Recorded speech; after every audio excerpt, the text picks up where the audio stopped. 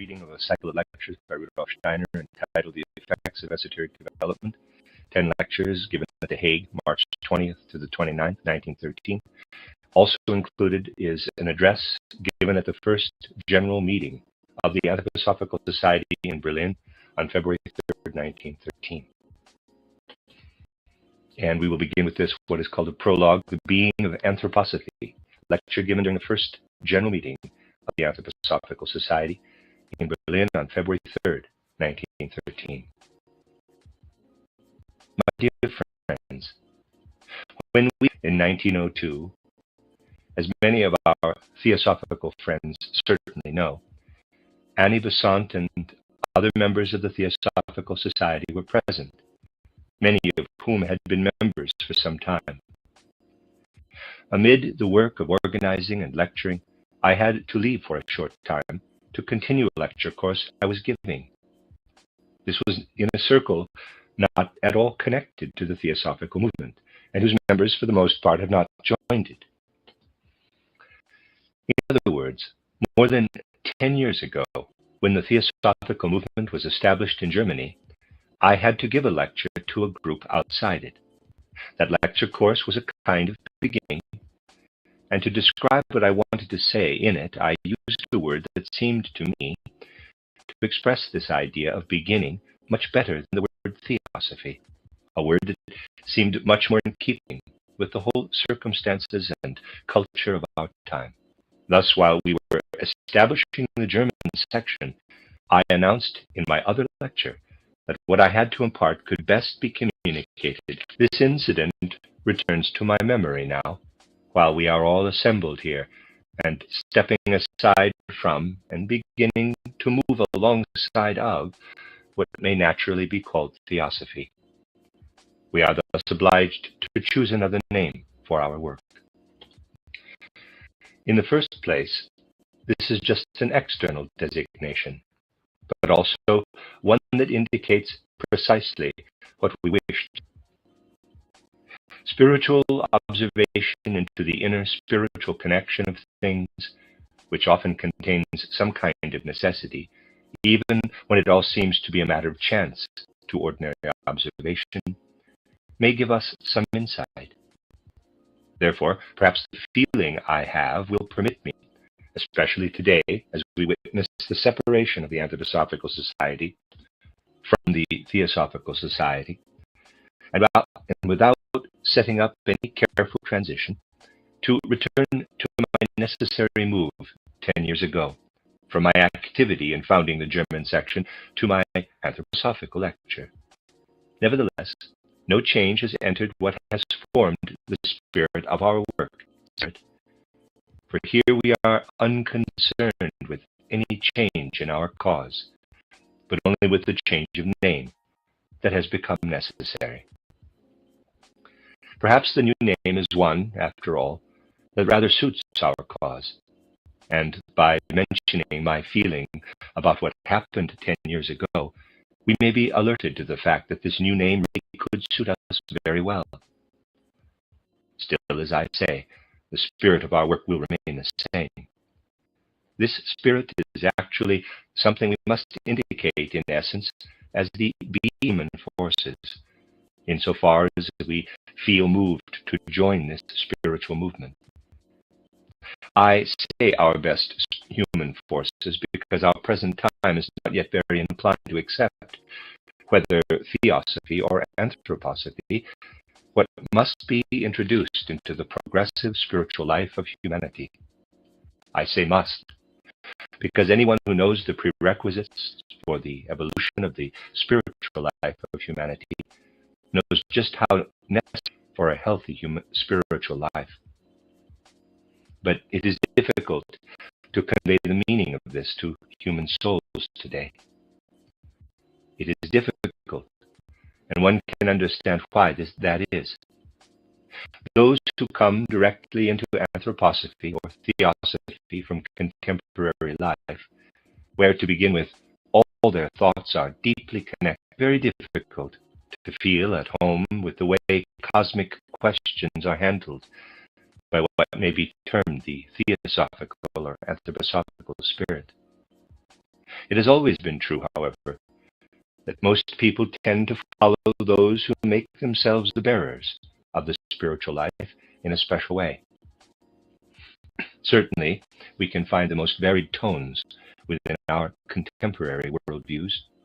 Equally certain, however, after observing these various shadings, one in particular stands out, namely that most people today follow, even if unconsciously, either certain concepts that have emerged from the different residue of philosophical ideas, or both. In any case, we could call it pride, or it may appear as something else.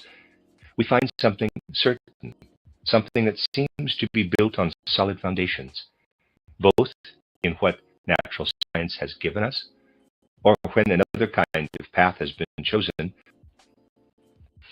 in what flows from the anthroposophical or theosophical spirit, however, one is likely to find something more or less uncertain or wavering, something unverifiable. This may be experienced in different ways. For instance, it is very common for an anthroposophical or theosophical lecture to be held somewhere on a particular subject. Let us consider the auspicious, although relatively rare, instance of a science. It could easily happen that after listening to it, the professor forms an opinion of what has just been heard. Indeed, in most cases, the professor would certainly believe that such an opinion was well-founded and solid, even to some extent simply self-evident. In any other field of thought, however, it is just not possible. After hearing only one in relation to what theosophy and anthroposophy offers, people are all too eager to make a snap judgment in a way that deviates from their otherwise customary subtlety. Indeed, they feel that their opinion is justified after simply having engaged, perhaps unconsciously, in a monologue such as the following, quote, "I'm actually a pretty bright person, after all. I've worked all my life to understand, capable of judging this or that question. After all, I have heard what the person standing here has said." Close quote. Then, having listened to our lecture, and this is a fact of soul life that anyone who observes life knows to be true, such a person arrives at the insight, quote, "It's amazing how much I know and how little the lecturer knows." Close quote. This person actually forms an opinion about what the lecturer knows, but more often about what the listener thinks the lecturer does not know, because it was not mentioned in the lecture. Innumerable objections would fall away without such an unconscious judgment. Abstractly or theoretically, it could seem quite insane to state something so foolish. Not foolish as an opinion, but as a fact. Yet, although people do not realize it, this fact is very widespread in relation to what arises from theosophy or anthroposophy. Our age has as yet little desire to discover that what anthroposophy or theosophy, at least as from accurate, conscientious examination by all contemporary sciences and learning. But everything to fear from a science, in quotes, that is really only 1/3, no, 1/8, 1/10, 1/12, or perhaps not even that, scientific. It will take time for human beings to be able to judge something as boundless as the world itself through knowledge gained externally on the physical level. Nevertheless, in time, we shall see that the more true anthroposophy and theosophy are tested with every possible scientific means and every individual science, the more they will be verified. And we shall also see that anthroposophy out of the precondition of historical consciousness. This too will also be confirmed. Those who truly seek to advance human development must draw what they wish to give from those sources out of which the advancing life of humanity itself flows. Such people cannot follow an arbitrarily constructed ideal and steer toward it merely because it pleases. In any given period, they must follow the idea about which it may be said, quote, "This belongs precisely to our time," close quote. The being of anthroposophy is intimately connected with the being of our time, not with our own immediate little present moment, of course, but with the whole age within which we stand. The next 4 lectures, and indeed all the lectures that I shall deliver in the next few days, will really deal with this being or essence of anthroposophy. All that I shall have to say later about the nature of the Eastern and Western mysteries will be an amplification of this being of anthroposophy. Mysteries of the East and of Christianity, from Spiritual Science Library, Blauvelt, New York, 1989, end of footnote. Today I want to point out the character of this being by speaking of the necessity for establishing anthroposophy in our time. Once again, I do not wish to begin with definitions or abstractions, but with facts, and initially one particular fact. The fact of a poem that was once, for now I shall say only once, written by a poet.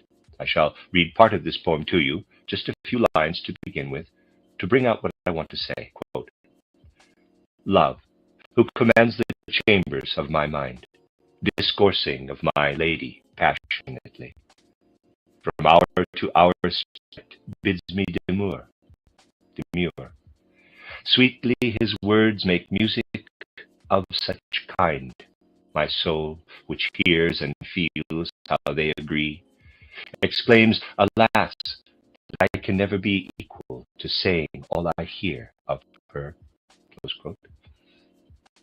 And after the poet has sung further of the difficulty of expressing what the God of love has said to him, he describes, "Such things appear within her fair aspect, as show they bear the joys of paradise. I mean both in her smile and in her eyes, where love brings them as if he brought them home." Close quote. It seems very clear. A poet has written a love poem, and it is certain that if this poem were to be published anonymously somewhere today, it could easily be a contemporary poem by one of our better poets. People would say, quote, "What a star he must have found to describe his beloved in such wonderful verses," close quote.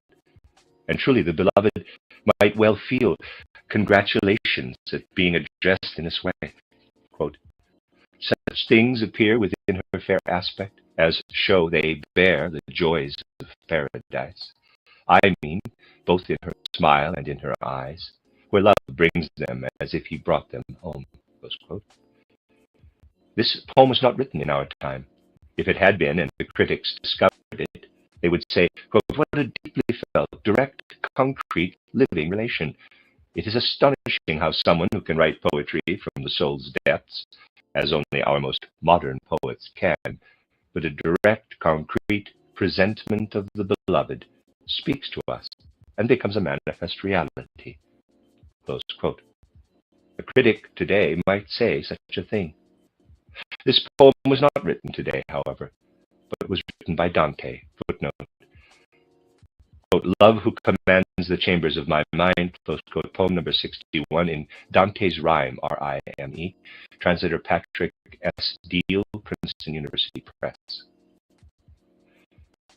A translation of the German translation used by Rudolf Steiner reads somewhat differently. Here's a quote of that. "My heart, the God of love, speaks to me in deep words full of yearning, of wonderful things that throw my thoughts into confusion. All he says is so flattering. Listening attentively, I become captivated, trying to repeat what I hear. In vain, I cannot do it. At the sight of her, breezes from paradise seem to fan me gently, Love itself gives her this smile, and what her eyes. And the modern critic, knowing that now, would perhaps say, quote, the poem must have been written by Dante when he was passionately in love with Beatrice or someone else. And this is another example of how a great figure enters life through immediate experience, far removed from any concepts. We could even find a modern critic who would say, quote, people should learn from Dante the possibility of rising to the highest celestial spheres, as we do in the Divine Comedy, and still be able to feel a direct, living connection between one human being and another. Close quote. As fortune would have it, however, Dante himself wrote an explanation of his poem and identified the woman about whom he wrote those beautiful words. Dante himself told us, and I don't think any modern critic will deny, that Dante knew what he wanted to say, that the beloved lady with whom he had so direct and personal a relationship was none other, but number 3, Dante explains this canzona as a panegyric to philosophy. Sorry for my pronunciation of words there. See Dante's Rhyme Notes, page 243, end of footnote. Dante says that when he speaks of the lady's eyes and says that what they say is no lie, he means the evidence of truth. And by her smile, in quotes, he means the art of expressing the truth, communicated to the soul. And by, in quotes, love or amor, Dante explicitly says that when his personal beloved Beatrice was torn from him and he was required to continue without a personal relationship, it was the lady, philosophy, who drew near to his soul, full of compassion and more human than any human being. And feeling in his soul's depths that her eyes represent the evidence of truth. Her smile, the truth communicated to his soul, and love, the love of the truth, cognitive life, or scientific study. Dante could say of this lady, philosophy, quote, such things appear within her fair aspect, as show they bear the joys of paradise, where love brings them as if he brought them home.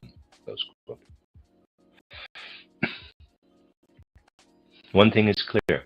A modern poet cannot easily address philosophy with real honesty in such directly human language. If a modern poet were to do so, the critics would seize that poet by the collar and say, quote, no more formal allegories, close quote. Even Goethe had to suffer many people taking the allegories in part 2 of Faust in the wrong spirit. People who do not know how the times into which our soul is ever growing with new life change lack any idea that Dante was just one among many of those with the capacity for a concrete spirit and of the soul with lady philosophy, such as we today can feel only toward a man or woman of flesh and blood. In this sense, Dante's time has passed. The modern soul is no longer approaches lady philosophy, the woman philosophy, as a being of the same fleshly nature as itself, as Dante did. Or perhaps it is somewhat closer to the aunt who went around as a being of flesh and blood, someone with whom one could have a relationship, the expression of which could not really be distinguished from the intense words of love one would use in relation to a being of flesh and blood. Whoever enters into the whole relationship Dante had with philosophy knows that this relationship was concrete, the kind that modern human beings can only imagine between a man and a woman. In the age of Dante, then, philosophy appears as a being whom Dante says he loves. And when we look for it, we certainly find the word philosophy also coming to the surface in Greek spiritual life. But we will not find there what we now call definitions, the presentations of philosophy. When the Greeks present something, it is Sophia, not philosophia, and they present her in such a way that, again, we experience her as a living being, as an immediate present living being, just as Dante feels philosophy to be. Always, however, we feel this Greek Sophia, and I ask you to please go through the descriptions of that exist to be an elemental force, as it were, an active being who intervenes in existence through action. Beginning around the 5th century AD, we find that philosophia is first represented, initially described by poets in the most varied guises. Nurse, benefact, painters begin to represent her. Thus we reach the period during the Middle Ages called scholasticism, when many philosophers really felt they were experiencing a directly human relation when they became aware of beautiful, noble Lady Philosophia, who actually approached them from the clouds. Many medieval philosophers, in fact, felt the same deep burning feelings toward the clouds as Dante describes toward his lady. Anyone who can feel such things will find a direct connection between Raphael's Sistine Madonna floating on the clouds and the exalted Lady Philosophia. I have often described how in ancient times of human development, the world's spiritual relationships were still perceivable through normal human cognitive capacities. I have tried to describe how there existed, as it were, a primeval clairvoyance, how in primeval times everyone who developed normally was naturally constituted to see into the spiritual world. Slowly and gradually, over the course of human evolution, this primal clairvoyance was lost, and our present cognitive situation arose. This occurred slowly and gradually, as I say, and our contemporary life condition, which represents a temporary and very deep entanglement, as it were, in a material kind of perception, also came about gradually and slowly. For a person such as Dante, as we may gather from his descriptions in the Divine Comedy, so to speak, the last remnant of an immediate connection to the spiritual world. To modern people, it is merely foolish nonsense to expect that they might first, like Dante, love the Beatrice of flesh and blood, and then later become involved in a second passion with philosophy, and that these two, the Beatrice of flesh and blood and philosophy, were very similar beings. It is true, I've heard it said, that Kant was once in love, and that someone became jealous because Kant loved, quote, metaphysics, close quote, and asked, meta who? Nevertheless, it is certainly difficult to bring enough understanding to modern spiritual life to enable people to feel Dante's Beatrice and philosophy as equally real. But why is this? Because the once direct, immediate relationship of the human soul to the spiritual world has gradually come to what it is today. Those of you who have often heard me speak know very well the high regard I have for 19th century philosophy. But even I would not suggest that anyone pour out feelings for Hegel's logic by saying, quote, such things appear within her fair aspect as show they bear the joys of paradise. I mean both in her smile and in her eyes, where love brings them as if he brought them home, close quote. It would be difficult, I think, to say this about Hegel's title Logic. It would even be difficult, though more possible, to speak this way of the intellectual depth of Schopenhauer's worldview. It would certainly be easier in his case, but even there it would still be difficult to get any concrete idea or feeling that philosophy approaches as a concrete being in the way Dante speaks. Times have changed.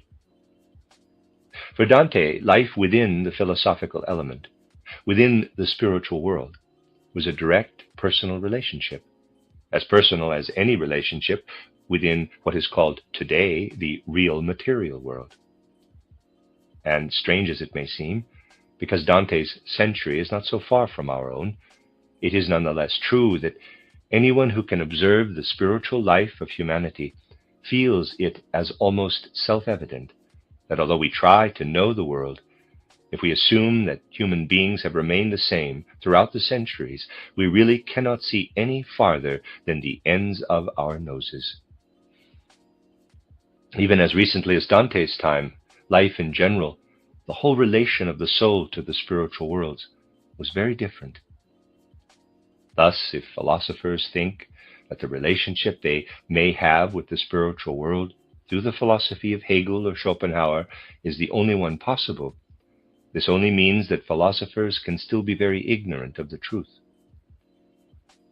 Let's consider what we have been presenting, that in our evolution until the present, with the transition from the Greco-Roman epoch to our own fifth post-Atlantean epoch, the part of the whole human being that we call the intellectual or mind-soul, or the, quote, soul of higher feeling, close quote, which developed especially during the Greco-Roman period, evolved into the consciousness soul.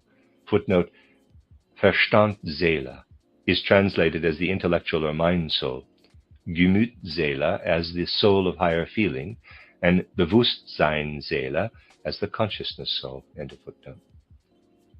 In light of this observation, we may ask, therefore, how, in the concrete case of philosophy, does the transition from the intellectual soul of the Greco-Roman epoch to the consciousness soul of our time take form? It does so in such a way that we clearly understand that during the development of the intellectual soul, the soul of higher feeling, humanity still experienced a certain separation between human beings and the spiritual world from which they originate. Thus the Greeks confronted Sophia, or wisdom, as a being, so to speak, whom they could encounter standing before them in a particular place. Two beings, then, Sophia and the Greek, faced each other, as if Sophia were a definite objective entity to be looked at, with all the objectivity of the Greeks' way of seeing. At the same time, however, the Greeks, because they still lived in the intellectual soul, the soul of higher feeling, had to express the directly personal relationship of their consciousness to the objectivity of the being facing them. This was necessary to gradually prepare the way for a new epoch, that of the consciousness soul.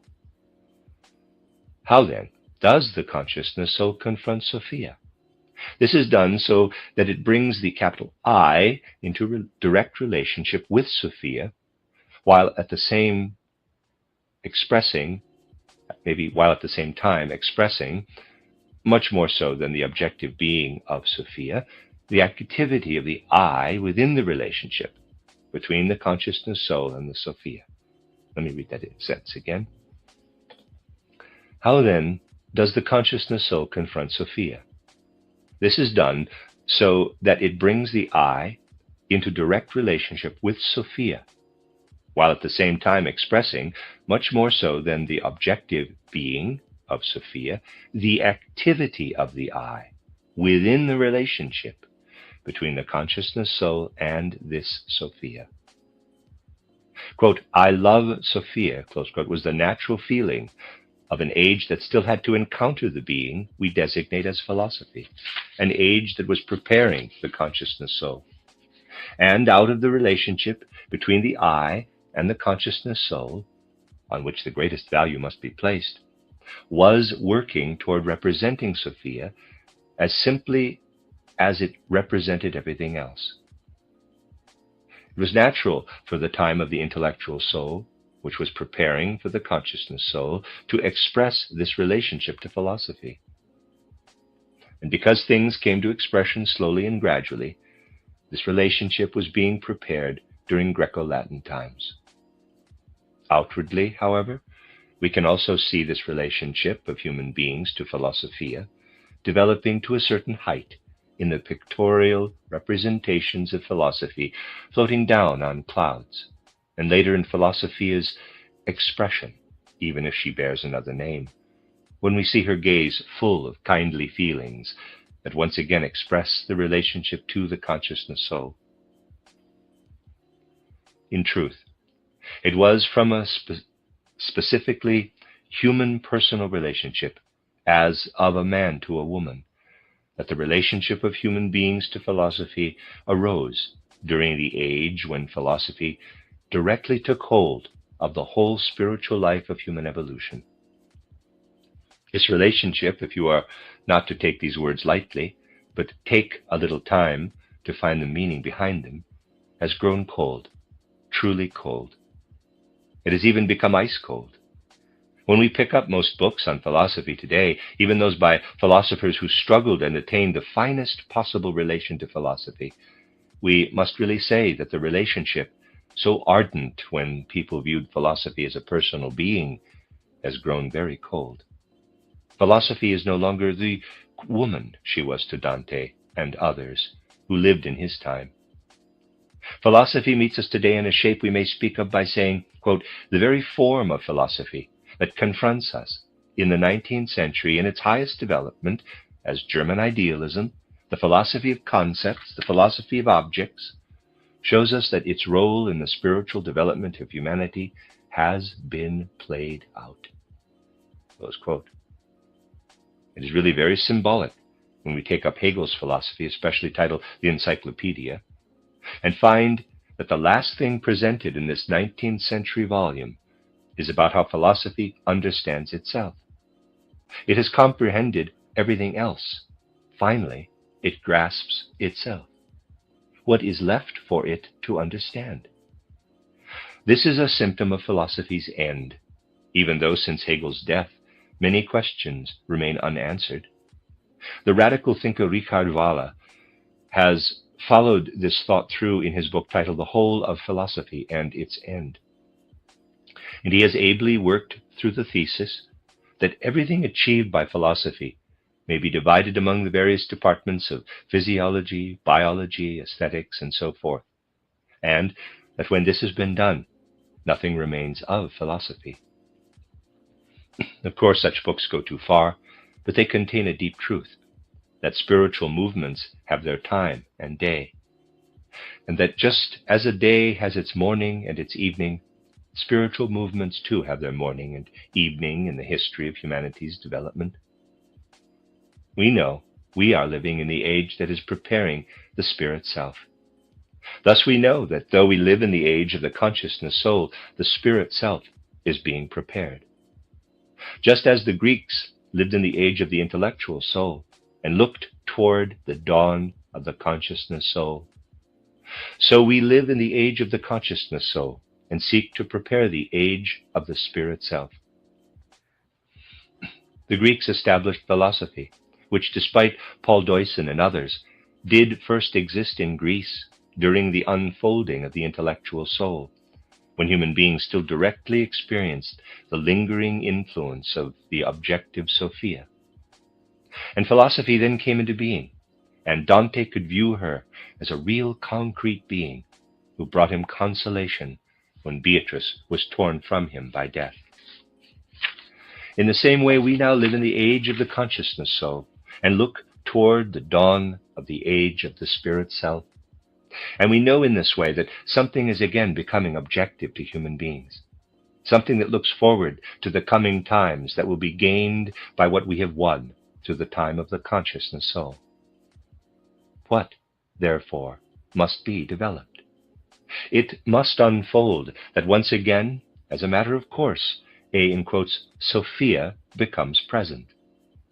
But we must learn to relate this Sophia to the consciousness soul, bring her down directly to human beings. This is happening during the age of the consciousness soul, and thereby Sophia becomes the being who directly enlightens human beings. After Sophia has entered human beings, she must take their being with her and present it to them outwardly, objectively. Thus, Sophia will be drawn into the human soul and arrive at the point of being so inwardly connected with it that a love poem as beautiful as Dante wrote may be written about her. Sophia will become objective again, but she will take with her what humanity is, and objectively present herself in this form. Thus, she will present herself not only as Sophia, but as Anthroposophia, as the Sophia who, after passing through the human soul, through the very being of the human being, henceforth bears that being within her. And in this form, she will confront enlightened human beings as the objective being, Sophia, who once stood before the Greeks. Such is the progression of human evolutionary history in relation to the spiritual questions we have been considering. Here, I must leave the matter to all those who wish to examine in even greater detail, following the destiny of Sophia, Philosophia, and Anthroposophia, how we may show how humanity develops progressively through those parts of the soul we call the intellectual soul, the consciousness soul, and the spirit self. People will learn how profoundly what Anthroposophy gives us is based in our whole being. What we receive through Anthroposophy is our very own being. This once floated toward us in the form of a celestial goddess with whom we were able to enter into relationship. This divine being lived on as Sophia and Philosophia. And now we can once again bring her out of ourselves and place her before us as the fruit of true anthroposophical self-knowledge.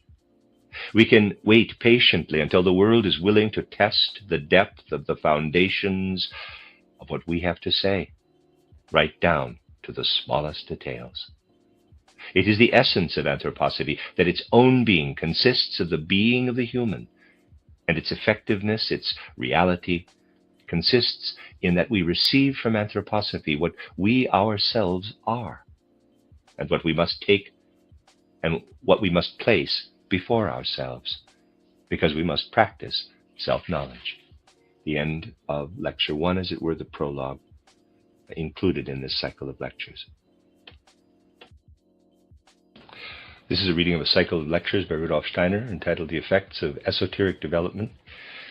This is the reading of the introductory words by Rudolf Steiner given at The Hague on March 20th, 1913, before the first lecture. Dear Theosophical friends, we are assembled together here for a cycle of lectures for the first time after those of our friends who were in a position to know the present state of our theosophical striving joined those members of the former German section of the Theosophical Society who, I can put it no other way, were expelled from our Theosophical Society. And now, since I must welcome you to this exceptionally important lecture cycle, let me also add some words to this cordial, theosophically heartfelt welcome. This is necessary because in the days and months to come, friends here will perhaps often have the opportunity to say a word or two concerning the true state of affairs of the events that recently occurred among us. From the various responses and statements that have appeared, one may gather that here or there it was considered unnatural that as far as our meetings, our internal meetings, are concerned, we chose the method of not allowing members of the Theosophical Society, to the extent that it is controlled by Adyar, into these internal meetings, Adyar being a place in India. It is clear that people have not universally accepted this needed measure as necessary, that in many places people thought that we would have done better to maintain the peace, or what is the same thing, not to have held so firmly to this measure. And yet, dear friends, if you truly consider all that has happened, you will, each of you, be able to agree, indeed you will have to agree, that in so grave an instance, this measure had to be taken. Indeed, you need consider only that the German section did not just, to express it technically, leave the Theosophical Society, but that it was in all reality expelled, again for a reason that can be technically, although very peculiarly defined, in that some people even go so far as to dare say that the German section violated some statute of the Theosophical Society. Indeed, it is said that the German section excluded members of the Star of the East, that is, adherents of a certain opinion, from its membership, Footnote: the Star of the East was the name given to the order formed to promote the young Krishnamurti as the reincarnated Christ. End of footnote. Here, we must consider everything that happened previously on the other side. That is, the German section really had no choice but to exclude certain individuals from the meetings of the German section. Not the members of the Star of the East as such, but certain individuals who had to be considered in Germany as members of the Star of the East. From the moment that the Star of the East entered Germany, it took a position that was clearly and intentionally hostile to the German section. That is, it tried hard to follow the policy, which among other things was reported in a, one could say, strange, underhanded way in the March issue of title The Theosophist. In other words, those who had taken up the banner of the Star of the East tried to present our work before the world as if we had descended to excluding from our endeavors any spiritual opinion or point of view. That was a cardinal accusation brought against the German section. And it was based completely on something that was objectively untrue. All measures of a more moderate nature were useless against such subversive activity that continually sought to blacken the entire character of our movement in the eyes of the whole world. As a result, we were forced, for the sake of our work, to conclude that we could not work with those in Germany who had joined the Star of the East. Similar attacks came also from individuals associated with the Star of the East in other countries.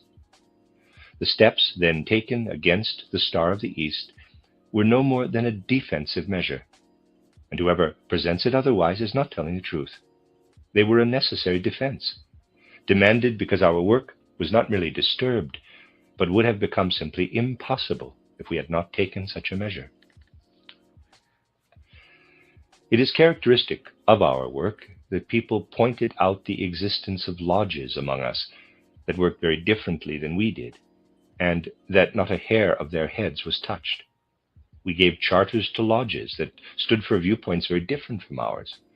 But if lodges sought to be established with the expressed view of the Star of the East's subversive activity, whose very name already indicated attacks against us, not only against our work, but against the truthfulness and honesty of our theosophical approach, then a defensive measure was needed, because had we created such lodges, we would by that token be insincere and unfaithful.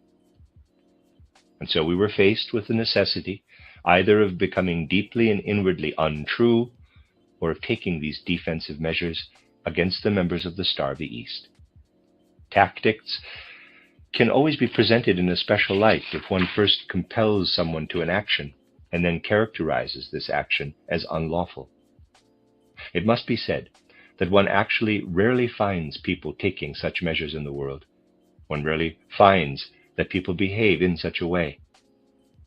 It remains reserved for the present Theosophical Society to act in this way to so high a degree. Moreover, if you read the letter directed through Mrs. Besant to the General Secretary of what was then the section, telling of the forthcoming exclusion of the German section, you will be able to consider this letter as anything other than a real expulsion.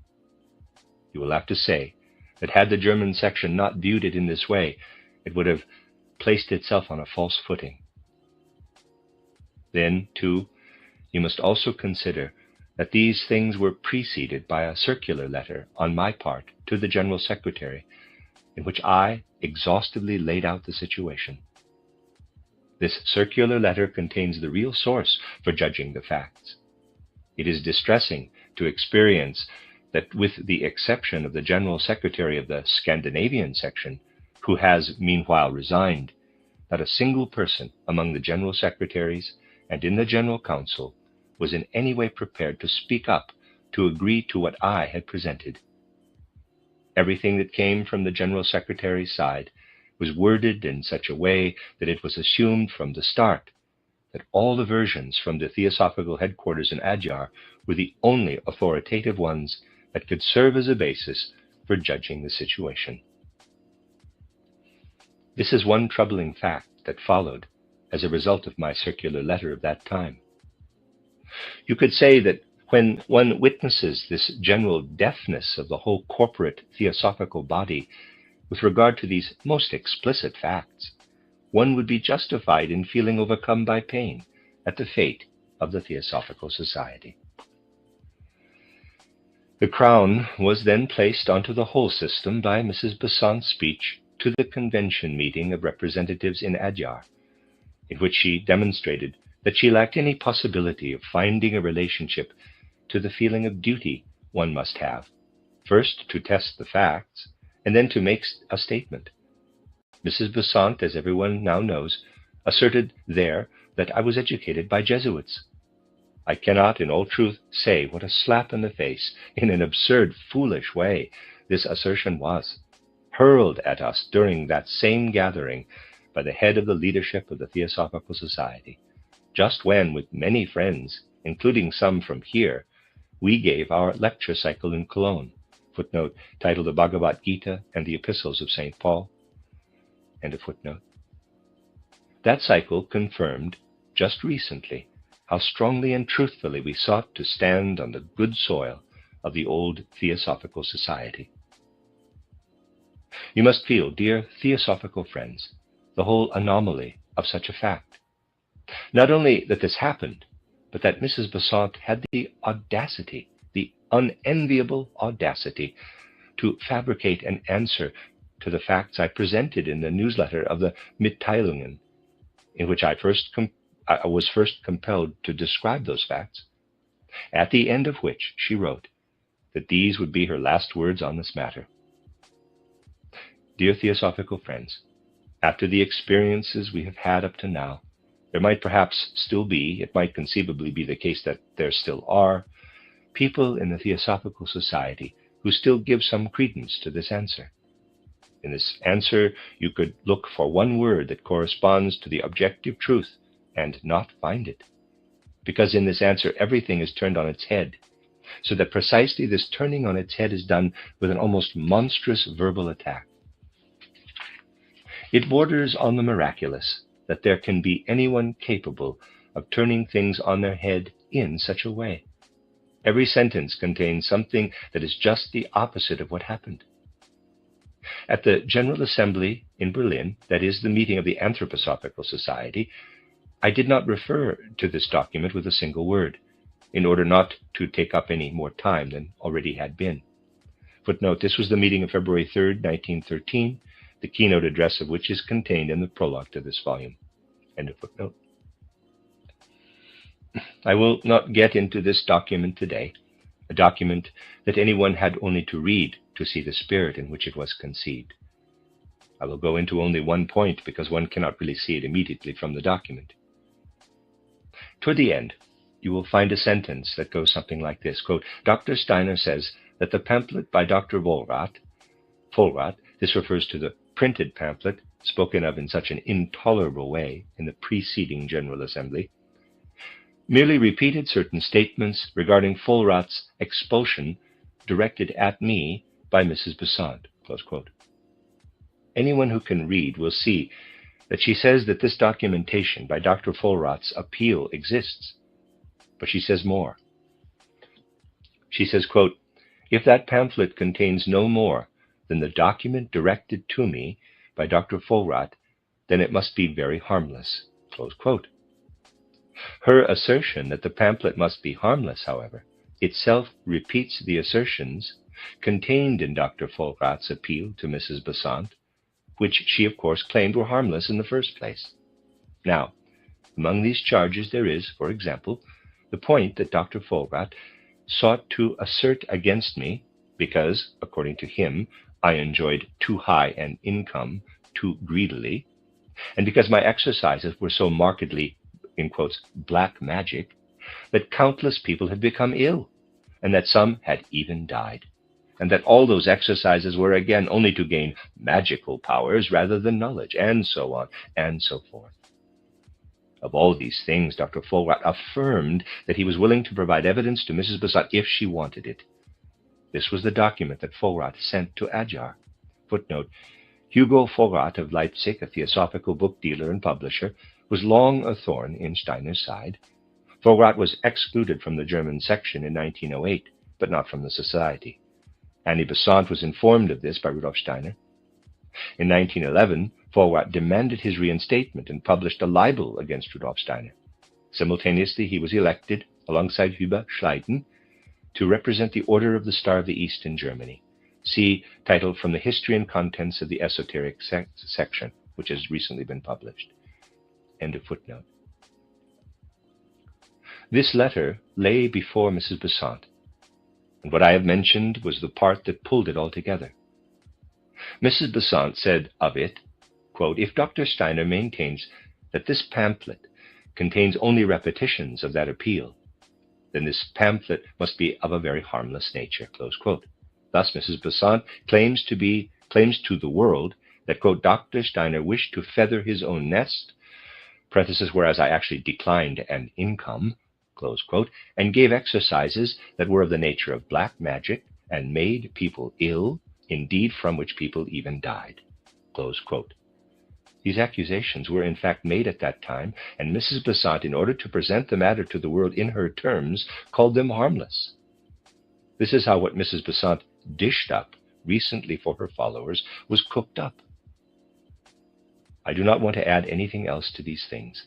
They become more and more unbearable the more one adds to them.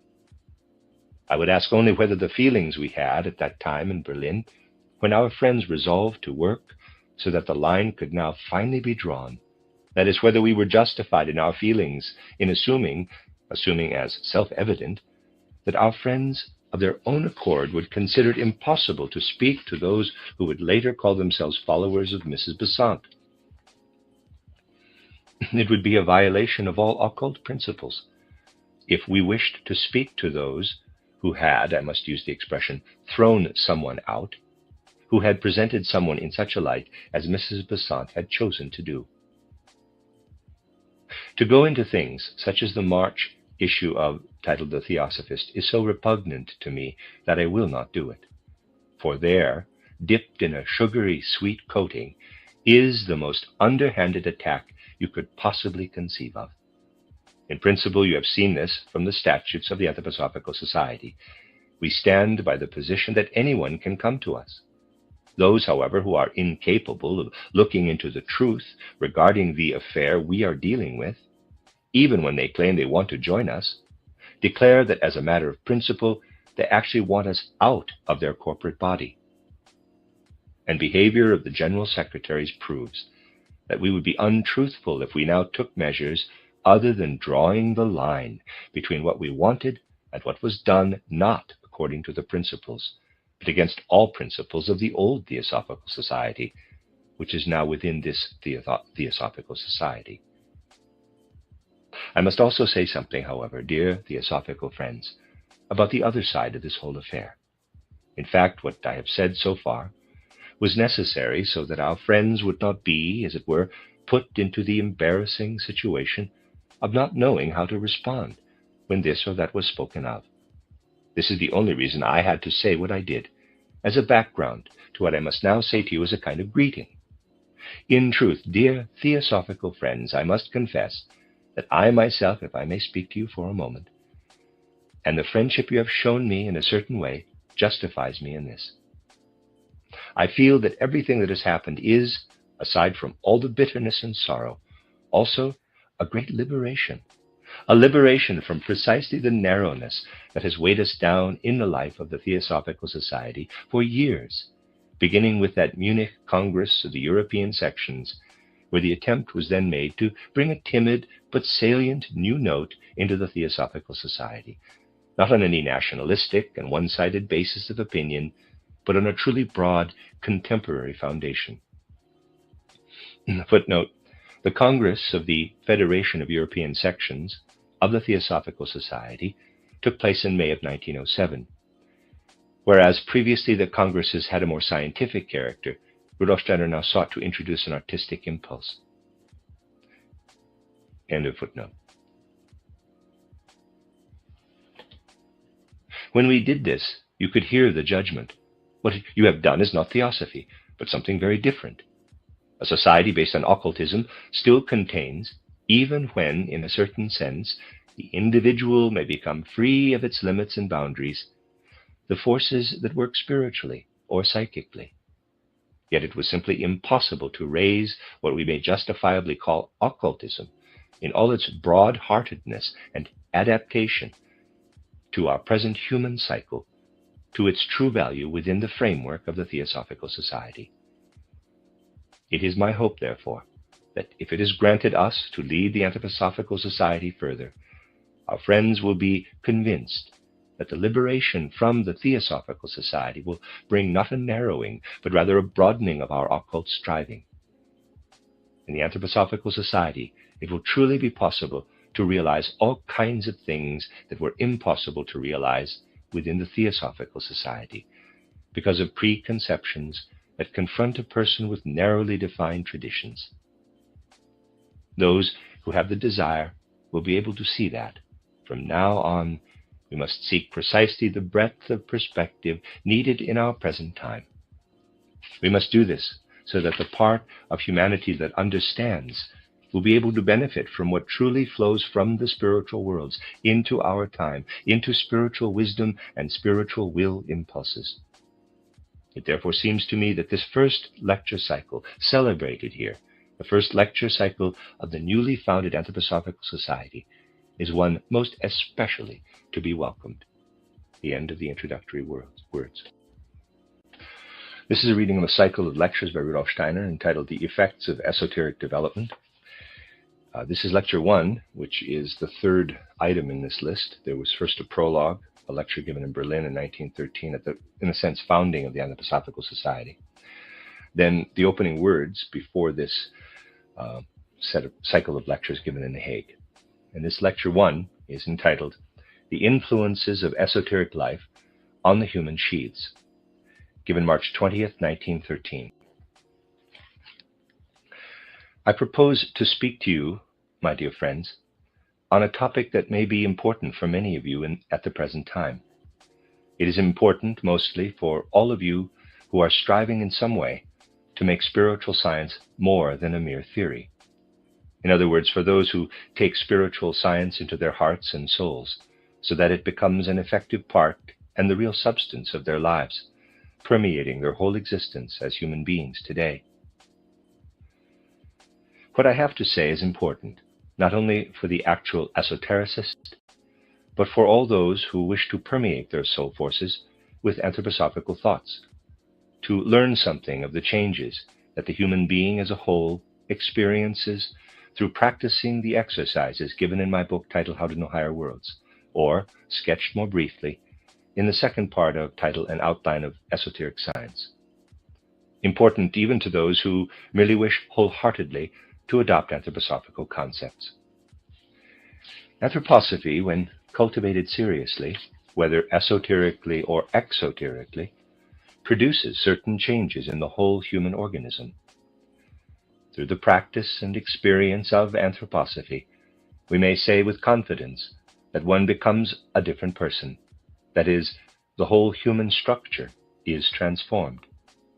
The physical body, the etheric body, the astral body, and the true capital I of the human being are changed when one genuinely and inwardly assimilates anthroposophy.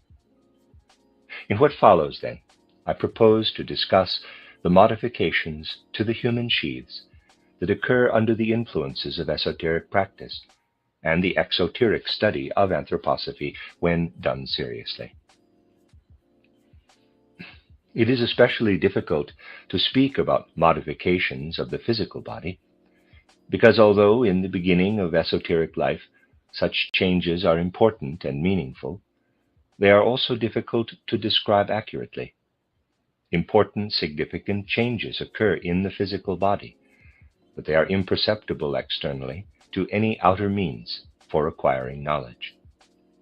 Such changes are imperceptible because the physical body is that aspect of the human being, from the most inward to the most outward, least under a person's control, and also because dangers would arise immediately if esoteric exercises or anthroposophical activity were directed so that the modifications in the physical body exceeded what one was capable of mastering fully. Thus, the modifications of the physical body are kept within certain limits. It is important, nevertheless, that a person know something about and clearly understand these modifications. If we wish to summarize the modifications that the physical body experiences under the conditions just mentioned, we can say that the physical body initially becomes more mobile and more inwardly active. What do we mean by, quote, more mobile, close quote? In ordinary human life, the physical body's individual organs communicate with one another and are interconnected in a particular way. The effects generated by the individual organs penetrate one another. But when someone is serious in taking up esotericism or anthroposophy, one's individual organs become more autonomous or less interdependent. The life of the physical body as a whole becomes more subdued, damped down, or muted, and life is reinforced for the organs individually. The reduction of the body's life as a whole, as well as the reinforcement of life in the individual organs, is extremely small. Nevertheless, through the influence of esotericism and anthroposophy, all the organs, especially the heart, brain, and spinal cord, become more autonomous, more active, and more independent of one another.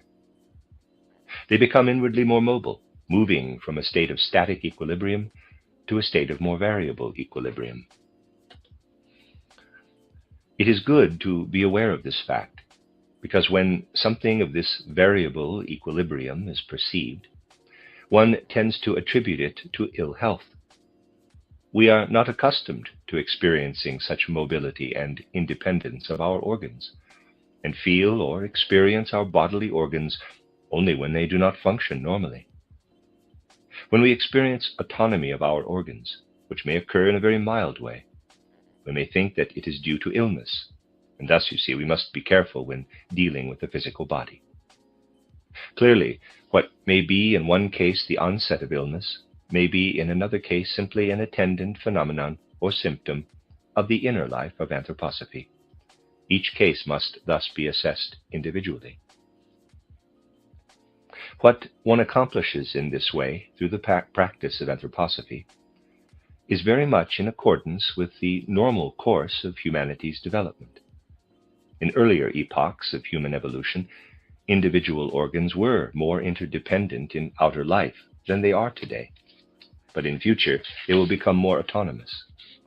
Just as one who follows anthroposophy must anticipate stages of development within the various spheres of life and presage knowledge that all of humanity will attain only in the future, so also one must accept that in keeping with this stage of development, a person's physical organs will become independent. This modification can manifest almost imperceptibly in the individual organs and organic systems. Allow me to present a specific example. We are all familiar with this phenomenon. When we settle somewhere and our work provides little opportunity to travel, we become, in quotes, rooted in there. Out in the country, we find that the farmers are much more connected to their native soil and climate than the city dwellers, who often want to spend their holidays in the countryside. If transplanted to another region or climate, peasants may find it difficult to acclimate to new surroundings, and may experience in the depths of their souls an undeniable longing for their native soil. This is merely a reminder that one must adapt the whole organism when entering a new region and new climate. Ordinarily, such adaptation in fact occurs within the context of the whole organism.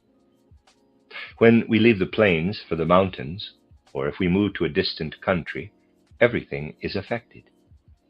For the esotericist or serious student of anthroposophy, the organism as a whole is no longer involved, but rather the blood system dissociates itself. At the same time, the circulation of the blood, which is affected to a greater degree when a person moves from one geographic area to another, separates from the rest of the organism. Those who develop a particular sensitivity to these things indeed can detect a change in the pulsation of the blood, a change in the way the pulse beats when traveling from one place to another. However, whereas the necessary adjustment makes heavy demands on the nervous system of an ordinary person, in the case of the esotericist and serious student of anthroposophy, the nervous system will be little affected. Indeed, for the esotericist, the nervous system retreats, because, due to the anthroposophical inner life, the nerve and blood systems separate. The blood system becomes more sensitive to the influences of climate and soil, while the nervous system becomes more independent. If you want to find evidence of this, you must look where it may be found most easily. That is, whenever you find yourself in a similar position when you yourself move to a new area. Pay attention, observe yourself carefully, and you will confirm this occult fact. It is extremely important to keep such an occult fact in mind, because it is gradually transformed into a very definite faculty of perception. All those who inwardly in their hearts become anthroposophists notice the character of a foreign town through the circulation of their blood. There is no need for further investigation. We can tell by the pulsation of the blood how the various regions of the earth differ from one another. The nervous system, on the other hand, dissociates itself from the whole organism in a different way. Those who are permeated with anthroposophy, as I have indicated, increasingly notice that their awareness of the differences among the 4 seasons, especially between summer and winter, is very different than that of ordinary human beings today. Human beings, for the most part, ordinarily feel only the physical differences of temperature, but those who have filled their souls with anthroposophy perceive not only the differences in temperature, they also have a particular experience within the nervous system. They find it easier, for example, to cultivate thoughts related particularly to the physical brain in summer rather than in winter. Not that it is impossible to think certain thoughts in winter, but one can see quite clearly that it is easier to do so in summer than in winter, that they flow more easily in summer. We can observe that in the winter, thoughts tend to become abstract, whereas in summer they are more likely to be pictorial and substantial. This is because the nervous system, the instrument intended for the physical plane, responds in delicate harmony with the change of seasons, and is affected in a way that is more independent of the whole organism than is usual. A fundamental change occurs, however, in the physical body. We begin to be more aware of our physical body than ever before, and this may assume the most disturbing forms. The physical body becomes more responsive and sensitive to the soul's life, whereas the soul finds it more difficult to bear its relationship to the body. It is extremely difficult to explain this clearly. Imagine a glass of water in which salt has been dissolved, producing a cloudy liquid. Assume that as the human being's normal state, the etheric body, the astral body, and the I are represented as the liquid, and that the physical body is like the salt dissolved in the liquid. When the liquid is allowed to cool, the salt will slowly crystallize and become heavier, having become, in quotes, independent of the liquid. Likewise, the physical body, in quotes, crystallizes out of the whole structure of the 4 members of the human being. It contracts, even though this occurs only to a small degree. This must be taken quite literally. It, in quotes, shrivels in a certain sense. But you must not imagine this so dramatically that you become afraid of becoming excessively wrinkled through anthroposophical development. The shriveling is a process of densification within the body itself. As a result of this densification, the physical body demonstrates that it has now become more difficult for it to integrate with the human being's other members. On the one hand, there is an experience of the physical body as less mobile. On the other hand, the body's other members are more mobile. Before, if it was healthy, we did not experience the physical body as such, and referred to it very comfortably as, in quotes, capital I. Afterward, we experience the body as heavier than before. We experience it as something finite within and distinct from our being as a whole. We especially begin to gain awareness of all of those organs in the physical body that lead an independent existence. Here we touch upon a question, the question of meat as food for human beings, which can be fully understood only in this context.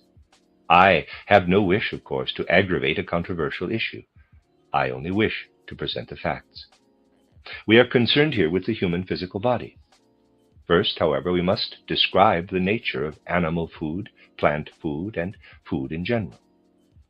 All this is intended as one aspect of the discussion of the influences of anthroposophical life on the human sheaths. We may describe this aspect as the restoration or regeneration of the physical body through ingesting the substances we receive from without. Our relationship as human beings to food is understood properly only when we are mindful of the relationship between the human being and the other kingdoms of nature. The plant kingdom, as one of the realms of life, brings in organic substances or mineral substances to a certain level of organization. In regard to the living plant's development, we assume that lifeless substances are transformed and raised to a certain level of organization, as though the plant were a living laboratory. In the plant, we have a living organism that brings the lifeless products of nature to a certain stage of development. As human beings, we are constituted in such a way, physically, that we are in a position to continue this process of development from the point where the plant left off. Thus, the higher human organism arises when we develop further what the plant has already brought to a certain level. Things are designed with such economy that when we pluck an apple and eat it, we are aware of the perfect continuity. That is the most perfect example of continuity. If things were designed so that they followed the most natural course, we might say that the most natural course would be for us to continue the process of development from the point where the plant left off. That is, for us to take the organs of the plant as we find them externally, and from that point to develop them further within ourselves. Such a course would provide a continuous line of development, uninterrupted anywhere or in any way. This development would reach a certain stage, moving first from lifeless substance up to the plant and then to another level, as it continued from there to the human organism. Let us now take the simple example of a person who enjoys eating meat. The animal is a living being that takes the process of organization farther than the plant, to a stage beyond what is achieved by the plant organization. Thus we can say that the animal continues and furthers the process of organization achieved by the plant. Now, let's look at someone who eats animal flesh. What happens is that the human being no longer needs to use the inner forces that would be necessary to digest plant food. With plant food, we must utilize certain forces to organize the food material from the point where the plant left off. These forces remain unused when we eat animal flesh, because the animal has already brought the plant's organism to a higher stage, and the human being merely needs to begin at the point already reached by the animal. Thus, in the case of animal food, we can say that the human being does not continue the work of organization from the point reached by the plant, but that forces within such a person remain unused by entering the process of organization at a later stage of development. The meat eater allows the animal to assume a part of the work that would have been performed by a person who had eaten plant food instead. As organisms, our well-being does not depend on working as little as possible, but on activating all our forces. When we eat only plant food, we stimulate the forces that develop organic activities. But when we eat animal food, we fail to use these forces and act like someone who says, quote, "I will do without my left arm. I will tie it up so that it cannot be used." Close quote. By eating animal flesh, we imprison inner forces that would otherwise be called on when eating plant food. We condemn to inactivity a certain amount of forces within the human organism. Consequently, the organizations involved, which would otherwise be active, lie fallow, become crippled and hardened. When we eat animal flesh, therefore, we kill, or at least paralyze, part of our organism. And we carry this part of the organism, which is thus hardened within us, throughout our lives, as if it were a foreign body. Ordinarily, a person is unaware of this foreign body. However, when the physical organism becomes more mobile inwardly, and the organs become more independent of one another, as occurs in esoteric training, the physical body, which already feels ill at ease, begins to feel even more uneasy, because it now has within it a foreign body. As I have said, I am not trying to create controversy, but only want to speak the truth.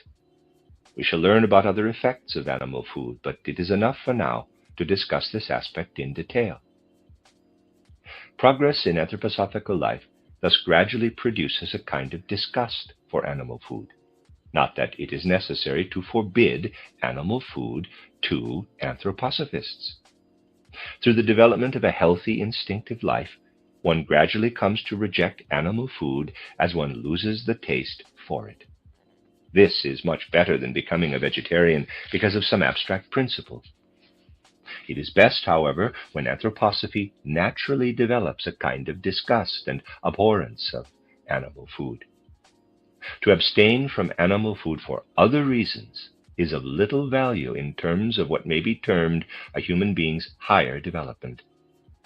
We can say then that animal food produces something that in human beings the physical body experiences as a burden. These are the facts in the matter from an occult perspective. Let us now examine this question from a different viewpoint. I would like to consider the example of alcohol. Our relationship to alcohol is also modified when we make anthroposophy an integral part of life. Alcohol is something very peculiar in the kingdom of nature, and it turns out to be not only dead weight in the human organism, but in fact acts directly as a counter force on it. When we observe a plant, we find that it develops its organization up to a certain point. The grapevine is an exception in this regard. It develops beyond this point. Everything that other plants reserve solely for the seed, the vegetative power, that is, all of the vegetal germinating power usually reserved for the seed, which does not enter into the rest of the plant, in the grape, flows into the fruit as well. Thus, through what is known as fermentation, the transformation of what in the grape itself has been activated to the maximum, something is produced in the plant that has a power that, in an occult sense, can be compared only to the power of the human eye over the blood. In the making of wine and the production of alcohol, therefore, what the human being must create when the eye affects the blood is created in another kingdom of nature. We know that there is a close relationship between the eye and the blood. This is expressed externally when the eye experiences shame and a blush suffuses the human countenance, or when the eye experiences fear or anxiety and the person turns pale. This effect of the eye on the blood, which is a normal process, is similar to the effect produced when the vegetal process becomes reversed through the process of transforming the fruit of the grape, indeed whatever arises from the very nature of a plant, into alcohol. The eye creates a process in the blood, as a matter of course. And here I am speaking from occult's insight, not from chemistry. That is very similar to the process produced in the grape by reversing the process of organization through the purely chemical action of making alcohol. Consequently, alcohol introduces into the organism something that acts just as the eye acts on the blood, but from outside. In other words, when we consume alcohol, we introduce an anti-I into our being, an I that directly opposes the actions of our spiritual I. We may say that compared to how the eye acts on the blood, alcohol acts on it from the opposite side. Thus, an inner war is unleashed, and when we place the antagonist inherent in alcohol in opposition to the I, we condemn to impotence everything that proceeds from the I. This is the situation from the occult viewpoint. A person who abstains from alcohol ensures the possibility that the I can work freely on the blood. An individual who drinks alcohol behaves like someone who, wishing to demolish a wall, hammers on one side, while at the same time placing on the other side people who hammer in opposition. Consuming alcohol eliminates the I's activity on the blood in exactly the same way. Those who make anthroposophy the cornerstone of their lives, therefore, experience the action of alcohol in the blood as a direct attack upon the I. It is thus very natural that true spiritual development progresses only when one avoids this conflict. From this example, we see how equilibrium, normally present in the physical body, experiences a transformation in the anthroposophist, and how that altered equilibrium also becomes perceptible. There are many other ways that the individual organs and organic systems of the physical organization become more independent. The spinal cord and the brain especially become much more independent of each other. Tomorrow we shall speak more on the subject of nutrition and on the occult physiology of nutrition. Today, however, I want to stay with the theme of the organ's independence. The independence of the spinal cord from the brain arises because when a person's soul is permeated with anthroposophy, such a person gradually begins to have an experience, in the context of the physical body, as if this aspect, the spinal cord, were actually achieving greater independence. This in turn may lead to very unpleasant situations. It is all the more necessary, therefore, that we should be aware of this. It may happen that, for example, even though one normally has self-control, more advanced students may suddenly notice that they are speaking words very unintentionally. Such a person may walk along a road and suddenly notice that a word has slipped out, perhaps a favorite expression, that wouldn't have been expressed except for this dissociation of the spinal cord from the brain. Something that otherwise would have been restrained becomes a reflex action because of this dissociation of the spinal cord from the brain. In the brain, meanwhile, certain parts become independent of other parts. Whereas in normal life the inner and outer parts of the brain work in harmony, the inner parts of the brain, for example, now become more independent of the outer parts surrounding them. This is demonstrated when, for the esotericist or the true anthroposophist, abstract thinking becomes more difficult than it was before, and gradually meets with resistance from the brain. The budding anthroposophist finds it easier to think imaginatively than to think abstractly. This is something that becomes noticeable in some especially ardent anthroposophists. They show a disposition only for anthroposophical activity.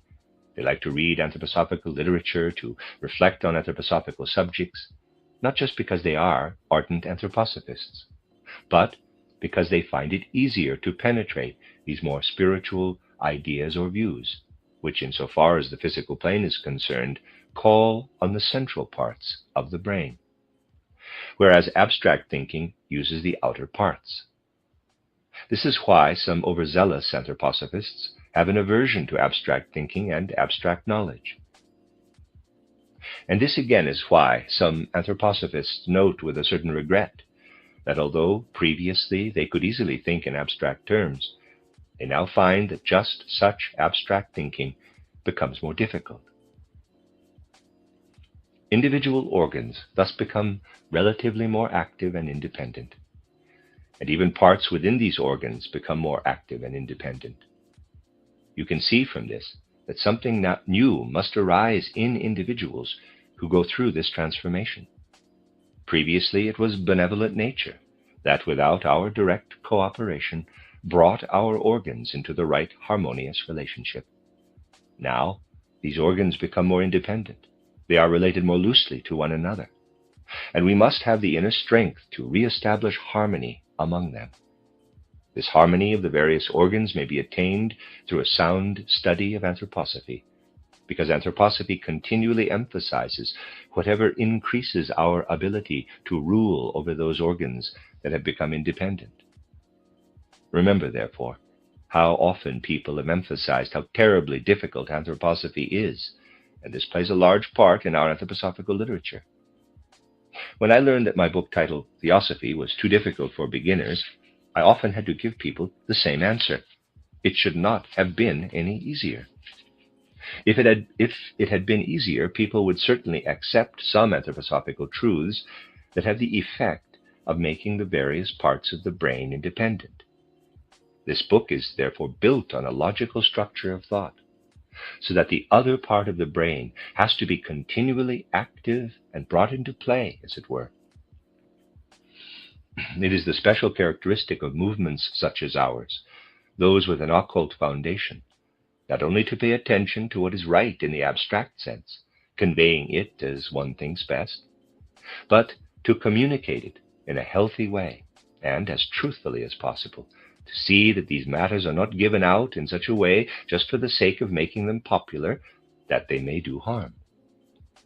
In anthroposophy, it is not simply a question of imparting the appropriate truths in books and lectures. It is a question of how they are written and communicated. It is all the better if those who wish to be the vehicle of such a movement refuse to allow themselves to be deterred from giving out this or that for the sake of popularity. In anthroposophy, more than in any other domain, it is important to adhere to the plain, unvarnished truth. And when one touches on such questions as, quote, the transformation of the human sheaths through the practice of anthroposophy, close quote, one realizes immediately how necessary it is to present anthroposophy to the world in the right way. I would like to point out that the lectures I propose to give here must be taken as a whole, and that certain doubts that might arise in the minds of some of the audience on hearing this first lecture will be dispelled later. The end of Lecture 1. This is a reading of a cycle of lectures by Rudolf Steiner entitled The Effects of Esoteric Development. This is Lecture 2, entitled The Question of Food, given on March 21st, 1913. To the anthroposophist, the effects of esoteric or anthroposophical practice on the etheric and astral sheaths and on the eye are far more intimate than its effects on the physical body. Nevertheless, while we consider the more spiritual members of human nature in this regard, we shall lay a firm foundation for the next lectures if we remember what can be said about changes in the physical sheath. It should be emphasized, however, that the modifications indicated here do not refer to the highest stages of initiation, but only to the earlier stages of the esoteric or anthroposophical life. They are therefore of general importance.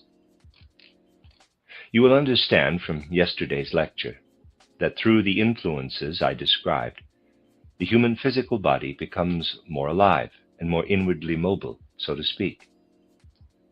Therefore, its presence may present a difficulty for the other members of the human being.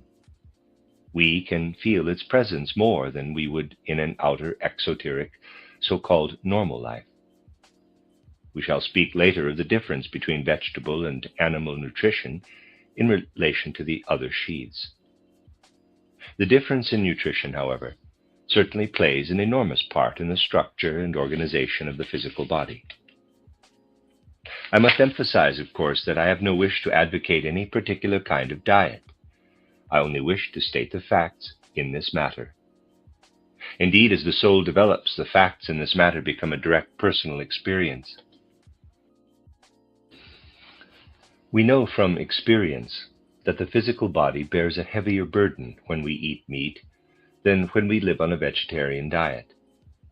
I pointed out yesterday that the physical body in the course of esoteric development contracts or shrivels, detaching itself from the higher spiritual members. Now, when sustenance for the human body is drawn from the animal realm, the body experiences it as a foreign substance introduced into the human organism, or to word it more radically, as a stake driven into the flesh. Thus, during esoteric development, we feel more of an earthbound heaviness from animal food than we would otherwise. And we become especially aware of how animal food matter stirs up the instinctive life of the will, the aspect of the will life that is largely unconscious and tends to work into the emotions and passions and becomes inflamed by animal products. The observation that warlike peoples are more inclined to eat meat than peace-loving ones is perfectly correct. But this should not lead us to believe that a vegetable diet necessarily deprives a human being of all courage and capacity to act. Indeed, we shall see that what a person loses in instincts, aggressive passions, and emotions by abstaining from animal foods is compensated for within the life of the soul. We will discuss this later when we speak about the astral body. This is connected with the whole relationship between humanity and the other kingdoms of nature and the cosmos. As we experience the processes of the physical body becoming more active and mobile, we recognize to a certain extent in our own bodies the nature and properties of the natural products of the earth that we use for food. Thus, we gradually receive a kind of proof or confirmation of what the occultist affirms about the relationship between human life and the cosmos, even when we have not yet achieved it through clairvoyance. It is interesting to compare three kinds of food in relation to their cosmic significance. First, there is milk and its products. Second, there are plants and the foods prepared from them. And finally, there is nourishment through the use of animal products. We can begin to compare milk, plant, and animal as nutrients when we have learned, through esoteric development, to distinguish their effects within the human organism. It is then easier to confirm the statements that arise from a rational observation of the material world. Occult observation of the cosmos reveals that milk substance can be found on Earth, but not on any other planet in our solar system. What is produced in a similar manner in the organism of living beings on other planets in our solar system would be something totally different from terrestrial milk. Milk is unique to the earthly realm. If we wanted to generalize about milk, we would have to say that the beings inhabiting each planetary system have their own particular milk. When we examine the plant system of Earth and compare it from an occult perspective with the plant systems of other planets, that is, with what corresponds to plant systems on other planets, we could say that the plant forms on Earth are different from those on other planets of our solar system. Yet the inner nature of the plants on Earth does not derive merely from earthly existence. The inner nature of plants belongs in the context of the solar system. That is, plant nature on Earth is connected to the nature of plants on other planets of our solar system. There is an element in our plants that can be found also on other planets in our solar system. As for the animal kingdom, it follows from what I said about milk that the animal kingdom on Earth, and this can easily be demonstrated from an occult perspective, is radically different from any corresponding kingdom on other planets. If we take the effect of milk as nutrient for the human body, nourishment from milk demonstrates to the occultist that milk is, so to speak, not just the element that binds the human body to earth, but also the element that brings the body together with the human species on earth as belonging to a common genus. That humankind, in relation to the physical system of sheaths, also constitutes a whole is because of the fact that milk, as a living nutrient, provides sustenance for living beings of animal provenance. Everything that milk supplies to the human organism prepares an individual to be a human creature on earth, placed within earthly circumstances, and yet not actually confined to earth. It makes the human being a citizen of the earth, but does not prevent someone from being at the same time a citizen of the entire solar system. With regard to animal foods, the situation is different. Meat is derived from a domain that is specifically earth-bound, but meat, unlike milk, is not obtained directly from the life processes of the living being, human or animal. Meat is obtained from the part of animal substance that has already been prepared for the animal. Such food binds the human being directly to the earth. It makes the human being into an earth-bound creature. Therefore, we must say that insofar as human beings permeate their organism with the effects of nutrition derived from meat, they are deprived of the forces that could free them from the earth. By eating a meat diet, we bind ourselves in the most direct and intimate sense to the planet Earth. Whereas milk enables us to participate as members of the earthly realm, undergoing a temporary stage in the process of human development, eating animal foods condemns us, unless we are raised to a higher stage by some other means, to make the earthly sojourn into a permanent one, within which we are completely bound to conform. The decision to consume milk products is like saying, I wish to remain on earth in order to be able to fulfill my task there, but do not wish to dwell there permanently.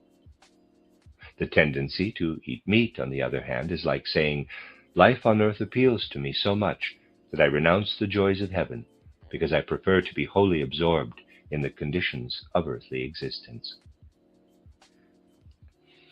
A vegetarian diet stimulates the forces in the human organism that brings us into a kind of cosmic union with the whole planetary system. When, in the course of accomplishing our daily tasks, we transform plant nutrients in our organism, we activate forces contained in the whole solar system. As a result, we participate through our physical sheaths in the forces that inhabit the solar system. We do not become alienated or detached from them. This is something that the soul, as it develops anthroposophically or esoterically, gradually experiences within itself. That is, we have the experience that through taking in plant nutrients, the soul is assimilating something that does not possess earthly weight, but belongs rather to the sun. That is, to the central body of the entire planetary system.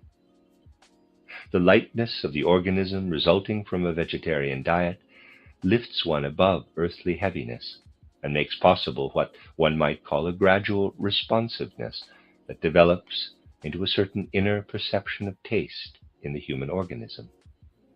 It is as though, under the influence of a vegetarian diet, our organism really shared with the plants the sunlight that contributes so much to their growth and flowering.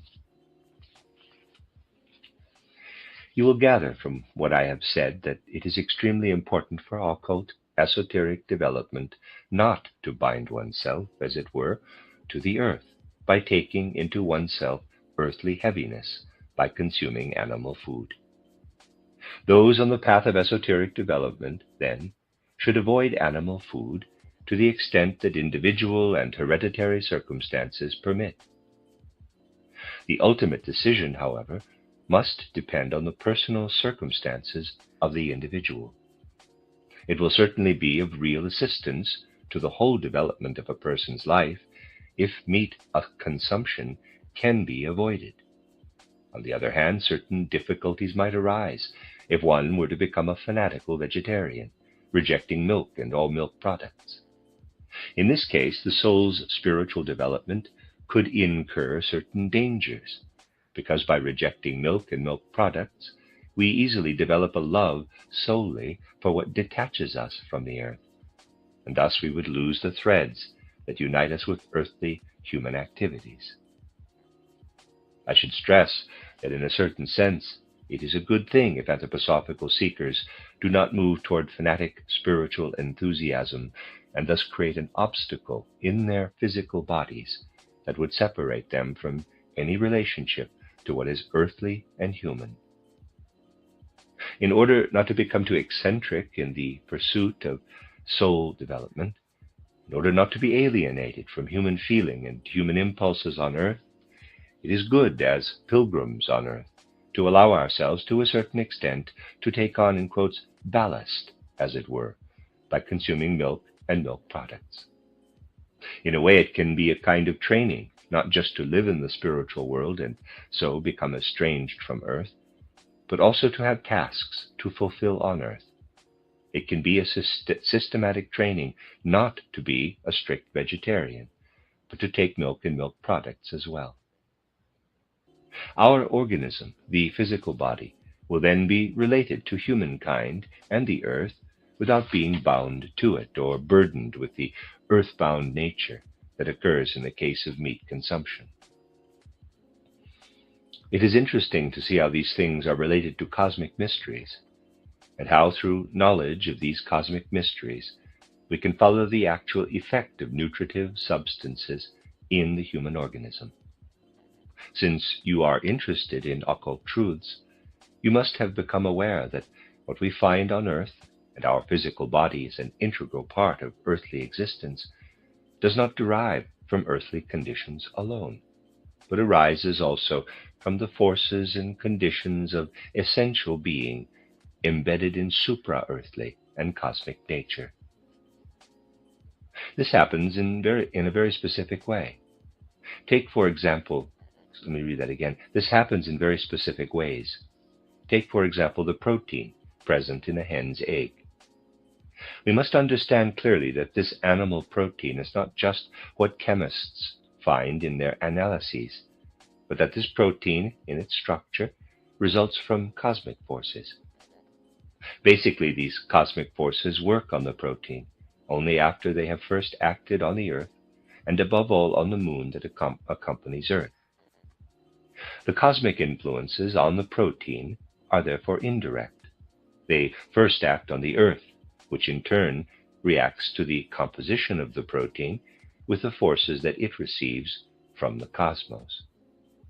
Above all, however, it is the moon that plays the major part, in the sense that the moon first receives the forces from the cosmos, and then with the forces that it radiates, works on the composition of animal protein. Someone endowed with clairvoyant vision can see in the smallest cell of the animal, and thus also in protein, that not just terrestrial, physical, chemical forces are present, but also see that even the smallest cell of a hen's egg is built from forces received by the Earth from the cosmos. Thus the substance we call protein is indirectly connected with the cosmos. Nevertheless, this animal protein substance, as we know it on Earth, could not exist without earthly conditions. It could not originate directly out of the cosmos, but is wholly a product of what the Earth must receive from the cosmos. What we identify in living beings on Earth as fat, which constitutes a part of human nutrition, especially for those who eat meat, has a different effect. Here we are speaking of fatty substance in the animal. What we call fat, whether it is eaten or manufactured by one's body, is built up according to cosmic laws, entirely different from those related to protein formation. Whereas the cosmic forces of the beings of the spirits of form are concerned with protein, those beings called spirits of movement are mainly concerned with the production of the fatty substance. It is important to speak of such matters, because only by discussing them in this way can we recognize how very complicated those things are that material science considers so infinitely simple. No living being could assimilate either protein or fat without the cooperation, even if indirectly, of the cosmos, that is, the spirits of form and the spirits of movement. Thus we can trace the spiritual effects of the activity of the different hierarchies right into the substance that makes up our physical bodies.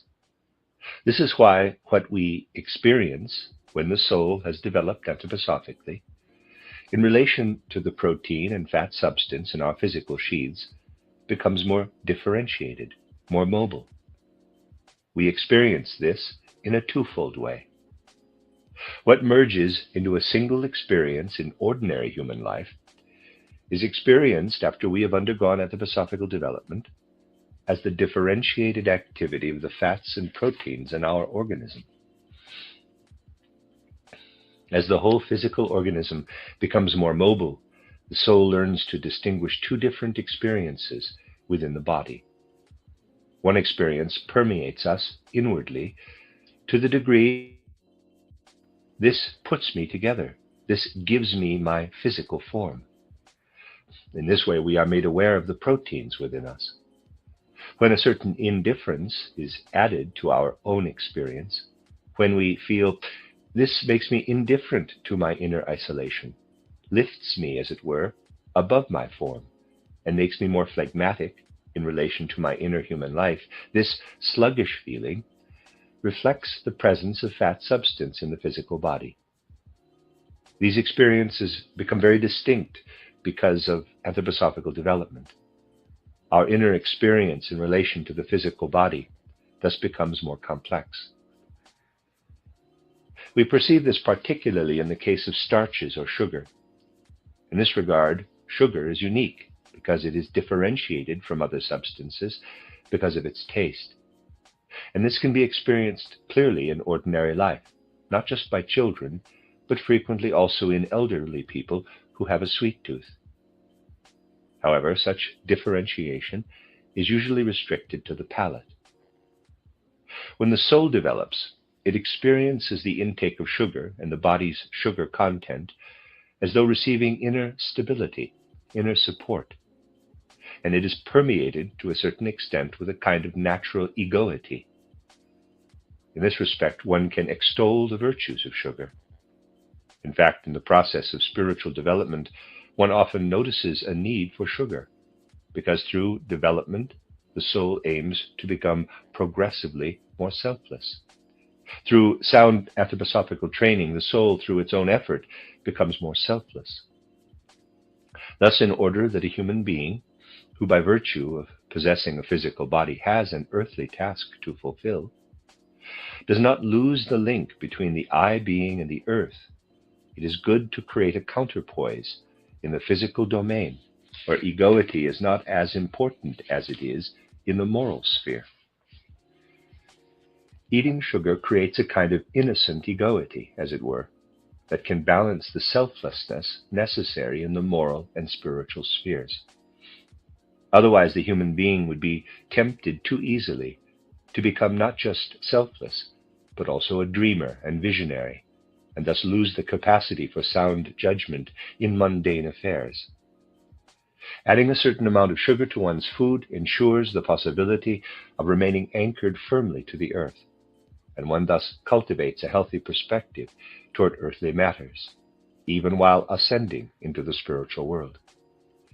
As you see, these matters are complicated, but when we seek to penetrate life's real mysteries, everything becomes complicated. As anthroposophists develop spiritually, then, they sometimes feel that in order to protect against a false selflessness or a loss of personality, they sometimes need more sugar. And when taking sugar, they may say, I am adding something to myself that, without lowering my moral tone, gives me a certain stability, a certain egoity, as though involuntarily and through a higher instinct. On the whole, we can say that eating sugar physically enhances the unique individuality of a person. We can be so sure of this that we can say, those who favor sweets, of course this must be kept within healthy limits, find it easier to imprint their personal character into their physical body than those who dislike sweets.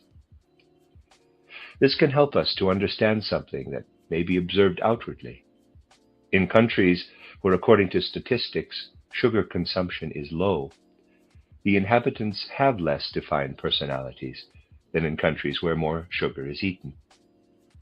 If you visit countries where the people show greater individuality, where each individual is self-aware, and then go into countries where the inhabitants have more general or homogeneous characteristics, even showing less individuality in their outward appearance, you will discover that in the former country sugar consumption is high, in the latter very low.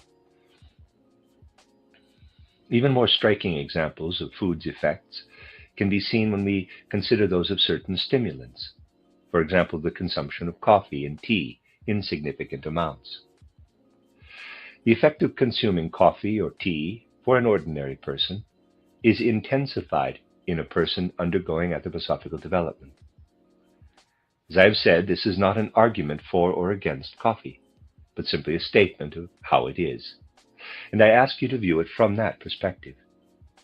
Coffee and tea stimulate the constitution of ordinary human beings.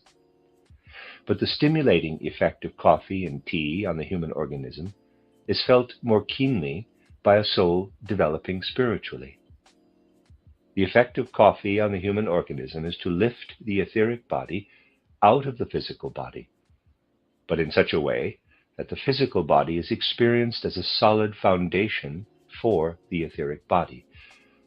This is the characteristic effect of coffee. The physical body is differentiated from the etheric body in such a way that, especially in terms of its form, when influenced by coffee, it is experienced as radiating into the etheric body as a kind of solid foundation for the etheric body's experiences. This must not be taken as a defense for drinking coffee, because all of this occurs on the physical plane, and we would become completely dependent if we wanted to prepare ourselves spiritually by using such stimulants. We are only characterizing the influence of these stimulants. However, because logical, consistent thinking arises from the structure and form of the physical body, the characteristic effect of coffee emphasizes the physical structure and physically promotes logical consistency. Drinking coffee physically furthers logical consistency, that is, consistent thinking based on facts. And although it may be injurious to health to drink large amounts of coffee, for those who wish to rise to spiritual heights, it is not especially harmful. It may occasionally be good to have recourse to the stimulation of coffee in order to promote logical consistency. It seems quite natural that the professional writer who cannot quite find the logical sequence from one sentence to the next, and who chews a pencil searching for inspiration, would turn to coffee for stimulation. Anyone who knows how to penetrate to the veiled or occult foundation of these things can easily understand this. Even though as earthly citizens we sometimes need this drink according to individual circumstances, let me emphasize that coffee, despite its dangers to health, can contribute greatly toward reinforcing stability. Not that it should be recommended as a means to this end, but it can promote stability. And when, for example, the neophyte is inclined to let thoughts stray in the wrong direction, we need not take it amiss if such a person tries to achieve greater stability by drinking coffee.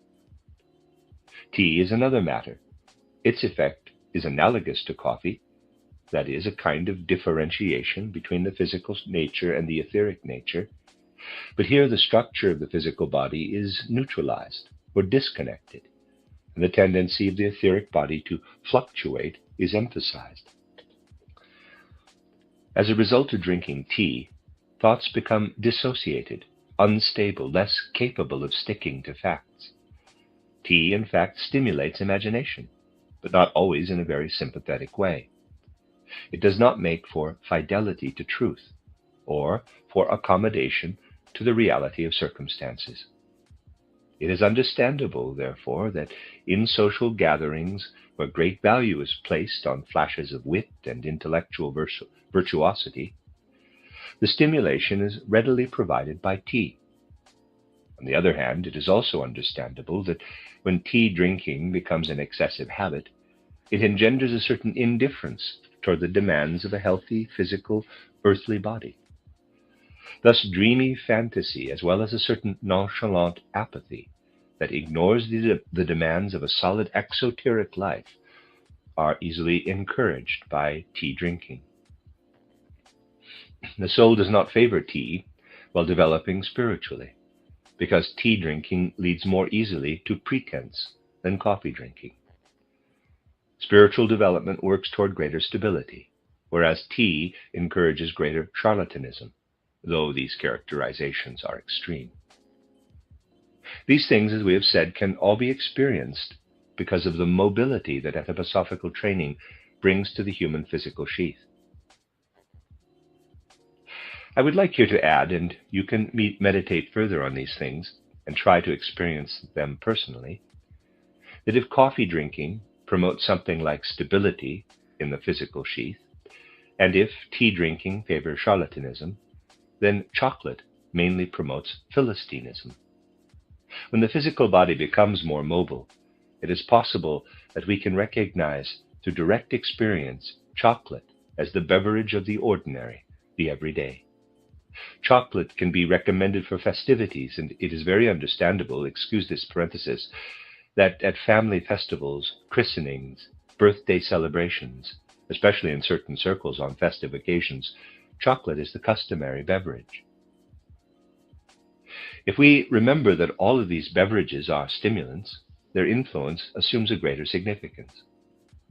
This is because our normal experience of food influences our ordinary daily life in such a way that we are not merely aware of the fundamental substance that builds and constantly renews the body, but we also become aware, as mentioned yesterday, of the inner independence or the dissociation of the organs from one another. This is important and very significant. Here I must above all direct your attention to what becomes evident to occult observation about the relationship between the physical body and the physical heart. To the occultist, the physical human heart is an extremely interesting and significant organ, and it can be understood only when we bear in mind all the reciprocal relationships, including the spiritual relationship between the sun and earth. The preparation, so to speak, of the relationship that exists now between these two celestial bodies, the sun and earth, began after the Saturn epoch, when the old sun was a kind of planetary precursor of the earth. We must keep this relationship between the sun and earth in mind, so that we can begin to understand fully how the earth today is nourished primarily by the solar activities it assimilates and transmutes. What the solid substance of the earth absorbs in the form of solar forces, what is absorbed in its sheaths of air and water, and in its changing warmth conditions, what it absorbs through the light that encompasses it, what it absorbs as participant in the harmony of the spheres, even though this is not perceived physically, and what Earth receives as life forces directly from the sun, related to the inner forces that act upon the human heart through the circulation of the blood. In reality, all these forces affect the circulation of the blood, and also by means of this circulation, the heart. Today's theories on this matter are completely wrong. According to modern scientific theory, the heart acts as a pump that pumps the blood through the body. Hence, it is thought to be the organ that regulates the blood circulation. But exactly the opposite is true. The circulation of the blood is primary. Through its rhythmic pulsations, its systole and diastole, the heart responds to what takes place in the circulation of the blood. It is the blood that drives the heart, and not the other way around. And the whole of the organization concentrated in the activity of the heart is nothing other than the human microcosmic reflecting the macrocosmic activities that Earth first receives from the sun. What Earth receives from the sun is reflected in the relationship between the blood and the heart. The brain is a different story. Yesterday I mentioned some correspondences relating to the brain. The human brain has little to do with the solar activities that directly affect Earth. As I said, the brain has little to do directly with the solar activities. Indirectly, however, as an organ of perception, in that it perceives external light and colors, the brain is very much related to the activities of the sun, but that is merely perception. In its structure, its inner mobility, its whole inner life, the brain has little, practically nothing really, to do directly with how the sun affects the Earth. Indeed, the brain is more closely related to what rays down on Earth from beyond our solar system. Thus, the brain is related to the cosmic conditions of the whole starry heavens, but not to the narrow scope of conditions within our solar system. What we call the cerebral substance is more closely related to the moon, but only insofar as the moon has preserved its independence from the sun. In other words, what occurs in the brain corresponds to activities outside the forces reflected in the microcosmic human heart. The sun dwells in the human heart, but what is present in the cosmos beyond the sun dwells in the human brain. In relation to these two organs, human beings therefore constitute a microcosm. Through the heart we are exposed to the influences of the sun upon the earth, and reflect, so to speak, those influences.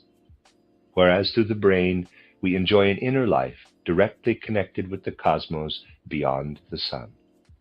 This is an extremely interesting and significant relationship, because, as I have said, the brain is related to the sun's effects upon the earth only through external perception. And this is precisely what anthroposophical development overcomes. Anthroposophical inner development triumphs over the world of the senses. The brain is thus free to develop an inner life so cosmic that even the sun is far too specialized to effectively influence it. When we surrender in meditation to an imagination of some kind, then the processes that occur in the brain are unrelated to the solar system, corresponding instead to processes beyond it. Thereby a certain relationship is established between the heart and the brain, similar to what exists between the sun and the starry heavens. This relationship between the heart and the brain manifests in particular experiences available to souls developing anthroposophically. As such, the soul dedicates itself in earnest meditation to purely anthroposophical thoughts. The heart forms a kind of solar counterpoint, an opposition, as it were, to the stellar brain. Such opposition is expressed when the neophyte begins to experience the heart and brain following divergent paths. Whereas, previously, there was no need to pay attention individually to the heart and the brain, but merely notice how they acted in conjunction, the person involved in spiritual development must now begin to direct attention to them separately. When we consider the physical human sheath in this way, and bear in mind humanity's earthly nature, we have a remarkable view of the human being's place in the cosmos.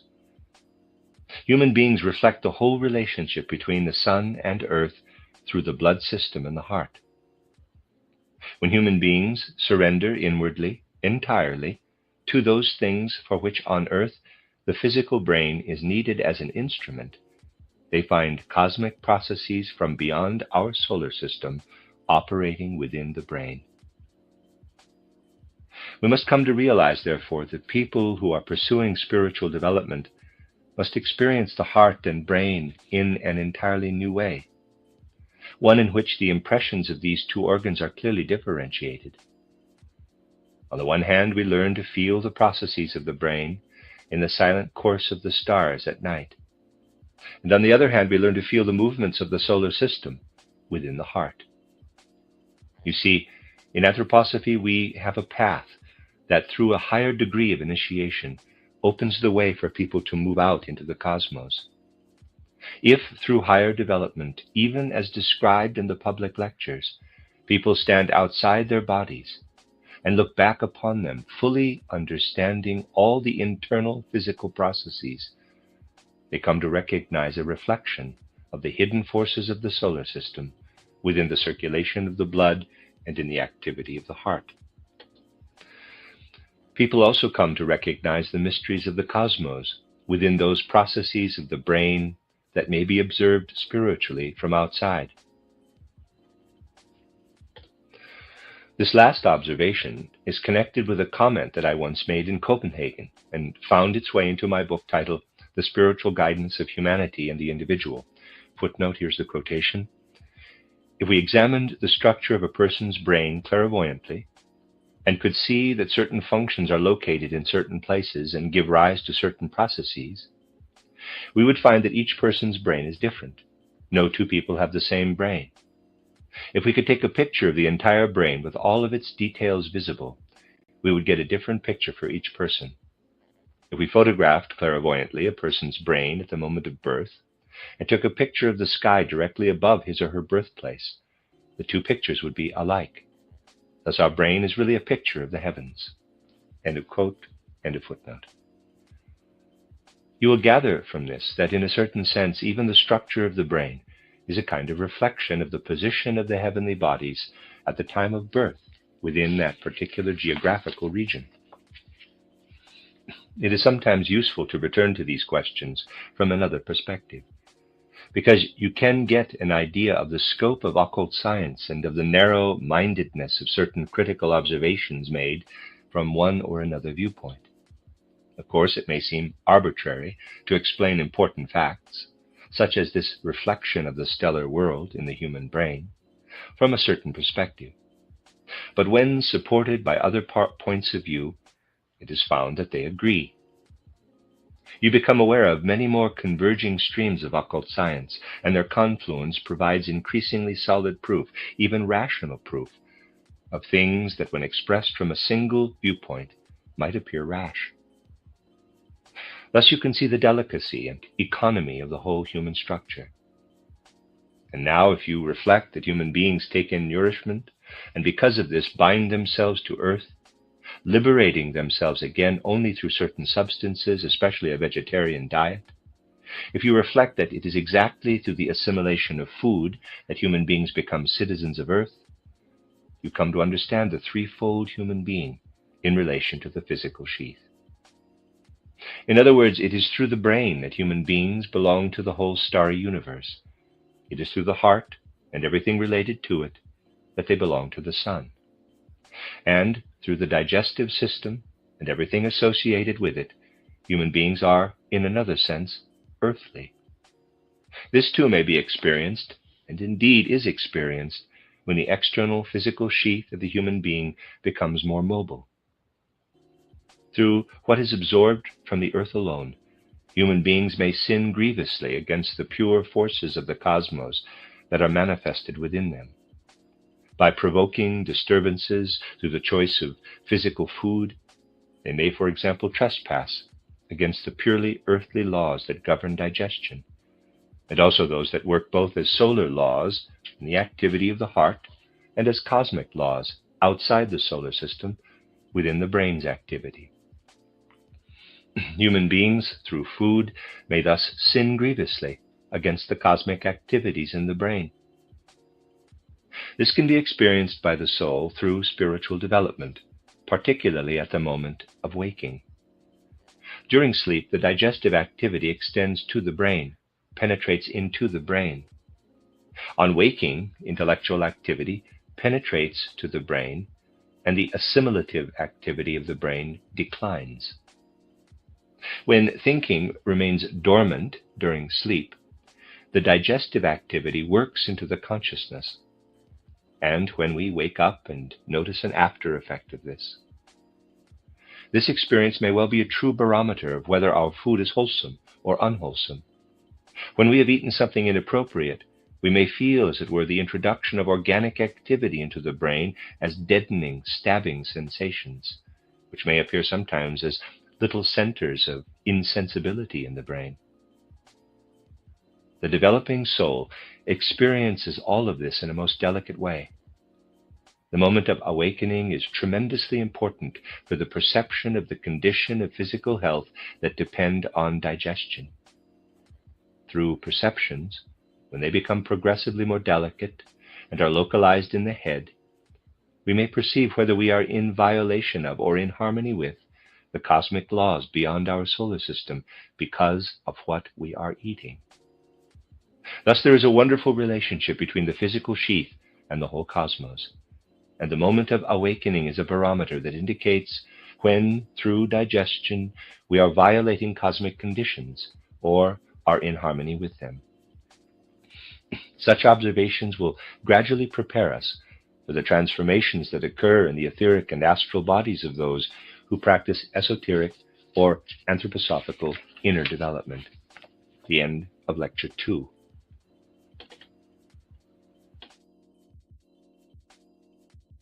This is a reading of a cycle of lectures by Rudolf Steiner entitled The Effects of Esoteric Development. This is Lecture 3, entitled The Senses and the Temperaments in Esoteric Training, given on March 22, 1913. Now that we have discussed the physical sheath of the human organization, we come to the etheric system or etheric body. Here, the changes that occur in human beings through occult or anthroposophical development involve the muscles, and especially as related to the senses or sense organs. When we practice such inner development, we feel more than a gradual increase in muscle flexibility, which also occurs in other physical organs. But we also feel more alive and sense how the muscles are still permeated by a dim inner consciousness. It's as though consciousness extended throughout the whole system of muscles. To speak of this experience, somewhat paradoxically, though not inaccurately, we could say that in the course of esoteric development, we gradually become aware internally of individual muscles and the muscular system in a dreamlike way, that we carry the muscle system with us in such a way that amid waking consciousness, we occasionally dream dimly through muscle activity. It is very interesting to consider this change in the physical sheath, because perception of this phenomenon best confirms our progress. When we begin to sense our muscles individually, when, for example, we feel a mild sympathy or dim consciousness of what happens as we tense or relax them, then we can say something about what happens in the muscles. When we have a dreamlike awareness of our muscle movements, this proves that we are gradually coming to feel the etheric body as it impresses itself into the physical body. What we feel are in fact the forces of the etheric body active in the muscles. The first stage of perceiving the etheric body is a dim consciousness of our individual muscles. This is a dreamlike consciousness of the muscular system, similar to portrayals of the human being in anatomy texts, in which the skin is removed to expose the underlying muscles. Indeed, as we begin to perceive the etheric entity, we experience something like the skin being stripped off in a dreamlike awareness of the individual muscles, as though encountering a marionette or jointed doll, so to speak. Less comfortable, though unavoidable, is an increasing sensitivity as awareness of the skeletal system dawns. It is uncomfortable because as we become aware of the skeleton, we come face to face with our own gradual aging. It is not pleasant to face our own decline, but we are not normally aware of our skeleton in this sense. Nevertheless, when we develop etherically, we begin to feel the bony system as a shadowy form within us. We understand why the skeleton is a symbolic representation of death, and how it accords with humanity's ancient clairvoyant ability to recognize the approach of death within the skeleton. Much more important than all of this, however, is the experience of our sense organs as we develop esoterically. You know that when we practice esoteric development, we must eliminate awareness of the sense organs. The sense organs must be silenced, so to speak. In esoteric development, the sense organs thus feel condemned to inactivity. Because the sense organs are shut off, however, something else replaces them. We gradually become aware of the individual sense organs as separate worlds penetrating us. We begin to feel as if the eyes and ears, even the sense of warmth, have bored into us. Yet what we begin to feel are not the physical sense organs themselves, but the etheric forces, the forces of the etheric body that fashion the sense organs. When we turn off the activity of the senses, therefore, we see that the nature of these sense organs appears as the various etheric organizations implanted in us. This is very interesting. Inasmuch as we eliminate the eyes, for example, during esoteric development and are no longer concerned with physical sight, we learn to recognize that light organisms penetrate our organism. Then we realize that the eye, EYE, has been fashioned gradually by the activity of the light's inner forces on our organism. As we suppress all activity of the physical eye, we sense that the visual field is permeated by the light's etheric forces, which fashion the eye. It is indeed a strange phenomenon that we learn about the forces of light by eliminating vision. All theories of physics are nothing compared to knowledge of the inner nature of light and its effects.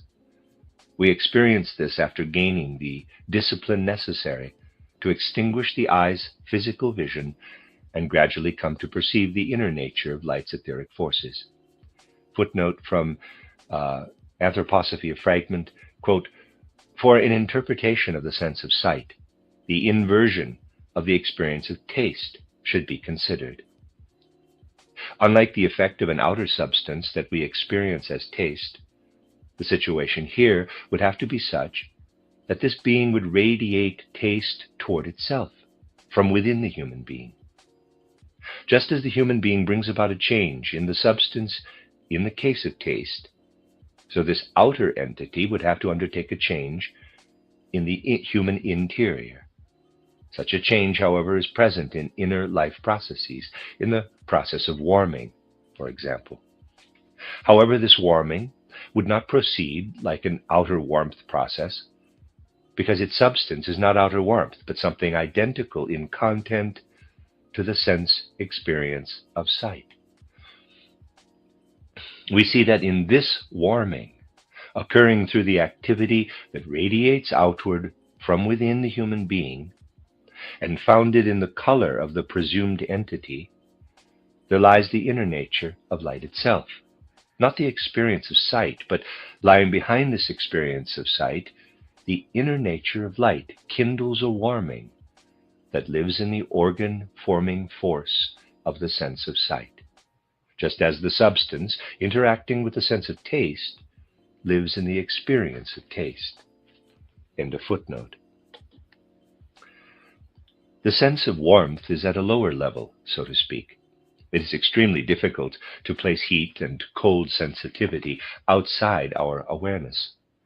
The best way to accomplish this is to avoid being disturbed by any feeling of warmth during any meditation done as part of spiritual development.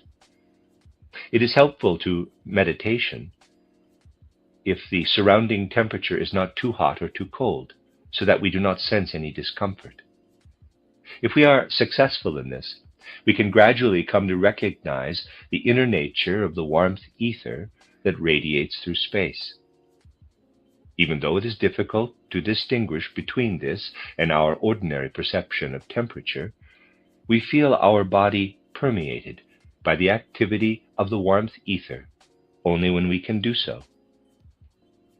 When we no longer have a perception of warmth itself, we begin to recognize the nature of the warmth ether through direct personal experience. Of course, we set aside the sense of taste during our esoteric exercises. But if we can recall the sensation of taste, we have a means of recognizing the nature of an ether that is even finer than that of light. That is, the so-called chemical ether. This is not very easy to do. Nevertheless, it is possible, and we can experience it. Just as we can experience the life ether by shutting off the sense of smell, we can experience the chemical ether by recalling the sensation of taste. When we suppress the sense of hearing, an odd experience is produced. Here, we must acquire a capacity for detachment to the point where we no longer hear audible sounds in our immediate environment. We must deliberately exclude everything audible. Then, as though boring its way into the organism, the etheric forces that fashioned our hearing organ show themselves. In this way, we make an astonishing discovery. Indeed, such matters are related to higher and higher mysteries. Perhaps because of this, I should say that not everything related to one's experience of a sense, such as hearing, can be discovered immediately. We find, for example, that the human ear has an organization that in no way could have been formed by the etheric forces at play around the earth. Even though the archetype of the eyes existed earlier, the light forces, or the etheric forces of light, are intimately related to the actual formation of our eyes. The eye's structure and placement in the organism is closely related to the Earth's light ether forces. Likewise, the taste sense is connected with Earth's chemical ether forces and developed to a large extent from them. Similarly, the sense of smell is related to the life ether and is formed almost entirely from Earth's life ether. However, when our organ of hearing is experienced in an occult sense through esoteric development, we can see that it owes only a small part of its existence to the Earth's etheric forces. We could say that the etheric forces active around the Earth put the finishing touches on the organ of hearing. As it turned out, these forces made the ear less than perfect, because etheric forces could affect the ear only through their activity in the air and through a continuous resistance to it.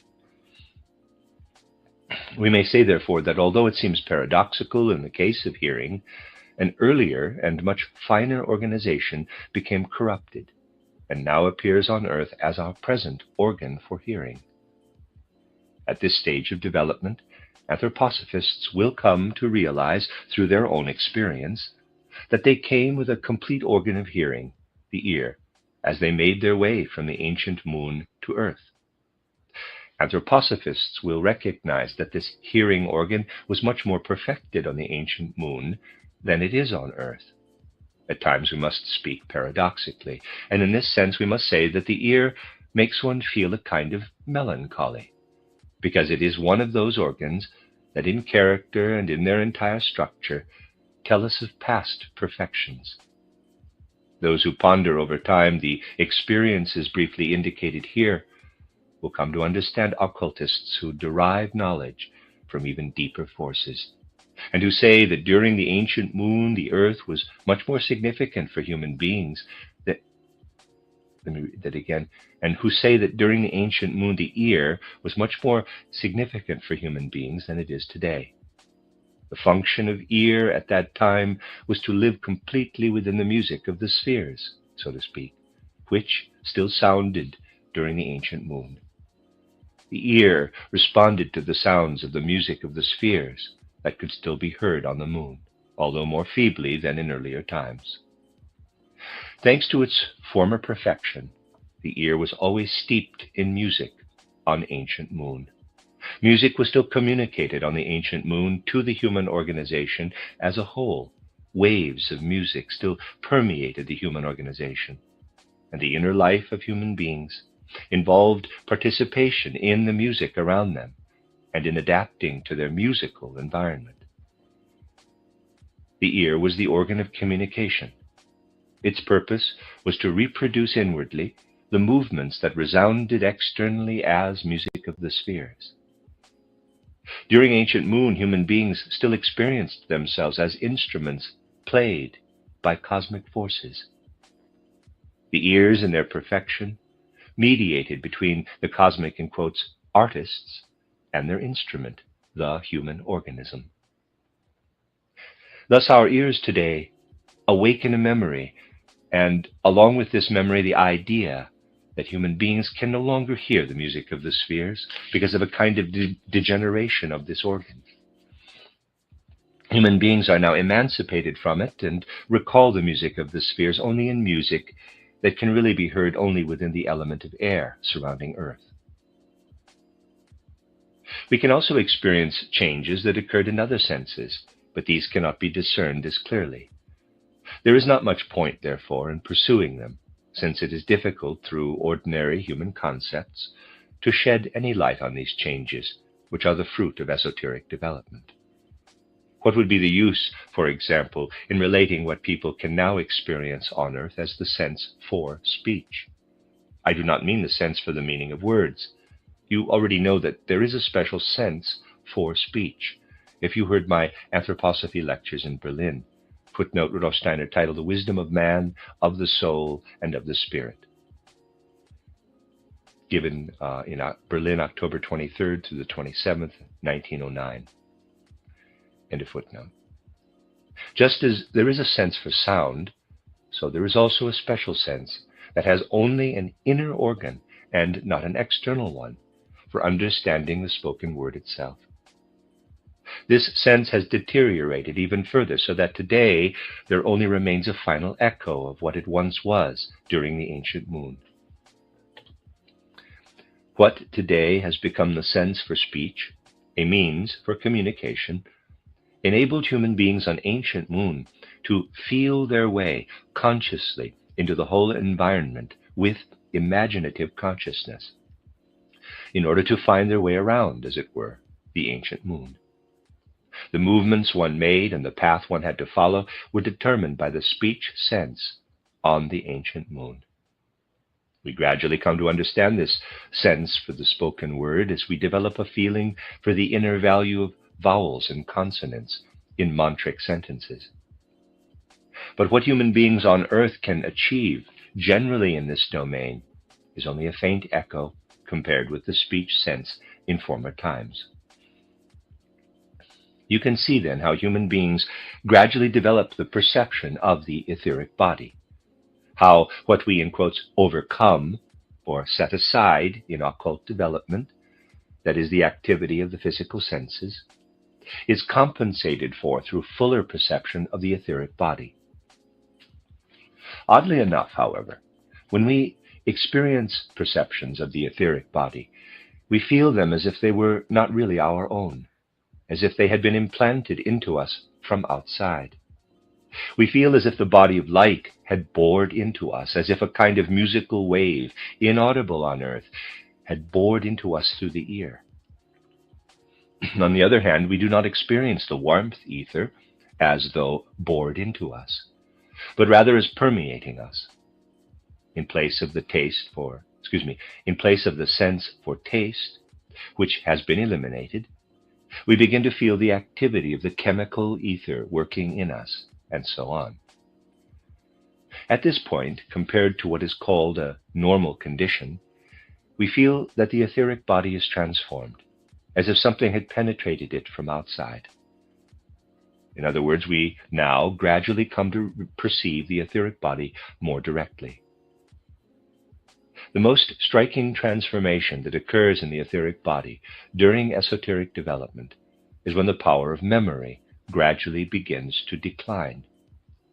For many people, this is most unwelcome, and it is not recognized as a positive transformation, although it clearly is so. Through esoteric development, ordinary memory must always diminish. Memory initially becomes weaker, and anyone who wishes to avoid this should not begin esoteric development. It is especially noticeable that the memory described as mechanical memory, the memory that is strongest in childhood and youth, and that is generally implied when we speak of memory, ceases to be active and vigorous. Many esotericists have reason to complain of a decline in memory, and such decline becomes evident long before we are inwardly aware of the delicate truth just discussed.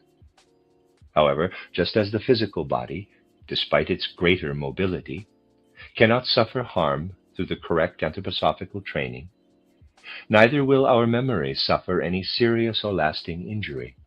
We must simply try to follow the right course. Let's turn now to our physical organization. We said that our body becomes outwardly more flexible, and our organs become inwardly more independent of one another, and thus more difficult to mutually integrate than before. We must therefore make ourselves strong inwardly by practicing the 6 exercises described in the second part of my outline of esoteric science.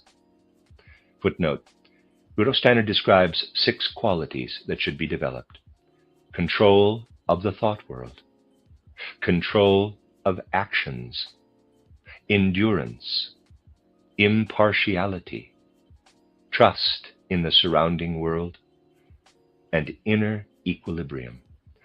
This is also in the book, The Stages of Higher Knowledge from the Anthroposophic Press. In an outline of esoteric science, he outlines the methods for accomplishing these qualities and their effects in Chapter 5. End of footnote. When we practice these in the manner prescribed, we will find that the inner strength necessary to keep the more mobile physical body under control grows and is sufficient to compensate for physical energy lost through esoteric development. We must also follow the right course in relation to memory. We lose the memory that serves the purposes of external life. But it will not harm us if we are careful to develop greater, deeper interest in all of life's concerns and participate more readily and more fully in life than has been our habit. We must begin to develop a sympathetic interest in the things that are important to us. We previously developed a more mechanical memory, and this sometimes proves very reliable when we want to remember something that we do not particularly like. But this mechanical memory ceases eventually. When we practice anthroposophical or esoteric development, we notice that we easily forget things for which we have no feeling, no love or sympathy, no affinity of soul are soon forgotten. On the other hand, things for which we have affinity are retained even better, and for this reason we must try to develop such soul affinity systematically. One may experience the following.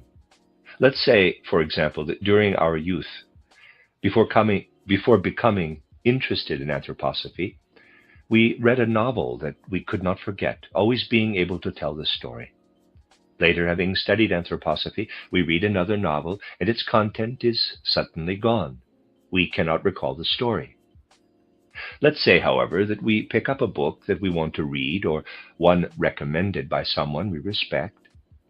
When we read it through once and immediately try to repeat it mentally, we find that not only can we repeat it, but that we can even repeat it backward from end to the beginning.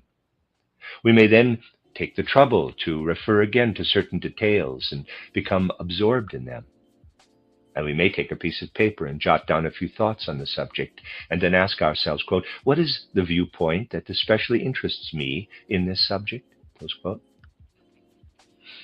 If we do this, we will find that we are able to develop a different kind of memory.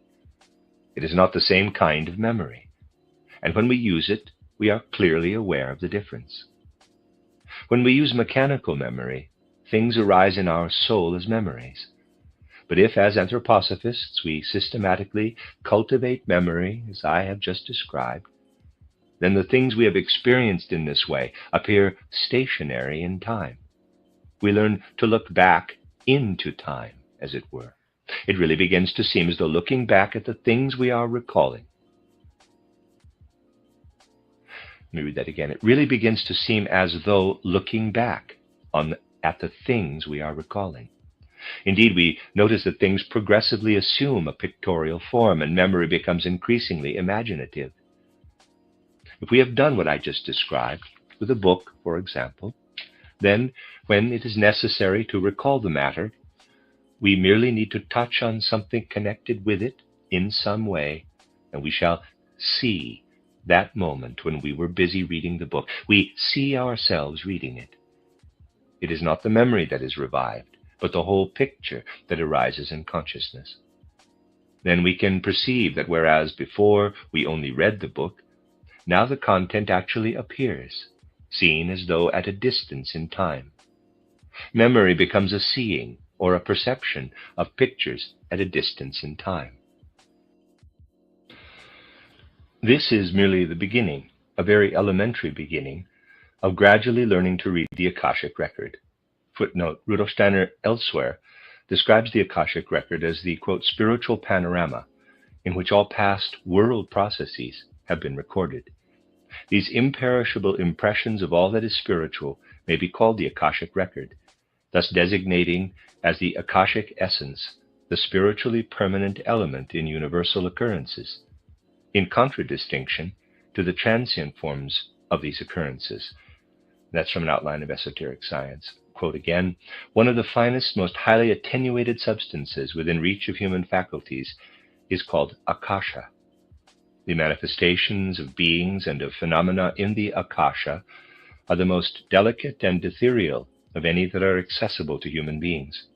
What one acquires in the way of occult knowledge lives not only in the soul, but is inscribed into the Akasha substance and is significant for the whole of world evolution. Close quote. That's from title Occult Science and Occult Development. End of footnote. The capacity for learning to read within the flow of receding time takes the place of memory. Those who have accomplished a certain amount of esoteric development may at times lose their memory almost completely. This is not harmful, however, since they have the capacity to view things flowing backward from a particular point in time. Insofar as they themselves were connected with these matters, they see things with particular clarity. What I am now saying would be ridiculed by those who are not anthroposophists, and who cannot understand the esotericists' assurances that they no longer have any memory, that they have lost their memories. Anthroposophists, nevertheless, know perfectly well what has happened, because they can see and, in quotes, read it in the flow of receding time. And observers may reply, quote, but you have an excellent memory, close quote, having no idea of the transformation that has occurred, which in fact arises from a transformation in the etheric body. Clearly, such a transformation of the memory is related to something else, that to a certain extent a new form of judgment or discernment emerges within our being.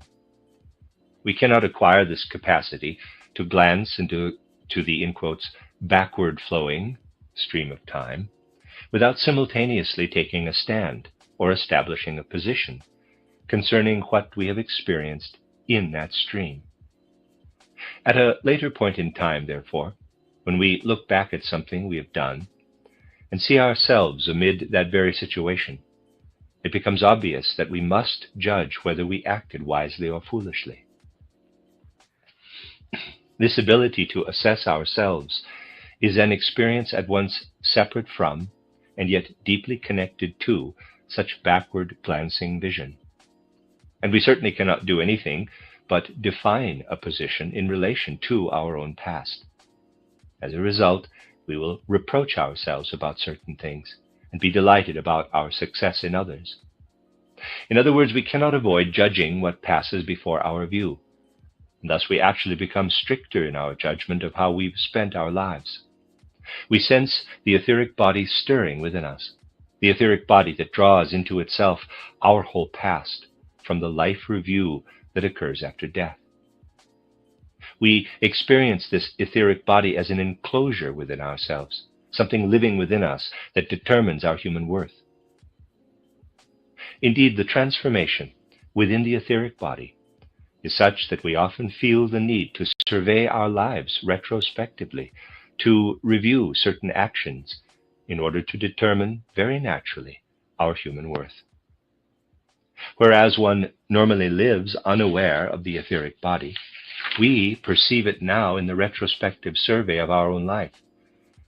As we go through esoteric development, our own life gradually becomes an object of concern. And we must face the fact that esoteric life gives us food for thought, that we must take a closer look at our merits and our shortcomings, errors and imperfections. In our practice, however, something even deeper becomes perceptible, something related to the etheric body, which could also be perceived before, but not as decisively. This deeper fact is the temperament. In the serious occult student, a greater sensitivity to one's temperament is related to the transformation of the etheric body. Let's take a particular case that clearly illustrates this. Consider a person of melancholic temperament. Melancholics, who have not developed esoterically or studied anthroposophy, who go through life with a chip on their shoulder and are easily moved to derogatory criticism, reacting to things in a way that arouses sympathy and antipathy more strongly than would a person with a phlegmatic temperament. Such melancholics, with all their characteristics, from the extremes of contrariness, moroseness, rejection of the whole world, contempt and hatred on the one hand, to great mellowness and sensitivity toward the impressions of the world on the other hand. There are many shades between these two extremes. When such melancholics take up esoteric development, their temperament becomes essentially the instrument through which they can experience the etheric body. Melancholics become susceptible to the complex of forces that provoke melancholy, which are clearly discernible to them. But whereas before they merely directed their dissatisfaction against the external impressions of the world, now they begin to turn their dissatisfaction against themselves. Self-knowledge must be practiced very carefully in esoteric development, and melancholics should be advised to practice in a way that allows them to accept this transformation with calm and composure. Before taking up esoteric development, melancholics often found the world abhorrent, but afterward they begin to turn this abhorrence inward toward self-criticism, so people see that all is not well with them. We can assess such things correctly only when we correctly view so-called temperament. A melancholic is melancholic only because the melancholic temperament predominates in that person. Fundamentally, everyone has all four temperaments within the soul. Thus, under certain circumstances, a melancholic is also phlegmatic, in other situations sanguine, and in yet others choleric. In the melancholic person, the melancholic temperament merely dominates the other temperaments. And a phlegmatic person does not possess only a phlegmatic temperament, but the phlegmatic temperament is more pronounced, while the other temperaments remain in the background in the soul. This is how it is with the other temperaments. The transformation that occurs in the etheric body of those who are very melancholic leads them to turn their melancholy inward against themselves. And this is equally true of the modifications and new responses that appear in relation to the other temperaments. Through a wise practice of self-knowledge, however, it is possible through esoteric development to repair the damage done by the predominant temperament. One becomes certain that this damage can be mended through alterations effected by the other temperaments. Thus, because of these changes, a balance is established among the temperaments. One must simply recognize how these transformations arise in relation to the other temperaments. Let's suppose that a phlegmatic person becomes a student of esotericism. This would be no easy matter, but let us suppose that such a person is interested in becoming a true esotericist. This is not impossible, because sometimes when phlegmatics receive powerful impressions, they are powerless against certain impressions, so that the phlegmatic temperament, when not too deeply infected with materialism, is not necessarily a bad preparation for esoteric development. However, it must appear in a noble form, rather than the more exaggerated form we are most familiar with in the phlegmatic temperament.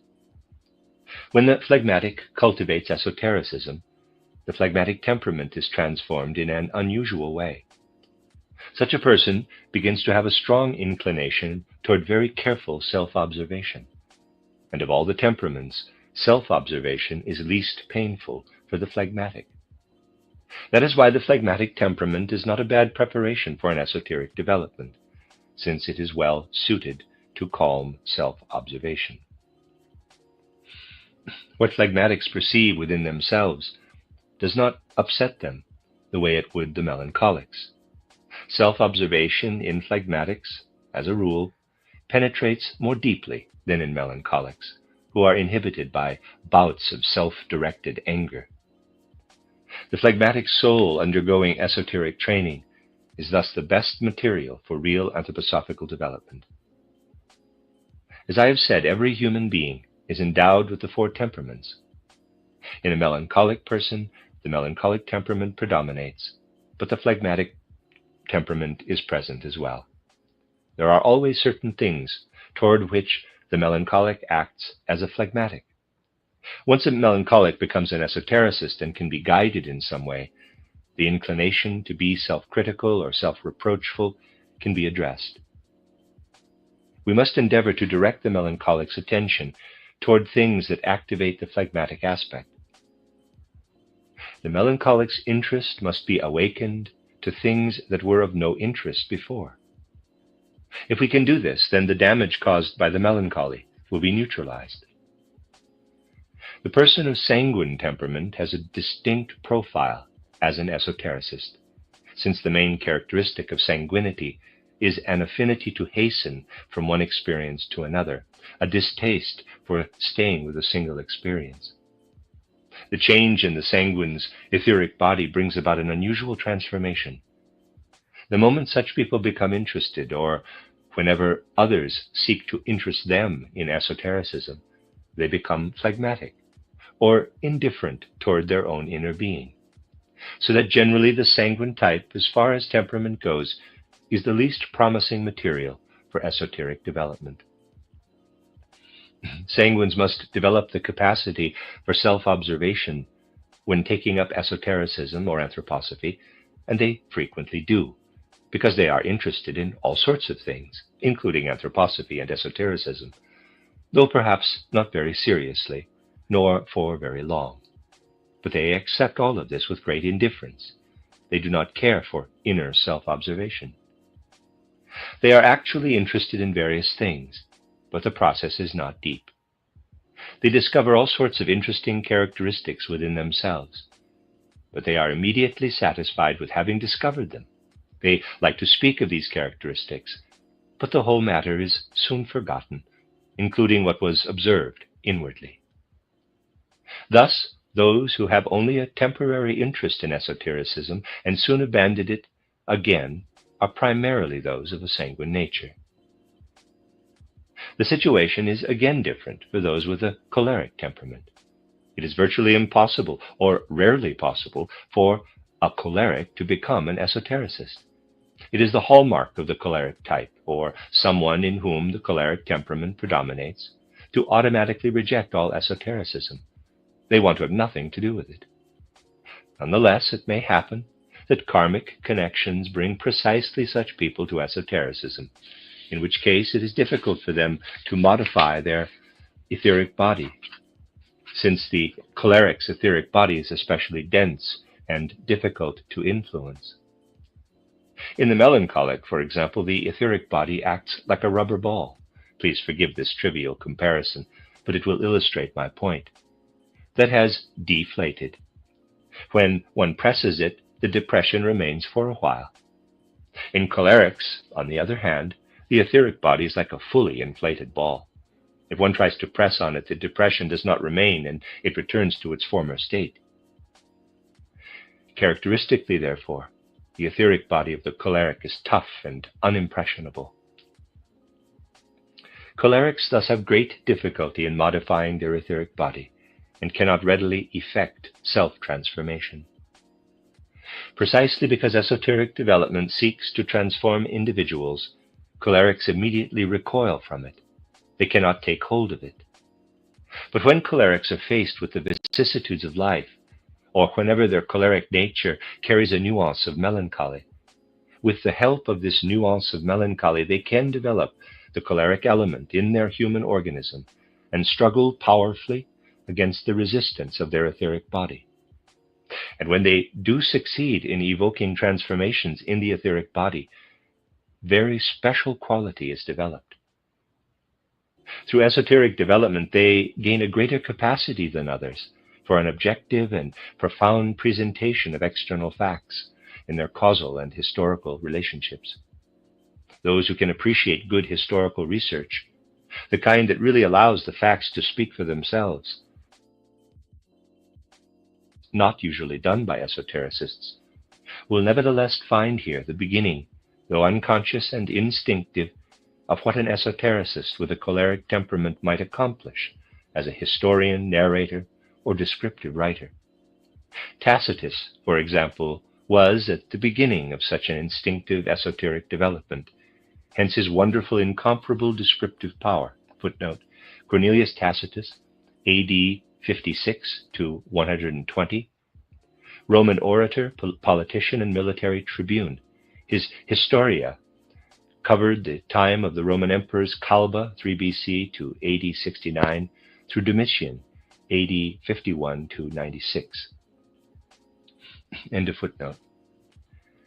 An esotericist who reads Tacitus knows that this unique history springs from a very particular elaboration of a choleric temperament in the etheric body. This is manifested clearly in writers who have developed esoterically. Though not generally acknowledged, this applies equally to Homer. Footnote: Homer, around 900 to 800 BC, great Greek poet and presumed singular author of the Iliad and the Odyssey, epic poems about the Trojan War and the adventures of Odysseus, or Ulysses. End of footnote. His outstanding pictorial and descriptive power is due to the choleric temperament active in his etheric body.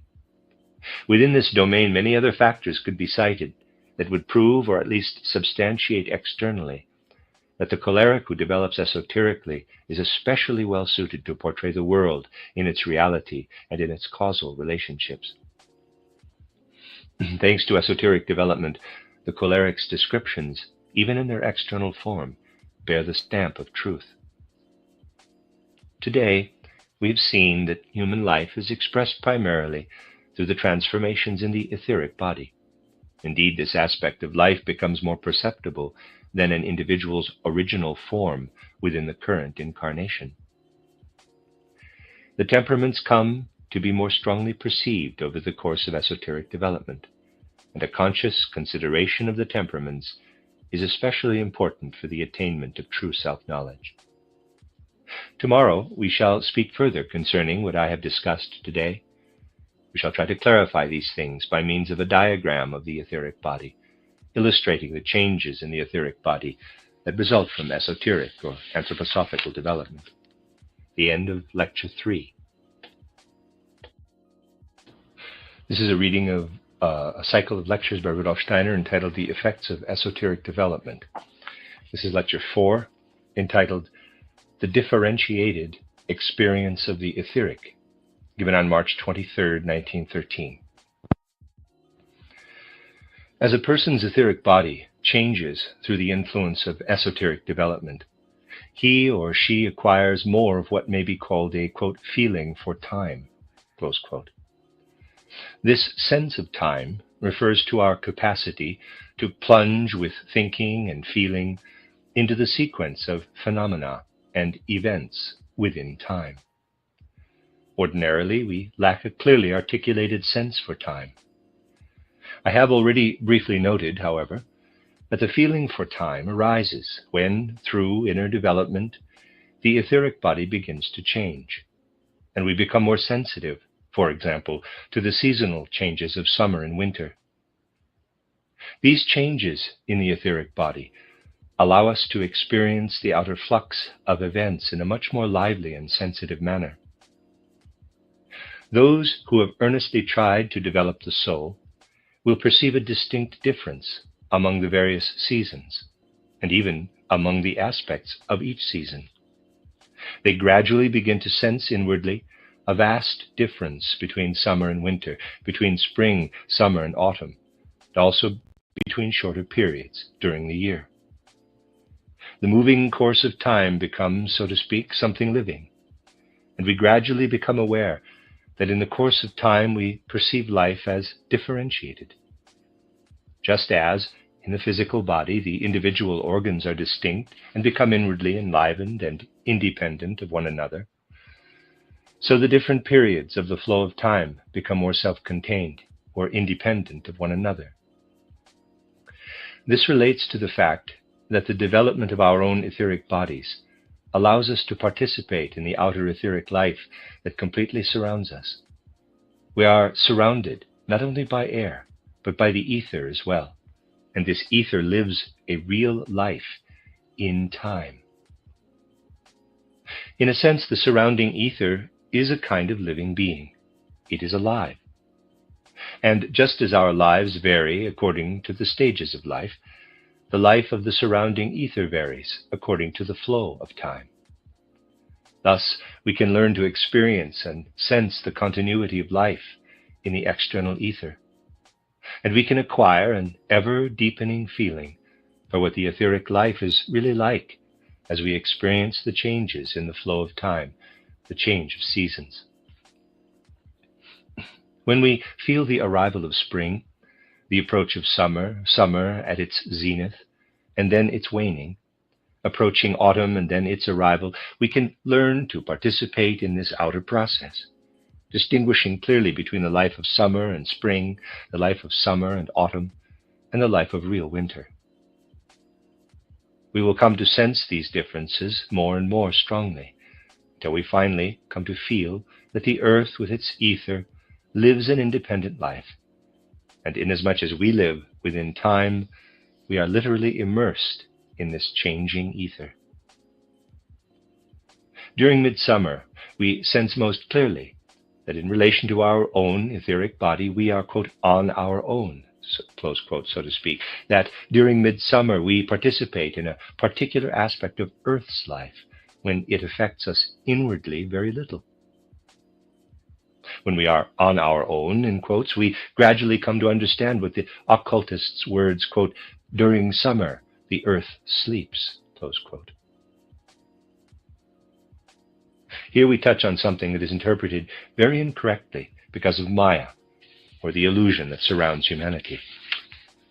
In our outer life, directed by Maya, we like to compare spring to the morning, summer to midday, and autumn to evening. This is a false comparison, since it is unrelated to reality. In fact, when we want to compare seasonal changes to something in ourselves, we must compare spring, summer, and autumn, in this order, to Earth's time of sleeping. And we must compare autumn, winter, and spring to the time when Earth is awake. When we speak of the Earth Spirit, we must imagine that in the hemisphere where summer reigns, the Earth Spirit is in the same condition, so to speak, as sleeping human beings. There is, of course, a difference between ourselves and the Earth. The human being is either asleep or awake, whereas for Earth one hemisphere is awake while the other sleeps. Essentially, the Earth Spirit never sleeps. When its waking activity is replaced in one hemisphere by sleep, it transfers its waking activity to the other hemisphere. For the moment, however, we can ignore this distinction. Instead, in order to consider human participation in the Earth's life, it is necessary to consider only one hemisphere. We must imagine that during summer, the Earth Spirit separates, in a sense, from its physical body, in other words, from the Earth itself, and that during summer, the relationship between the Earth Spirit and its earthly body is the same as that between a human being and the physical body during sleep. While asleep, the physical and etheric bodies lie in the bed, where they lead a purely vegetative life. Occult vision observes that during sleep, something in the body unfolds like a delicate vegetative process, like a burgeoning of pure vegetative life. which restores the forces exhausted during waking life. Thus, in a sense, the, in quotes, summertime of human beings occurs during sleep. If, while the astral body and the I are outside the physical body, we were to look down at our sleeping physical body, one would see the physical body burgeoning like the plant life on earth during spring and summer. While asleep, we would perceive something in the physical body like the burgeoning vegetative life of summertime. Since our own hemisphere of earth sleeps during summer, we are on our own with regard to our own etheric body during that period. As a result, when we have acquired the capacity through esoteric development to perceive the human etheric body, we find that such perception is better and clearer in summer than in winter.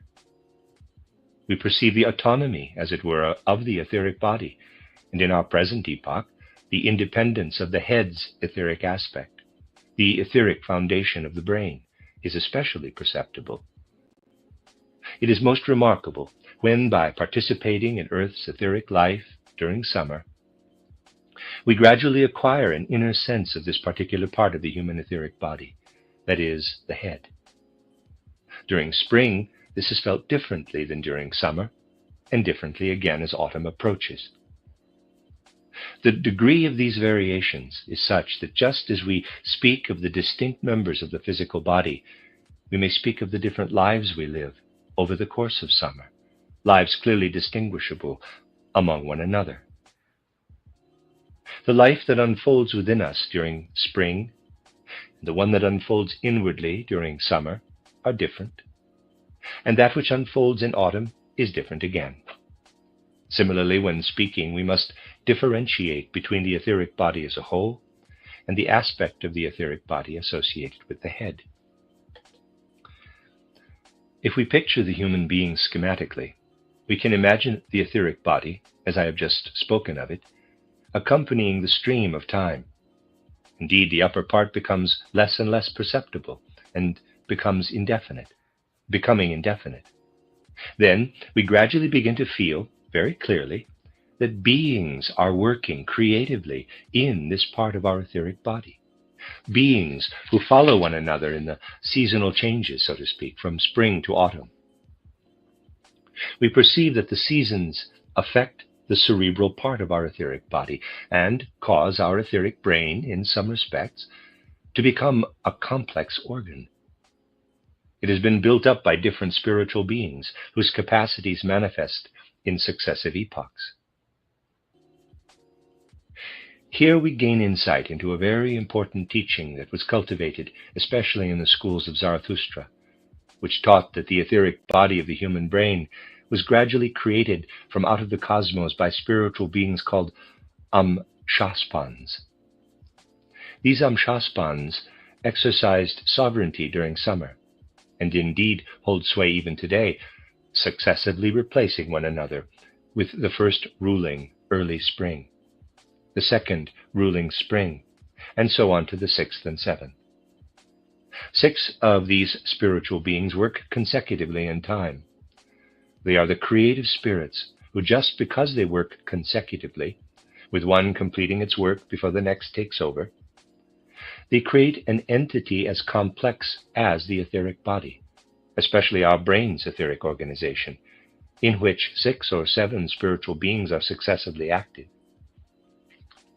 Indeed, we will understand the physical human brain only when we understand that within the brain a spirit works who can be felt especially in early spring and who projects primarily etheric forces. Then in late spring comes a second spirit who in turn projects its forces, which stream into the same space. The third spirit in turn pours in its etheric forces. Thus the etheric aspect of the human brain is formed by spirit beings who successively replace one another and pour their etheric forces into the same space. We must be clear that only because our brain is related to these spirits who manifest their etheric forces outside of us that we feel certain relationships. However, occult knowledge teaches us that what I have just described occurred during the ancient moon period. We must not assume, therefore, that these same spirits who take command, so to speak, during summer, are still active today as formative forces. Human beings have brought into earthly existence the aptitudes that were rayed in by these spirits during the ancient moon period. However, because we contain these capacities within our etheric body, we can still feel a relationship to them today, even though these spiritual beings no longer directly influence the inner etheric body of the brain. This is what we feel in summer. In early spring, we feel the first of these spirits, who has another outer task today in the ether. We feel that we owe it what we bear within ourselves, what we received on the ancient moon. Our feeling is that we were related to the spirit at that time. This is one of the most powerful discoveries we can make in the course of esoteric development. The experience through the moving stream of time of something like an imprint or reflection of spiritually active beings who today have a very different task than in the past, when they helped to create our being. During the period of Earth's formation, the physical brain appeared as an imprint, in quotes, or an impression of what had developed as a result of these spiritual cosmic influences, as a kind of etheric archetype during the ancient moon period. I have depicted this part of our etheric body as open above, because this is how we feel it. We feel it in this way because as soon as we become aware of it in ourselves, we feel that we are opening ourselves to the spiritual worlds, that we stand in the context of spiritual reality, which is always there above us. Yet another impression gradually develops in esoteric life in relation to this part of the etheric body. In general, it is not easy to make oneself understood in these matters, but I hope that if I try to explain them clearly, we will understand one another. As we begin to experience our etheric body, we feel as if we are floating in the flow of time. However, in relation to the first part of the etheric body, the etheric aspect of the head, our impression is that we are taking time with us, as it were. We do not feel that we are merely floating forward in the stream of time, but that we are taking the stream of time along with us. Actually, we carry much that belongs to an earlier age in the etheric part of the head. As I said, we carry the ancient moon period there, since the most essential part of the head developed at that time. Thus, in the brain's etheric body, we carry with us the stream of the ancient moon period. As we come to experience this, it is like a memory of the time on the ancient moon. When we form an idea of the inner experiences associated with the different temperaments described in the last lecture, we can also understand why it is said that occultists, concentrating particularly on the etheric aspect of the head, come to associate the experience of the inner nature of the etheric body in the head with the melancholy that grips an individual during self-absorption. During esoteric development, it feels as if a mood of melancholy were being poured into one's head, and out of this mood gradually dawns an understanding of the things described occultly as the ancient moon. Esoteric development, of course, must go much farther if one really wants to describe the various conditions of the ancient moon. What we have just discussed is only the beginning of such a description. What could be called, quote, melancholy of the head, close quote, arises within human beings, and within that frame of mind, a vision or memory vision, reaching into a far distant past, indeed into a gradually emerging ancient moon period. It would be worthwhile for you to ascertain, on the basis of the descriptions I just gave, how esoteric development proceeds. You would discover how, beginning with a particular experience, one first learns to recognize such an experience, for example, a memory from the remote past that we have carried with us on the stream of time into the present. and how one then learns to unroll, in quotes, again, what one lived through long ago. You will realize from this that occultists do not indulge in idle fancies in their descriptions of the cosmic structure dating back to the ancient moon, sun, and Saturn epochs. In other words, if we wait patiently and listen to how these things were arrived at, we get an idea of how it is possible to live gradually into those grand and powerful cosmic pictures, which certainly belong to a far distant past, but which can be invoked again from the present life. We must, however, reach the stage of development where we can inwardly experience past events that lie concealed within us, and thus bring them into the light of day. The second part of the etheric body, belonging to the middle portion of the human being, is experienced differently. Outwardly, feeling is lost.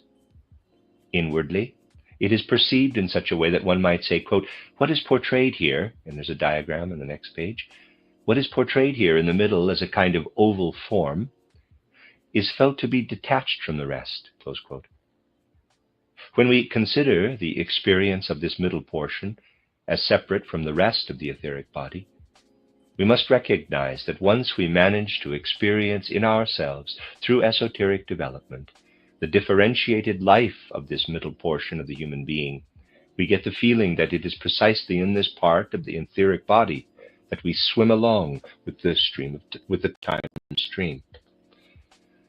In this part of the etheric body, we still clearly experience our participation in the etheric life of the earth, which has a distinct and separate character according to the various seasons. As we progress esoterically, we feel within the middle portion of the etheric body that during early spring, spirits other than those of midsummer or autumn work on us. It is a kind of participation in, or more precisely, a kind of floating with the stream of time. This aspect of the etheric body is thus dissociated from the rest. And if we explore these matters more closely, the feeling we have in this middle region of the etheric body alternates between the phlegmatic and sanguine moods. This feeling assumes a wide variety of nuances between those two moods. In spring, for example, one feels as though the etheric body is floating with the stream of time. This is expressed differently in the physical body. And toward autumn, a resistance to the stream of time, a withdrawal into oneself is experienced. A third part of the etheric body, the lower part, is felt to lose itself in the indefinite, to vanish into the earth, while at the same time it becomes more widely diffused.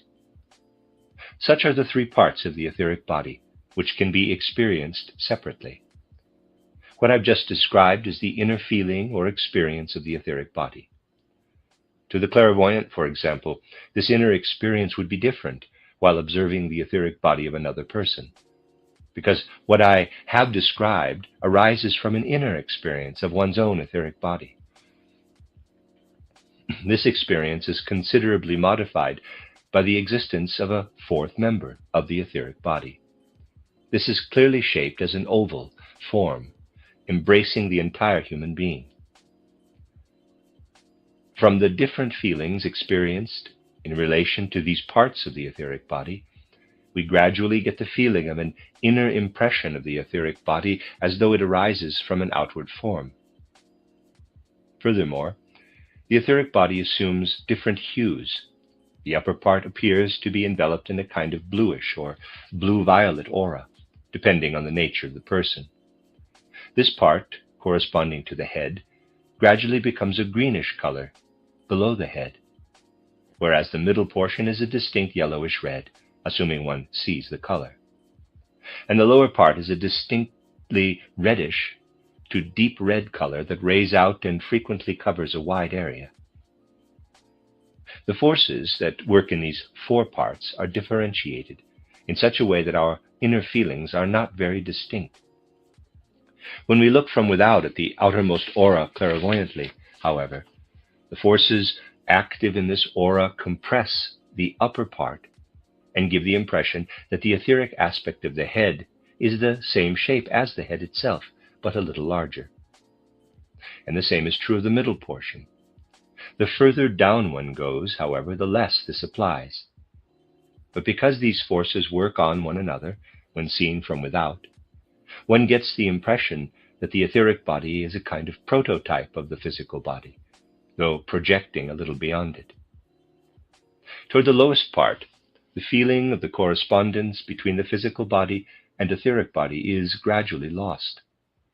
You must remember, however, that the inner experience of the etheric body is not the same as what is revealed to outer clairvoyant observation. This must be clearly understood. When, through esoteric development, we learn to notice the fundamental temperaments latent in the etheric body, as described yesterday, you will find that in relation to the lower part of the etheric body, the prevailing mood is choleric. Thus, the various members of our etheric body are differentiated according to the various temperaments. The upper part is inclined toward the melancholic temperament. The middle alternates between phlegmatic and sanguine, and the lower aspect is inclined toward the choleric. I ask you to note particularly that this description applies to the etheric body. When we fail to carefully consider these things, if we take these matters only superficially, we may easily fall into error. But when we consider this fully, we are struck by the consistency between what has been advanced here and certain of life's phenomena. Let's look at a choleric person for a moment, since this provides a most interesting example. According to what was just said, in the choleric person, the lower part of the etheric body would be especially well developed and would predominate over the other parts. Such an individual would be a choleric type. The other parts are also developed, of course, but the lower part would be particularly predominant. When the lower part of the etheric body is especially developed as etheric body, and when it is endowed with powerful forces, something else always occurs. That is, the physical body pays the penalty and may show certain shortcomings in the parts underlying this part of the etheric body. Thus, it would follow that in true cholerics, the anatomical condition of certain organs corresponding to this part of the etheric body would show insufficient development. Read the anatomical findings on Napoleon, for example, and you will be struck by the way it proves what I am saying. Footnote: Napoleon Bonaparte, 1769 to 1821, French ruler from 1804 to 1814 and 1815. Dr. Steiner said of him, quote, Napoleon, another classic example of the choleric, was so short because his ego had held the other members back. Of course, one cannot generalize that all cholerics are short and all sanguines tall. It is a question of proportion. What matters is the relation of size to overall form, close quote, in the four temperaments. Also in a book which is on this website entitled Anthroposophy in Everyday Life. End of footnote. Only when we begin to study the hidden aspects of human nature can we really come to understand these matters. You may now ask, quote, how does the previous lecture agree with what we have said here today, close quote? It agrees perfectly. We spoke yesterday of the four temperaments, which are determined by the forces of the etheric body. Indeed, the life of the etheric body is related to time, in the same way that the differentiated structural members are related to space. The physical body becomes more vitally alive inwardly in the element of space, differentiating its various members, as it were. The etheric body becomes more alive as its members are differentiated in the element of time. That is, when life within time is experienced successively in the independent parts and members. Melancholics have the essential characteristic of always carrying with them something they have experienced in time, an experience from the past. When we come to understand the melancholic's etheric body, we find that it still bears within it the echoes of what was experienced in the past. I am not referring now to the human brain, which relates to primeval times, as we mentioned before, but to what is generally called melancholy. Let's say, for example, that the etheric life of the head is stimulated at some time during youth. What has been stimulated is so strongly implanted that later in life, this melancholic still carries in the etheric body the pulsations imprinted during youth. In one who is not a melancholic, however, such reverberations have ceased. In the case of those with phlegmatic and sanguine temperaments, on the other hand, there is a kind of floating with the stream of time. But in the phlegmatic person, there is a perfectly steady floating with the stream of time, whereas the sanguine person alternates between a quicker pace of inner experience and a slower reaction to the outer flow of time. Cholerics, characteristically, resist the approaching future, and thus they reject time, in a certain sense, and quickly try to rid themselves of the reverberations that time evokes in the etheric body. Melancholics, therefore, carry within them the most echoes of past experiences, while cholerics have the least. If you recall the somewhat coarse comparison between the fully inflated ball and the choleric's etheric body, you can use that analogy again here.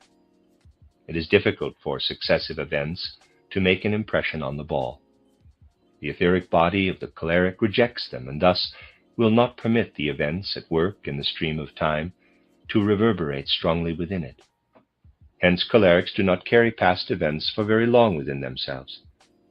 Melancholics who allow events to work deeply into their etheric body must suffer for a long time the echoes carried within them from the past into the future. To acquire an understanding of the etheric and physical bodies, it is good to recall that the physical body is essentially a body in space, and the etheric body a temporal being. If we regard the etheric body as being solely within space, we will not understand it. The diagram we made is only a spatial representation of the etheric body's life flowing in the stream of time and adjusted to the time current. Because the life of the etheric body itself runs its course within time, we also experience time through the etheric body. That is, we experience the external stream of events in time.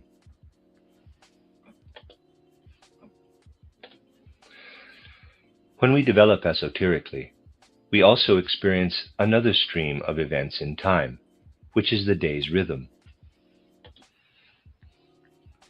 In ordinary life, we are barely aware of this as a rhythmic sequence or course of events, but we certainly become more aware of it when the soul becomes more highly developed.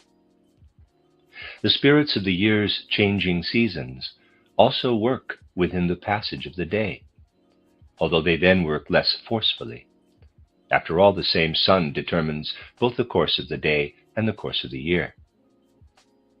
Once we have developed esoterically, we soon discover a relationship between the etheric body and the events in the outer ether. We discover that our relationship to the spirits of morning is different from our relationship to the spirits of midday, and again, different from the spirits of evening.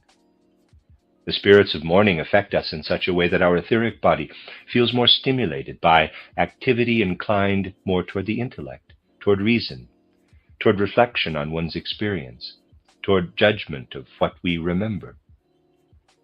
As midday approaches, the powers of judgment gradually diminish, and we feel inwardly the will's impulses coming more into play. Even as we notice that toward midday our work forces, in quotes, are becoming less productive than in the morning, inwardly the will forces are becoming more active. Then the time toward evening manifests productive forces related more to imagination. Thus the various spiritual beings who send their forces into the earth's etheric life conditions also differentiate their respective duties. We can rest assured that the more we overcome today's materialistic mode of thinking, the more we come to understand the necessity of considering the etheric body's adjustment to the time element. The time will come when we will consider it strange whenever the morning session in schools is devoted to subjects that demand imagination. In the future, we will find this just as odd as we do when seeing someone wearing a fur coat in August or light summer wear in winter. These things, it is true, seem a distant reality today, but they will come far sooner than people expect. A time will come when, just as we recognize the difference between summer and winter, people will realize the absurdity of arranging the curriculum in any way other than to devote several hours in the morning to study, then make the afternoon free, and again in the evening devote several hours to study. The typical school schedule currently used makes this seem impractical. But one day it will be found to be in harmony with the requirements of human nature. The morning will then be devoted to mathematics and the evening to poetry reading. We now live in a time when such understanding is buried completely under an avalanche of materialism, now at its height. Eventually, when we consider the nature of the whole human being, we will recognize that what seems most reasonable today will be seen to be most foolish. Another effect that will arise more and more as a result of esoteric development will be our decreased feeling of being closed off within the etheric body more during winter than in summer. We will more and more feel that during winter we are more directly united with the earth spirit. This difference will be such that during summer we will feel as though we are living with the spirits who have worked on us since primordial times, the spirits whose work we carry within us. The earth spirit, however, will draw away from us during summer. During winter, the echoes carried within us since ancient times, especially in the head, will be less manifest, and we will feel more united with the earth spirit, realizing that it keeps a vigil in winter. As the earth spirit sleeps in summer, so it keeps watch in winter. In summer, the earth spirit sees the burgeoning of the plants, just as sleeping human beings see the vegetative forces awaken in their own bodies. During winter, the growth forces withdraw, just as they withdraw during the waking life of the human being. In winter, the earth spirit keeps watch, and earth is united, as it were, with the waking spirit, just as human beings are united during waking hours with the awakened spirit. As a result of esoteric development, we begin to feel that during summer, when thinking, we must work hard to elaborate our thoughts, but not our inspirations, which spring from within, from the independent etheric body. In winter, thoughts inspire us more easily than in summer, so that in winter, human thought works more as an inspiration than in summer. This uniquely human thinking comes to us so easily in winter that in a certain sense it becomes spontaneous. Of course, these two modes of thinking may be combined in diverse ways. They may assume a very individual form in a particular person, so that when one is more inclined to think thoughts tending toward the supersensible, this may be reversed. Just because it is easier in summer than in winter to direct one's thoughts toward the supersensible, it is also possible that just the reverse may happen. But what I have just said is true concerning the experience of the etheric body. As we progress in esoteric development, we become more sensitive to our experience and participation in the life of external etheric forces. And if we want to develop the etheric body in the right way, we must first suppress sensory perception. Then we must gradually develop the capacity to consciously set aside thinking as well. Specifically, we must gradually replace abstract thinking with concrete pictorial thinking. Then we must proceed from thinking to concepts, and finally we must suspend concept altogether.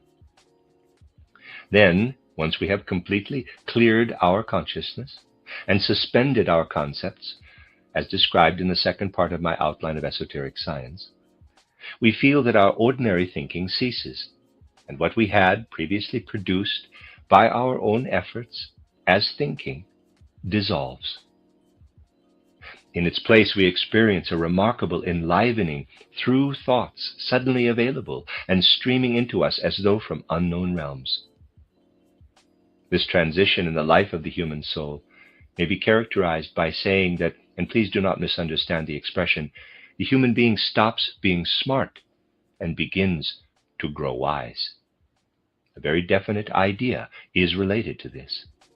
The intellect that we cultivate inwardly through judgment and acumen, which is an earthly inheritance, disappears.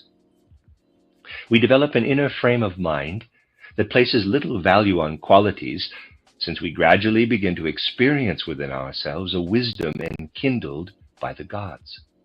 Please do not misunderstand these terms, for such an experience enables us to use this expression without arrogance, but in all humility and modesty. In the face of wisdom bestowed by the gods, we become more humbled. We are defiantly proud only of our own cleverness and our so-called intellect. As we experience this, we gradually feel as though wisdom, this heaven-sent wisdom, is streaming into the etheric body and filling it. This is a very important experience because we experience this in a remarkable way. We feel that life is carried along within the time stream, but the stream of wisdom is coming toward us, and as we float with the stream of time, it pours into us as an advancing stream. Indeed, we feel this inflowing, figuratively speaking, as streams, but streams existing in time that enter through the head, that pour into the body and are absorbed by it. What I have just described gradually becomes a very particular experience. We no longer experience ourselves in space, but learn to feel the etheric body, which is a time body. We learn to move within the element of time, while at the same time we learn continually to meet the spiritual beings who approach us from the other side of the cosmos, as it were, and who come toward us from the future to grant us with wisdom. The experience of receiving such wisdom can be attained only when we have progressed esoterically or occultly, in such a way that we have developed a feeling that prepares the soul to meet all future contingencies, such as when we have developed serenity toward all that the future may bring us, or whatever future experiences life may have awaiting us. As long as we face these experiences with strong feelings of sympathy and antipathy, if we have not yet learned to take our karma seriously, that is, with equanimity, no matter what karma brings, then we cannot yet have that unique understanding of the wisdom that streams toward us. Only through experience accepted with serenity can we distinguish the luminous currents of wisdom that penetrate our being. The experience I just described indicates a definite stage in our esoteric experience, the stage where we arrive and can really experience only when we accept every trial that comes our way with gratitude and serenity. Let me read that again. The experience I just described indicates a definite stage in our esoteric experience, the stage where we arrive and can really experience only when we accept every trial that comes our way with gratitude and serenity. The transformation of our etheric body that takes place in true esoteric development enables us to do this, because in addition to other requirements of esoteric development, it demands that we acquire serenity and a true understanding in relation to our karma. Thus, we will not, because of sympathy and antipathy, attract what karma has in store for us, nor rebel against the blows of fate. But instead, we will learn to accept our karma with equanimity. This acceptance of karma forms part of our esoteric development and makes it possible for us to transform our etheric body so that it gradually becomes more and more aware of the outer etheric life surrounding it. The end of Lecture 4. This is a reading of a cycle of lectures by Rudolf Steiner entitled The Effects of Esoteric Development. This is Lecture 5, entitled Transforming Judgments, Feeling and Willing, given on March 24th, 1913. It is important for us to consider this cycle of lectures properly. They provide a description of the experiences or inner transformations that one goes through in esoteric development or anthroposophical work. In this sense, what I have described should be viewed as something that can actually be experienced during such development. Of course, although I can mention only the most striking and most typical experiences, we should be able to form an idea from the description of these principal experiences of much else that can be observed throughout one's development. Yesterday, we said that a greater sensitivity is acquired through practice toward what happens in the external life ether, or in the etheric as a whole. These experiences are related to many others, and we should pay particular attention to what we experience in relation to our faculty of judgment. As human beings within the world, we assess whatever happens to us. We form our own ideas about things and consider one thing right, another wrong. Our capacity for judgment depends in general on what we call intelligence, shrewdness, or discernment. Nevertheless, over the course of our development, we gradually come to see these capacities in a different light. I touched on this question yesterday when I mentioned our increasing discovery that although we need a certain amount of shrewdness or common sense to begin the path to higher worlds, such shrewdness or cleverness is not the least bit valuable in matters that concern the higher spiritual life. We thus find ourselves in a situation that may appear untenable to the utilitarian individual, that something at first vitally necessary for higher development loses its value once we have attained that higher development. Therefore, we must do our utmost to develop sound judgment that weighs facts objectively on the physical level. Meanwhile, however, we must also clearly understand that during our sojourn in the spiritual worlds, the capacity for judgment does not have the same value that it does in the physical realm. If we wish to develop higher senses that are healthy and balanced, we must start from sound judgment. But for higher vision, this healthy power of judgment must be transformed into healthy vision. No matter what it may be, we belong to this plane, and it is our task here to cultivate a sound capacity for judgment. Therefore, we must see to it that we soon learn not to confuse life in the higher worlds with life on the physical plane. When we try to apply our experiences in higher worlds directly to the physical plane, we become impractical visionaries and useless as human beings. We must become accustomed to living fully in the spiritual plane, and when we leave the context of life in higher worlds, we must adhere as much as possible to what is appropriate for the physical level. We must carefully and conscientiously fulfill the two roles demanded by the duality of our spiritual and physical life. In this area, we must learn to develop a correct relationship with the world by doing our best to avoid mingling with what actually belongs to the higher worlds and what belongs to everyday life. And we must avoid saying, as we may be tempted to do when we find someone unsympathetic, that we cannot tolerate a certain person's aura. It is better to use ordinary language and simply say that one finds so-and-so to be offensive. In this sense, it is better to be down to earth and to use expressions that may be right and justified, relate to the higher life as little as possible in daily life. We should carefully refrain from employing words, concepts, and ideas that belong to the higher life in our daily life.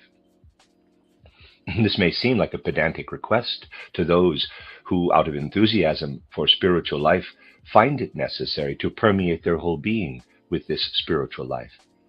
And yet, what in ordinary life may seem pedantic is an important principle of training for the higher worlds. Therefore, even when it may seem more natural to describe ordinary life in terms that belong to higher life, let us translate them into the language most suited for the physical plane. I cannot emphasize enough that these things are not without consequence, but are significant and far-reaching in their effect. Once this is acknowledged, we can say without hesitation that in relation to life and the higher worlds, ordinary judgment is of little use, and we begin to feel that our previous mode of intelligence must now cease. Here again, we notice an experience that becomes increasingly frequent, namely, that we depend on the etheric life of the cosmos or on time. How often do we find today that young people begin to criticize everything, imagining that once they have acquired a certain capacity for judgment, they can say yes or no about everything, that they can philosophize on anything and everything. Esoteric development relieves the soul of the pretension that we can philosophize about everything imaginable, and we become aware that the meaningfulness of our judgments most of all requires the sound basis of maturity. We discover that we have to live with an idea we have received for a while, so that our etheric body can come to terms with it before we form a judgment we ourselves can affirm. We find that we must wait before we can judge with any certainty, and only then, realizing the full significance of the words, quote, "Let the substance of your soul mature, and in so doing become more and more discerning," close quote. The odd thing about becoming more discerning in judgment is that we cannot always find the balance between the immediate necessity of making a judgment and the advisability of waiting and thus allowing a judgment to ripen. In just such matters, we can greatly deceive ourselves, and only life's experience itself can enlighten us. Let's imagine that philosophers raise a question concerning cosmic mystery or cosmic law with some people who have reached a certain degree of esoteric development. When philosophers depend entirely on philosophical judgment, they, having invoked that kind of judgment, become convinced that they are correct about one point or another. We can understand why they hold to such a belief. However, those who have developed esoterically know very well that the question cannot be solved with the kind of judgment advanced by philosophers, since esotericists know that they themselves once entertained the same ideas that determine the judgment of philosophers. The esotericist now allows the question to mature inwardly, and this internal maturation process enables them to form a judgment on the matter. Esotericists know that, having lived with the question, their judgment has ripened enough that they can formulate a more mature position. An understanding between the two is really out of the question, and in many cases the situation cannot be rectified. Agreement can be reached only when, in the philosophers, a feeling arises that allows certain things to mature in their own souls before permitting themselves to form an opinion on those matters. We must recognize more and more that opinions and positions must be acquired through struggle and persistent effort. We develop a deep and intense feeling for this through having acquired an inner feeling for time, which is related fundamentally to the development of the etheric body.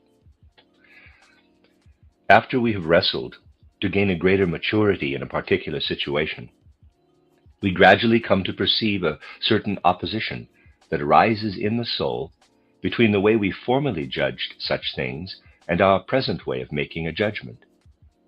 We notice that these two modes of judging are like two opposing forces, and thus we observe an inner flexibility of the temporal in ourselves. And we see that our later mode of making judgments must supersede the earlier mode.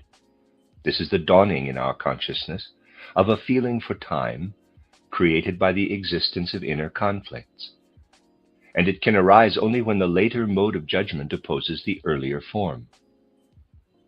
This is absolutely necessary for developing an experience or inner perception of time. We must realize that we can experience the etheric only when we acquire an inner perspective of time. Further, we always have the sense that the earlier judgment inwardly stirs our own capacity for judgment or cognitive power, and that the later form of judgment flows into us, as though streaming toward us from without. And thus it is granted to us. The feeling of what was described in the last lecture becomes increasingly clear, namely that the discernment that originates within ourselves must be replaced by wisdom that arises through surrender to a stream coming toward us from the future. The experience of being filled with thoughts, as opposed to what we believed before, that we are the architects of our own thoughts, is the mark of progress. As we begin to feel more and more that we no longer produce our own thoughts, but that the thoughts think themselves in us, such a feeling indicates that the etheric body is gradually developing the necessary inner feeling for time. All of our earlier thoughts have the flavor of egoistic origin. By allowing the process of maturation to proceed, everything we have acquired will savor of the burning up or consuming of thoughts that were generated by the self. Thus we gradually transform ourselves inwardly through a remarkable experience. We become increasingly aware that our own thinking or generating of thoughts must be suppressed, because our thinking is something of less value, whereas surrendering to the thoughts that stream into us from the cosmos is of great worth. Our own life loses a part of itself, so to speak. This is extremely important.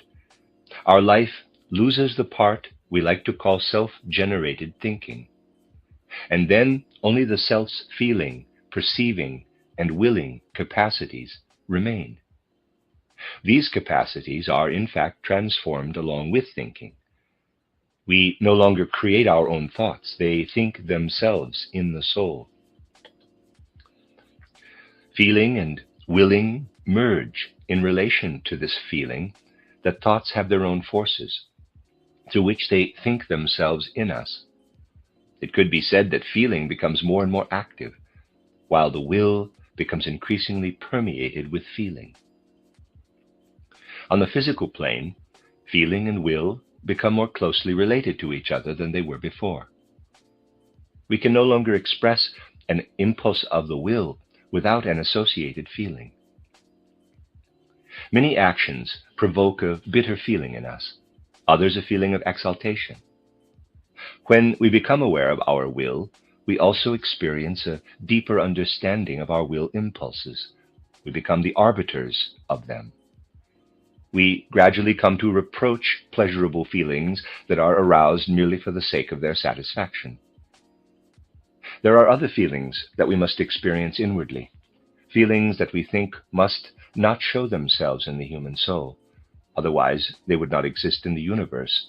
We gradually find such feelings are more legitimate than the others. Here, let me give a specific, even extreme example that illustrates what I mean. Some individuals, and I have no wish to disparage anything, but only want to express this somewhat radically, might, with every justification, enjoy a good meal. When they experience their pleasure, it is undeniable that something happens within them. But it matters little to the universe or the cosmos whether or not such people enjoy a good meal. It is of no consequence to the course of life in the cosmos. But when someone takes up the Gospel of St. John and reads only 3 or 4 lines, this has immense importance for the cosmos. Because if, among all the souls on earth, nobody were to read St. John's Gospel, the whole mission of the earth could not be fulfilled. Through our participation in these activities, spiritual forces radiate that contrast with and replace the dying elements of life, and continuously renew life on earth. We must distinguish between a purely egoistic feeling experience and the experience through which we only provide a stage for a feeling necessary for the existence of the cosmos. Under certain circumstances, there may be those who, being able to do very little outwardly, nevertheless, through a well-developed soul, not egoistically for the sake of personal enjoyment, know that the feeling realm provides an opportunity to express what is important for the very existence of the cosmos. Such individuals are indeed doing something extraordinarily valuable for the cosmos. Let me add the following seemingly remarkable comment. There was once a Greek philosopher called Plato, who wrote many books. As long as we live in our soul life, only on the physical plane, we may read his writings for instruction. This outer instruction is, in and of itself, significant for the physical plane. It is desirable to use every means of instruction on the physical plane. Otherwise, we remain ignorant. The achievements of the physical plane are there for our instruction. But if we take up the works of Plato again, after our soul has developed esoterically, we read them for a different reason. This is because Plato and what he created have a meaning in earthly life only when experienced also in human souls. In the light of this understanding, we read Plato's works not simply for instruction, but because we thus achieve something of positive value for the entire cosmos. We must cultivate something, therefore, in our feeling that enables us to distinguish between feeling that is egoistic and tends toward pleasure and satisfaction, and feeling that is selfless and arises as a wider-reaching sense of spiritual responsibility and obligation. This may extend even into ordinary life and to our perceptions of the outer aspects of life. Here we touch on a question that we might say sheds light on the social life from personal experience. When those who are familiar with the mysteries of esotericism observe the world and its ways, when they see how so many people waste their leisure time instead of ennobling their feelings with the gifts of spiritual creations, they could weep at humanity's stupidity, which ignores all life offers that could permeate human feeling and experience. Also in this area, we must point out that when such experiences are observed, a subtle egoism can manifest in human nature. We will observe in the following lectures how this more refined egoism has the capacity to conquer itself. Initially, however, it manifests as a more subtle egoism. As our spiritual development unfolds, however, we can experience personally a need for spiritual nourishment, a thirst for spiritual things. Strange as it may sound, it is true, nevertheless, that a person who develops esoterically may say after a certain stage and without pride or vanity that all the spiritual creations on earth are there to be enjoyed by human beings. That is just as it should be. And gradually the individual is drawn toward these spiritual delights. In this respect, esotericism will not cause any mischief in the world, since one can rest assured that when this thirst for the spiritual creations of humankind manifests, it will do no harm. From what I have just described, something else becomes evident. We gradually feel our etheric body awakening as a result of the feeling our own thinking is less valuable, and that the thoughts streaming into us from the cosmos are interwoven with the divine. We feel more and more that willing and feeling arise from one source. We begin to feel only egoism in our willing and feeling, whereas the gifts of wisdom that we feel permeating us are perceived as uniting us with the whole cosmos. This experience is then related to another. We begin to feel that this inner activity of feeling and willing is imbued with inner sympathy and antipathy. We become increasingly more sensitive to an awareness that it is shameful to behave in a certain way because we have been endowed with a certain amount of wisdom. On the other hand, we may feel that it is right and proper to act as we do because we are aware of this measure of wisdom. An experience of self-control manifesting in the sphere of feeling follows naturally. A bitter feeling overtakes us when we feel a will impulse arise, impelling us to do what is not justified in view of the wisdom that has become a part of us. This bitter feeling is perceived most clearly in relation to what we say It is important for one who is developing anthroposophically to notice that this is where the whole inner life of feeling can be refined. In ordinary life, once people have said something or other, they don't think any more about it. On the other hand, those who have gone through an esoteric development are conscious of what they have said, and they feel a kind of inner shame when they have said something morally or intellectually unwarranted. They feel something like gratitude rather than self-approval when they have been able to express something that can be accepted by their acquired wisdom. When a certain inner self-satisfaction or complacency is felt by such people after having said something that is right, and one also develops a delicate sensitivity for this, it indicates that they are still subject to vanity, which in no way serves to develop them. We learn in this way to distinguish between a feeling of satisfaction for having said something consistent with one's wisdom and the worthless feeling of self-complacency which we should not allow to arise. We must instead develop a feeling of shame for having said something untrue or amoral, and we must develop a feeling of gratitude for wisdom, which is bestowed on us and cannot be claimed as our own, since it is a gift from the universe. We must develop a feeling of gratitude that we have succeeded in saying something befitting such wisdom. We gradually begin to feel the same way in relation to our own thinking.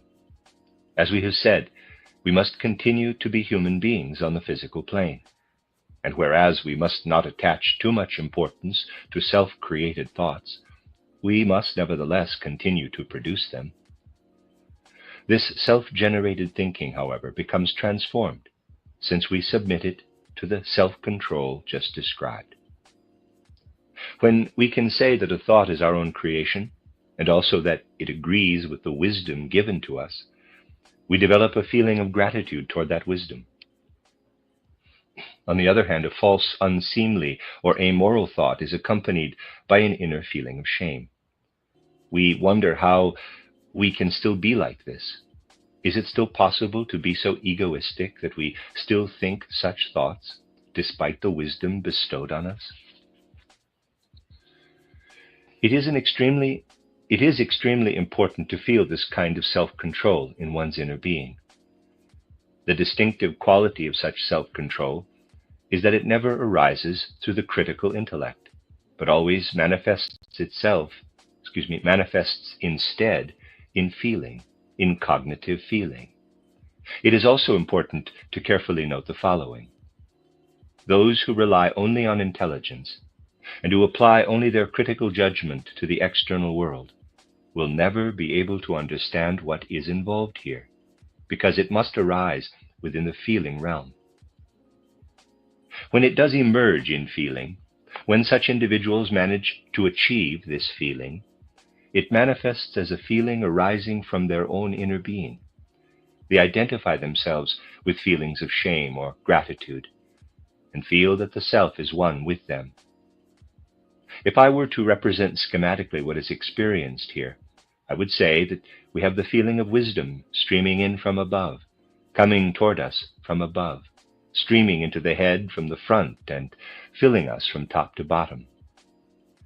We experience something like shame streaming out of our own body in the opposite direction. We identify ourselves with this feeling and recognize the presence of wisdom as something bestowed from without. We then feel within ourselves a region where this feeling, which is now the I, capital, meets this in-streaming wisdom bestowed upon us.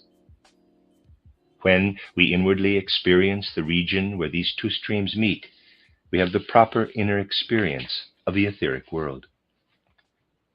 We experience thoughts pressing in from the external etheric world, because the wisdom streaming toward us from this external etheric world presses in on us and is perceived by these two feelings.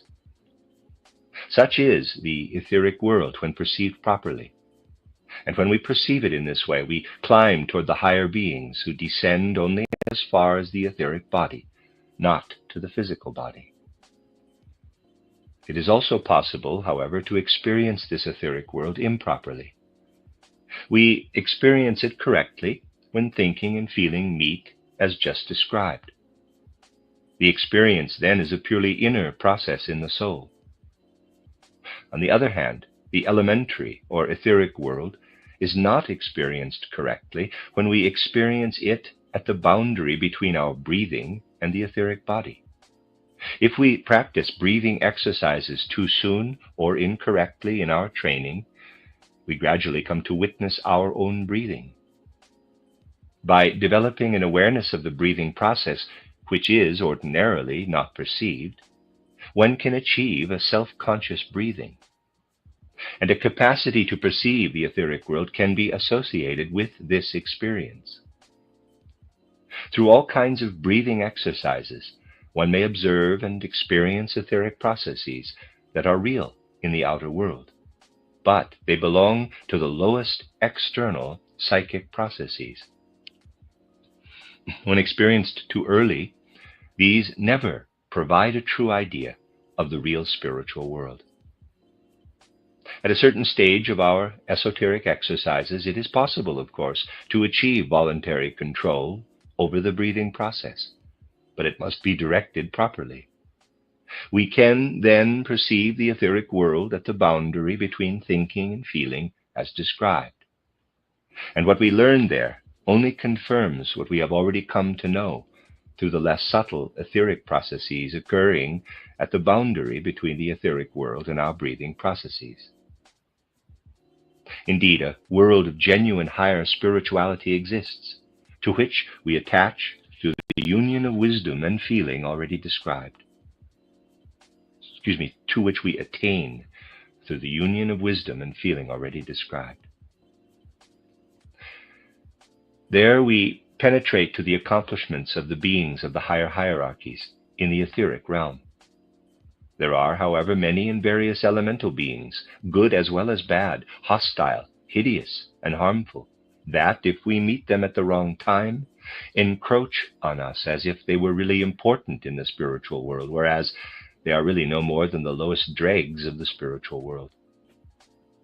If we wish to penetrate into the spiritual world, we must also get to know these entities. It is inadvisable, however, to encounter them early in our training, because, strangely enough, if we first make their acquaintance without having walked the thorny path of our own inner experience, we develop a fondness for them, a marked inclination toward them. If people rise improperly, especially through a physical training that entails a change in the breathing processes, they will describe certain things related to this spiritual world as they appear to them. They describe them in such a way that many people take them to be extremely beautiful, whereas the one who perceives them intuitively may find them hideous and loathsome. Such things are very possible when we experience the spiritual world. There is no need to speak here of other methods that may be practiced in order to enter evil worlds. In occultism, it is customary not to speak about what may be considered the dregs of this spiritual realm. It is unnecessary to enter this world, and therefore we do not usually speak of methods that interrupt the breathing process. The breathing process, when not used properly, leads inevitably to those lower beings we must one day come to know, but not at the beginning, because in that case they would have a certain inappropriate seductive power.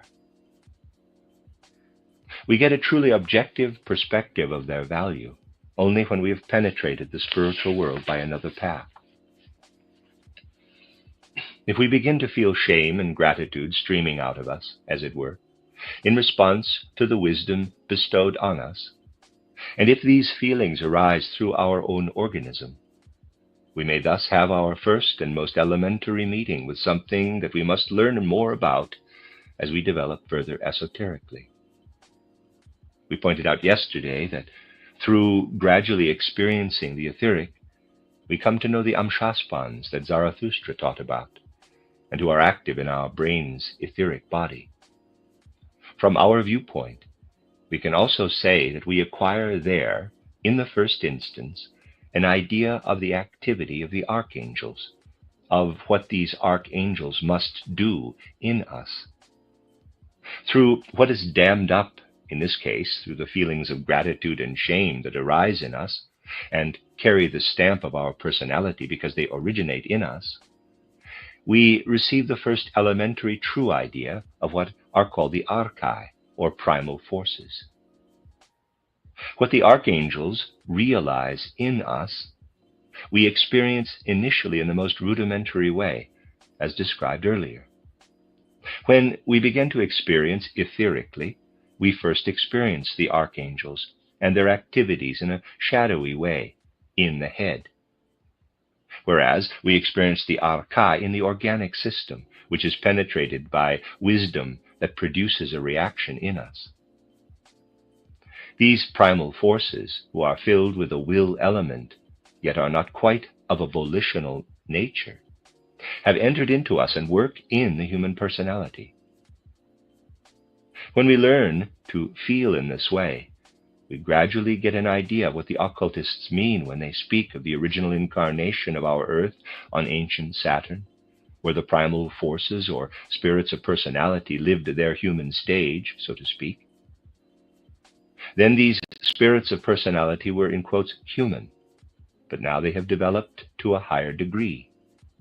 And in so doing, they have acquired the capacity to work from the supersensible world. And since their evolution has progressed to the degree that they may intervene on Earth, we may ask whether or not in our present Earth epoch they actually exercise their acquired power.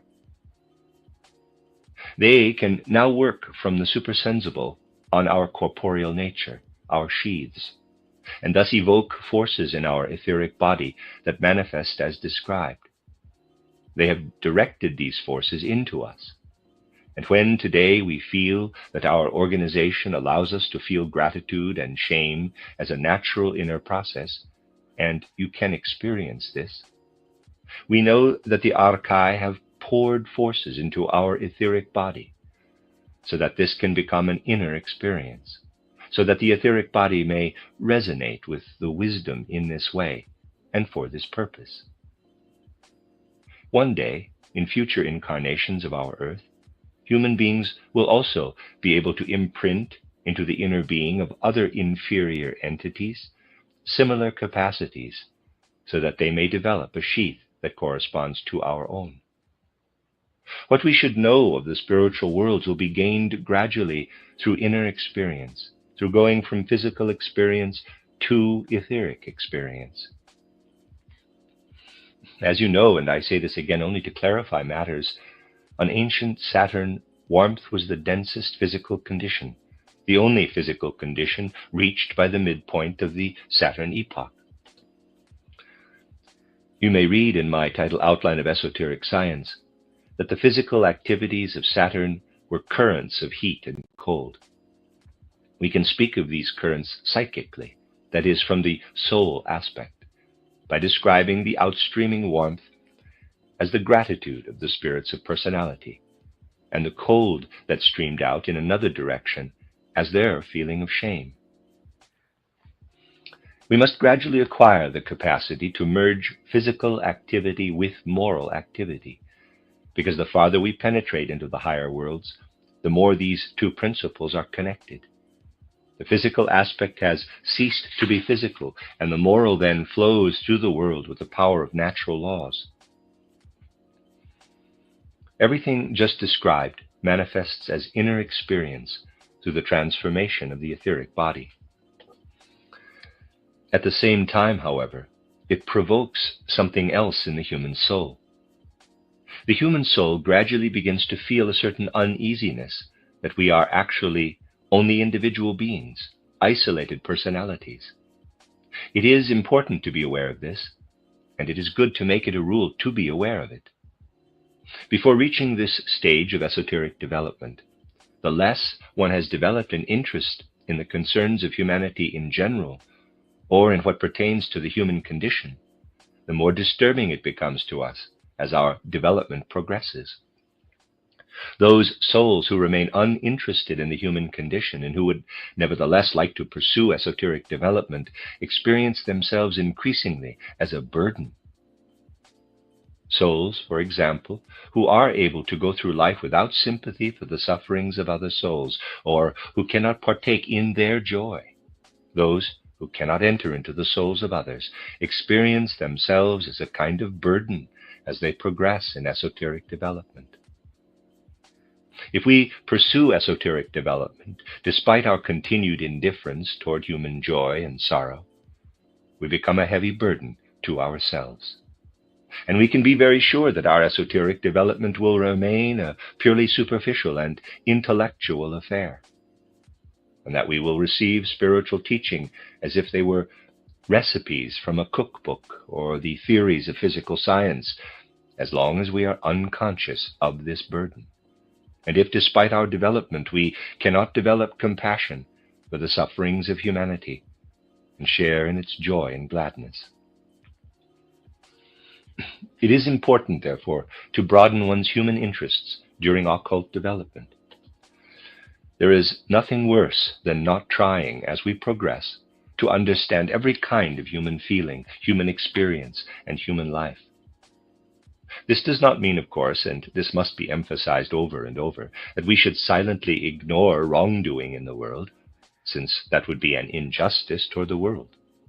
It means that whereas before taking up esoteric development we may have felt a certain pleasure in finding fault with some human failing, such pleasure as criticizing others ceases entirely as we develop esoterically. We are all familiar with the cynic who delights in criticizing the faults of others. Not that a healthy appraisal of human failings should cease, nor should we in every case condemn an attitude such as that of Erasmus of Rotterdam in his title Praise of Folly. Footnote: Desiderius Erasmus, 1466 to 1536, Dutch scholar and humorist. He initially favored the Reformation and later came to prefer change within the Church. His Encomium Moriae, in Praise of Folly, was published in 1509. He taught Greek at Cambridge and later moved to Basel and then to Freiburg in Breisgau in 1529. End of footnote. One may be perfectly entitled to be severely critical of wrongful actions in the world, but for those who develop esoterically, every reproach, every word of censure, spoken or translated into action, causes them pain and promises to bring even more pain. The sorrow of being required to find fault may serve as a barometer of esoteric development. The more we can still feel pleasure when obliged to find fault or when we find the world ridiculous, the less we are really prepared to progress. We must gradually come to understand that a living process is developing in us that makes us view worldly follies and frailties, sometimes with humor, sometimes with tears, detachment, or sorrow. This inner separation or independence from what formerly commingled chaotically also forms part of the transformation of the human etheric body. The end of Lecture 5. This is a reading of a cycle of lectures by Rudolf Steiner entitled The Effects of Esoteric Development. This is Lecture 6, entitled The Paradise Legend and the Holy Grail Legend, given on March 25, 1913. In the previous lectures, we considered the changes in the physical and etheric bodies of the human being, insofar as they are experienced by one who is pursuing esoteric development. These changes are characterized by an increasing inner awareness of our physical and etheric bodies during such development. In relation to the physical body, I emphasized that the more we progress esoterically, the more the individual organs become autonomous or independent of one another. We gain an inner sense that the physical body is more alive, so to speak, whereas the etheric body, as I noted, feels not only more alive, but actually becomes more sensitive and permeated with a kind of consciousness. It begins to respond to the flow of external events with a subtle sensitivity. I also pointed out that during esoteric development, we become more sensitive to the seasonal changes of spring, summer, winter, and autumn. The flow of the seasons becomes very sharply defined, and along with the sequence of temporal events, seem more detached from one another than in ordinary life. In other words, temporal events become separate and distinct. Therefore, we can say that in esoteric practice, we begin to experience the processes in the outer ether. This is the first step toward real liberation from the bodily nature. Through esoteric development, we become increasingly detached from our own bodies and begin to participate in the surrounding world. We begin to experience spring, summer, autumn, and winter within ourselves, as it were. However, because we live more in what is external, we cease living in our own bodily nature. Now, as emphasized yesterday, this is all related to an increased sensitivity to our own corporeal nature. As we become more independent of our physical body, we gradually come to view it as a kind of embarrassment. We notice that everything related only to our own bodily nature becomes a reproach, as it were. Indeed, we have taken a great step forward in higher development when, thanks to the ideas and experiences described yesterday, we begin to be no longer completely in harmony with our own human personality. As we continue to experience this more and more, we achieve much in the advancement of higher spiritual experience. Today, in anticipation of what is coming, I will attempt to support and further the progress of our observations, which were previously directed more from the inner life toward the outer life. I will try to describe the state of the human being when the astral body and the capital I have already become independent of the physical and etheric bodies. I will speak of the intermediate states in subsequent lectures. To make this easier to understand, I will assume that during sleep we are able to experience the moment we become clairvoyant outside the body and can look back at our physical and etheric bodies. So far, we have only taken a few steps toward this condition and have reached the point where we have relinquished our body and learned to experience the seasons of the year, for example, and the times of the day.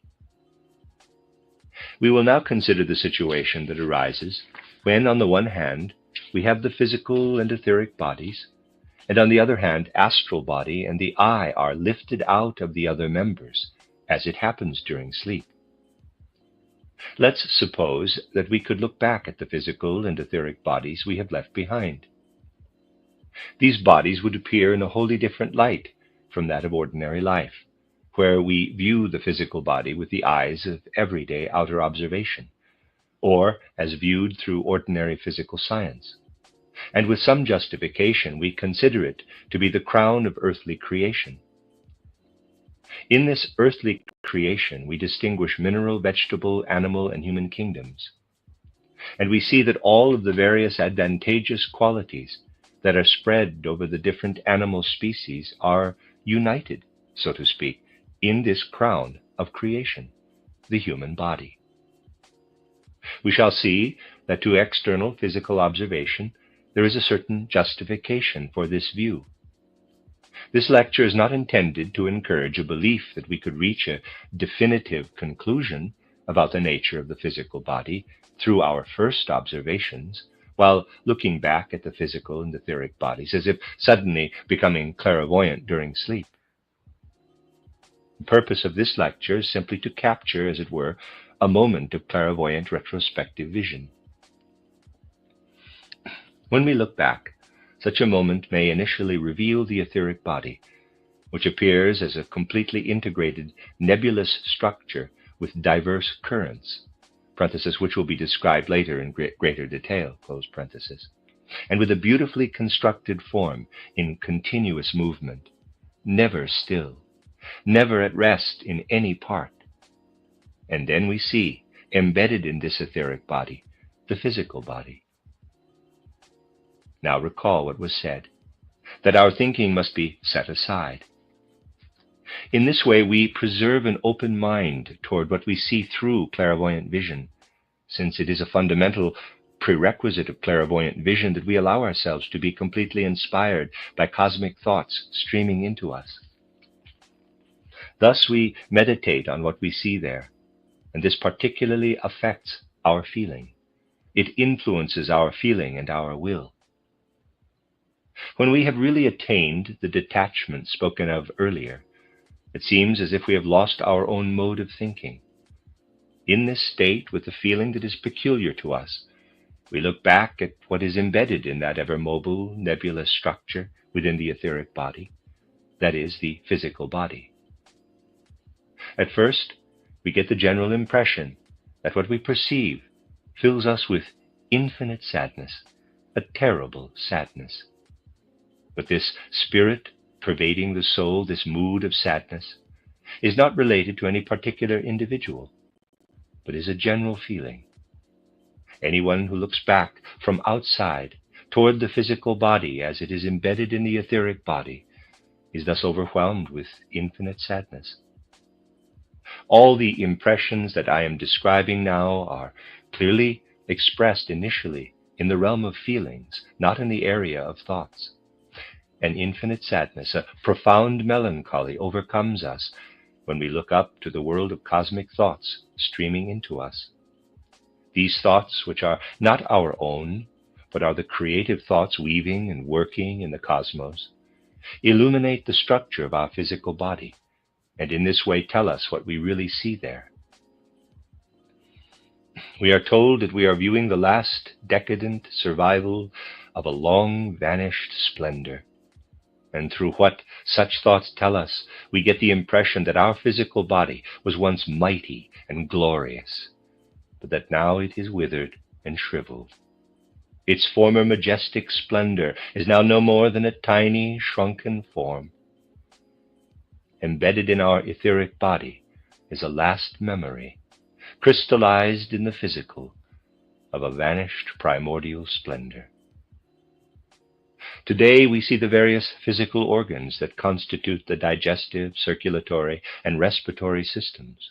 We view them externally, observe them spiritually, and they appear in such a way that we say everything present in the physical body is a shriveled, desiccated survivor of living beings that once existed, beings who lived in a splendid environment and are now shriveled and withered. The life animating the lungs, heart, liver, and other organs today is only the last decadent manifestation of a once powerful inner life. In this clairvoyant vision, the organs gradually assume the form they once possessed. Just as a long-forgotten thought, when we try to recall it, grows into what it once was, so also what we carry within us as the lungs, for example, and what appear at first as the last memory of a vanished majesty and splendor, grow and increase when seen clairvoyantly.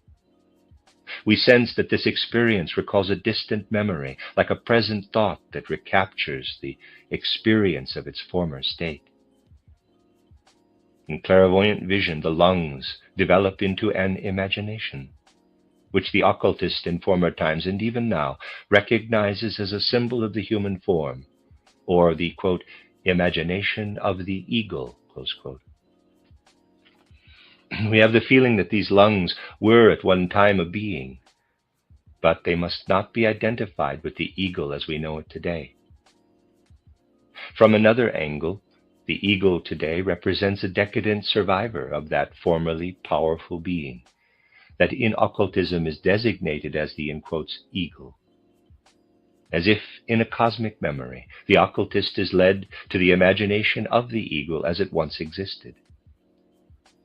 And when we turn in retrospect to our heart, we sense that it also appears as a withered and shriveled remnant, as a memory of a former splendor. We then feel as though we had returned to primordial times, to a being of a remote past, which the occultist designates as the lion. Then the organs of the lower part of the body appear as a memory of what is called in occultism the bull, a primeval being that formerly lived in majestic surroundings, a being now desiccated and shriveled through evolution and manifests today as an aspect of the organs of the lower part of the body. I would now like to illustrate schematically with the help of a diagram what once existed and what we discover when we clairvoyantly observe our bodily organs from without. We draw the eagle, the lion, and the bull, one over the other as in this diagram. Thus we glimpse what once lived in the primeval past as three sublime living beings. Around these principal organs, we can also see other organs as they existed in the far distant past.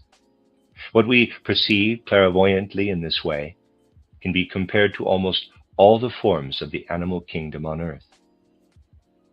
If we now return our attention to the physical body, embedded in the etheric body, and if we observe what is referred to in physiology as the nervous system, we find that this nervous system appears also as a shriveled, dried-up remnant. However, the nervous system presently embedded in the physical body appears to the clairvoyant when looking back as a collection of wonderful plant-like beings embedded in the etheric body. These plant-like beings thread in various ways through the beings with animal names. In other words, we see a network of plant-like entities extending in all directions. The whole nervous system resolves into a collection of primitive plant-like beings, so that we actually see something like a widespread plant growth, wherein dwell the animal beings just mentioned, as I said. As I said, I am speaking about what is seen through clairvoyant vision, pictured as arising in a state similar to sleep. That is, when, from without, we look at the physical body embedded in the etheric body. Thus, to a certain extent, cosmic thoughts give us this information and interpret what lies before us, so that when we see all this, we could say, all that I, as a human being, carry within myself is the withered, shriveled remnant of what is now disclosed clairvoyantly as a cosmic memory.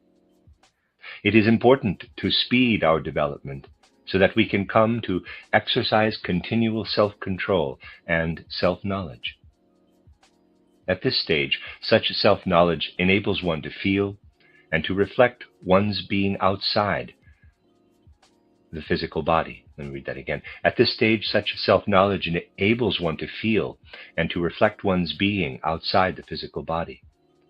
What appeared to me as my physical body, embedded in the etheric body, has been transformed in my clairvoyant vision into what we have just described. What I now behold no longer exists, and must have existed in a remote past, so that my physical body here, now on earth, could be created. In order that this shriveled survivor could be created, what I now see before me with my clairvoyant vision must once have existed. Thus the physical body initially makes this sad impression, because we recognize it as the last withered remnant of a former splendor now disclosed to clairvoyant vision. Once we have developed self-knowledge to such a degree, we become aware that in our astral body, which is now outside our physical and etheric bodies, we cannot do otherwise. Here I ask you not to misunderstand me. I am describing the facts. You will see how these facts explain themselves. They resound to the honor of the wise guides of the world. We must first come to recognize the facts, and what seems questionable will become clear in the following lectures. I said we cannot do otherwise. In the astral body, we can only accept what we are absolutely egoistic. We can only accept that we are absolutely egoistic, completely self-centered. And we come to realize that there are sufficient grounds for sadness, because we now feel the urge to know the reason for what has happened, why everything has degenerated. The question is, who is to blame for such degeneration? Who has made the form I see clairvoyantly before me, this wonderful plant being with the perfect animal-like structure within it? Who has changed it into what is presently a shriveled human body? As an inner inspiration, the words ring out, "You have brought this upon yourself.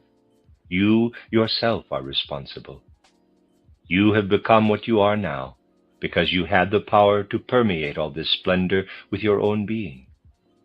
Because your being trickled like poison into this ancient splendor, it is now reduced to a shriveled state. We are thus responsible, and we owe the possibility of being a self, such as we are today, to our having sowed the seeds of death in all this splendor, and we saturated it to such a degree that it shriveled. A giant tree, growing in all its majesty and nourishing the diverse animals that are entirely dependent upon it, when attacked at a certain place, dries up, withers, and shrivels afterward, and with it die all the beings it had nourished. Likewise, the shriveled condition of the physical human body is revealed to our clairvoyant vision. The overpowering impression evoked by this moment of perception is such that we feel an increasing urge in the astral body to know how this came about. There appears to us, at this moment, worming his way among the primordial animal beings perceived at the back of the paradise garden, so to speak, the wondrous form of Lucifer himself. Here for the first time we meet Lucifer through clairvoyant vision, and we now know this is how the forces were, shriveled today in the physical human body. When Lucifer appeared within the total cosmic being now available to our clairvoyant vision. Now we know that the human being was present in that ancient past, the reality of which is now revealed to clairvoyant vision. We recognize that we had felt vitally alive, because we then belonged to this world. This was our kingdom. In this kingdom, Lucifer drew the human being to himself, and the human being united with Lucifer. As a consequence, the beings of the higher hierarchies pressed in from behind in streams of force, and forced the human being, who had been united with Lucifer, out into the areas toward the front of the head. This is all disclosed to clairvoyant perception. In the area, and there's a picture above on the right, openings were formed that in the process of shrinking have become our present sensory organs.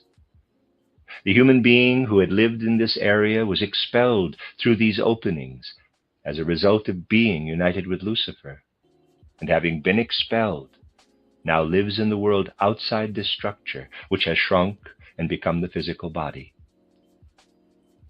To picture this clearly, imagine the present physical body becoming continually larger, and all of its organs becoming larger, the organs of digestion, circulation, and respiration, developing into those powerful living animal beings, and the nervous system becoming plant-like beings. And within this powerful structure, picture the human being as sovereign. However, Lucifer now appears. And because the human being is attracted by Lucifer, beings of the higher hierarchies press in from behind and expel the human being outward. And because the human being is thus expelled, the whole structure gradually shrinks to the size of the human body today. And the human being, along with the entire waking consciousness, is now outside the body. We have actually been expelled through the openings that are now the sense organs. We are now the phenomenal world, and the world in which we lived in the distant past is now shriveled and constitutes our inner organs. Here I have given you an idea of how through clairvoyant observation human beings arrive at what is called, in quotes, paradise. In the ancient mystery schools, adepts directed human thoughts toward paradise. People ask where paradise was located. Paradise was in a world that obviously no longer exists today in the phenomenal world. Paradise has contracted and multiplied. Indeed, the inner organs of the physical body have been left behind as the last memory of paradise.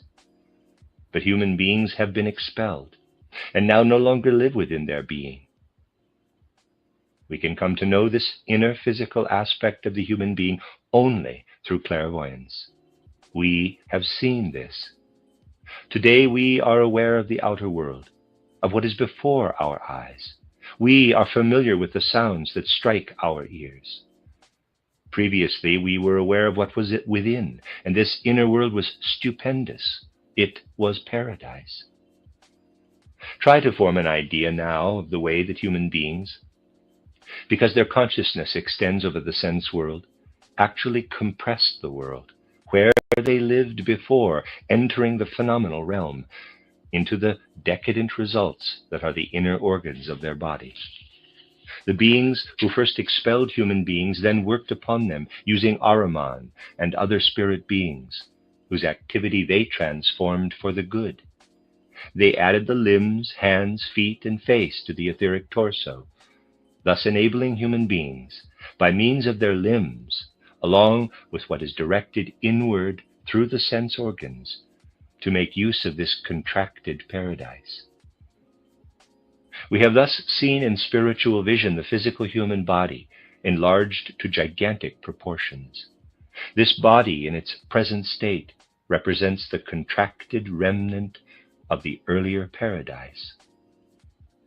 When we see this, we get a slight idea of how clairvoyant vision really unfolds. We saw how in esoteric development, human beings initially become increasingly sensitive to their physical and etheric bodies. We also saw, in anticipation, as it were, what sort of impressions we receive when we look back from outside the body at our physical body embedded in the etheric body. I said that the etheric body itself is in continual movement.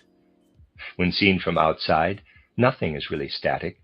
Everything is always moving. There is always something happening. And as we learn through spiritual training to see what is happening there, the tableau of these occurrences becomes wider, and everything becomes meaningful. Just as the physical body becomes the true garden of paradise, so to speak, so the occurrences in the etheric body become meaningful processes. We will now leave aside physical body and try to describe clearly the facts and processes we observe while studying the etheric body. I have described how the physical body could be seen clairvoyantly only if we suddenly awaken to clairvoyance in deepest sleep. The physical body would then expand to the configuration described. But the etheric body is, in a certain sense, easier to see. It can be seen. For example, if at the moment of falling asleep we try to seize that moment in a particular way after the astral body and the eye have relinquished the physical and etheric bodies, seizing it so that we do not immediately become unconscious but remain conscious a while, we then look down primarily at the etheric body. We see the etheric body moving in the form of vivid dreams. We see ourselves separated, as though by a deep abyss, from what occurs in the etheric body. But everything is seen happening in time rather than in space. While we are outside the etheric body, we must therefore perceive these experiences of movement in the etheric body as though we had consciously slipped back into it again. We must feel then as if separated from the etheric body by an abyss filled with ether, as it were, universal cosmic ether. It's as if we were standing on the farther shore of the etheric body, and various events were taking place there. We feel like a wanderer returning to our etheric body because we are concerned with activities that all take place in time. Actually, we are moving farther and farther away from it, but in clairvoyant consciousness we come nearer to it. And as we approach it, we feel as if we were approaching something that rebuffs us. We come, as it were, to a spiritual rock. Later we feel as though allowed into something. At first we were outside, and then it seems as if we were admitted into something, as though now inside, but not in the same way as we were within the etheric body in waking consciousness. Let me read that again, sorry. At first we were outside, and then it seems as if we were admitted into something, as though now inside, but not in the same way as we were within the etheric body in waking consciousness. This all depends on the fact that together with the astral body and I, we are outside, and that we are only looking down into the etheric body. That is, we are inside only in consciousness. Then we notice what is happening there. In a certain sense, everything is transformed in the etheric body, just as the physical body is transformed into paradise. But what happens in the etheric body is much more intimately connected with everyday processes in the human being. Consider for a moment what sleep really is, what it means to speak of, quote, being outside the etheric and physical bodies, close quote. We have assumed that the capacity for clairvoyance is awakened at this moment, because during sleep we suddenly become clairvoyant, or we remain consciously clairvoyant at the moment of falling asleep. Let's consider what sleep is. The consciousness that permeates the physical and etheric bodies is now outside, and only vegetative processes occur now within these bodies. All the forces that were used up during the day are being replenished. We perceive how the forces, especially those consumed in the brain, are renewed from the physical. Not that we see the brain as the anatomist would.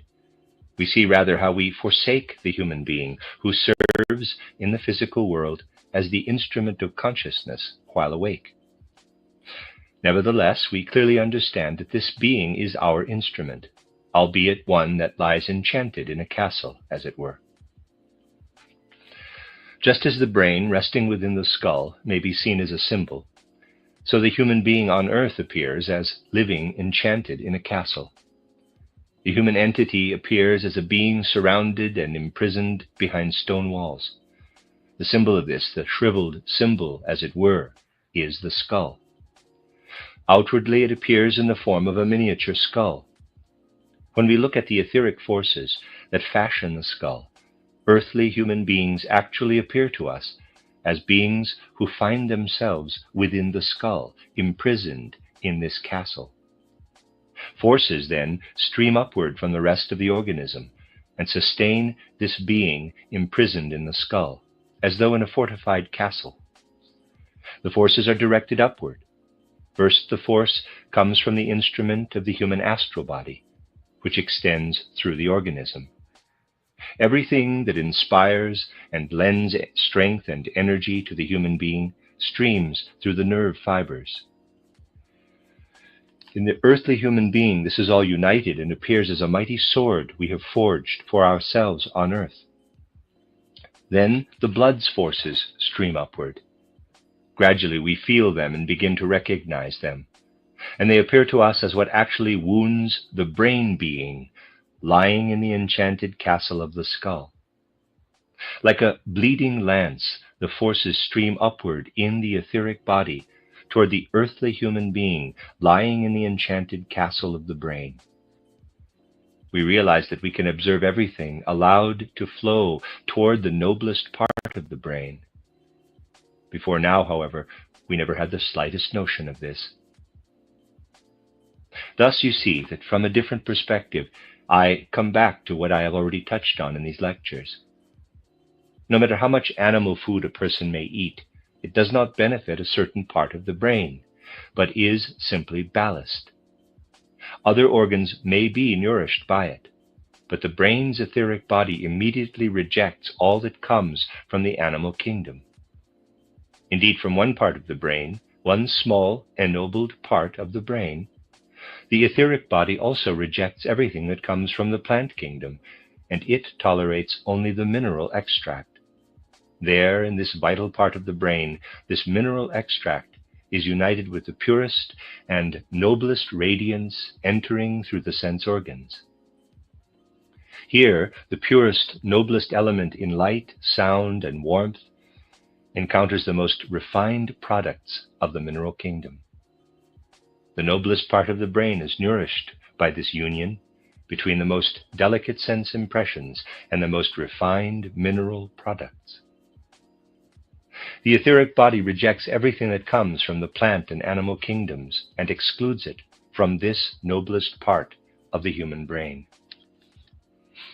All the substances that the human brain absorbs as food press upward toward the brain. The brain also has less noble parts that are nourished by everything that is carried up to the brain, and that also provides sustenance for the whole organism. It is only the noblest part of the brain that must be nourished by the most perfect union of sensory perceptions and the finest mineral extract. Thus we learn to recognize a wonderful cosmic relationship between a human being and the rest of the cosmos. Here is a region, as it were, where we see how human thought, through the nervous system as an instrument of the astral body, forges the sword that sets the foundation for human strength on earth. Here we learn all that is mingled with the blood and, to a certain extent, contributes to the death of all that is most noble in the brain. This noblest element in the brain is continually sustained through the union of the most delicate sense perceptions and the purest products of the mineral kingdom. Then, during sleep, when the brain is not thinking, the products formed within the human being out of the plant and animal kingdoms flow toward the brain. When we penetrate into our own etheric body, therefore, it seems as though we have reached an abyss. Beyond the abyss, we can see what is happening in the etheric body, and this all appears in powerful images of the spiritual human being's processes during sleep. The I and the astral body, the spiritual human being, descend into the castle, which is simply a symbolic image of what happens in the skull, where, wounded by the forces in the blood, the human being sleeps, whose strength is in thinking. The human being must open to nourishment from everything that originates in the kingdoms of nature, and in its noblest part must be served by what is most refined. We have described this before.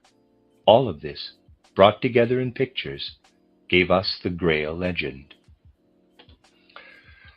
The legend of the Holy Grail tells us of that miraculous food prepared from the finest effects of the sense impressions and the finest effects of the mineral extracts, whose purpose is to nourish the noblest part of human beings throughout life on earth. All other nourishment would kill them. This celestial food is contained in the vessel of the Holy Grail. What occurs otherwise? What forces its way up from the other kingdoms? We find this shown subtly in the original Grail legend, in which a meal is described where venison is served first. The legend describes this intrusion into the brain where the Grail hovers eternally. This is the vessel destined for the noblest nourishment of the human being, who lies in the castle of the brain, killed by every other form of nourishment. The best account of this is not really Wolfram's, though his account is the best outward or exoteric presentation, since almost everyone can recognize when it is pointed out that the legend of the Grail is an occult experience everyone can experience afresh every evening. Footnote, Wolfram von Eschenbach-Parsifal wrote Parsifal, end of footnote. The best account, despite a certain profanation, is that of Chrétien de Troyes. Footnote, Chrétien de Troyes, Percival, The Story of the Grail, Boydell and Brewer, Rochester, New York, 1986, end of footnote. Although he gave many indications of what he wanted to communicate, he presented it exoterically, for he refers to his teacher and friend who lived in Alsace, him with the esoteric teaching to which he gave an exoteric form. This occurred at a time when this had become necessary because of the transition I spoke of entitled The Spiritual Guidance of the Individual and Humanity. Around 1250, people felt most cut off from the spiritual world. Quote, people had to draw the boundary between what they believed on the basis of traditions handed down to them and what they could perceive and understand on their own. The latter was limited to the physical sensory world. Later, a new era dawned when it began to be possible again to gain direct insight into the spiritual world. However, this new clairvoyance is different from the old one that had more or less disappeared by the year 1250, close quote from Spiritual Guidance, pages 48 and 49, end of footnote. The Grail legend appeared in exoteric form shortly before this period of transition, in the year 1180. Today, ideas of this kind still appear as pure fantasy in the eyes of the world. Reality is attributed only to what exists outside of human beings. But we recognize ourselves as the crown of creation in a much higher sense when we see our physical body in its original grandeur, when we see our etheric body inwardly trying to reawaken to life in the physical body what has been maimed and killed by that sting that I said came from the blood. The etheric body works on the physical body, to the extent possible, to bring it back to life. It sustains the physical body throughout human life, although this physical body is already condemned to death at birth. The etheric body sustains it, as we have seen, by casting out of a small part of the human organism all that comes from the animal and plant kingdoms, retaining only the most refined mineral extract, and uniting it with the purest impressions of the external sensible world. If we experience this reality deeply enough, we find this noblest part of the human organism revealed in each of us as a copy of the Holy Grail. Through these two indications, I wanted to show you today how imaginations appear, how to authentic clairvoyance the vision of the physical body is gradually transformed into imaginations. And the imagination of paradise and the imagination of the Grail are among the most sublime that we human beings can experience, at least during the time we spend on earth. The end of Lecture 6. This is a reading of a cycle of lectures by Rudolf Steiner entitled The Effects of Esoteric Development. This is Lecture 7, entitled Astrality's Struggle with Egoism, Amfortas and Parzival, given on March 26, 1913. In my last lecture, I tried to draw your attention to two legends, the Paradise legend and the Grail legend. I did this to show that these two legends represent esoteric imaginations that we may really experience at the proper moment. You will recall that the Paradise legend may be experienced when we become independent of the physical and etheric bodies, as during the unconscious state of sleep, and when we perceive clairvoyantly and consciously the physical body and allow our perceptions to be inspired by it. On the other hand, when we are inspired by the etheric body, we experience the Grail legend. Now we must also remember that such legends were presented as poetry or as religious legends, and they became available to humanity in a specific form at a particular time. The origin of such legends, which emerge as poetry or religious writings in the unfolding of human history on the physical earth, is in the mysteries, where clairvoyant observation discovered their meaning. Thus, when these legends were composed, it was most important to ensure that both the subject matter and tone were appropriate to the time and to the people who received them. We discovered in the previous lectures how, through occult or esoteric development, we change in certain ways in our physical and etheric bodies. Today, the astral body and the eye will be considered in greater detail, and then we will return briefly to the physical and etheric bodies. We already saw that as we try to progress in self-development by acquiring spiritual wisdom and truth, changes are evoked in areas of our spiritual and physical organization. Through the Akashic record, regarding very different periods of development, we are shown that in ordinary human historical development, these various parts of human nature change very naturally, as it were. We know, for example, that during the first cultural epoch, following the great Atlantean catastrophe, the ancient Indian epoch, changes in processes in the human etheric body became possible. The ancient Persian epoch saw changes in the astral body. The Egypto-Chaldean epoch allowed changes in the sentient soul. And during the Greco-Latin epoch, changes could occur in the intellectual or mind soul. Today, changes in the consciousness soul are the most important. If a legend arises, for example, during an epoch when the intellectual or mind soul changes, so that what occurs within the intellectual or mind soul becomes especially important, such a legend should be presented so that it considers what is appropriate for that particular time. It could even be said that in the mystery centers where the legend arises, the legend should be framed in such a way that the changes occurring in the intellectual or mind soul are protected from the legend's potentially harmful influences, while remaining particularly receptive to its positive effects. Within the mystery schools, those who have the task transmitting such legends to the world cannot merely follow their own innermost impulses, but must be guided by the dictates of the time. Thus, when we investigate properly in this direction, we will better understand the changes that occur, especially in the human astral body, when we develop esoterically. The astral body is somewhat detached in the case esotericists.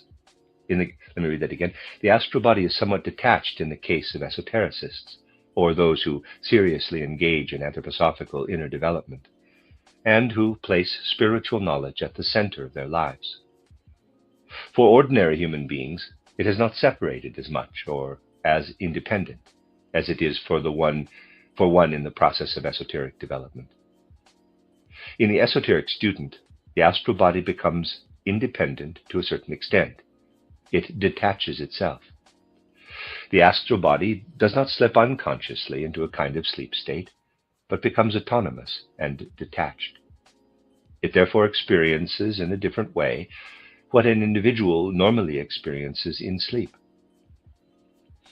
Thus, the astral body attains the appropriate condition. In the ordinary human being living in the outer world, the astral body is connected with the other bodies, and each influences it in a particular way. In this case, the singular characteristics of the astral body don't come into consideration, but when separated from the other members, its distinct qualities become evident. What are the distinctive characteristics of the astral body? I have already mentioned, perhaps to the dismay of some in this audience, that the characteristic feature of the human astral body on Earth is egoism. When considered apart from the influences originating in the other members, the etheric, physical, and so on, the human astral body reveals its essential character, and this essential nature is, in fact, egoism. That is, the effort to live solely in and for itself. Such is the nature of the astral body. Indeed, the astral body as such would have a serious problem, indeed would remain incomplete and unfulfilled, if it could not permeate itself with the force of egoism. If it could not say, basically, whatever I do, I want to do through my own efforts. I want to figure out everything on my own. And above all, I want to give the most careful attention on my own behalf. Close quote. This is the proper disposition for the astral body. And if we keep this in mind, we will realize that esoteric development may present certain dangers in this direction. Because esoteric development necessarily liberates the astral body to some degree, those who take up anthroposophy half-heartedly, without considering what true anthroposophy tries to offer, may invoke in their esoteric training this characteristic of the astral body, that is, egoism.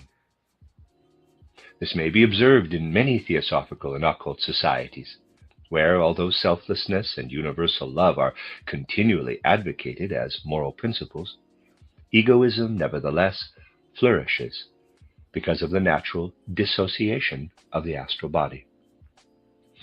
This attitude is perfectly justified for a detached observer of the soul. On the other hand, however, it is rather upsetting when, in the name of a frequently invoked principle, we speak of all-encompassing love. Notice that I didn't say in the name of the principle per se, but in the name of a frequently invoked principle. Most certain soul conditions, people speak most readily. Under certain soul conditions, people speak most readily and most frequently of what they least possess, of what they lack most. We often see that the greatest emphasis is placed on principles precisely where they are most lacking. Universal human love, love for all of humanity, should in any event come to fully possess the soul in the course of human evolution. Universal love should inhabit the soul as self-evident, awakening the feeling that one must not speak of it so often in vain, that it must not be on one's lips unnecessarily. The well-known commandment says, "Do not take the name of the Lord your God in vain." Likewise, a commandment of genuine, true humanity might well be, quote, "Do not remind people so often and so vainly of the obligation to love all humanity," close quote. If silence on many things is better than endless talk, then in this matter, silence and quiet cultivation in the heart are far better for the development of all-encompassing love than talking about it too much. Advocacy of this exoteric principle is in no way connected with what has just been described as the fundamental characteristic of the astral body, that is, egoism, or the striving to become self-sufficient, self-possessed, self-reliant. Thus, the question arises over how we may properly view this characteristic of the astral body, which appears to us initially, let's not hesitate to use the expression, as odious, the wish to be absolutely egoistic. To answer this question, let's begin with the basic facts of life. Even in ordinary life, there are times when egoism extends itself. We must view such increase in egoism as a necessary factor of life. Consider, for example, the basic hallmark of maternal love, and try to understand how, here, egoism extends from the mother to the child. The more we come to know less well-educated people, and observe the fierce protectiveness, so to speak, with which such mothers defend their children, the more we notice that a mother views an attack on her child as an attack on herself. The child is an extension of the mother herself. She experiences an attack on her child as an attack on herself. What she feels in herself is transferred to her child. It is a fortunate gift of nature that egoism may be transferred in this way from one person to another, that we can regard our neighbor as part, as it were, of ourselves, and that we can thus extend egoism to another. We see here that egoism loses its negative aspects when we, as we develop inwardly, transfer our feeling and thinking to another and consider someone else a part of ourselves. By extending their egoism to their children, mothers claim their children as their own. They consider them to be part of themselves, and thus act like the astral body when it says, quote, "Everything is connected to me, lives through me, is part of me," close quote, and so on. We can see something similar in instances more trivial than maternal love. Let's assume that a man owns a house and farm and cultivates the land. Let's also suppose that this farmer loves the house, land, and the farm workers as if they were a part of his own body, seeing them as an extension of himself. Something similar happens when someone loves a dress as if it were a part of the body. The farmer expands the being of self to embrace the environment, watches over these possessions, and resists any attack on them as though it were an attack against his own person. Here the entire sphere is permeated with the farmer's egoism, which is extremely good for it. To be sure, what is called love may at times be very egoistic. Observation of life shows that what is called love is often self-serving. But egoism extended beyond the person may also be very disinterested. That is, it may cherish what it owns and devotedly protect it. We learn from such examples that life cannot be circumscribed by abstract concepts. We talk of egoism and altruism, and we can devise very beautiful theories based on such notions. Reality, however, destroys such systems. But when egoism extends its interest so that it considers the environment as part of itself, cherishing and fostering it, then egoism becomes selflessness. On the other hand, altruism may try to make the whole world happy by imposing its own preferences, its thoughts and feelings at all costs. And altruism may act on the grim presumption that if you don't want to be my brother, I'll crack your skull. In this case, altruism may become extremely egoistic. Reality that is concerned with facts and forces cannot be circumscribed by abstract notions, and much of what stands in the way of human progress arises from the immature belief that reality can be tailored in some way to fit abstract notions. We may therefore describe the astral body as an egoist. This means that every development that would liberate the astral body must recognize the interests of humanity by expanding and becoming progressively wider. Indeed, before the astral body can liberate itself properly from the other members of human nature, it must become interested in the whole earth and all of earthly humanity. The interests of earthly humanity must become our interests. Our interests must no longer be associated in any way with what is personal.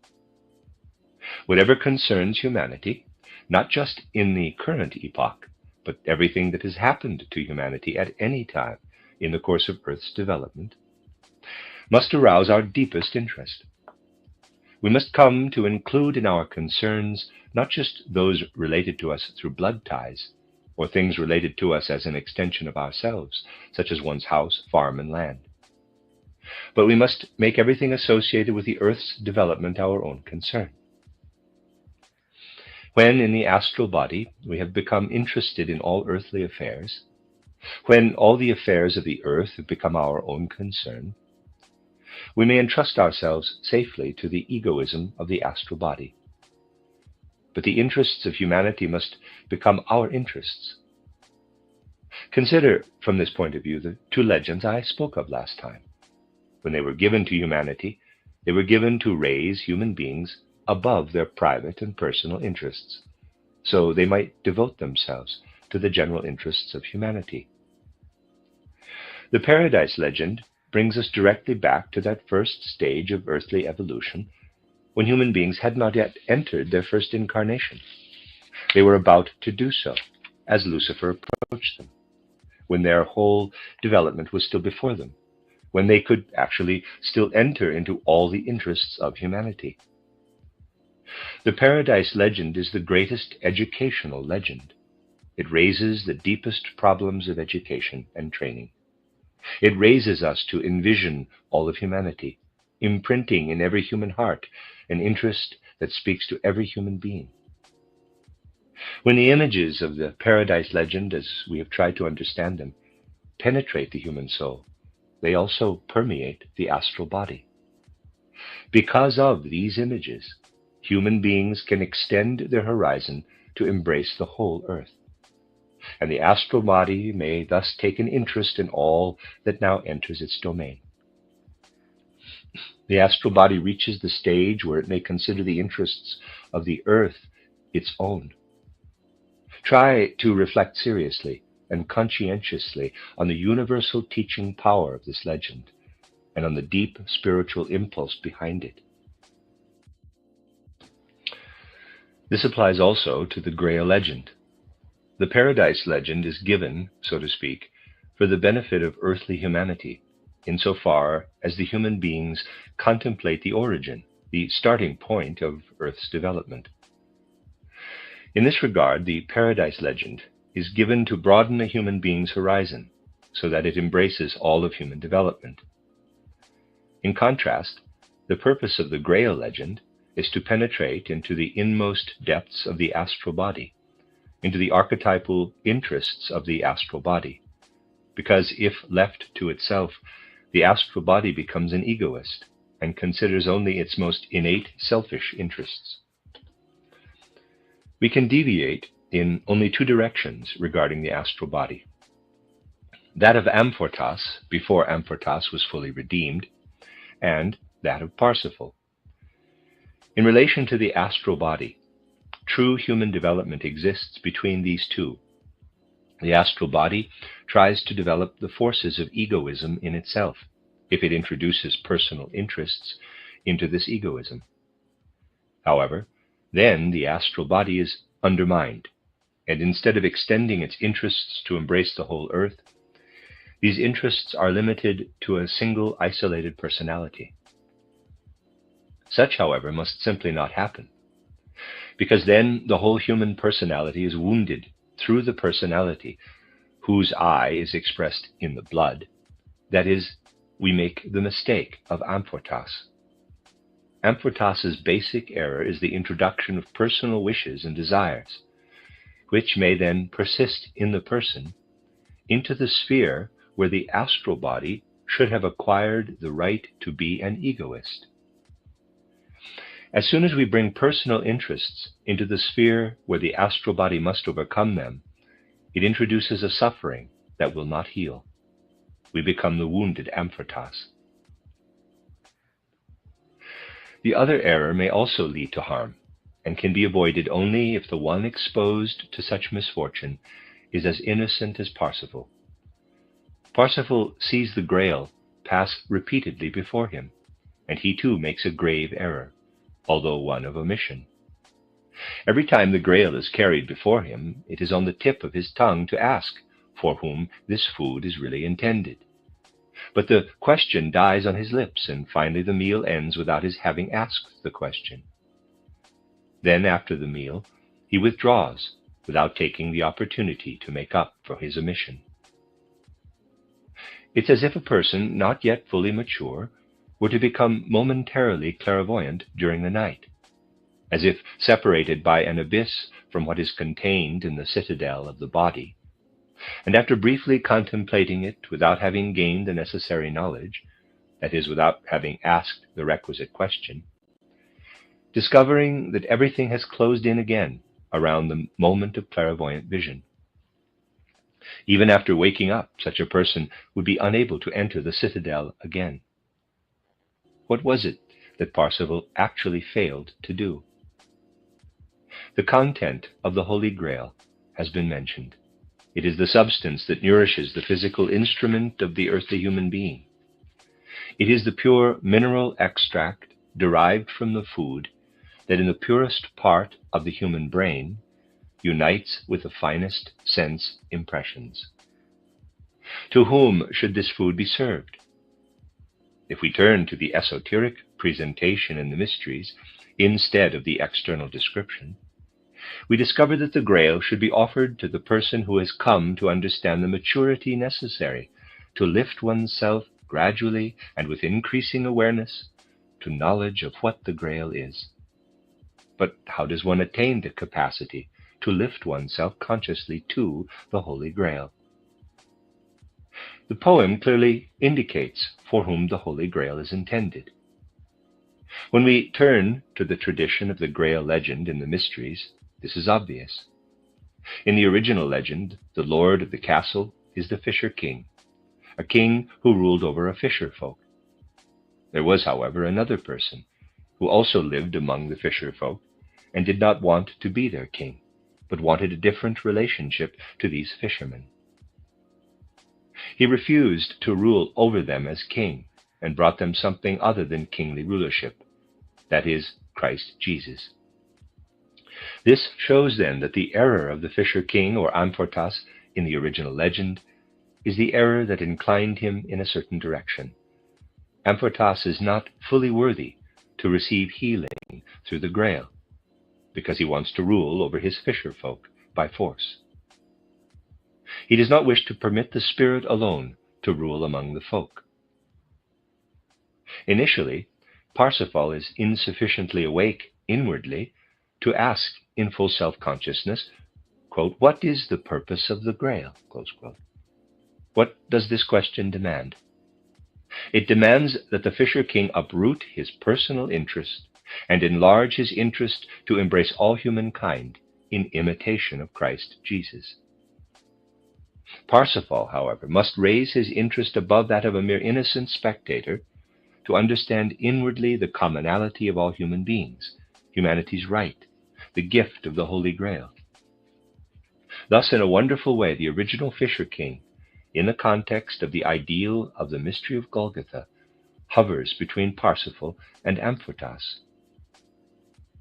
At the turning point in the legend, there is a delicate hint that on the one hand, the Fisher King has introduced too much personality into the spheres of the astral body, and that on the other hand, Parsifal has not shown enough interest in the general affairs of the world, and is still too naive, too unresponsive to world concerns.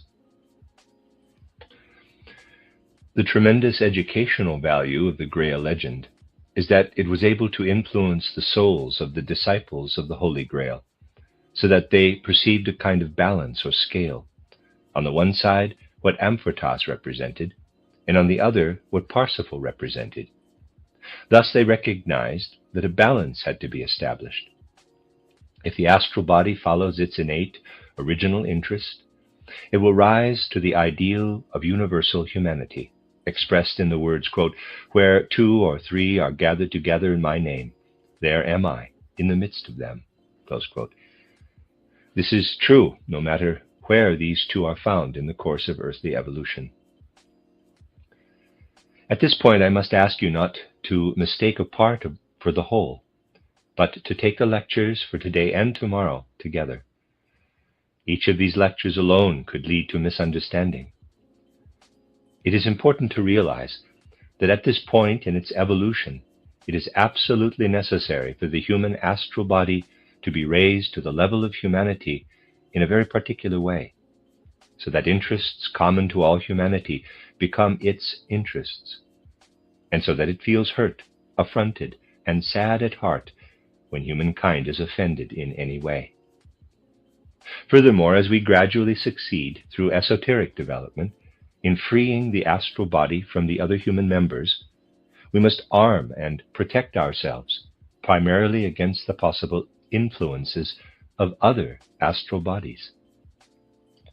When the astral body becomes free, it is no longer protected by the physical and etheric bodies, which form a strong citadel for the astral body.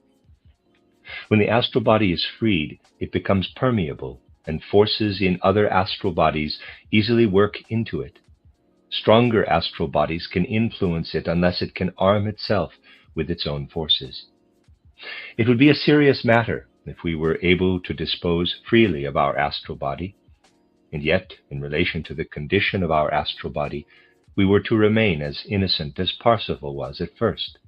Such innocence will not do, because the many influences that come from other astral bodies could affect our own astral body in ways. In a sense, what we have just indicated may also be important in the outer world. On earth, human beings may belong to various religious denominations. Those denominations have their own creeds and rituals. Rituals surround the believer with imaginations derived from the higher worlds, with the help of the astral body. As soon as people are accepted into a religious community, they are surrounded by imaginations that begin to liberate the astral body as the rite takes effect. Any religious rite liberates the astral body to a certain extent, at least for a few brief moments. The more powerful the rite is, the more it suppresses the influences of the etheric and physical bodies. As the rite works in ways that liberate the astral body is enticed out of the physical and etheric bodies during a ceremony. That is why, and you may think I am being facetious, but I don't mean to be, no place is as dangerous for sleeping as in a church. because during sleep the astral body separates from the etheric and physical bodies. And as a result, what transpires in the right takes hold of the astral body, because it is drawn down from the higher worlds with the help of other astral bodies. Therefore, dozing in church, a very popular pastime in some regions, should be carefully avoided. This applies more to churches that use ritual in worship, and less to those religious communities who, because of a modern outlook, have abandoned formal worship or limit themselves to very little ritual and observances. This is not intended out of any inclination or disinclination toward any particular denomination, but strictly according to objective facts. It is a fact that when we have liberated the astral body from our other vehicles, the impulses and forces acquired with the help of the other astral bodies easily influence it. Therefore, those who can freely affect their astral body, if they are stronger than those who can liberate their astral body to a lesser extent, can powerfully influence those others. The forces of the stronger person's astral body are actually transferred to that of the weaker person. If we then observe clairvoyantly the weaker individual, we find that this astral body carries within it the pictures and imaginations of the stronger astral personality. You can see that wherever occultism is to be cultivated, it must be accompanied by morality, because occultism dearly cannot be cultivated unless we try at the same time to free the astral body from the other vehicles. In the field of occultism, it is most disastrous when stronger personalities are motivated by a thirst for power at any cost in order to further personal interests, aims, and intentions. Only those who renounce completely all personal influence are really worthy of working in the realm of occultism. The highest ideal of occultists who want to accomplish anything worthwhile is the absolute avoidance of achievement via their own personalities, and as far as possible the elimination of personal sympathies and antipathies from everything attempted. Those who have attractions or aversions toward one thing or another, and want to work as occultists, must carefully restrict those tendencies to private affairs and recognize them only within that sphere. In any case, sympathies and antipathies must not be given value or encouraged, where the intention is to develop an occult movement. As contradictory as it may sound, we may say that for occult masters, their own teachings are least important, because in the end, they can give only according to their individual talents and temperaments. Such teachings are important only if nothing personal is involved, but only what can help the human soul. Thus, occult teachers never impose any aspect of knowledge on their own era that they recognize as unsuited to the time, or perhaps as suited only for another age. We must remember these things when, through the effects of occult development, we speak of the characteristic nature of the astral body. In the preparation for our own age, and in its further development, another complication arises. What is the characteristic of our epoch? It is the epoch for developing the consciousness soul. Nothing is more closely connected with the egoism related to our narrow personal interests than the consciousness soul. Hence, in no other age has there been so great a temptation to confuse our most personal interests with the general interests of humanity. Therefore, our epoch must gradually draw, as it were, humanity's interests into the human, especially the part of the human I, capital, that is the consciousness soul. Indeed, we can see as a compensation in our time that human interests press in toward the I, toward the central point of selfhood. With this in mind, it is extremely instructive to seriously ask whether, for example, St. Augustine's title, Confessions, would have been possible in ancient Greece. It would have been completely out of the question, because the inner being of the ancient Greek was by nature in harmony with the external world, in such a way that external interests were the same as internal interests, which embraced the external world. Consider the whole of Greek culture. Its nature was such that we must assume a certain connection between the human being's inner life and the outer world. We can understand Greek art, Greek tragedy, and the Greek historians and philosophers only when we realize that among the Greeks, soul life still poured out into the external world, and that the external world was, as a matter of course, joined to the inner life of the Greek people. Compare this with the Confessions of St. Augustine. For him, everything was filled with life, and nothing was abstract. In his inner life, he searched, dug, and explored. If we look for the personal, individual tone in Augustine's writings, we find it everywhere.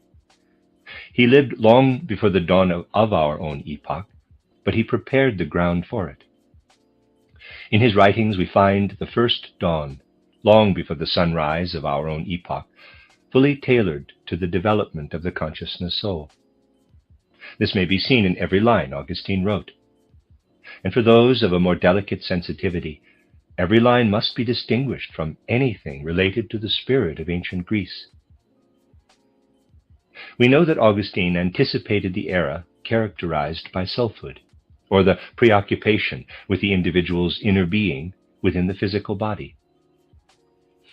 We can then understand that someone like St. Augustine, who had broad interests and foresaw the whole course of human development, was genuinely horrified when confronted by a human being who foreshadowed the kind of egoism that necessarily follows from a particular higher development of the astral body.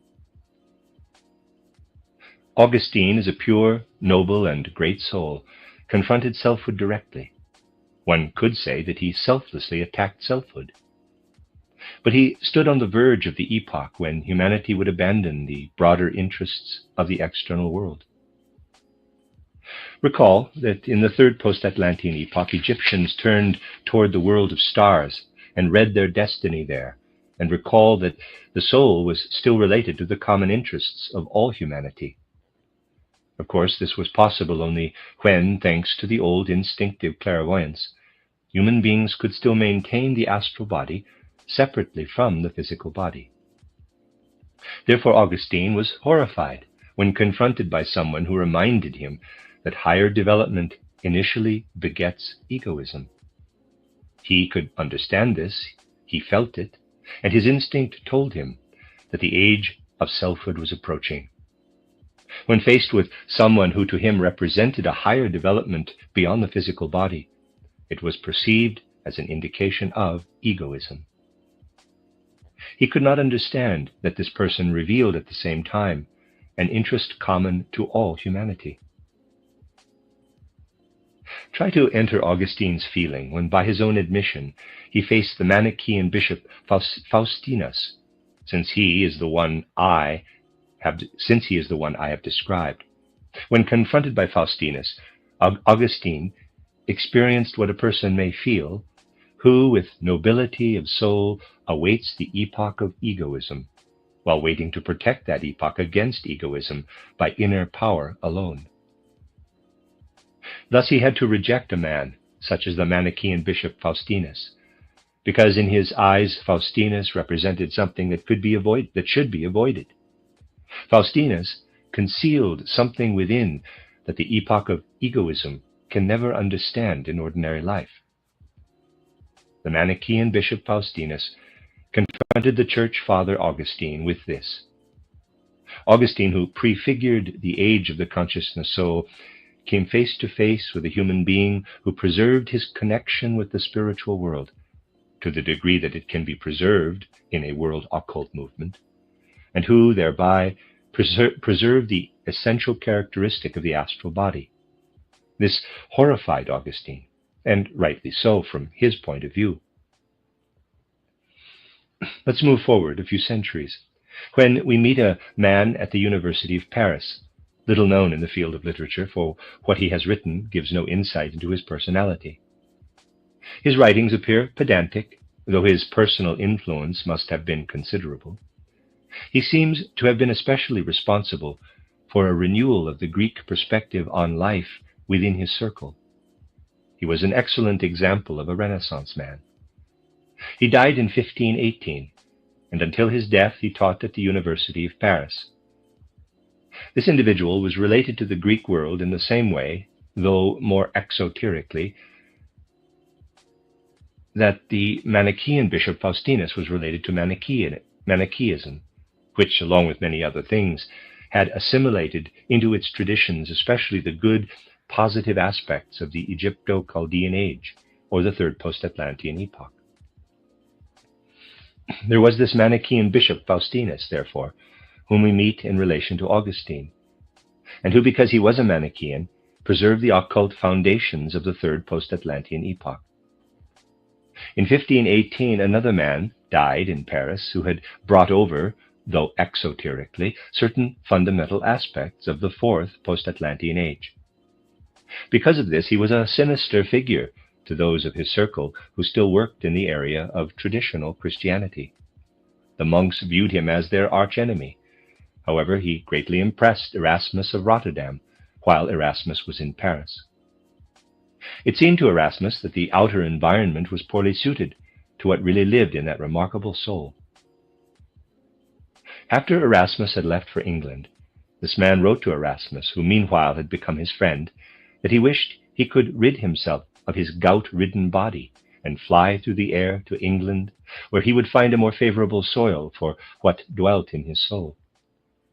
Thus, when we bear in mind the relationship between the sensitive Erasmus and this personality, we can begin to understand this personality, who was then active and able to revive Greek feeling and thinking so vividly. And this individual, who died in Paris in 1518, lived, one might say, precisely at the birth of the age of selfhood. He lived as an adversary of those who favored adapting the life of human souls to the age of selfhood, of those who were somewhat horrified in the presence of this soul, whose actions reflected his desire to revive the Greek epoch, when humanity was closer to the astral body's selfhood. Erasmus felt an affinity with this person called Faustus Andrelinus. Footnote: the description of the various Faust figures is taken from, in German, Die Entstehung des Volksbuches von Dr. Faust by Hermann Grimm. See also Rudolf Steiner, Geisteswissenschaftliche Erläuterungen zu Goethes Faust. End of footnote, sorry for my German. In the 16th century, we encounter another individual in Central Europe, described as a kind of wandering minstrel. The folklore of the time tells us that he abandoned traditional theology and then refused to call himself a theologian.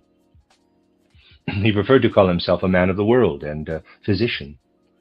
He laid the Bible aside for a while and devoted himself to the study of nature.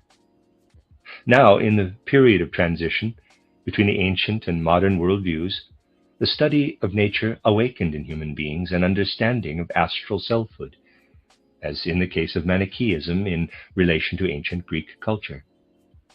Thus, astral selfhood brought a knowledge of what then existed as the boundary between alchemy and modern chemistry, and between ancient astrology and modern astronomy.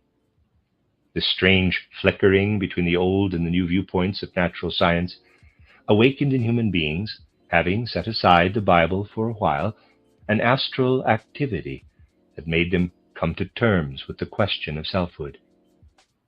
We should not be surprised that once the consciousness soul had established itself, those who wanted to reconcile the epoch of selfhood with their traditions were horrified.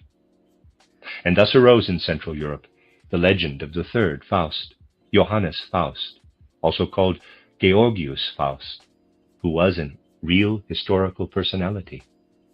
And the 16th century wielded together all the fears of the astral body's selfhood by combining the three Fausts, the Faustus of Augustine, the Faust of Erasmus, and the Faust of Central Europe, into a single figure, the Faust of Central European folklore, who also became Marlowe's Dr. Faustus. Goethe created his Faust by completely transforming the Faust of the popular legend. Goethe wanted to show through his Faust that we needn't fear this figure who carries within him something that awakens us to an understanding of astrality. Goethe wanted us to understand him better, and thus demonstrates a kind of development whereby we may say we can redeem him. Whole epochs have grappled with the question of the astral body's egoistic nature. In poetry and romances, even in history, we hear the echo of human abhorrence of the selfhood of the astral body, and our longing to solve this problem of the astral body properly, in a way that accords with the wise direction of the world and the esoteric development of the individual human soul.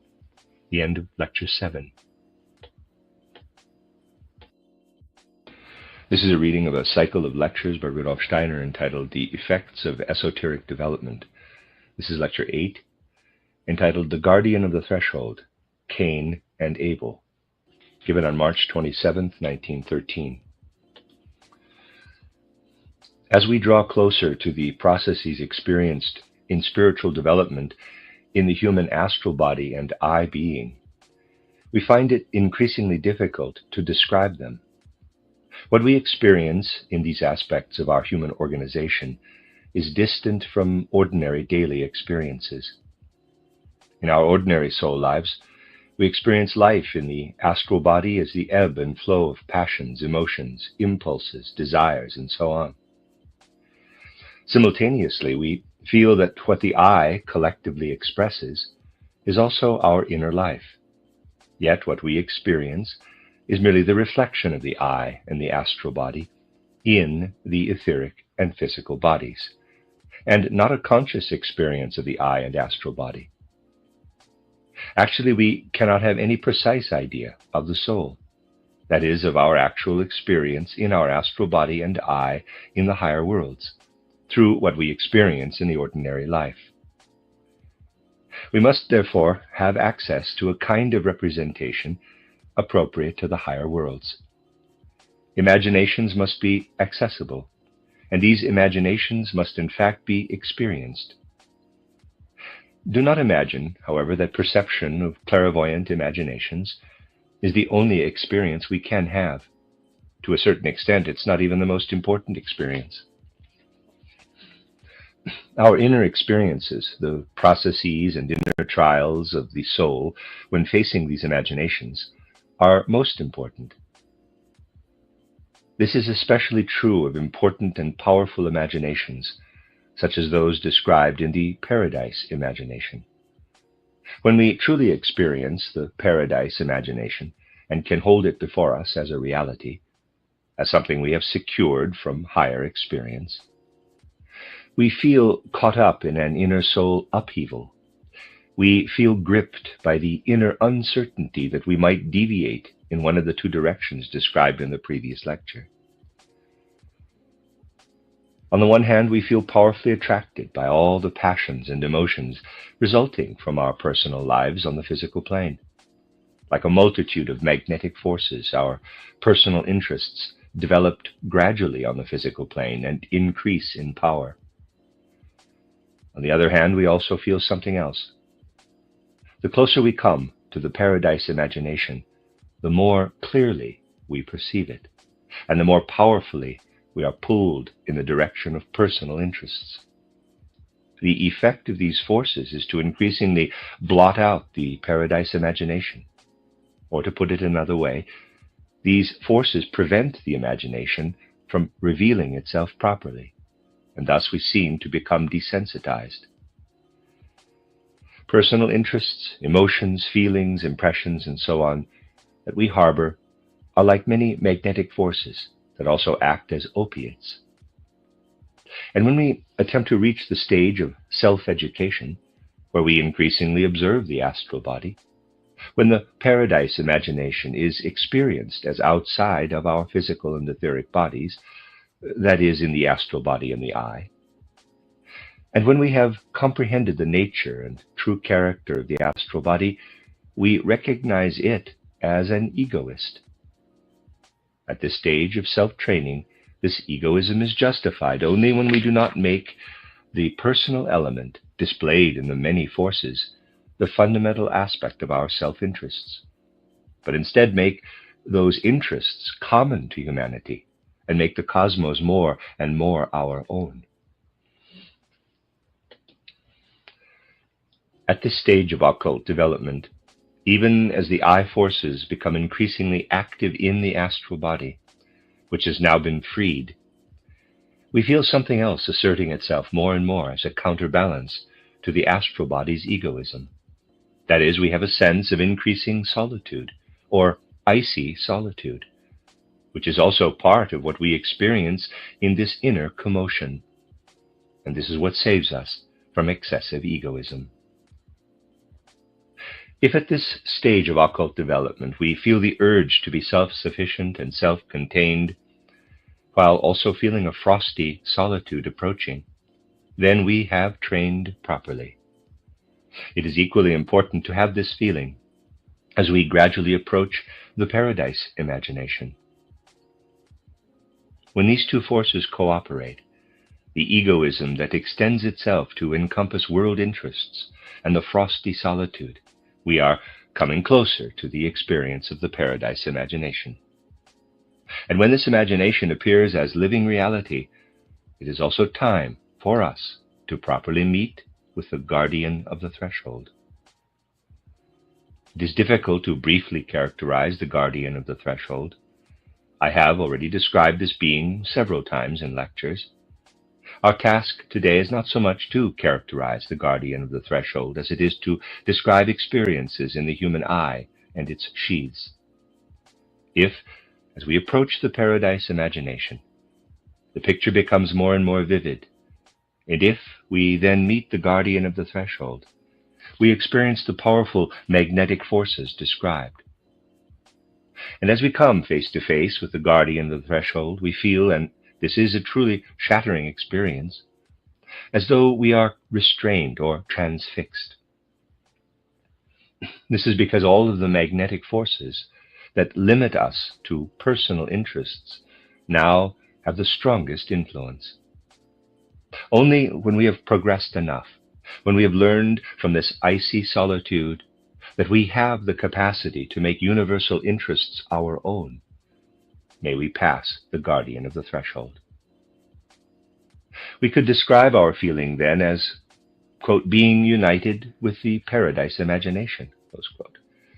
We become one with it and experience being within it. This experience is like a feeling of justification in relation to universal interests. We can now acknowledge, yes, I may pursue my own interests because they are now cosmic interests, the interests of all human beings. If we do not pass the guardian of the threshold, however, if we have not acquired sufficient interests of a universal nature, it is because personal interests have claimed our attention. Thus, as occultism puts it, we, quote, fail to pass the guardian of the threshold, close quote. When personal interests obscure the paradise imagination, we glimpse only isolated fragments, as it were, only vague, imperfect impressions. And we experience being pulled back again into personal life. It can also happen that we are allowed to some extent clairvoyant experiences, but these are actually illusions or maya, which may be quite misleading, because they are always permeated with or clouded by personal interests. Through such experiences, we may come to understand and thus take seriously the fact that personal interests must be transformed into universal interests if we want to see the true reality of the spiritual world. We really cannot believe this is true before we have reached this stage of development, because personal interests weigh against this belief.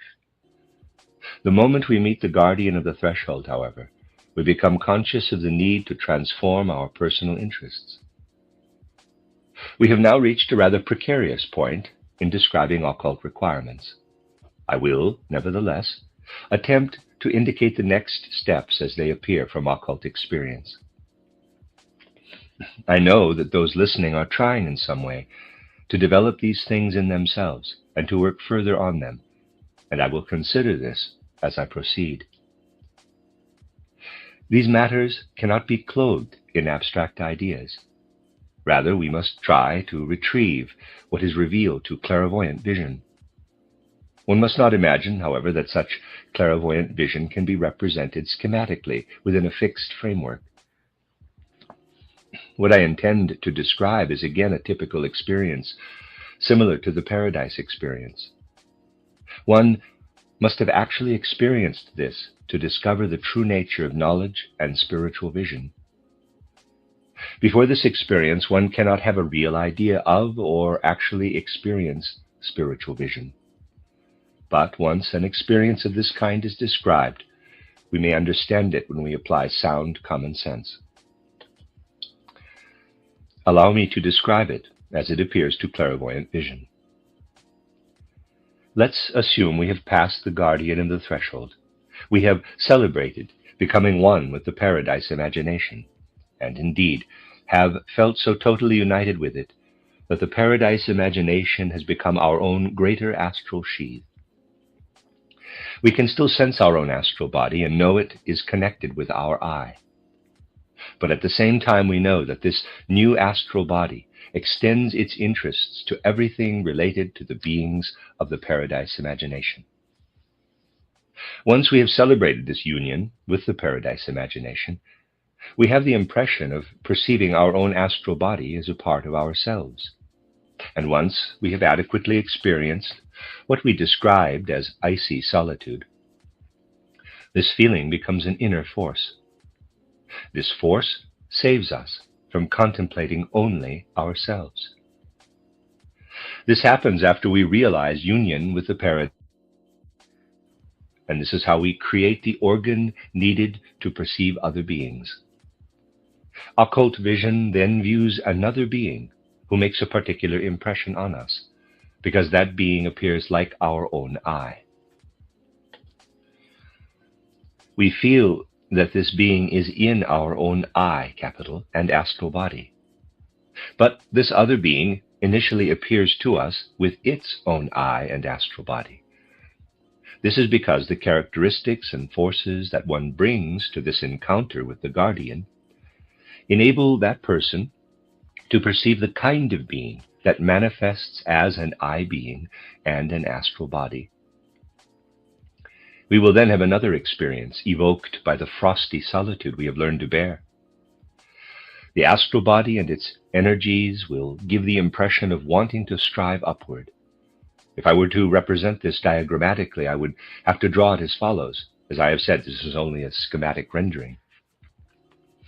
I would draw the self as the nucleus of a comet, and the astral body as the tail shooting up and out. As I said, this is only a schematic representation. We really see a being, ourselves as a being, and this vision is much more complex than the perception of our physical being.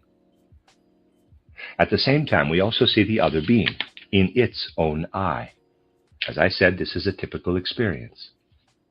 This simply means that the clairvoyant I, EYE, initially sees this being. But we sense that this being is not in a sphere of icy solitude, as we are. And consequently, its astral body seems to be directed downward. It is very important to experience this, to feel as though in an astral body that opening and directing its streams of astral energy upward wants to stream upward to see the other being as an I being, whose astral body directs its forces downward. At this point, something else arises in self-consciousness in relation to this typical experience. It is something like saying, you are inferior, you are worth less than this other being. The value of this other being is its ability to open its astral body downward and to pour its forces downward, so to speak. Thus we get the impression that we have left the physical world, whereas the astral forces of the other being are directed downward toward the physical world and work there as forces of blessing and benediction. In other words, we get the impression that we are faced with a being who may send what was acquired in the spiritual world to earth like a friendly rain. We ourselves cannot direct our astral body downward. Our astral body wants to work upward, and we feel less worthy because we cannot direct it downward. Furthermore, we feel that the consciousness that has arisen within us must lead to a spiritual accomplishment. A spiritual decision matures and urges us to place our loneliness before this second being, to war in our iciness with the warmth of the other being, and to unite with that being. We get the impression, momentarily, that our consciousness is being extinguished. We feel responsible for a kind of death of our own being, that we are somehow consumed by the fire of our own existence. And now our self-consciousness, which had felt extinguished, becomes aware of inspiration. For the first time, we feel inspired, as though we now experience an ordinary dialogue with a being we come to know only because that being grants us inspiration. If we can really understand what this being says as the voice of inspiration, we might translate what is said something like this: because you have found the path to the other, and have united with the other's generous sacrifice, you may now return to earth within this being, and I will make you the guardian of this being on earth. One now gets the feeling that the soul has received something infinitely important through having been allowed to hear these words of inspiration. In the spiritual world, there is a being more worthy than ourselves, and permitted to send its astrality down as a blessing. We may unite with this being, and we may be its guardian after descending with it to earth. And through this experience, we come to understand how, as earthly physical beings, we are actually related in our physical and etheric sheaths to the higher forces that permeate the I and astral body. With our physical and etheric sheaths, we are guardians of what will further develop into higher spheres. Once we sense that our external being is the guardian of our inner being, this inner experience gives us a true insight into the relationship between the external sheaths and our inner being.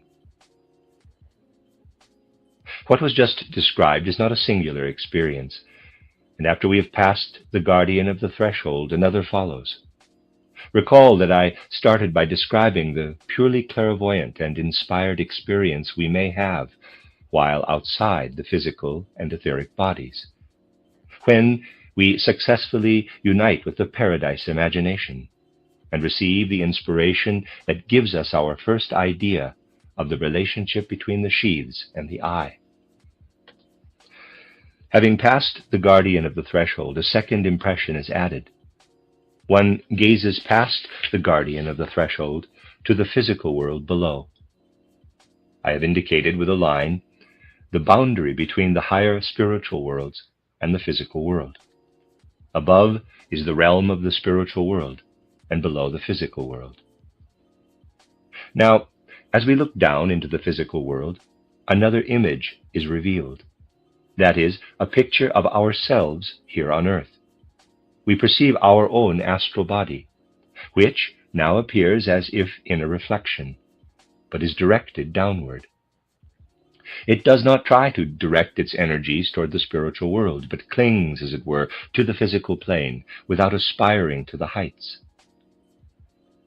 We also see the reflection of the other being, whose astral body streams upward. We sense that this astral body is flowing into the spiritual world. We see ourselves and the other, and we sense that we are in the physical world again. In place of the other being, a very different human being is there, a person who is better than us, and whose astral body strives upward, rising like smoke. Our own astral body strives toward the earth, moving downward like smoke. As we look down, we have the sense of a self living in us, and we have this terrible impression that a resolution is slowly maturing within a dreadful resolve and willingness to kill the other who is superior. We know that this decision does not come wholly from the I, capital, because the I lives in the spiritual world. It is another being that speaks through us here on earth and urges us to kill the other. Again, we hear the voice that previously inspired us, but now it is like a voice filled with vengeance, asking, quote, "Where is your brother?" Close quote. And from this lower self, a voice erupts and answers. Previously, inspiration said, quote, "Because you have united yourself with the friendly powers of the other being, you will pour your friendly powers toward earth, and I will appoint you guardian of the other being," close quote. Now this being, recognized as one's I, answers, quote, "I do not want to be my brother's keeper," close quote. First, the determination to kill the other arises. Then one protests the voice that inspired us, saying, quote, "Because you want to unite your iciness with the warmth of the other being, I appoint you guardian of the other," close quote. And then the words come in protest, quote, "I do not want to be the keeper of another," close quote. Once we have had this imaginative experience, our knowledge has reached the human soul's capacity. Most of all, we know that the noblest virtues of the spiritual world, when distorted to their opposite, may be the most destructive on the physical plane. We know that in the depths of the human soul, through the corruption of the most noble willingness for self-sacrifice, the desire to kill one's neighbor may arise. From this moment on, but only from this moment of realization, we know the meaning of the story of Cain and Abel in the Bible. The story of Cain and Abel is simply a representation of an occult experience. Indeed, it is exactly what I just described. If conditions in human development had existed at the time that allowed the author of the story of Cain and Abel to describe what had happened before the expulsion from paradise, that first experience, as shown in the upper part of our diagram, would have been described. The account, however, begins with the story of paradise and describes the reflected image. Described above in the diagram is Cain's feeling toward Abel before earthly development reached the point indicated in the story of paradise. After the temptation and loss of vision regained through the paradise imagination, Cain's readiness for self-sacrifice changed into the desire to kill the other. This had now become a reality on earth. And the cry recorded in the Bible, quote, "Am I to be my brother's keeper?" close quote, is the reply to the other inspiration, quote, "I will appoint you on earth as guardian of the other," close quote. From this description, you will understand that these typical experiences are important. They establish a particular union between what we may be today and the interests most common to all human beings. At the same time, however, they show us very dearly that in our experience of the ebb and flow of soul life, the main thing is to recognize how humanity made this huge leap forward in development. The leap from what I described as the first pre-earthly imagination to what the story of Cain and Abel represents as a human evolutionary event after the expulsion from paradise, through which the guardian of the threshold became invisible to human beings. Awareness of this leap forward in human development really shows us the nature of an earthly human being. As we experience deeply what has just been described, we gradually realize that earthly humanity, as we know it today, is a distortion of what it was in ancient times. That is, if nothing else had intervened, we know for certain what would have become of us. If we had simply continued along this course of earthly development without interference, we would have known the source and substance reflected in the story of Cain and Abel here on earth. But we were not allowed to know this at first. Only now, in our present epoch, Are human beings permitted to know that the story of Cain and Abel reflects a great sacrifice? Everything that was in the spiritual world, all that existed before the fall, was veiled. The guardian concealed it from us when, with other words, human beings were driven out of paradise. This could happen only because the human physical and etheric bodies were permeated with forces to the degree that human beings no longer accomplished what appeared in the reflection, that is, the spiritual world's intention. They would have certainly accomplished it if they had fully experienced the astral body. The physical and etheric bodies dull human beings so that their wish to kill the other is not realized. Consider what this simple sentence means. Because the friendly divine spiritual powers provided human beings with a physical and etheric bodies that prevent them from looking back, a kind of numbness blanketed the desire to engage in the war of all against all. This desire is inactive in the soul, because the human physical and etheric bodies have been prepared so that the wish is stifled. Human beings cannot see their astral body. Therefore, this wish remains unknown to them. They do not act on it. If we really want to describe the interaction between the astral body and the eye, we must picture things that are concealed from human nature, and furthermore, must stay that way. What has happened then as a result of this restricting of the desire to kill and of similar wishes to destroy and annihilate community life and other forms of cooperative life on the physical plane? These desires have become weakened. Human souls sense them only slightly, in a weakened form. What is true earthly knowledge? It is our dim feeling of the desires that would wreak havoc if human beings were to give them, in their full reality, free rein. Allow me to define for you the meaning of human earthly knowledge. It consists of the blunted impulses of destruction, of Shiva in his most terrifying aspect, but blunted and impoverished so that human earthly knowledge cannot fully express them. They have been reduced to the realm of human ideas. Footnote: Shiva is one of the primary Hindu gods, representing the forces of destruction and cosmic dissolution. Kali, dark goddess, is the female representation of those forces. End of footnote. This is the inner Maya, knowledge of the human being. This knowledge had to be weakened. Similarly, the impulses and inner forces had to be weakened, so that the original destructive aspect, governed by Ahriman originally provoked this desire, would be sufficiently emasculated so that human beings would not become his victims and thus become permanent servants of Shiva. The totality of these forces had to be weakened so that they ruled only insofar as passing among human beings as ideas and concepts. When we try to impose an idea upon another person, we are trying to implant our own concept into another person. This concept we have implanted into another person is the blunted weapon that Cain plunged into Abel. And because this weapon was blunted, what was suddenly transformed into its opposite was able to enter evolution.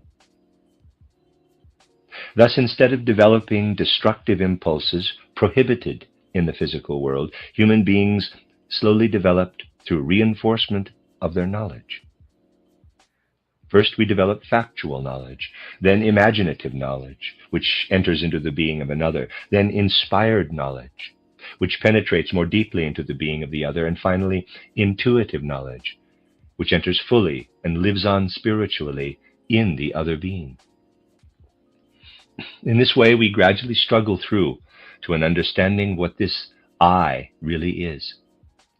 In its innermost nature, the astral body is a great egoist, but the I is more than a great egoist. It wants not merely to be a self, it wants to be a self in the other, to actually enter into the other. The knowledge acquired on earth is this weakened desire to enter the other, to extend all that one is, not merely in oneself, but beyond the self into the other. It is the intensification of egoism beyond itself, beyond its narrow limitations. If you want to keep in mind the origin of this knowledge, you will understand that there is always the possibility of misusing it, because if this knowledge is a true knowledge of the I, as soon as it goes astray, it is immediately misused. Only when we progress farther and gain a more spiritual understanding of the other, and when we extend the horizon of the astral body to universal interests, will we succeed in renouncing all constraint over the other. When we allow others to exist as completely autonomous and value their interests over our own, only then are we mature enough to rise to higher knowledge. We cannot recognize a being of the hierarchy of the angels unless we have reached the stage when we are more interested in the inner being of the angels than in our own being. As long as we are more interested in our own being than in that of the angels, we cannot recognize them. We must first open ourselves to universal interests, and then to interests that go even farther, and then we may consider them more important than ourselves. The moment we try to develop farther in occult knowledge, while considering ourselves more important than others, we want to know, in that moment we stray. If you follow this line of thought, you come to a true picture of what black magic is. It begins where occult activity is practiced openly by those who are not in a position to expand their self-interests into world interests, who are unable to give greater importance to the interests of others. In reality, we can point to these things only to hint at the ideas so profound that we can only touch on them. I wanted to show the possibility of gradually coming to recognize the true nature of the astral body and I that dwell within ourselves, and not in Maya. What human beings experience inwardly as their astral body is not the true astral body. It is only the astral body reflected in the etheric body. What human beings call the self is not the true I, but only the I reflected in the physical body. A human being only experiences reflections of the inner being. If, before becoming mature enough, we were to experience the substance and form of our own astral body and I, destructive impulses would arise within us. We would become aggressive beings, motivated by the desire to harm. These matters form the basis of black magic. Although the paths followed by black magic are very diverse, the result is always a kind of alliance with Ahriman, or Shiva. We come to know the astral body and I in their true form only when we acknowledge the necessity of their development, and when we recognize that they must become worthy of their destiny. The essential nature of the astral body is egoism. Our ideal must be to be allowed to be egoistic, however, because the interests of the world have become our interests. Our ideal must be to be allowed to enter the other being, because it is our firm intent not to use the other for our own ends, but to honor the other as more important than ourselves. Self-education must be sufficiently developed to feel this upper picture in all its esoteric and moral significance. Self-education must gradually transform this picture, that is, ourselves, so that our emotions, impulses, desires, and passions are no longer stirred. By becoming familiar with the astral body, we become comfortable in frosty solitude, and thus open ourselves to the warm interest that radiates from other beings, and seek to unite with the friendly forces coming from them. Here we are shown the first step that allows us to raise ourselves gradually to the higher hierarchies in their true form. We do not attain to the beings of the higher hierarchies if we are unworthy to face the imagination and inspiration I have described. And we cannot develop spiritually if we cannot tolerate their counterparts, that is, the propensities hidden in the depths of human nature. Excuse me, let me read that again. And we cannot develop spiritually if we cannot tolerate their counterparts, that is, the propensities hidden in the depths of human nature cast down from the spiritual world into the physical world. And if we do not want to view the double image of Cain and Abel, or the lower self and the image of our higher self, which at the same time is the mediator between ourselves and the higher hierarchies. But when we can cultivate in ourselves the feeling indicated here, we experience our I. And from the I as our point of departure, we can gain access to the higher orders of the hierarchies. The end of Lecture 8. This is a reading of a cycle of lectures by Rudolf Steiner entitled The Effects of Esoteric Development. This is Lecture 9, entitled Centaur and Sphinx, Lucifer and Ahriman, Christ in the Etheric Sphere, given on March 28, 1913. I knew a poet who died several years ago, footnote Hermann Rolle, or Rollet, 1819 to 1904, end of footnote. One day, in the late 1880s, he confided to me that he was very concerned about the future of humanity. I should emphasize that even though the way he expressed his anxiety was somewhat unconventional, he was undoubtedly painfully earnest about both his anxiety and the direction in which his contrary ideas pointed. Indeed, his anxiety inclined him to be somewhat pessimistic. It was his opinion that the human development would tend more and more toward the head, and that compared to the head, the rest of the human organism would atrophy. He was most serious about this idea, and expressed his fear in a paradox. That is, he believed a time would come when the rational, intellectual nature of the human being would take control to the extent that the head would finally become a huge ball, and that human beings would then roll like balls over the Earth's surface. This person's fears were very real. He thought of us as living in the epoch of intellectualism, when the intellectual faculties as expressed in the head are emphasized.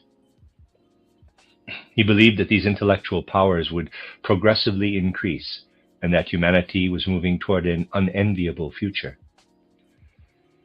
This was a very unconventional way to voice his fears, and in a sense we might say that the anxiety that produced his pessimism was also unusual. In this case, as in so many, however, the intellectual forces of human beings has a tendency to exaggerate and jump to conclusions when some observation is considered. There is ample evidence for this tendency, both in ordinary exoteric life and in anthroposophical thinking. We must only look around a little. We find that human experiences and observations over the centuries have always produced a crop of theories and hypotheses. How many have been consigned to oblivion during the course of human evolution? How many have been shown to be worthless? In the anthroposophical and occult domain, we often find that whenever certain facts are communicated from clairvoyant vision by someone trained in the occult and thus having some clairvoyant powers, theories come along and invent all kinds of notions and plausible theories, which are then expanded and developed. The original observation is often specific and limited, but the ideas and theories built on it encompass a whole universe. This is always a danger, because the intellect tends to exaggerate beyond all proportion. We find this tendency in an almost reasonable form in the well-known book by Sinnett, titled Esoteric Buddhism. Footnote, Alfred Percy Sinnett, 1840 to 1921, journalist, chief editor of title The Pioneer, a prominent English newspaper in Allahabad, India. He became a friend of H.P. Blavatsky, who arranged for him to correspond with Mahatma K.H., one of her masters, on the basis of which he wrote The Occult World, 1881, and Esoteric Buddhism, 1883. He also became vice president of the International Theosophical Society, 1895 to 1907, end of footnote. This book is based on a number of genuine esoteric facts, which are central to the work and refer to the middle period of the Earth's development. These facts, however, form the basis for a system of rounds and races that revolve and follow each other in cycles, always in a similar way.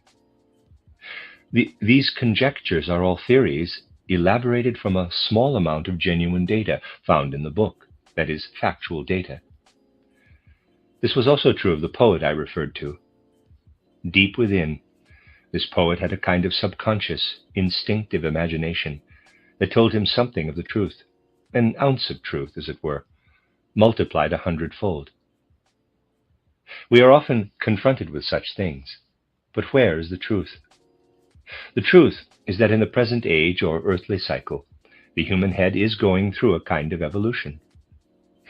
And in the future, the formation of the head and its whole structure will change further. Looking ahead to the Earth's distant future, we must imagine that, for example, the structure of the human forehead, nose, and jaws will go through important changes, whereas the rest of the earthly human organism will, in a sense, regress. Nevertheless, during the whole Earth epoch, the relationship between the head, which is certainly developing, and the rest of the body will, of course, never become an autonomous rolling ball. The head's development will proceed very little in this direction. On the other hand, during earlier eras of Earth evolution, before the middle of the Atlantean epoch, the rest of the human organism was able to change and did continue to transform. Aside from the head, the human organism has changed relatively little. I repeat, relatively little, since the middle of the Atlantean epoch. Before the Atlantean epoch, however, the rest of the human organism changed considerably. Thus you may conclude, this time correctly, since it is simply an observation put into words, that as we return farther into the Atlantean and Lemurian epochs, human beings appear increasingly different, even to themselves. During the ancient Lemurian epoch, human beings looked very different than they do today. The way we might have seen ourselves as human beings in the latter part of the Lemurian epoch is revealed somewhat as we gradually, clairvoyantly receive the impression leading to the paradise imagination, as I described it. I explained that this paradise imagination corresponds to a complete description of the human being's physical body as paradise itself. Thereafter, human beings became dissociated, as it were. They became divided beings, and thus our present bodily nature appears dispersed, as I described. And yet a powerful leap forward was made during the time we look back to clairvoyantly and see the paradise legend unfold before us. It may also be clairvoyantly observed that through this sudden leap forward, this extension of the human entity, as it were, was compressed relatively quickly into the state that became the beginning of subsequent human development. Nevertheless, right after the time related to the paradise imagination, the human form was very different from that of modern human beings. Essentially, the whole natural environment was very different from what it is today. In previous lectures, I said that we could attain the paradise imagination if we could suddenly become clairvoyant for a moment during sleep, looking back at our physical and etheric bodies and allowing ourselves to be stimulated by them in order to experience the paradise imagination through them. In general, however, it must be acknowledged that if we want to realize the paradise imagination, we must have already made great progress in esoteric development. We must have won many victories over ourselves, gone through many trials that transform our personal interests into the interests of humanity and the world. Then, when we go from deepest to a less deep sleep, and there are degrees of sleep, and in this higher sleep become clairvoyant, what manifested later in Earth's development is revealed to us. That is, the human condition during the Lemurian epoch after the great leap forward. In this way, it is possible to see this primordial period of the earth by separating the eye and astral body from the physical and etheric bodies and looking back at them. In other words, nature's expedient, sleep, comes to our aid because we are outside of the physical body during the night. And we may use this expedient and regulate our training so that, as though awakening from sleep without re-entering the physical body, awakening in another state of consciousness, we are thus able to see the physical body. From this you can see that the vision just related provides the only real possibility of knowing the human form during the primeval past. A time will come in the far distant future when we will become aware of how extraordinary those people were in the 19th and 20th centuries, people who believed that through scientific research and the study of the surrounding animal kingdom, they could discover the nature of human ancestry. A true development of human knowledge shows that we may actually come to understand human origin on Earth and our original form only through clairvoyant observation. We will gain insight into what human beings were like during the Lemurian epoch, for example, only through clairvoyance, or retrospective vision, stimulated by the impressions that come from our own physical and etheric bodies. When this is accepted, it will eventually be seen and confirmed that the human form never had any relationship to the animal forms that surround human beings in the 19th and 20th centuries. The clairvoyant consciousness described reveals that the human form as it existed during the Lemurian epoch differed from all modern animal forms. And even the terms we have used, bull, lion, and so on, are used only for comparison. Footnote, see Rudolf Steiner's 1911 lecture cycle titled Wonders of the World, Ordeals of the Soul, Revelations of the Spirit, especially Lecture 9, where he expands on the subject of human evolution in relation to the bull, eagle, lion, and human being, all represented in the enigmatic image of the Sphinx. End of footnote. Future humanity will realize the absurdity of how people of the 19th and 20th centuries traced their origin back to simian ancestry. During the Lemurian epoch, apes did not exist in their later earthly form, but evolved at a much later period from decadent and degenerate human forms. Retrospective clairvoyant vision finds that no trace of animals similar to today's apes existed until around the middle of the Atlantean epoch. The farther back we go in human evolution, by using clairvoyant vision of ourself during nighttime sleep, the more we perceive that our form, or ancient structure, has been preserved to some extent. Thus, when we survey ourselves, we become aware of the physical body enclosed in an infinitely more delicate etheric body. We appear to ourselves in a form more akin to a vivid dream picture than to the form of flesh and blood that we know today. We must become familiar with the idea that when the self and the astral body are outside the human being, they can scarcely see the head. It appears quite nebulous. It is not completely effaced, but it seems quite vague and indefinite. On the other hand, the rest of the organism seems more distinct. It is also nebulous, but gives the impression that the human being is not a being of flesh and blood, but is endowed with a more powerful organization. As odd as it seems, it's true that when we perceive ourselves clairvoyantly in sleep, we sometimes see our physical and etheric bodies in a form reminiscent of the centaur.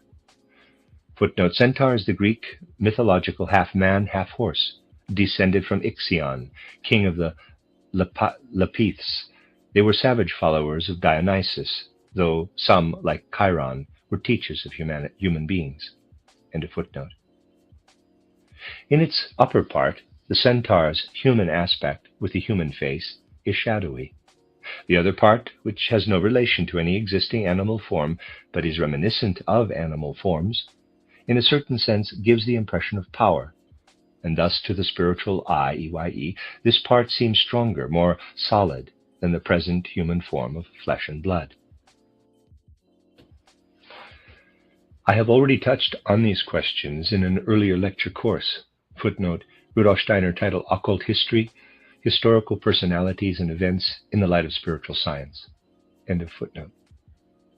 Still, you must realize that all these imaginations, except for the paradise imagination, are fleeting and can be portrayed from different perspectives. I could just as well portray a somewhat different aspect, and you would see that this corresponds to another point in the course of development. Then we would arrive at the form of the Sphinx. Footnote. Elsewhere, Steiner says, quote, if you recall the all-embracing significance of the figure of the Sphinx, intended to represent the great riddle of human evolution, then you actually have what a clairvoyant culture, which was aware inwardly of the truth about humanity, placed before this humanity. The features that stand out separately in the Sphinx are interwoven inwardly in human nature. For clairvoyant sight, the human form has a very strange appearance. If one allows such a Sphinx, made up of a lion form and a bull form, together with the wings of a bird, to work upon the clairvoyant vision, and if one completes it by adding the human phantom or human archetype that underlies it, if one weaves these elements together, the human form, as we have it today, comes into being before us. Thus, clairvoyant consciousness cannot view a Sphinx, which initially doesn't resemble a human being at all, without saying, "You are myself," close quote. And that is from title Wonders of the World, Ordeals of the Soul, Revelations of the Spirit. End of footnote. The successive stages in human development are shown from various viewpoints and aspects. Mythological images, or so-called mythological symbols, are far more accurate and truthful than the fantastic intellectual theories of modern scholarship. Thus, during the night, the human figure assumes a very characteristic form. And another thing now becomes clear. When we clairvoyantly view the lower part of the centaur, resembling an animal being, what we discover makes a definite impression on us. I said yesterday that such impressions or inner experiences are really the vital, essential element.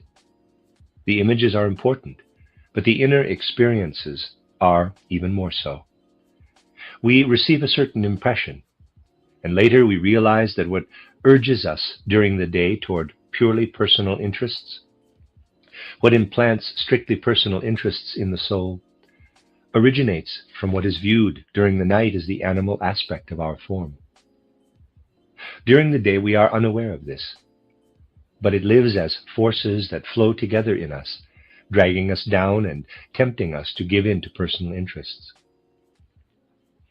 As we develop this impression farther, we come to recognize who Lucifer really is in relation to our evolution. As we clairvoyantly look farther back to the time corresponding to the paradise imagination, the structure that only later recalls our animal nature becomes more beautiful. Furthermore, when we go back to the paradise epoch, when the animal nature of the human being appears as if detached from the human being, as if multiplied into bull, lion, and eagle, we may say that these mythological forms, designated by these ancient names, are also in a sense symbols of beauty for us. The forms become more and more beautiful. And if we go back even farther, to the time I spoke of yesterday, when I described the impression of the sacrifice, we come to the epoch when Lucifer's true form appears to us in sublime beauty, the form that Lucifer wanted to preserve during the evolution from the old moon to Earth. You know from the account in my title Outline of Esoteric Science that the astral body was given to the human being during old moon, and that we carry in our astral body something that played an important role during the old moon. We described it as I-being, as egoism. This I-being had to be implanted in human beings during old moon. Thus, since we received our astral body on the old moon, the I has its seat in the astral body. And so, having preserved the moon nature, Lucifer brought I being to earth as the inner soul character of beauty. Lucifer is thus the spirit of beauty, on the one hand, and on the other the spirit of selfhood. And what we may call Lucifer's error is simply that he brought something to the earth that, if I may use the expression, was appropriate on the old moon. That is, the power to permeate the self with I being. In this way, human beings have the possibility, as has often been said, of becoming in themselves, in their inner being, self-contained, free beings, which they nearly could have become if Lucifer had not transplanted selfhood from old moon to earth. Through inner experience, we come to know Lucifer as the night spirit. And the fact that we inwardly experience the company of Lucifer during the night, we owe to that transformation, which our I and astral body go through in occult development.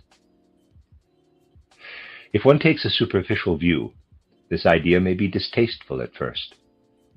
But if one reflects more deeply, it may be soon realized that it makes more sense to recognize Lucifer, better to know when we are in Lucifer's presence than to believe he is not present. Lucifer's forces are active and unseen within us, and they are active in us during the day. The worst is not the presence of Lucifer, since we gradually come to recognize this spirit as the bearer of freedom. The worst is that we do not recognize Lucifer. Yet after we caught sight of Lucifer's temptation of human beings during the Lemurian epoch, we were no longer allowed to see this spirit. This original temptation, however, was followed by innumerable lesser temptations. And so the divine spiritual being assigned to human progress had to cast a veil over our nocturnal vision. This meant losing everything that human beings would have otherwise seen during sleep. Sleep cloaks in darkness the world that human beings live in between falling asleep and the moment of awakening. But as soon as the veil is lifted, we would certainly find Lucifer at our side. If we were strong enough, this would be harmless. But since in terms of earthly development we were initially not strong enough, a veil had to be drawn over the time spent in sleep at night. Since the original temptation that resulted in the possibility of human freedom, the other temptations that arise from the direct vision of Lucifer between falling asleep and awakening cannot affect human beings. Now there is another aspect. We cannot see Lucifer during the day unless we see his companion Ahriman during the day. Read that again. Now there is another aspect. We cannot see Lucifer during the night unless we see his companion Ahriman during the day. When we reach that point in the esoteric development of the I and the astral body, then our waking consciousness, which allows us to perceive external objects, is no longer that of an ordinary human being. We realize that we now approach things differently than we used to do before developing the I and the astral body. We come to view certain impressions that we accepted in an abstract way before as the activities of Ahrimanic beings. We learn to recognize this desire, not as desire arising from within, which is Luciferic, but as desire from without, desire stimulated in the human being from outside, and attracting us to surrounding objects and beings in such a way that we follow this attraction from personal motives. In other words, everything from outside that tempts us to indulgence, we may recognize as the sign of Ahriman. We learn to recognize Ahriman's signature as everything external that inspires fear in us. The polarities are enjoyment and fear. Around us are the so-called material world and the so-called spiritual world. Both worlds appear to waking consciousness as Maya, or illusion. The sense world appears as Maya because people do not realize that Ahriman lurks and excites desires in the soul whenever external objects and entities stimulate the pleasures of the senses. The permeation of all matter with spirit which materialists deny, causes fear. And when the materialists perceive that fear is welling up from within, from the astral domain, they deaden themselves by inventing materialistic theories. The words of the poet are profoundly true. Quote, "Simple folk never notice the devil or Ahriman, even when he has them by the throat." Close quote. Footnote, Mephistopheles' words in part 1 of Goethe's Faust. End of footnote. Why do materialists get together? To conjure the devil. This is literally true, but people are unaware of it. Today, whenever materialistic monists meet to proclaim their neatly packaged theories that only matter exists, Ahriman has them by the throat.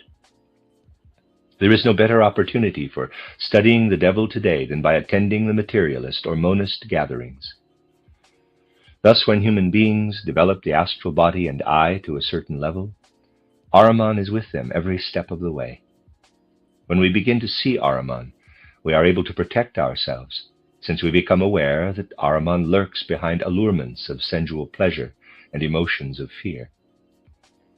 Again, because of humanity's immaturity, Ahriman had to remain hidden. That is, a veil was drawn over the nature of this being. This was done somewhat differently than with Lucifer. In the case of Ahriman, for human beings, the outer world was plunged in Maya. They were deluded into believing that instead of Ahriman lurking everywhere, only matter existed. Whenever human beings dream of matter, in reality, Ahriman is there. The atomic theory of physics is grossly misleading. Material atoms are simply the forces of Ahriman. Humanity as a whole is developing and evolving, and this evolution is such that in the future, human beings will continue to develop intellectual powers.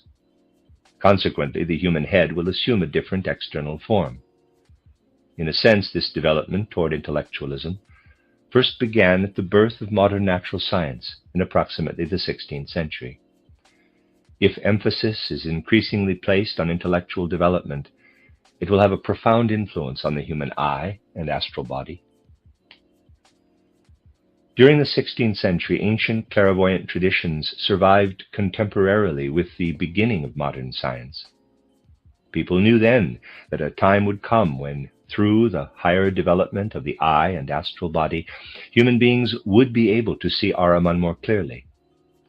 But then intellectual development was at first strongly opposed to the perception of the spiritual, which darkened.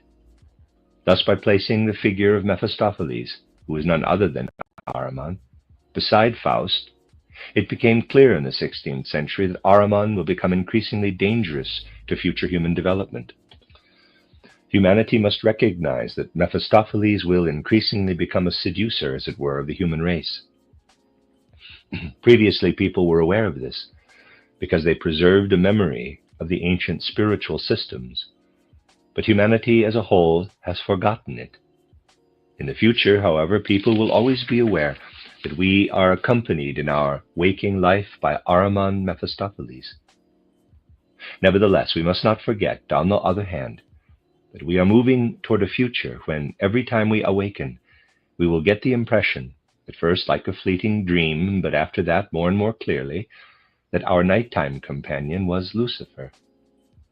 We can therefore see that through the occult development of the eye and astral body, we may anticipate what will happen to humanity in the future. We can intuit something of the comradeship between Ahriman and Lucifer.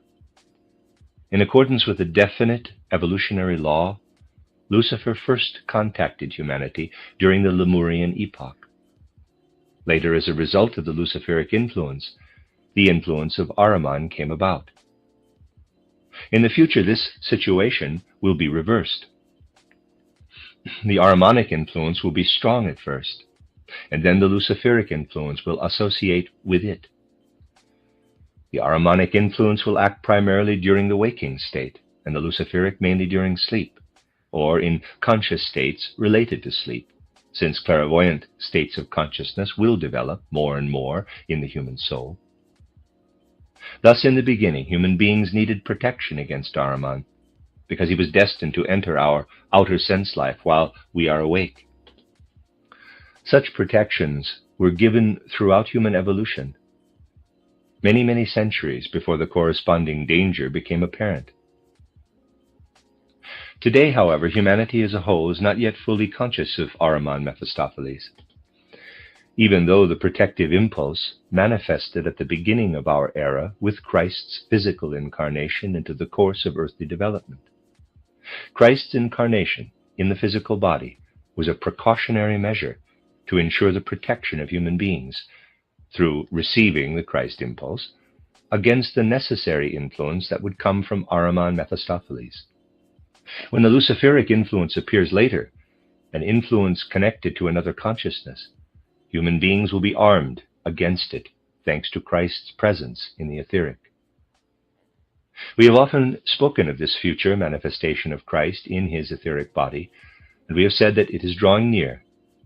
Just as Christ once appeared in the physical body and his impulse spread far and wide after that time, so from the 20th century on, Christ will be seen in an etheric form, first by a few and then by an ever-increasing number. Thus we can see how human development progresses because of a kind of equilibrium, or a balancing of the two impulses. The story of the temptation, that is Christ's rejection of Lucifer and Ahriman, as described in various ways by the evangelists. I have spoken of this before. Footnote, see the Rudolf Steiner lecture cycles titled The Gospel of St. Matthew and the Fifth Gospel, end of footnote. Indicates that through the Christ impulse, or mystery of Golgotha, human beings will be able to find the right path of development in the future.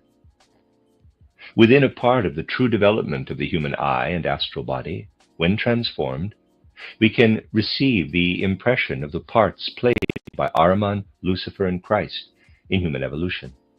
Indeed, right development of the eye and astral body will lead to this knowledge of the three impulses that determine human evolution. In order to develop properly, we must overcome the egoism of the astral body in favor of the general interests of humanity and the cosmos.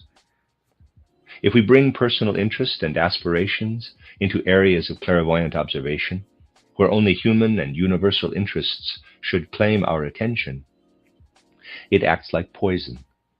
We do not come to the truth in that way, but become the victim of false imaginations that are simply the reflections of our personal interest and aspirations. A clairvoyant person, for example, who is still identified with personal interests and aspirations, sometimes reacts as follows. I received a letter recently in which someone expressed the wish to communicate something I should know. This person said that Christ had been reincarnated in a physical body and that his address was somewhere in West London. Also, that Mary had been reincarnated in a physical body, and her address was that of his niece in such and such a street. Paul, too, had been reincarnated and was his brother-in-law, and his address was also given. Thus, those mentioned in the New Testament had all reincarnated among this individual's relatives, and their various addresses were given. I can show the letter to anyone who is interested. It is a document as strange as it may seem, and it shows the effects of introducing personal interests into the higher spheres, where only human and universal interests should prevail. We must clearly understand that when someone makes a mistake in matters of abstract intellectual knowledge, such an error is basically something quite easily controlled, something that can be cleared up relatively quickly. Although human knowledge does have the terrible tendency indicated in the last lecture, footnote, that is excessive self-concern, which leads to the failure to pass the guardian of the threshold, end of footnote. Everyone is completely free in relation to these impulses in human knowledge, because as expressed in daily waking life, they are diluted. That is, we don't need to be dazzled by the follies and stupidities of the human intellect. And those who, nevertheless, allow themselves to be blinded by these absurdities may be cured in a fairly short time. On the other hand, let's suppose clairvoyant observation leads to false imaginations, such as I described. These false imaginations infect the soul to the extent that they stifle healthy common sense and intelligence. In this way, they do far greater harm than merely intellectual absurdities. The correct approach is to try to permeate everything acquired in the area of esotericism with common sense guidelines. If imaginations are simply communicated without the attempt to explain them, as we have tried to do in these lectures, and indeed some occultists do communicate false imaginations without explaining them, then we suppress precisely the critical faculty in others that should quickly reject false imaginations. Whereas those who commit intellectual absurdities invite criticism, it is possible that people who spread false imaginations rob those who believe them of the power to critically examine them. That is, they are blinded to the need for rejecting such imaginations. Thus we see that as soon as knowledge steps over the limits fixed in the natural course of development, as soon as human beings rise to clairvoyant knowledge, it is absolutely necessary that their development be directed to human and universal interests. This has always been known in true esotericism. And to assert otherwise, that a healthy entry into the spiritual worlds or a sound development of the eye and astral body may be possible without extending human interests to selflessly encompass the cosmos and humanity, to argue the opposite of what has been stated here, could spring only from a frivolous attitude toward esotericism. We must therefore not lose sight of the importance of these things when speaking of the transformations that occur in the eye and astral body in higher spiritual development. The end of Lecture 9. This is a reading of a cycle of lectures by Rudolf Steiner entitled The Effects of Esoteric Development. This is the last lecture in the series. It's Lecture 10, entitled The Etheric Body as a Picture of Cosmic History, given on March 29, 1913.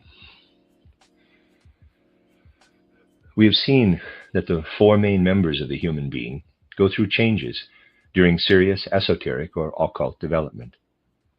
I emphasized especially the inner transformation of these four members of human nature, the transformation experienced inwardly. In other words, we must distinguish clearly between the transformation we experience inwardly and its manifestation, which is outwardly visible to clairvoyant vision. And this is, of course, something different. In true esoteric development, it is important to first know what occurs within our inner life as human beings, and what awaits us when we take up esoteric development. The transformation that is outwardly visible to a clairvoyant is also interesting, though perhaps not so important. In a nutshell, those who are developing esoterically perceive inner changes as increasing mobility and independence of the various parts of the body. To clairvoyant vision, however, which does not experience the physical body's changes inwardly, but views them outwardly, it is as though the physical body of one who is developing esoterically were divided, or disjointed, so to speak. And because of this dissociation, it gives the impression of disintegration. The physical body of those progressing in occult development appears to the clairvoyant eye as if growing. When we meet people who are truly developing occultly, through clairvoyant vision, we notice that their physical body has a particular dimension. When meeting such people again years later, we see that their physical bodies have grown or become perceptibly larger. Thus, there is a growth in the physical body in esoteric development beyond normal physical size, whereas the physical body becomes at the same time less distinct.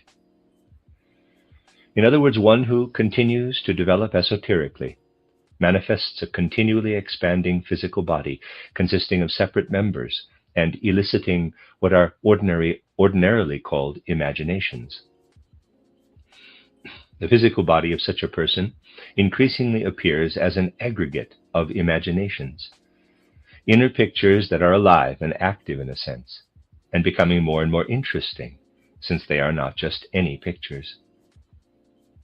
When such people are in the early stage of occult development, the pictures are not especially significant. And of course, when clairvoyant vision observes the body of one who has not yet developed esoterically, the pictures are even less significant. In those who have not developed esoterically, we perceive at first a number of pictures or imaginations. Remember, to clairvoyant vision, the physical substance disappears and is replaced by imaginations. Among ordinary people, however, such imaginations are compressed to the point that instead of showing the pleasing and inwardly radiant aspect of one pursuing occult development, they appear opaque. Even in one who is not yet developed esoterically, however, the members can be seen, and each is related to something in the macrocosm. Essentially, one can distinguish 12 parts of the human being, each of which is really a picture of a part of the cosmos.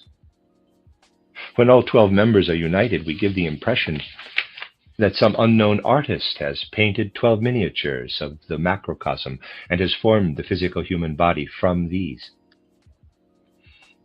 When a person is developing esoterically, this picture increases in size, becoming more luminous, and at the same time inwardly more friendly and pleasing. This is because, for someone not engaged in occult development, the macrocosm is reflected only in the physical aspect, whereas in those who are training spiritually, the pictures also reveal more and more their spiritual substance, since they portray the spiritual beings of the macrocosm. Thus, occult development also demonstrates that the person pursuing esoteric development goes from a strictly physical microcosm to a more and more spiritual microcosm. That is, the individual increasingly reflects the pictures of not just planets and suns, but also beings of the higher hierarchies. This is the difference between those engaged in occult training and those who are not. As one advances in occult development, the higher hierarchies are revealed more and more. In this way, we can come to know the structure of the cosmos by clairvoyantly observing the human physical body. The etheric body of a person not engaged in esoteric training shows the Earth's process of formation over time. It shows how planets and suns, human civilizations on Earth, or individual human beings during their incarnations are transformed, and how they appear in the subsequent stages of their development. The etheric body tells the story of the Earth's formation. Whereas the physical body of a human being resembles a collection of pictures painted by an unknown hand, the etheric body assumes the role of a storyteller, one who recounts the inner events of cosmic history. As a person pursues occult development, that person's insights reach farther back in time. The etheric body of someone who has made relatively little progress in occult development appears to clairvoyant vision as the physical inheritance of perhaps only a few earlier generations, such as the extent of development shown in that person's etheric body. But as a person advances in occult development, the possibility increases of seeing the record of civilizations and the particular incarnations of various individuals in the individual's etheric body. Indeed, it becomes more possible to reach back to cosmic beginnings and to comprehend the role of the spirits of the higher hierarchies during its coming into being. To ordinary observation, the astral body may be perceived only as a kind of reflection, or through experiences of thinking, willing, and feeling. The astral body, however, will express what is increasingly important for the human entity as a being of the cosmos. I want to stress the importance of this. The astral body of someone developing esoterically expresses more and more the value of the human being in the cosmos. In an earlier lecture, I described how we arrive at the knowledge that the astral body in its original nature is a kind of egoist, that such egoism must be overcome in occult development through transforming personal interests into universal interests.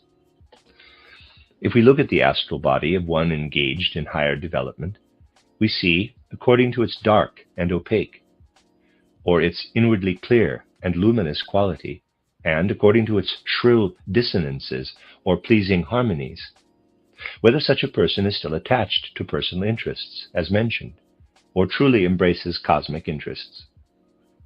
If someone doing inner work and whose development has followed a strictly correct moral course, the astral body reveals how noble human beings become when the horizon of their interests extends from the personal to those that are universal and human, and to universal cosmic intent. The astral becomes more and more radiant and luminous when human beings learn to make general human and cosmic affairs their personal concern. As we develop farther, the I shows, capital I, shows an increasing tendency to separate or become dissociated. It directs its consciousness outward, which is diffused into the cosmos. If, for example, we want to become acquainted with the being of the angelic hierarchy, ordinary forces of cognition will not be enough.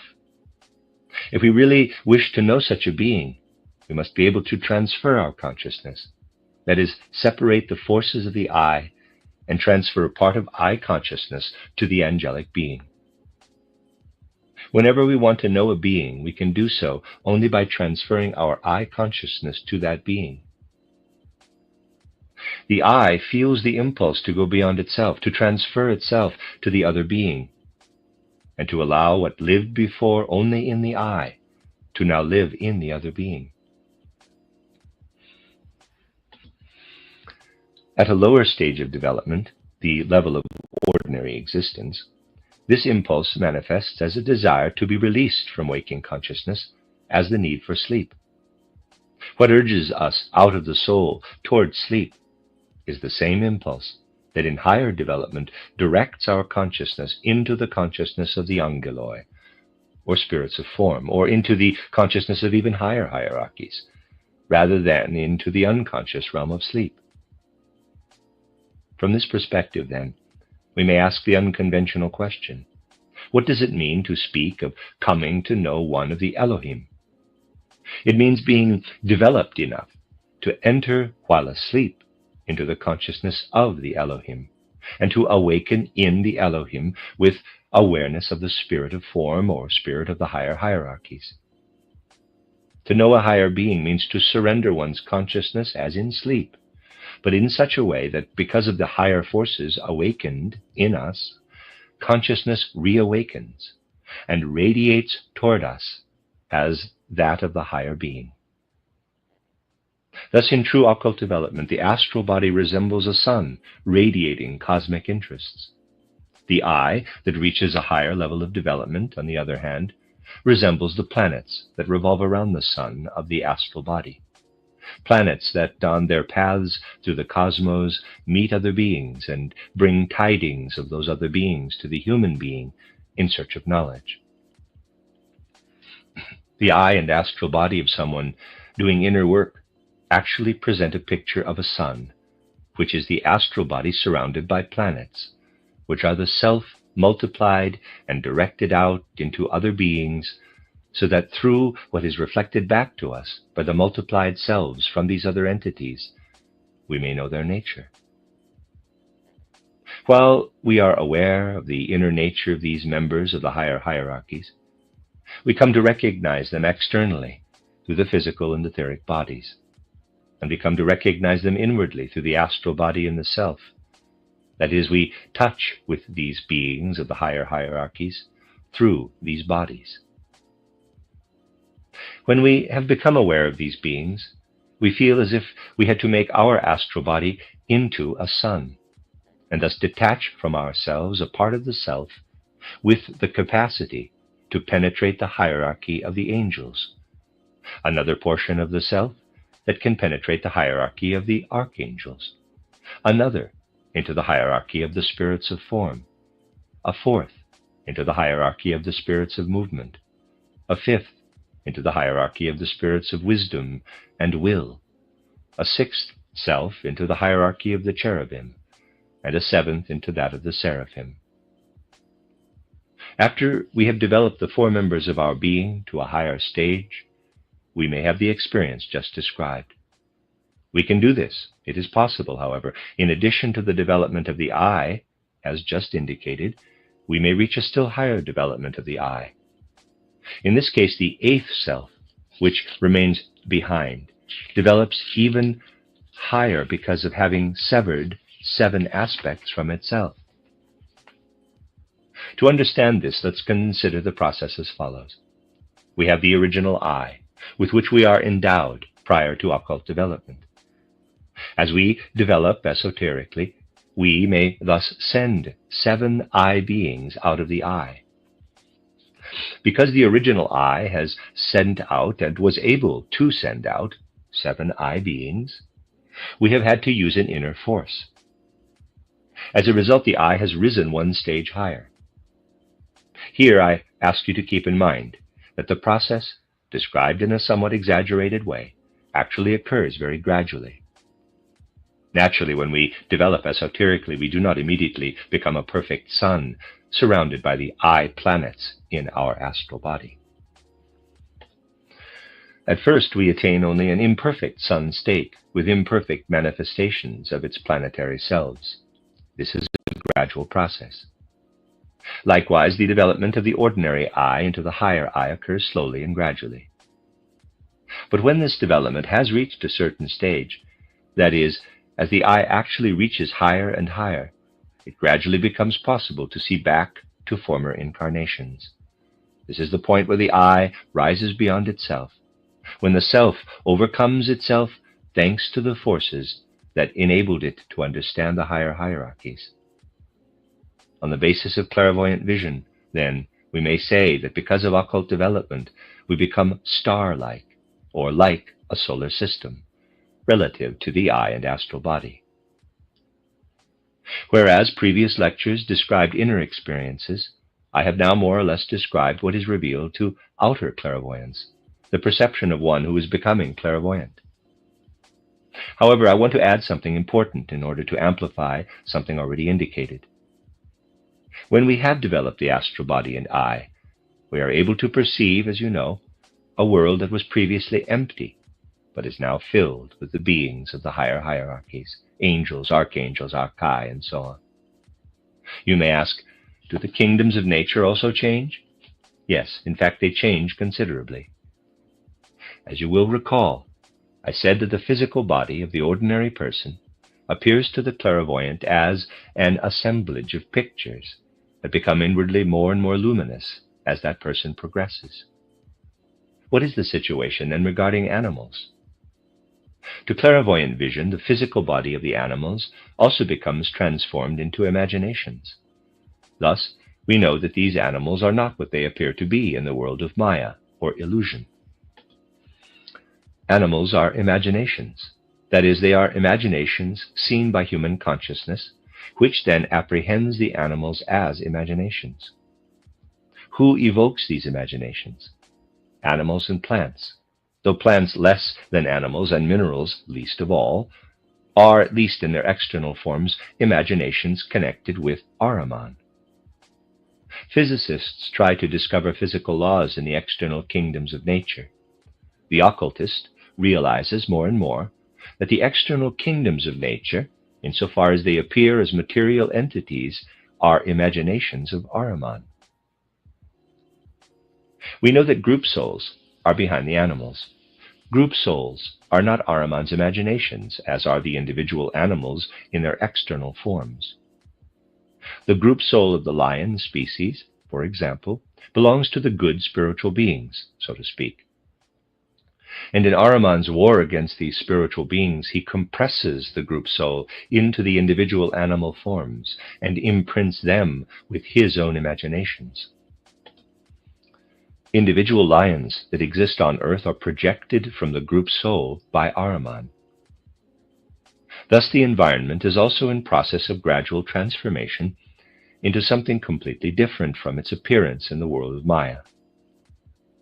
To give you a guide to the thoughts to which this lecture cycle has introduced us, I will draw you a diagram, and there's a picture. First, let me indicate on the left what we may call the structure of the ordinary human constitution: the physical, etheric, and astral bodies, the sentient, intellectual, or mind, and consciousness souls, the spirit self, the life spirit, and the spirit body. This constitutes the human being. I will represent it with a vertical broken line. Soul life includes the sentient soul, the intellectual soul, the consciousness soul, then the spirit self. Since we do not need to consider them today, we will assume the higher members. The constitution of the human being manifests externally in such a way that the bodily element is experienced in the three lower members, whereas the soul element occupies the three middle members. The spirit self is present in the human being only as an indication of the future. When a person develops spiritually, initially it is important to suppress certain things in the soul itself. We have seen that it is especially important for the individual to exclude outer sense impressions. That is the first requirement of true esoteric progress. By excluding outer sense impressions, the soul principle developed mainly through the influence of such impressions, that is, the consciousness soul, is inwardly transformed. Remember that because it relies primarily on external sense impressions, the consciousness soul has reached its maximum development at the present time. One must not confuse the fact that the consciousness soul is inwardly fortified to a large extent by the impressions received through the senses with the fact that these sense impressions are mediated by the sentient soul. In esoteric development, we must consider which influences most strengthen the consciousness soul, and we discover that these are outer sense impressions. When they can be excluded, the consciousness soul can be suppressed. In the person developing esoterically, therefore, it is the consciousness soul above all that must withdraw into the background. I have indicated on the right what corresponds to the separate members of the soul in the person who is developing spiritually. I am referring to what in ordinary life gets us to emphasize or affirm the I in every domain possible. In the present epoch, of course, the I asserts itself in the domain of thought. We hear such things as, quote, "This is my point of view," close quote, or, quote, "This is what I think," close quote, as though it mattered what this or that person thinks, as if it were not much more important to discover the truth. No matter what a person may think, it is a proven fact that the sum of the three angles of any triangle is 180 degrees. Counting upward from the human being, the hierarchies fall into three groups of three, where any individual viewpoint is immaterial. Such self-affirmation withdraws into the background, and in its place, the consciousness soul, whose original and principal purpose had been to cultivate the I, is gradually filled with what we call imagination. Thus we can say that in the person who is developing spiritually, the consciousness soul is being changed into the imagination soul. We know from what was mentioned in earlier lectures that we must also transform thinking itself, which is developed primarily in the intellectual or mind soul. We were told that thinking must stop developing its own thoughts, that the human personality must suppress thinking that stems from the self.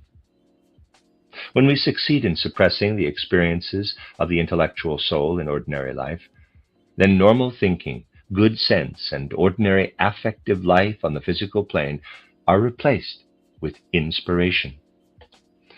The intellectual soul is thus transformed into the inspiration soul. The inspired works of culture have been inspired into or breathed into the transformed intellectual soul. When we overcome the astral body by making cosmic interests our own, and overcoming personal feelings more and more, it is most of all the sentient soul that is gradually set aside. Thereby the sentient soul is transformed. All the inner impulses, passions, and emotions are changed into intuitions. And in place of the sentient soul, the intuition soul appears. The person who is developed spiritually is shown on the right in this diagram. We can say that this individual has the astral, etheric, and physical bodies, just as the ordinary person does, but inwardly also has the intuition soul, the inspiration soul, and the imagination soul, and then passes into spirit self. You will gather from this diagram, giving facts of occult observation, as well as from these lectures, that the degree of our moral development influences our occult development.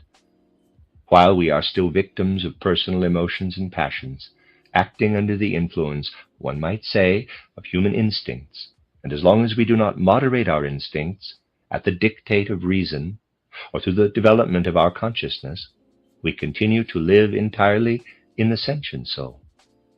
If I indicate moral development by the little arrow in the middle, then development has reached only as far as the sentient soul.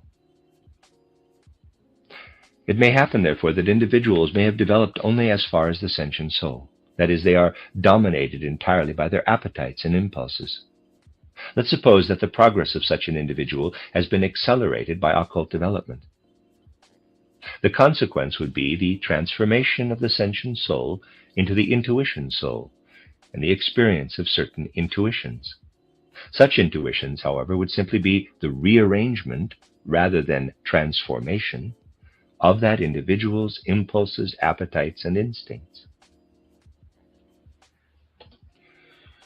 Those who, in terms of moral development, have arrived at the intellectual soul, or who have acquired distinct universal ideas, and whose minds embrace common universal interests of the cosmos, will at least transform their intellectual soul into the inspiration soul.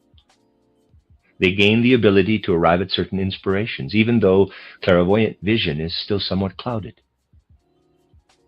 The consciousness soul can be changed into the imagination soul only when it has been penetrated with the eye. The rest will follow as a matter of course, because the other stages will already have been passed through. Thus, the purpose of a clairvoyant that is appropriate to our time must be to place before human beings the task of cultivating moral development, so that they rid themselves of all impulses and desires of a personal nature and rise to a level where personal interests become universal interests. They must then try to really understand themselves as an I, but as an I in the consciousness soul. When this is accomplished, the sentient soul, the intellectual soul, and the consciousness soul can safely be transformed into the intuition soul, the inspiration soul, and the imagination soul. When we observe ordinary consciousness on the physical plane, we find that the sentient soul is the richest soul. Though this soul be considered very low, we can see just how many instincts and impulses are concealed within it. Is it incapable of any impulses and desires? The substance of the intellectual soul is poorer in emotional response, but poorest of all in this sense is the consciousness soul, which is limited to the awareness of the I. It is reduced to a point, so to speak. We could say that the figure representing the human soul in its natural condition on the physical plane would be a pyramid. Its base represents the sum total of impulses, desires, and passions, and the apex represents the point of consciousness. An inverted pyramid shows the developed soul of the true clairvoyant. Here, whereas the base represents what we may form as all kinds of imaginations that express the substance of the cosmos, the inverted apex represents the higher individual consciousness of the human being. In another sense, this diagram serves to a certain extent as a yardstick. In the new edition of my book titled Theosophy, I indicated that the sentient soul is the provisionally transformed astral body, as it were. We can therefore say that below is the physical body, then the etheric body, then the astral body. The provisionally transformed astral body is the sentient soul on the physical plane. The provisionally transformed etheric body is the intellectual soul or mind soul, and the provisionally transformed physical body is the consciousness soul. In our present human cycle, the consciousness soul is first localized in the physical body. That is to say, it uses the physical organs. The intellectual soul is located in the etheric body, which means that it uses etheric movements. The sentient soul, which contains impulses, desires, and passions, uses the forces localized in the astral body. The intellectual soul, which contains the inner feeling forces of sympathy or compassion, uses the etheric body. And the consciousness soul uses the physical brain. Moreover, when the sentient soul is changed into the intuition soul, You must imagine that in a kind of correspondence, the human astral body becomes the instrument of the intuition soul. The inspiration soul is the transformed intellectual soul. Its instrument is the human etheric body. The imagination soul, or transformed consciousness soul, uses the human physical body as its instrument. Now, compare the scheme shown here with what I said earlier, and you will realize that this scheme is a memory image. I said, in effect, that clairvoyant vision sees the physical body as transformed into imaginations, which are pictures of the macrocosm. In the diagram, the imagination soul fills the physical body. It actually enters the physical body and permeates it. Thus, clairvoyant consciousness, when it meets a developed human being, sees the members of the physical body as permeated with higher and higher imaginations, impressed into the physical body by the inner being of this individual. In an ordinary person, a number of imaginations may be found imprinted into the members of the physical body by higher spiritual beings. But in more highly developed individuals, other imaginations are added to the already existing imaginations, and these are imprinted into the members of the body from the individual's own inner being. Therefore, the organs of the physical body of a person who has developed spiritually become progressively richer. In this description, I wanted to briefly give a summary of what I described more fully elsewhere in these lectures. I want to point especially to the fact that thanks to this description, you will always be able to remember that the sentient soul, the intellectual soul, and the consciousness soul are transformed, so that the consciousness soul does not become the intuition soul, but rather the imagination soul, and the sentient soul does not become the imagination soul, but rather the intuition soul. Thus we have a sketch of what I wanted to say on the subject in these lectures. That is, the transformations of the human sheaths and human eye during serious spiritual development, or in the course of esoteric occult training, which is basically the same thing. We began, as you may realize, with the slight, almost imperceptible changes in the physical body, scarcely perceivable modifications at the beginning of esoteric work. The individual members of the physical body become inwardly more and more alive, whereas ordinarily only the entire physical body of the human being appears as a living entity. We then saw that certain changes occur and reveal important aspects of the inner life, changes in the eye and astral body that evoke the powerful imaginations through which we may experience ourselves seemingly reverted to the beginning of earthly development and even further back. Imaginations that lead to the paradise imagination and to the Cain and Abel imagination. We saw, in fact, that a kind of force becomes a reality in the physical body and enables it to subdivide, so to speak, and yet remain whole. In our present human cycle, it does not yield to this tendency to divide, because esoteric training is not allowed to go far enough to injure the physical body. There is, however, an intensity of occult development that may lead to the stimulation of inner destructive forces in the physical and etheric bodies. There is always this danger when someone meets the guardian of the threshold. Such a meeting is impossible without the risk of destructive forces being implanted in the physical and etheric bodies.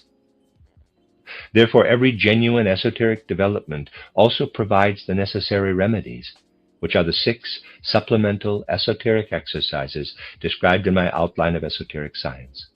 First, concentration, or control of thought. Control of one's thoughts is the disciplined organization of thinking. Second, development of a certain initiative of will, or control of will. Third, equanimity when confronted with joy and sorrow. Fourth, a positive approach in attitude toward the world. Fifth, open-mindedness and objectivity. Sixth, harmony and synthesis of the first 5 qualities. When we cultivate these qualities in our soul, along with esoteric training, a sincere effort develops on the part of the physical and etheric bodies toward separation. That is, real efforts toward assimilating the seeds of death. However, when we have developed the qualities mentioned enough to equal the force of that tendency, or if we have pursued a moral development sufficient in weight to these 6 qualities, the urge to separate is lifted and never put into effect. I've tried to give you more than a mere description of occult development. I've tried rather to awaken in your hearts a feeling of what occult esoteric development is. And I've tried to show you the many and various ways that it influences and transforms a human being. You must have been able to sense and recognize that when we pursue occult development, we are faced with many shattering experiences and much that is dangerous. You must always keep in mind, however, along with many things in this theoretical exposition that may have awakened a certain dread in you, a thought that dispels all fear and banishes any fear of danger, and evokes instead enthusiasm and strength of will in our souls. This is the thought that by developing ourselves further, we actively contribute, though in small measure, to the evolution willed by the gods. If we can understand the full significance of this thought and fully comprehend the enthusiasm it inspires, then we comprehend it in the way that presents evolution, esoteric development, in the most beautiful sense as the duty of human beings. One who can experience this already feels, despite all the dangers, struggles, confusion, and obstacles, the approach of the bliss of the spiritual realms. Once we experience this thought of the ideal of occult development's power to kindle enthusiasm, we may begin to feel the bliss of realized progress. But this bliss means that we must recognize occult progress as a necessity. The future of spiritual esoteric movements such as ours will depend more and more on the realization that human spiritual development is necessary. Whoever rejects or is hostile towards spiritual development will have thus identified with what is no longer useful on earth, with what has withered and shriveled, and will have abandoned cosmic evolution as willed by the gods. The end of Lecture 10. That is the end of the lecture cycle, The Effects of Esoteric Development by Rudolf Steiner. Life and the Astral Body, Consciousness. The end of Lecture 7. You are listening to RudolfSteinerAudio.com. If you are listening to the podcast of this as well, it is at RudolfSteiner.podbean.com. Please consider becoming a patron. As well, there are 2 publishing houses, SteinerBooks.org in America and RudolfSteinerPress.com in England, which are the sole publishers of Steiner into English and have given me permission to do these recordings. Please consider patronizing them as well. This is a reading of Collected Works, Volume 93A by Rudolf Steiner, 31 lecture notes by participants entitled Foundations of Esotericism, translated by Vera and Judith Compton Burnett. This is Lecture 8, given in Berlin on the 3rd of October, 1905. The different incarnations of the human individuality are a kind of swinging of the pendulum to and fro until the rhythm is brought to rest and the higher part of man has found in the physical a fitting expression, a suitable instrument. Approximately ever since human beings have reincarnated, the position of sun, moon, and earth has existed as it is now. We understand that man belongs to the great cosmic organism. In the times in which great changes take place in the life of humanity, mighty changes also occur in the cosmos. Earlier than this, before there was reincarnation, sun, moon, and earth were not yet separated as now. Kant and Laplace were observing from the physical plane only, and to this extent their theory is quite correct, but they did not know the connection with spiritual forces. When moon and earth came into existence as separate bodies, out of the primal fire vapor sun, man also began to incarnate. When human incarnations will have come to an end, the sun will be reunited with the earth once more. On the large scale, as in the single details, one must bear in mind these relationships of man to the universe. You will often have heard that man usually incarnates after a period of about 2,000 years. One can investigate when people who are alive today had their earlier incarnation. For the souls who are now incarnated, one finds as a rule that this was about 300 to 400 years before the birth of Christ. In addition, however, one finds others who were incarnated at various times, some earlier, some later. But there is another way to determine incarnations, a way which leads more certainly to the goal. One can say, were the human beings who die today to return in a short time, they would meet almost the same conditions as now. However, man ought to learn as much as possible on the earth, and this can only happen when, in the next incarnation, he finds something new which is essentially different from the earlier conditions. Let us, for instance, imagine ourselves back in the time about 600 to 800 years before Christ. That is about the time of the Iliad and the Odyssey. With the advanced peoples of that time, the conditions of life were quite different from what they are now. One would, for instance, be astonished to see with what curious implements people ate. At that time also people had not yet learned to write. The great poems were transmitted by word of mouth. When a person of those times is reincarnated today, he must, as a child, learn quite other things. As a child, he must learn to write. The stream of culture has meanwhile progressed. One must distinguish between the stream of culture and the development of the individual soul. As a child, one must catch up with the civilization, and for this reason one must be born again as a child. Now we must ask, what causes such utterly different conditions on earth? This is connected with the progression of the spring equinox. About 800 years before Christ, the sun in spring entered the constellation of Aries, the ram. Every year at the spring equinox it shifts a little.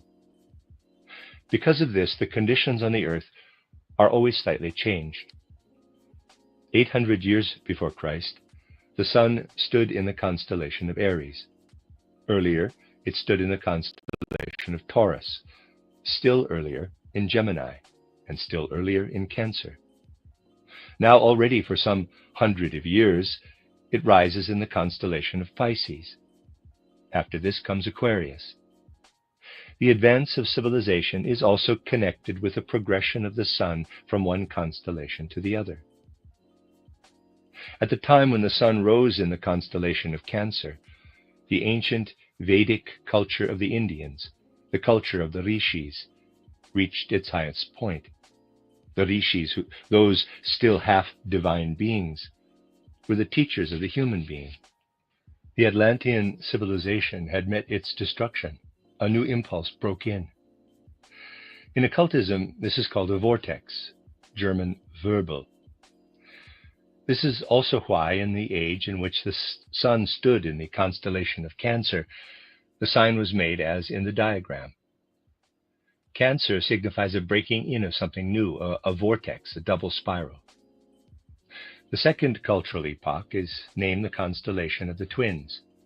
At that time, the dual nature of the world was understood, the opposing forces of the world, Ormuzd and Ahriman, good and evil. Thus the Persians also speak of the twins. The third cultural epoch is that of the Sumerians in Asia Minor and of the Egyptians. The constellation of the bull corresponds to this epoch.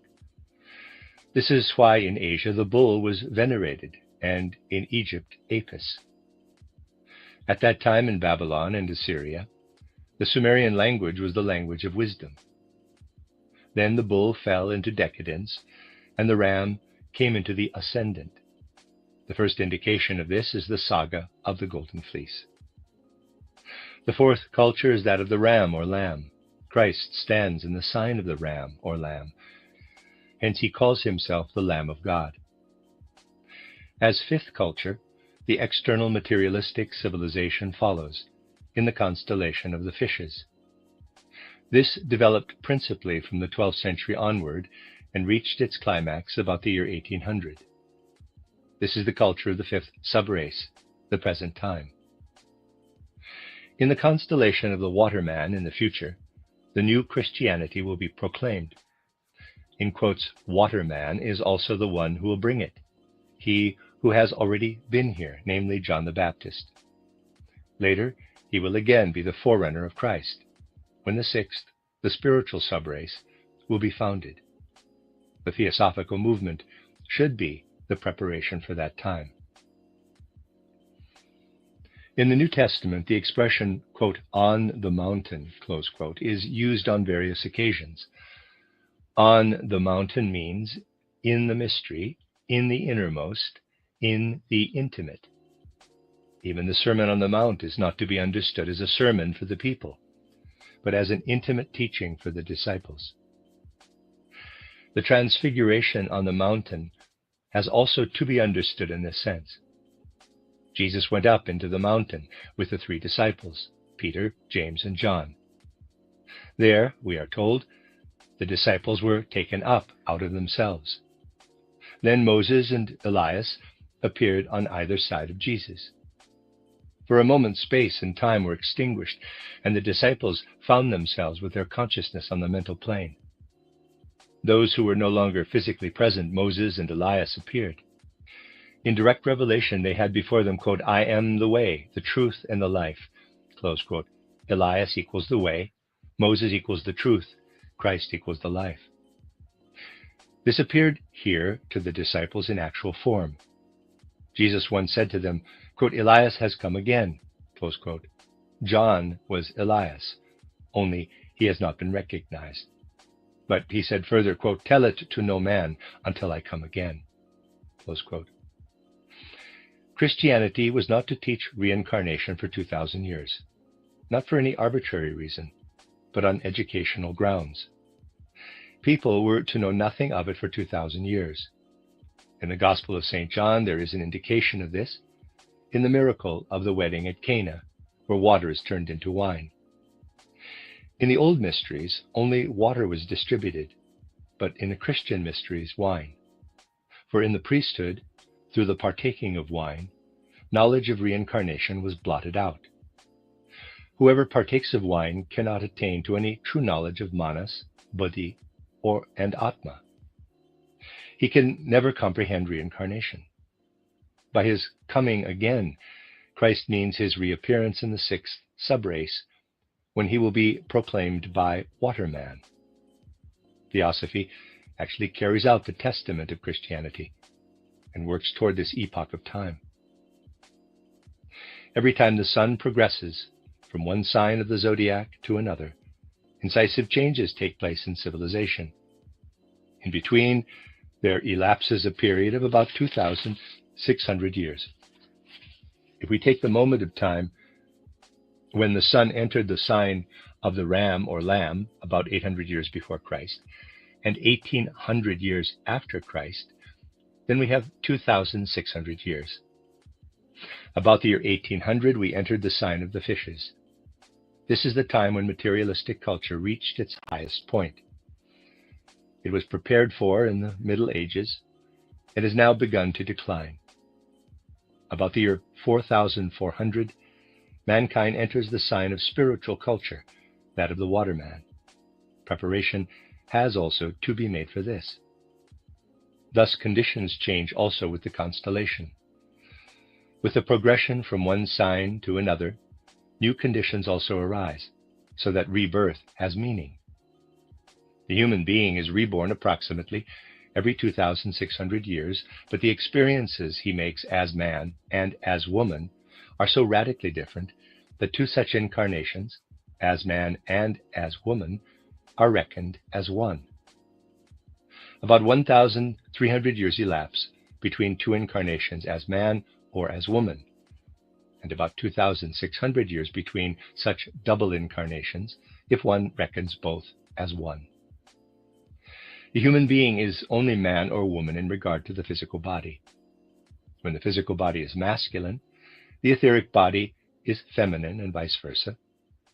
When the physical body is feminine, the etheric body is masculine. Only the astral body is at the same time masculine and feminine. The human being bears within him the opposite sex as etheric body. Thus, in the etheric, the man is feminine, and in the etheric, the woman is masculine.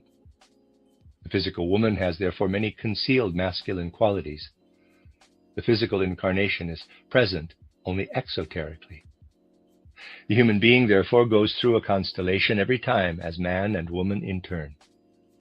This is why the Master said to Sinnett that the human being is incarnated about twice in a subrace, cultural period. Occultly, both incarnations are reckoned together as one. There must come a time in which the woman will actually move toward the culture dominated by the man. The present woman's movement is to be recognized as the preparation for another, later, and quite different woman's movement. In the future, sex differentiation will be totally overcome. There was a special reason why, for about 2,000 years, the teaching of reincarnation was completely suppressed. The human being was to learn to know and value the importance of the one life. Every slave in ancient Egypt was still convinced of the fact that he would return, that one day he would be master instead of slave, but that he had to pay his karmic debts. The single life was, therefore, not so important to him. But the lesson people then had to learn was to gain firm ground under their feet. Thus, during one life, reincarnation was to remain unknown. Christ, therefore, expressly forbade any teaching about reincarnation.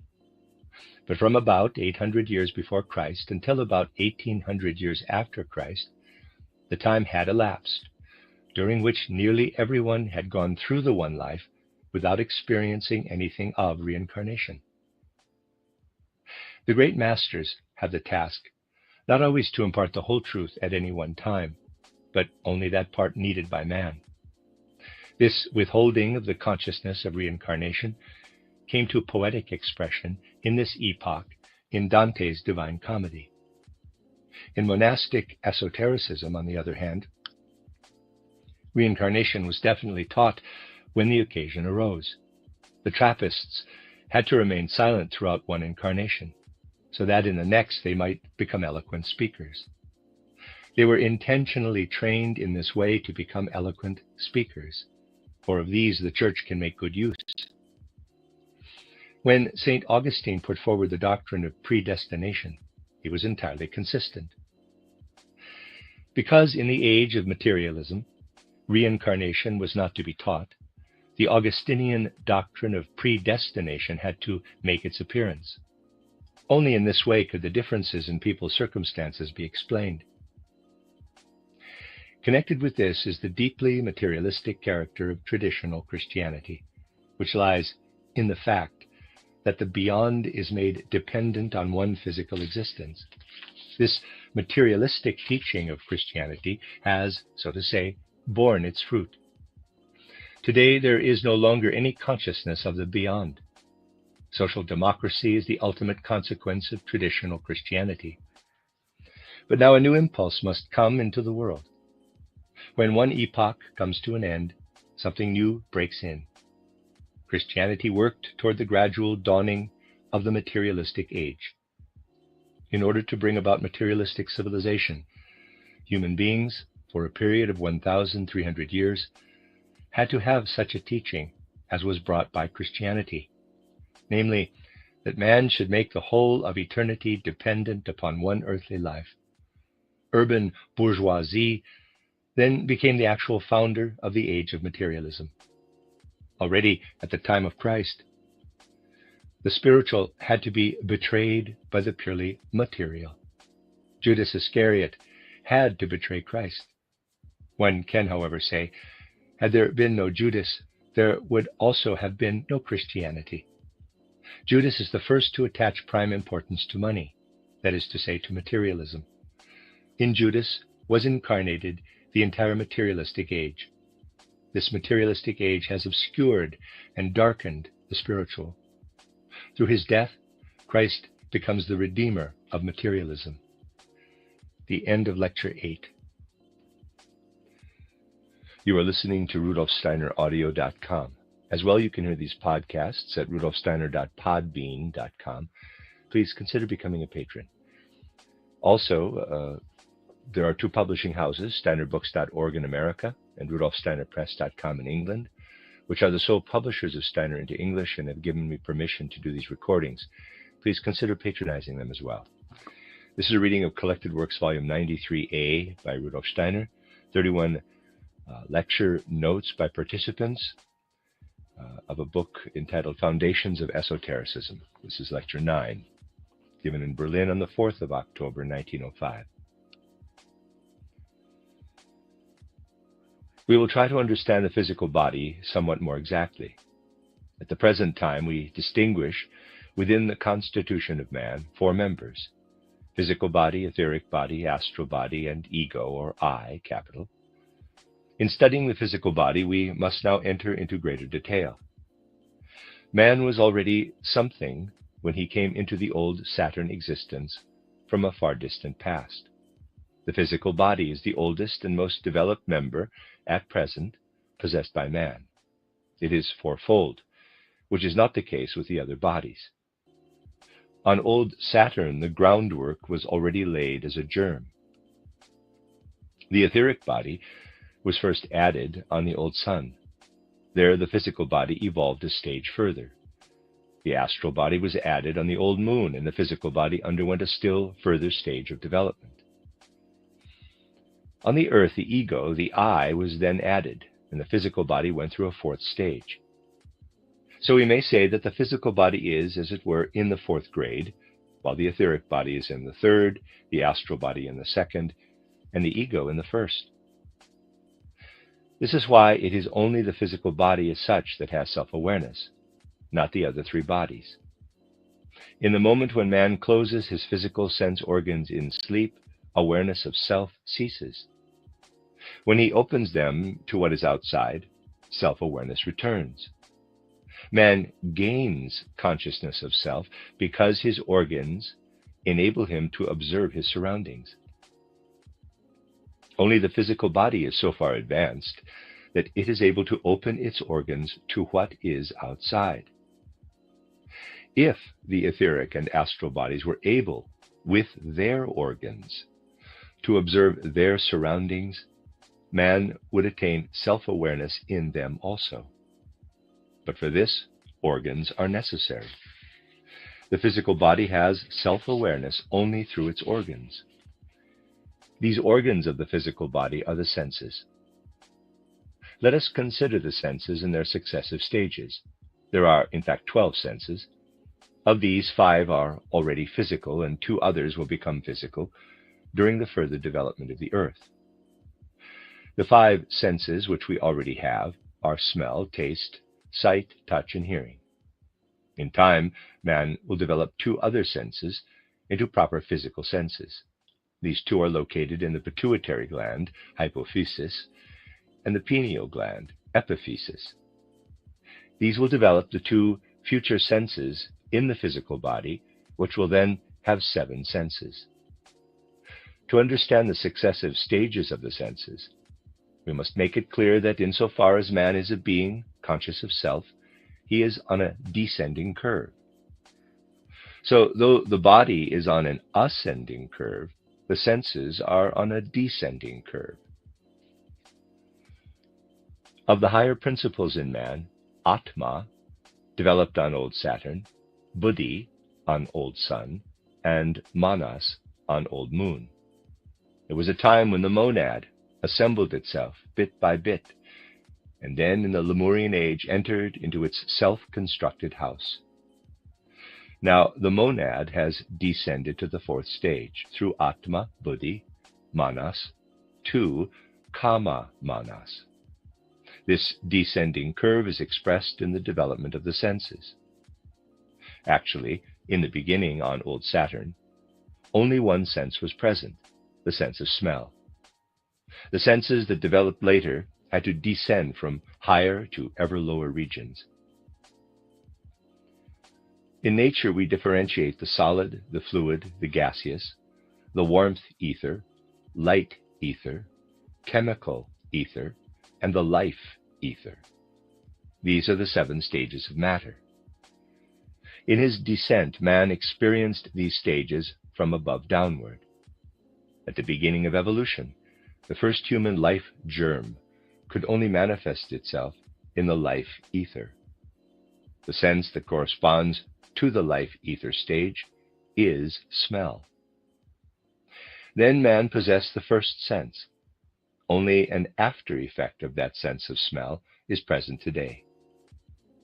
The solid has its life, as we saw a few days ago, in the Mahaparinirvana plane, the fluid on the Parinirvana plane, the gaseous on the Nirvana plane, warmth ether on the Buddhi plane, light ether on the mental plane, chemical ether on the astral plane, life ether on the physical plane. We can therefore also speak of the atomistic ether. And there's a chart I'm going to read left to right. There's 7 levels. The first one is called correspondences of the planes, and that's physical plane. Next to it is conditions of matter, life ether, and the senses, smell. So number 1 is physical plane, condition of matter, life ether, and the sense is smell. Number 2 is astral plane, chemical ether, taste. Number 3, mental plane, light ether, sight. Number 4, buddhi or sushupti plane, warmth ether, touch. Number 5, nirvana plane, gaseous air, hearing. Number 6, para-nirvana plane, fluid, pituitary gland. Number 7, mahapara-nirvana plane, solid, pineal gland. An object can only be smelt when it impinges on the organ of smell, comes into contact with it. The organ of smell must unite itself with the material. To smell means to perceive with a sense that enters into a relationship with the material itself. As second stage, we have the chemical ether. Here the sense of taste develops. This depends on dissolving what is to be tasted. We have to do not with matter itself, but with what is made out of it. This is a chemical, physical process through which matter is changed into something different. The tongue can do this. It can first dissolve and then taste. The third stage is to be found in the light ether. There sight develops. Now we do not perceive what is broken down by chemical, physical processes, but we perceive a picture of the object which is brought about by the external light. The fourth is the warmth ether. In this, the sense of touch is developed. Here one no longer perceives a picture. Warmth is a passing condition of the body, a condition experienced only in the moment. We are speaking here of the sense of touch as the perception of warmth and cold. It is, in fact, a, in quotes, warmth sense. Fifthly, we have what is of the nature of air. This corresponds to the sense of hearing. Here we no longer perceive a condition of the body in question, but what the body says to us. Now we enter into the inner nature of the body. At the sound of a bell, it is not the bell itself that interests us, not the outer form, the matter, but what it has to disclose of its inner nature. Hearing is a uniting with what reveals itself as the spiritual in matter. At this stage, the life of the senses goes over from the passive to the active. The passively received sound becomes in man active in speech. Through speech, man gives utterance to his soul being. As the sixth stage, we have the fluid element. The sense organ corresponding to the fluid is the pituitary gland. This is situated in the brain in an elongated cylindrical form. As seventh stage, we have the solid. The appropriate sense organ is the pineal gland. As now, when man speaks, he influences the air, so later he will gain an influence over what is fluid. The, quote, I think, close quote, and thought in general will express itself in the air, and indeed in forms, for example, as crystals. At the next stage, feeling will also be involved with thinking. Development will work backward. The warmth of the heart will then express itself in oscillations and flow outward together with thought. And the last stage will be achieved by man when he will create actual beings which remain. When through the word he will externalize what he wills. The expression of feeling is merely a transition. When man becomes creative through the will, then the beings which he brings forth will have actual existence. In times to come, man will bring forth into his surroundings what he feels. This will be imparted to the fluid element. The entire fluid element of the planet, which will follow next, the future Jupiter, will be an expression of what people feel. Today, man sends out words. They are inscribed into the Akasha. There they remain, even though the airwaves vanish. Out of these words, the future Jupiter will later be formed. When, therefore, today man uses evil, blasphemous language, then on Jupiter terrible formations will be brought about. This is why one should be so very careful of what one says, and why it is so immensely important that man should be master of his speech. In the future, man will also send out his feelings. The conditions of the fluids on Jupiter will be a result of feelings on the Earth. What man speaks today will give Jupiter its form. What he feels will engender its inner warmth. What he wills determines the separate beings inhabiting Jupiter. The future Jupiter will be constructed out of the basic powers of the human soul. Just as today we can trace the rock formation of the Earth back to earlier conditions, so will the rock formation of the future Jupiter be the result of our words. The ocean of Jupiter, the warmth of Jupiter, will arise out of the feelings of present-day humanity. The beings of Jupiter will arise out of human will. Thus, the inhabitants of a previous planet create the basic conditions for its successor. And beings who today still, bracket, there's a gap in the text, close bracket, hover over the Earth, as was once the case with the monads, will enter into incarnation on the future Jupiter. There will then exist a kind of Jupiter-Lemurian race. Beings will be there which we have created as the Pitris did.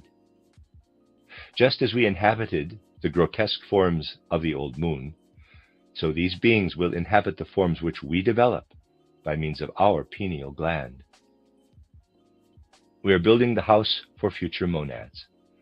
A similar procedure took place when the development of the human being led over from the old moon to the Earth.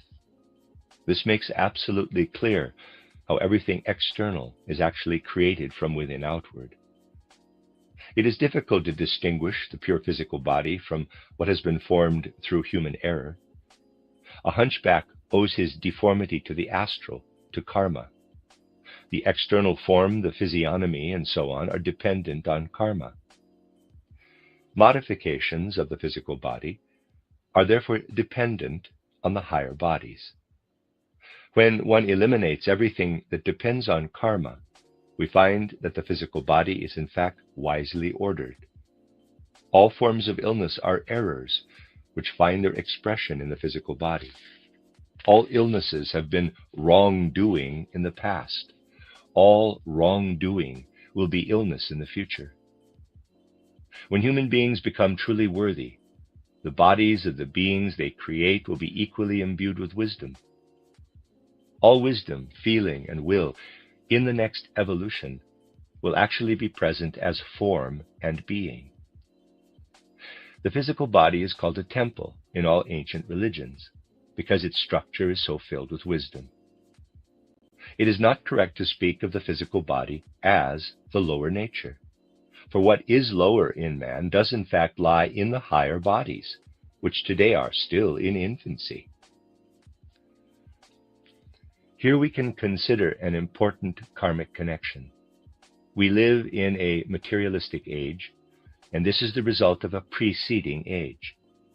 This materialistic age has accomplished much, not only outwardly but also inwardly. We may think, for instance, of the decrease in mortality through hygienic measures. This is actually a step forward, brought about by hygienic means. Such external progress is always a karmic result of progress which earlier has been made inwardly. These steps forward in the physical are the result of inner steps forward in the Middle Ages. Today, therefore, it would be quite wrong to look back on the, in quotes, dark Middle Ages. Our most significant materialists have been educated idealistically. For instance, Haeckel, Büchner, Molschott. This is why their systems are thought out so admirably. But this they owe to their idealistic education. Present-day materialism is actually the outer expression of the preceding idealistic period. Now, 2, we must work in preparation for the future. Just as the karmic result of the earlier idealistic period made its appearance in materialism, so again, a new beginning must be made in regard to idealism and spiritual impulses. It was in accordance with this law that the leading personalities acted when they called the Theosophical movement into life. The 14th century was the time of the creation of towns. Within a few hundred years, independent towns had developed in all civilized European countries. The burgher is the founder of materialism in practical life. This comes to expression in the Lohengrin myth. Lohengrin, the emissary of the Grail Lodge, was the wise leader who took hold in the Middle Ages and prepared the way for the establishment of towns. The swan was his symbol. The initiate of the 3rd grade is the swan. Consciousness is always represented as something feminine. Elsa of Brabant represents the consciousness of the materialistic civic sense. The spiritual life had, however, to be saved. This happened through the fact that Christian Rosenkreuz founded the Rosicrucian order. Spiritual life remained in the mystery schools. Today, materialism has been driven to uttermost extremes. This is why in our time something new must break in. At that time, the same movement took hold which today, through theosophy, makes popular the elementary teachings of spiritual life in order to create, once again, a new inner impulse that will later be able to reveal itself outwardly. The inner always comes later to outer expression. An illness is the karmic result of earlier wrongdoing, for instance, lying. When something of this kind becomes outer reality, it manifests as illness. Epidemics can be traced far back to the misdeeds of a people. They are something imperfect, which from being inward has been exteriorized. The 6th sense is the Kundalini light radiating warmth. The 7th is the synthesizing sense. The end of Lecture 9. You are listening to RudolfSteinerAudio.com. As well, you can hear these podcasts at RudolfSteiner.podbean.com. There are 2 publishing houses, SteinerBooks.org in America and RudolfSteinerPress.com in England, which are the sole publishers of Steiner into English and have given me permission to do these recordings. Please consider patronizing them as well. This is a reading of Collected Works, Volume 93A by Rudolf Steiner. The lecture notes of participants of 31 lectures entitled Foundations of Esotericism, translated by Vera and Judith Compton Burnett. This is Lecture 10, given in Berlin on the 5th of October, 1905. If we consider man's being in its entirety, we have to begin with the physical body, then the etheric, then the astral body. The physical body of man can be seen by everyone. The etheric body becomes visible when the physical body is suggested away by a strong act of will. Then the space of the physical body remains filled with the etheric body. The occultist considers actually the etheric as being the lowest body. It is the body according to which the physical body is formed. Taking the descending line, the form of the etheric body is the reverse of the physical. It is only in the ascending line that they are identical. A woman has a masculine etheric body and a man a feminine etheric body. Around the etheric body appears the astral body. It is the outer form of the entire content of the soul. For passions, emotions, impulses, desires, joy, unhappiness, enthusiasm, and so on. It manifests itself in forms of every description. The surrounding part shows cloud formations. It radiates the most varied colors. Frequently, somewhat tattered formations are attached to it. The forms and colors are different and changing. Green shows sympathy and compassion for one's fellow human being. The lower levels of the population show much red in the astral body, brownish red, brick red, blood red. Especially with droshky drivers, one can see such a red indicative of the lower passions. With every human being, all the fluctuations of the astral body are enclosed in an egg-shaped sheath. This has an underlying blue color and shows, as an important factor, a dark violet spot in the middle of the brain. Helena Petrovna Blavatsky calls this egg-shaped sheath the auric egg.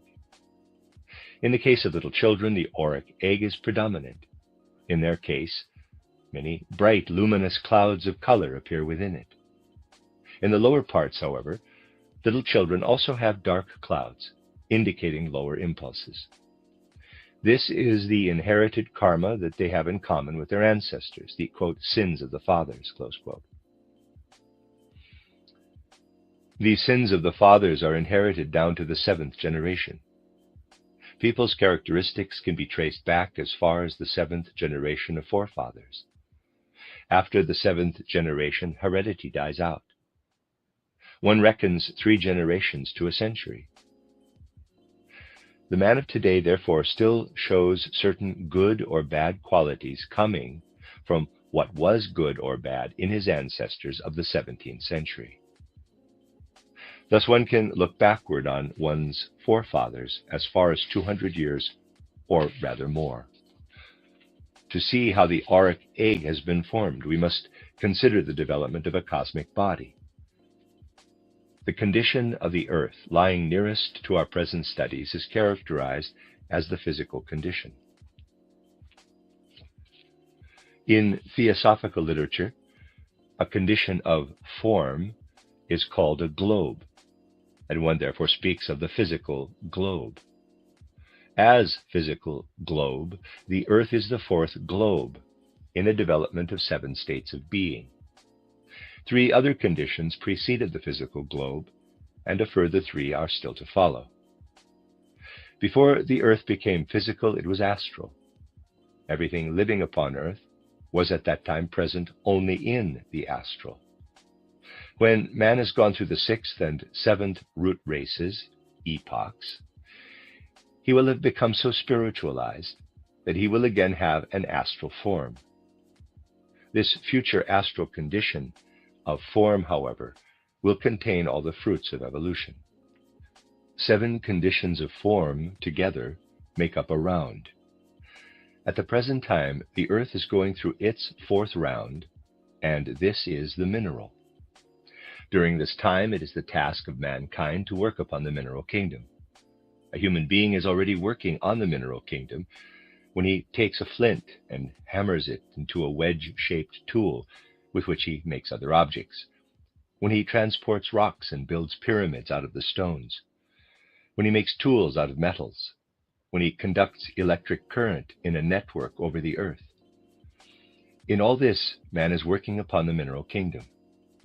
Thus man puts into service the whole mineral kingdom. He makes the Earth into something entirely of his own devising. When the painter turns his mind to a combination of colors, he is also working upon the mineral kingdom. We are now in the midst of this activity, and in the course of the next races, epochs, the earth will have become completely transformed, so that eventually there will be no single atom on the earth that has not been worked upon by mankind. In earlier times, these atoms became more and more solidified. Now, however, they are becoming increasingly separated. Radioactivity did not exist in earlier times and could not therefore be discovered. It has only existed for a few thousand years, because now atoms split up more and more. When the fourth round comes to an end, the entire mineral kingdom will have been worked upon by the hand of man. When it has been completely worked through by man, then, in order that the fruits of this work can be manifested, the earth will pass over into an astral, in brackets, plastic astral, condition in which forms can develop. The earth then passes over into a mental, intellectual globe, and then into the higher mental archetypal condition, the arupic. It then disappears altogether out of these conditions into a shorter pralaya. It then enters once more into a new arupic condition, then of the next, the fifth round, then into a rupic condition, and then into an astral condition. After this, it appears physically once more. Everything which man worked into the mineral kingdom during the fourth round reappears and arises as the plant kingdom. For instance, Cologne Cathedral will appear as a plant in the next round. Between the last arupic condition of the fourth round and the first arupic condition of the fifth round, the earth goes through a pralaya. Then in the fifth round, the previous mineral kingdom appears in all its forms as the plant kingdom. In the arupic condition of the fifth round, everything is contained that man has worked over in the mineral round. At first, this reappears in the arupic condition in the pure akasha. This condition is in fact called akasha. In the beginning of each new round, everything is to be found in the akasha. Later, there are only imprints. Thus, in these imprints, we have the whole earth with all its beings. In the transition from the third to the fourth round, all the beings which came into existence in the third round also reappear. Returning to the transition from the third to the fourth round, with further development out of the akasha, everything has to assume a denser form. This takes place in the rupa condition of the earth. This more material form is called, in occultism, for example, in certain passages from H.P. Blavatsky, the ether. In this ether earth, everything is contained. All beings were contained in thought, but nevertheless, in the background, the akasha exists as a foundation. The ether densifies further to the astral light. In this astral light radiates the third globe, or condition of form, the astral earth.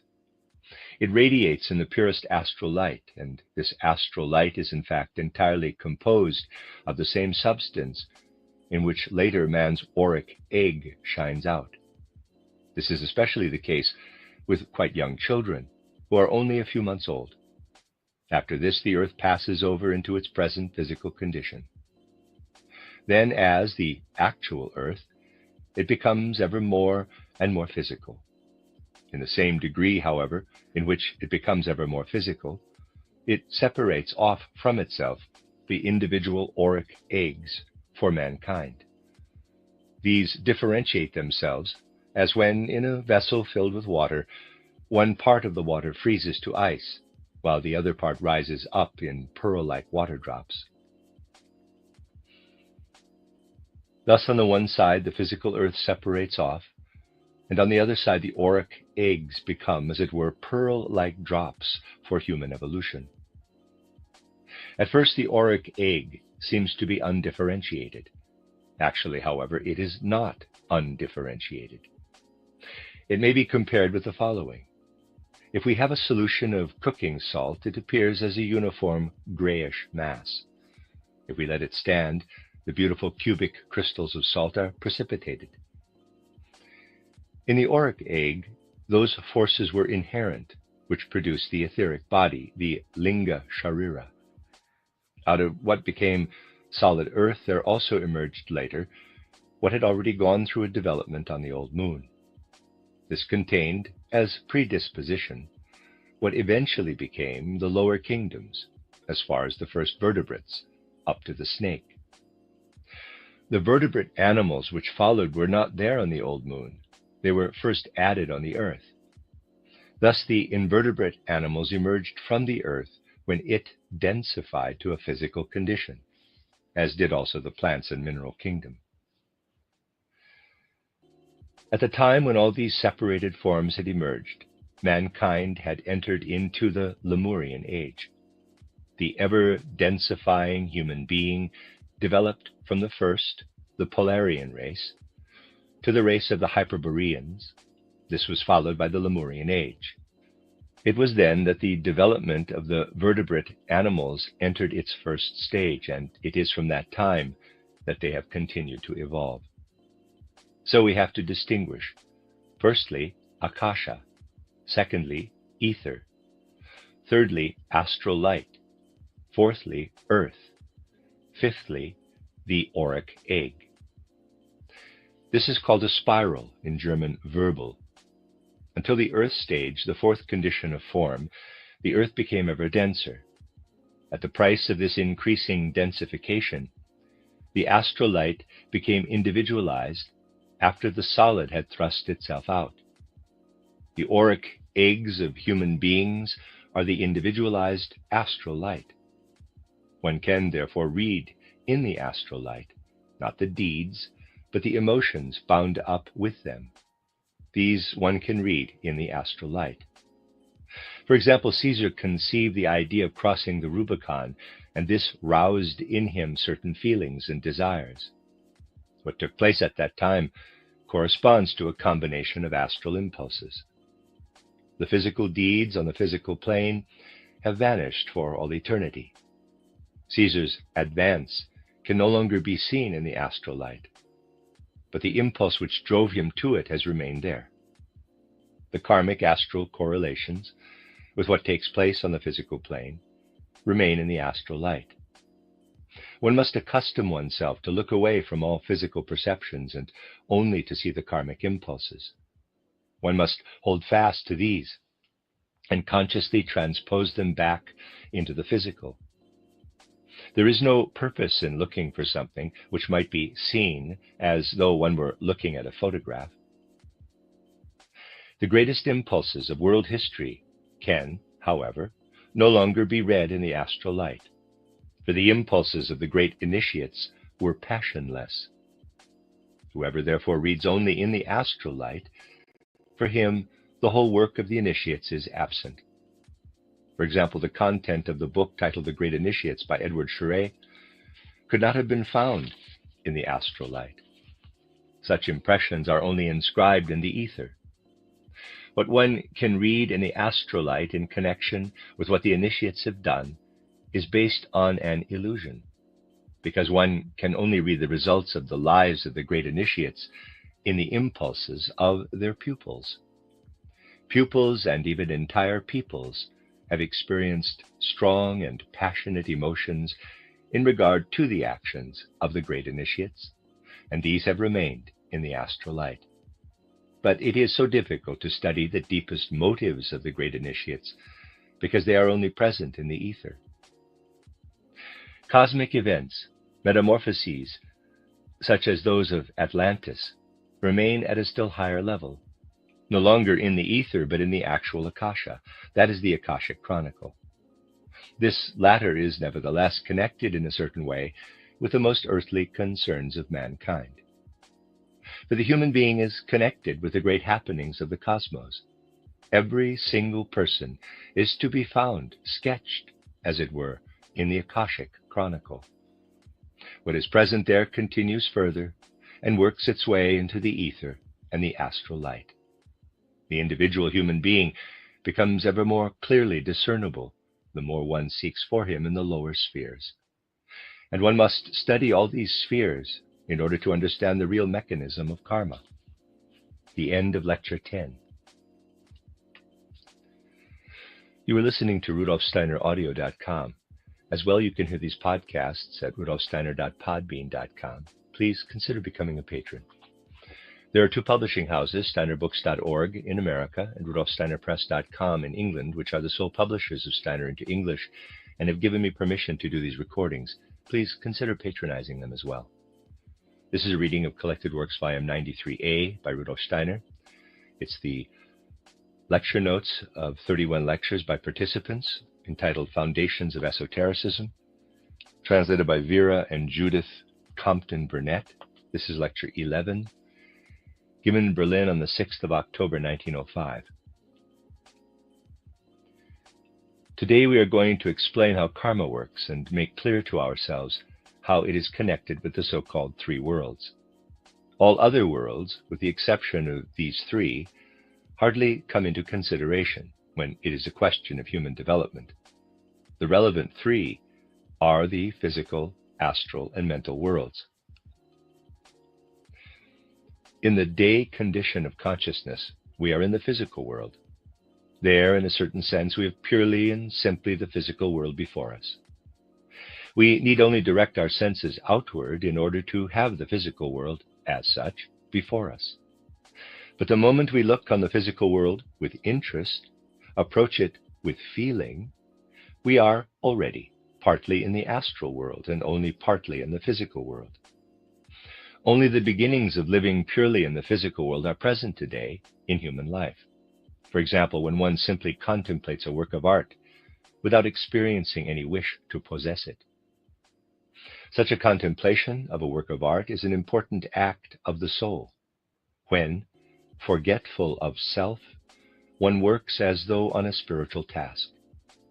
This living purely in the physical world, forgetting oneself, is very rare. It is only seldom that nature is looked at in pure contemplation, for usually many other feelings are involved.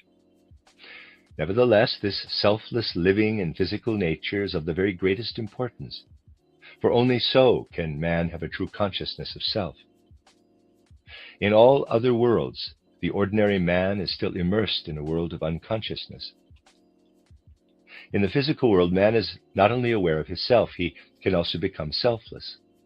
His day consciousness is, however, not yet selfless, if he is unable to forget himself. Here, the physical world is not the hindrance, but the playing in of the astral and mental worlds. If, however, he forgets himself, the separateness vanishes, and he finds his, in quotes, self, spread out into what is outside.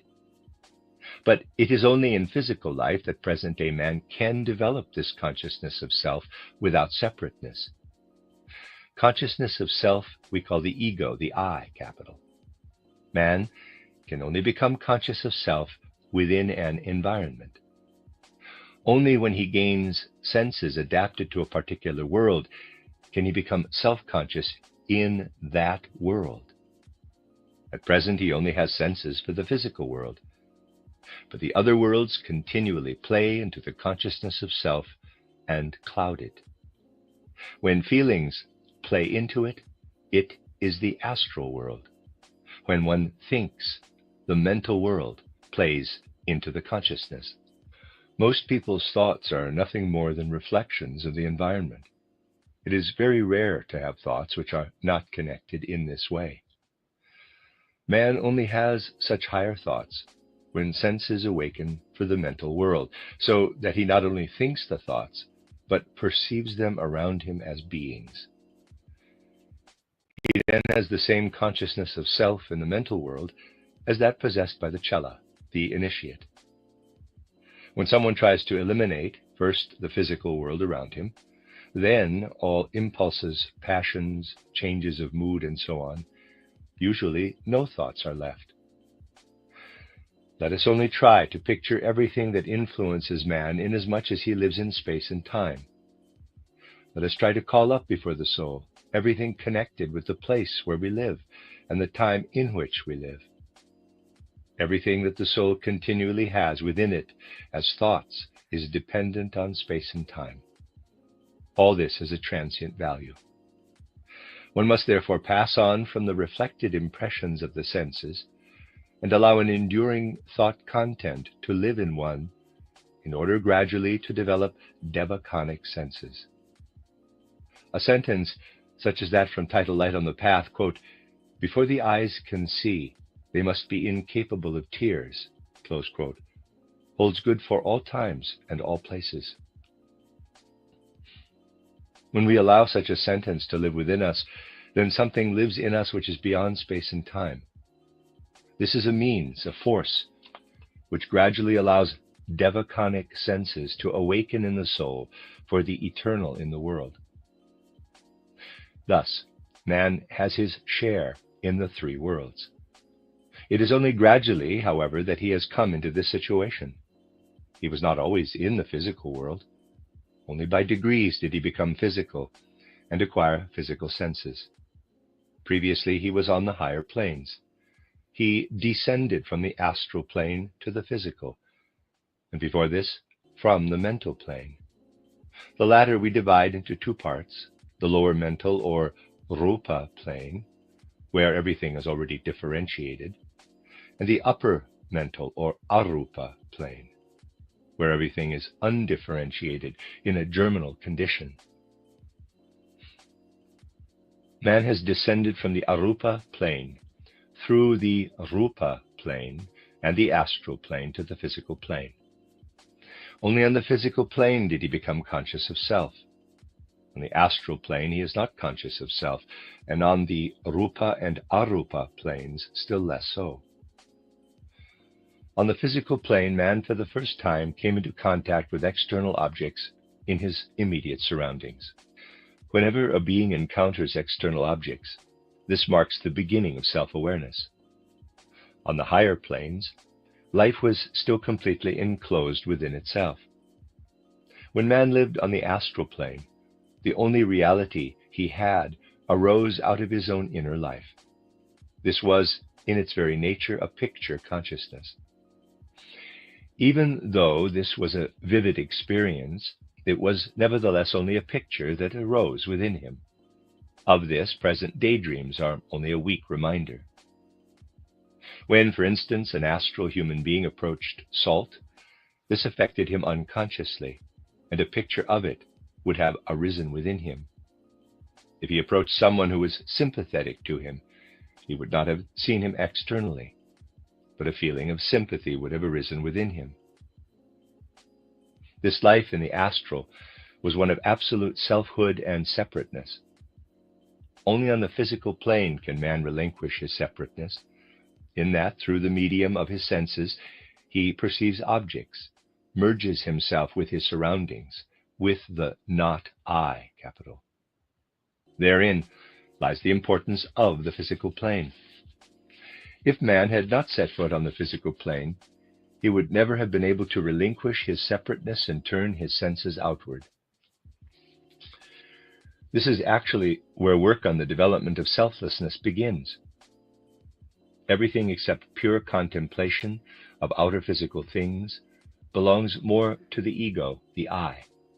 One must accustom oneself to live on higher planes, just as selflessly as man has begun to do on the physical plane, albeit up to now but rarely.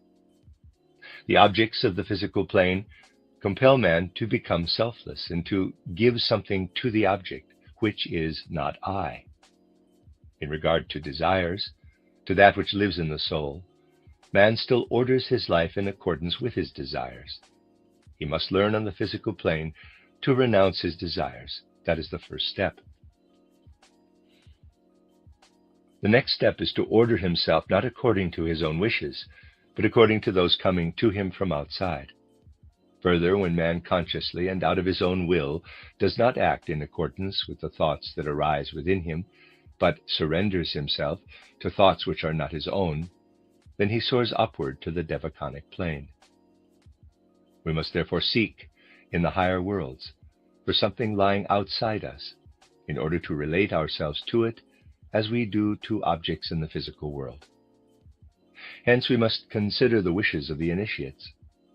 The occult student learns to know the wishes which are right for humanity, and he orders himself in accordance with them, just as through external compulsion one orders oneself according to sense objects. Culture and the education of wishes lead us to the astral plane. When one becomes selfless in thoughts, allowing the eternal thoughts of the masters of wisdom to pass through our souls, through concentration and meditation on the thoughts of the masters, then one also perceives the thoughts of the surrounding world. The occult student can already become a master on the astral plane, but on the mental plane, this is only possible for the higher masters. In the first place, man stands before us in his physical nature. He lives at the same time in the astral and mental worlds, but has self-awareness only in the physical world. He must traverse the entire physical world until his awareness of self has absorbed everything that the physical world can teach him. Here man says to himself, I, capital. He connects his I with the things around him, learns to expand his I through contemplation. It flows outward and becomes one with the objects which he has completely comprehended. If we had already comprehended the entire physical world, we should no longer need it, for then we should have it within us. At present, however, man has within him only a part of the physical world. Born in his first incarnation as a Lemurian, the human being who is just at the point of directing his ego, his I, toward the physical world, knows as yet but little of it. When, however, he comes to his last incarnation, he must have united the entire physical world with his I. In the physical world, man is left to himself. Nobody leads him. He is truly God-forsaken. When he came forth from the astral world, the gods forsook him. In the physical world, he had to learn to become his own master. Here, therefore, he can only live as he actually does live, swinging pendulum-like between truth and error. He must grope about and seek his way for himself. For the most part, now, he is groping in the dark. His gaze is turned outward. He has freedom of choice, but he is also exposed to error. On the astral plane, man had no such freedom. There he was subject to compulsion from the powers standing behind him. Like a kind of marionette, he still dangled on the strings of the gods. They still had to guide him. Insofar as man today is still a soul being, the gods still live in him. Here freedom and unfreedom are strongly mixed. His wishes are continually changing. This ebb and flow of wishes proceeds from within. Here it is the gods who are working in man.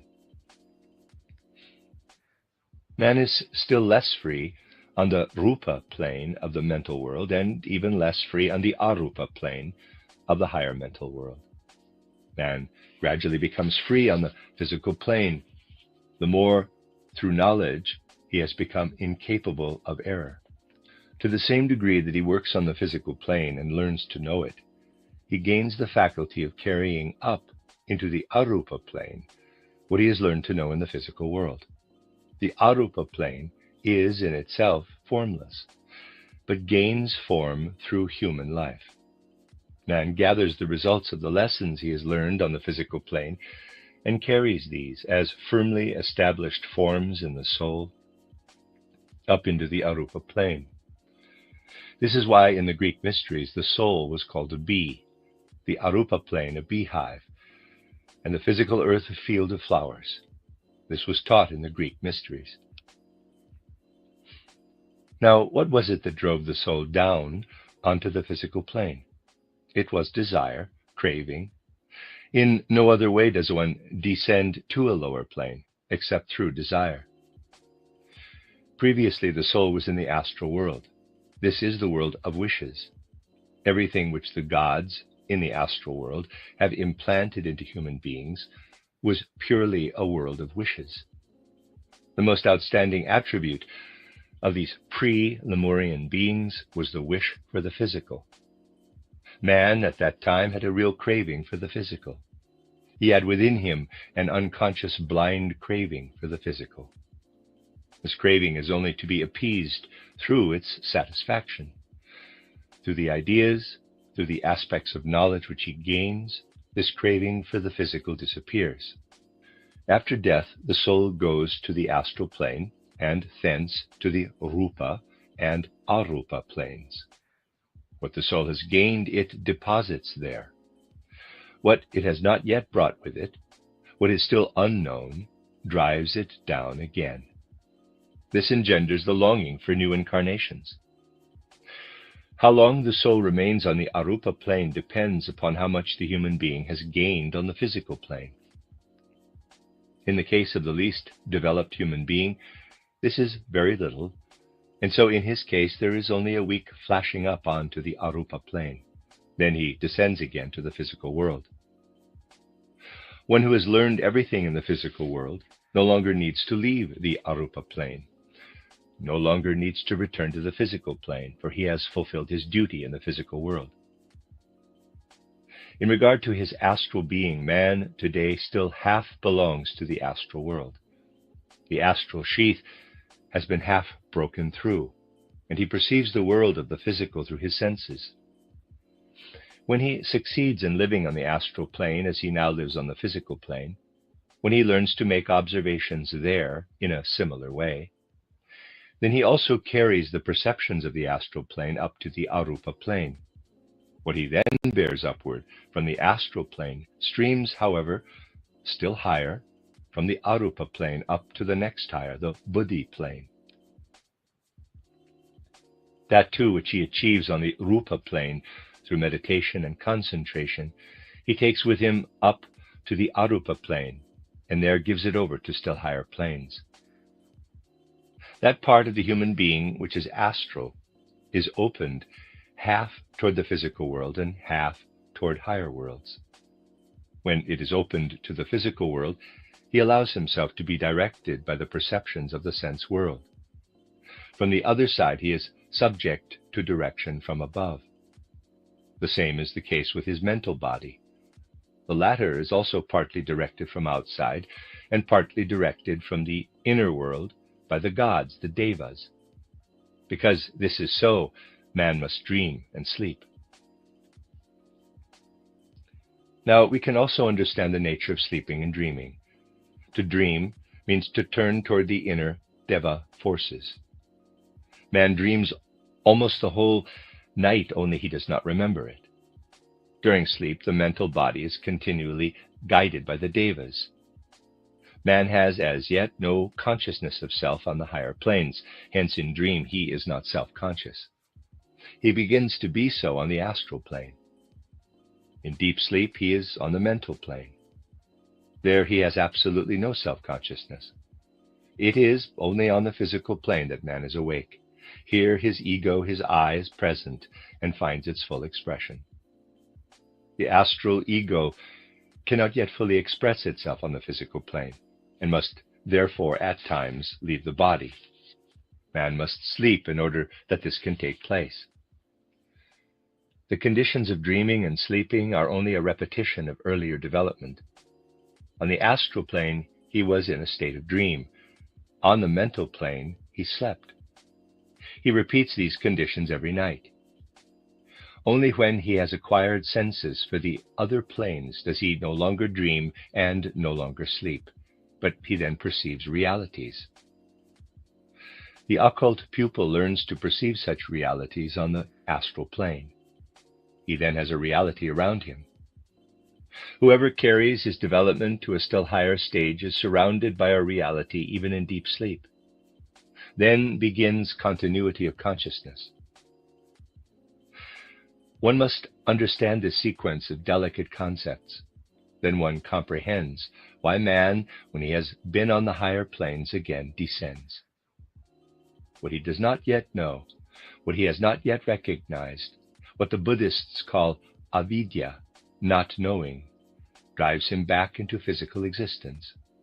Avidya is the first of the forces of karma. According to Buddhistic teaching, there are 12 karmic forces which drive man down. These together are called nidanas. As man gradually descends, the way in which karma takes hold becomes apparent. Avidya is the first effect. It is the opposite pole to what meets man on the physical plane.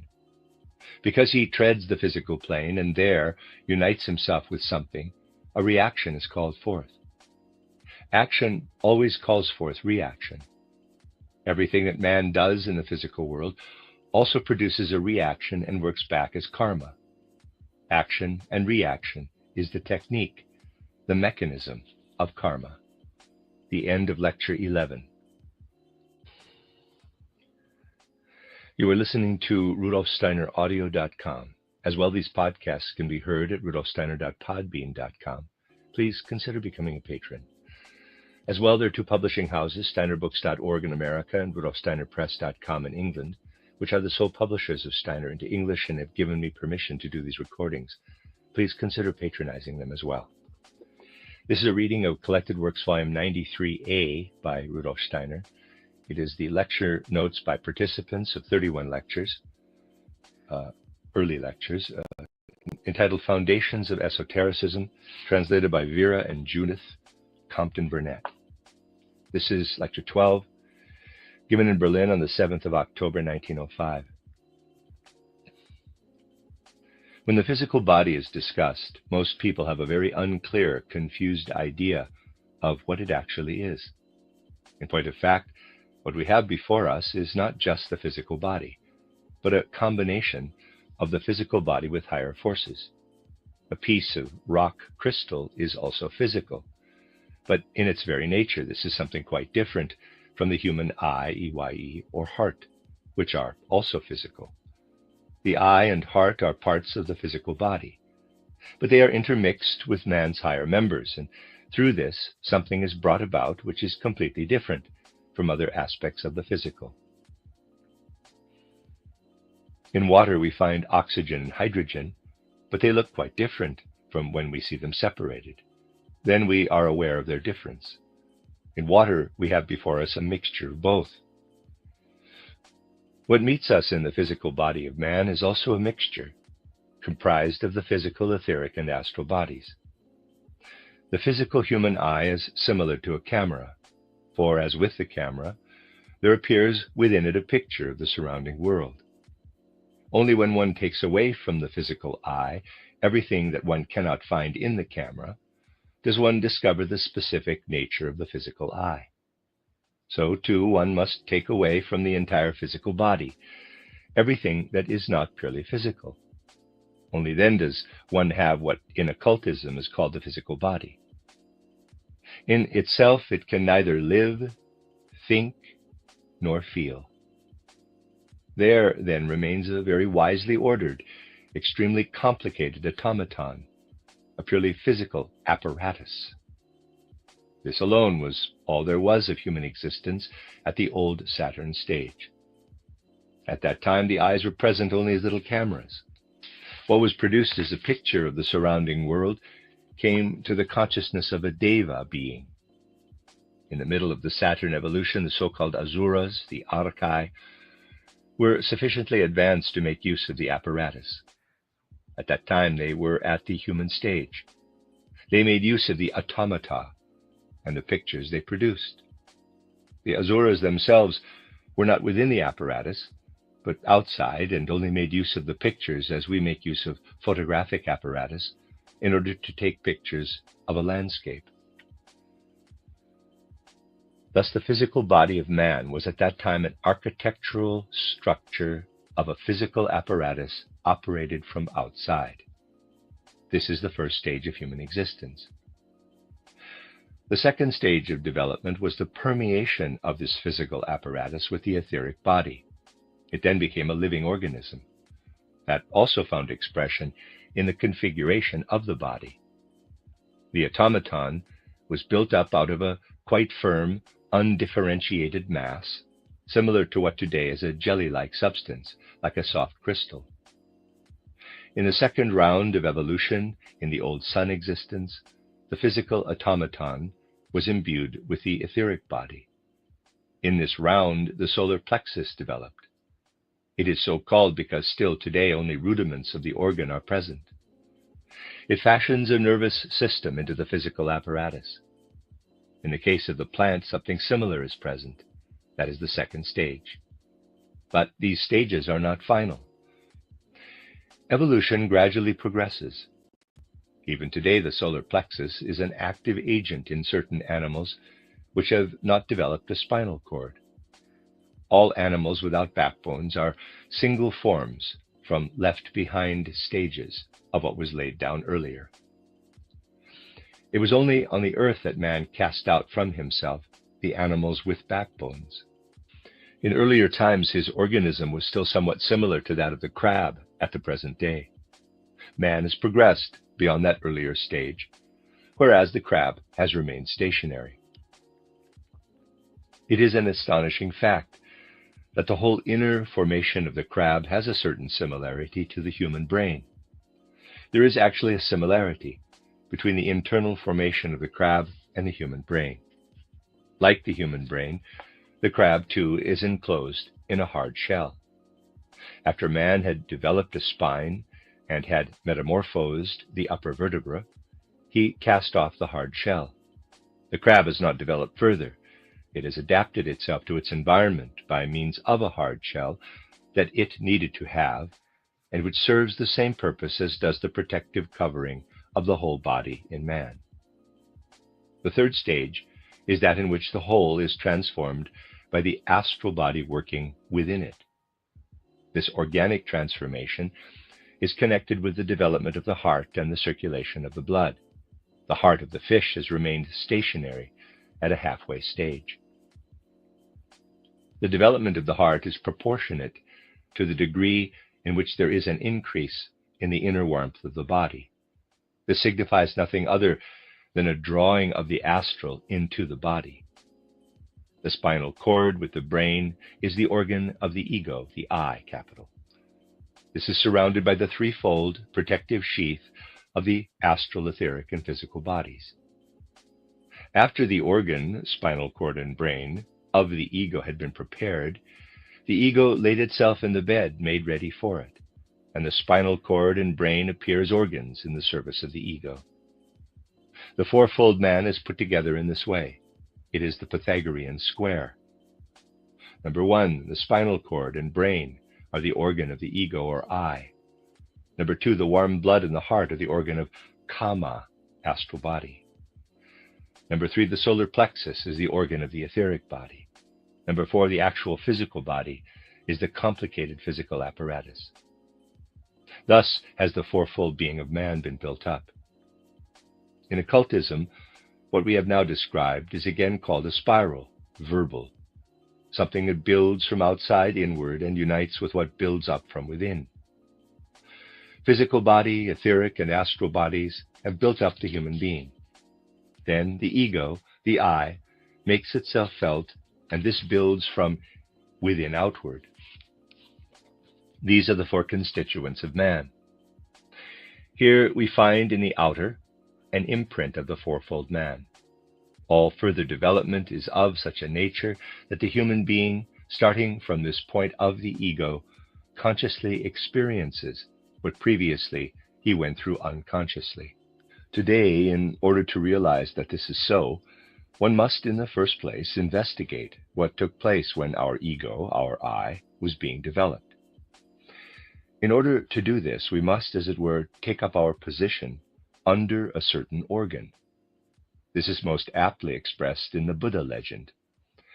It says in the legend that Buddha remained seated under the Bodhi tree until the attained illumination in order to rise to higher stages, to nirvana. For this, Buddha had to place himself under the brain, under the organ of consciousness. That means the paths he had previously traversed unconsciously, he had to traverse again consciously. Under the large brain there lies, more toward the back of the head, the small tree-shaped brain, the cerebellum. Under this brain, Buddha placed himself. The cerebellum is the Bodhi tree. This shows how what is said in such profound legends is actually taken from human evolution. Everything that now is known only by means of anatomy was at that time known in quite another way. The occult investigator made his researches with the help of the Kundalini light. The pupil was prepared for this in the following way. He came to a master. If the latter found him trustworthy, he received as instruction, not actually a teaching. Today it has become different. Today man must find his way by means of intellect and concepts. And so the master spoke somewhat as follows, quote, "Every day for about 6 weeks, you must spend several hours in meditation and give yourself up to some sentence of eternal value, completely sinking yourself into it." Close quote. At present, man cannot do this because life and modern civilization makes too many demands on him. At that time, the pupil meditated 6 to 10 hours daily. He cannot do this nowadays without withdrawing from the whole life around him. At that time, however, the pupil required hardly any time for external needs. He found his nourishment in outer nature. He therefore made use of his time for meditation, perhaps uninterruptedly for 10 hours. By this means, he very soon progressed so far that he brought his body, which at that time was less dense, into such a condition that the Kundalini light was awakened within him. This is for the inner being what sunlight is for the outer world. We do not actually see external objects, but reflected sunlight. The moment when, with the help of the Kundalini light, we can illuminate the soul, it becomes as visible as an external object shone upon by the sun. So for the yoga pupil, the whole inner body gradually became illuminated. All ancient anatomies were seen from within through inner illumination. Thus the Indian monks who clothed their experiences in legends spoke of what they had perceived through the Kundalini light. Now we must ask ourselves how the different parts of the human body are worked upon. In regard to what belongs to the brain and spinal cord, man first works consciously on the physical plane through the human ego. Bracket, there's a gap in the text, close bracket. He has at present no influence on anything else. For instance, he has no influence on the circulation of the blood. Such things are developed by degrees. Here other beings cooperate, deva beings, so that all creatures having a blood circulation are dependent on deva forces for its regulation. The astral body is permeated and worked upon by different deva forces. The lowest work on the astral body. Higher forces work on the etheric body, and still higher devas on the physical body, the most perfected body possessed by man. The astral body is strikingly less perfect than the physical body. The physical heart is indeed very clever. The stupid one is the astral body that directs into the heart all kinds of heart poisons. The most perfect part of man is the physical body. Less perfect is the etheric body, and still less perfect is the astral body. What is only in its beginnings the baby, in quotes, in man, is the ego organization. This is the fourfold man, which contains the ego as the temple contains the statue of a god.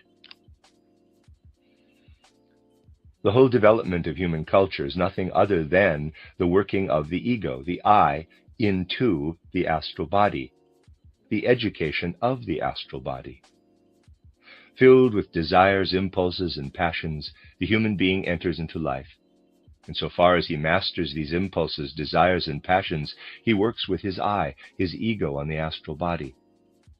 When the sixth root race, the sixth major epoch, has reached its conclusion, the I, the ego, will have completely worked into the astral body.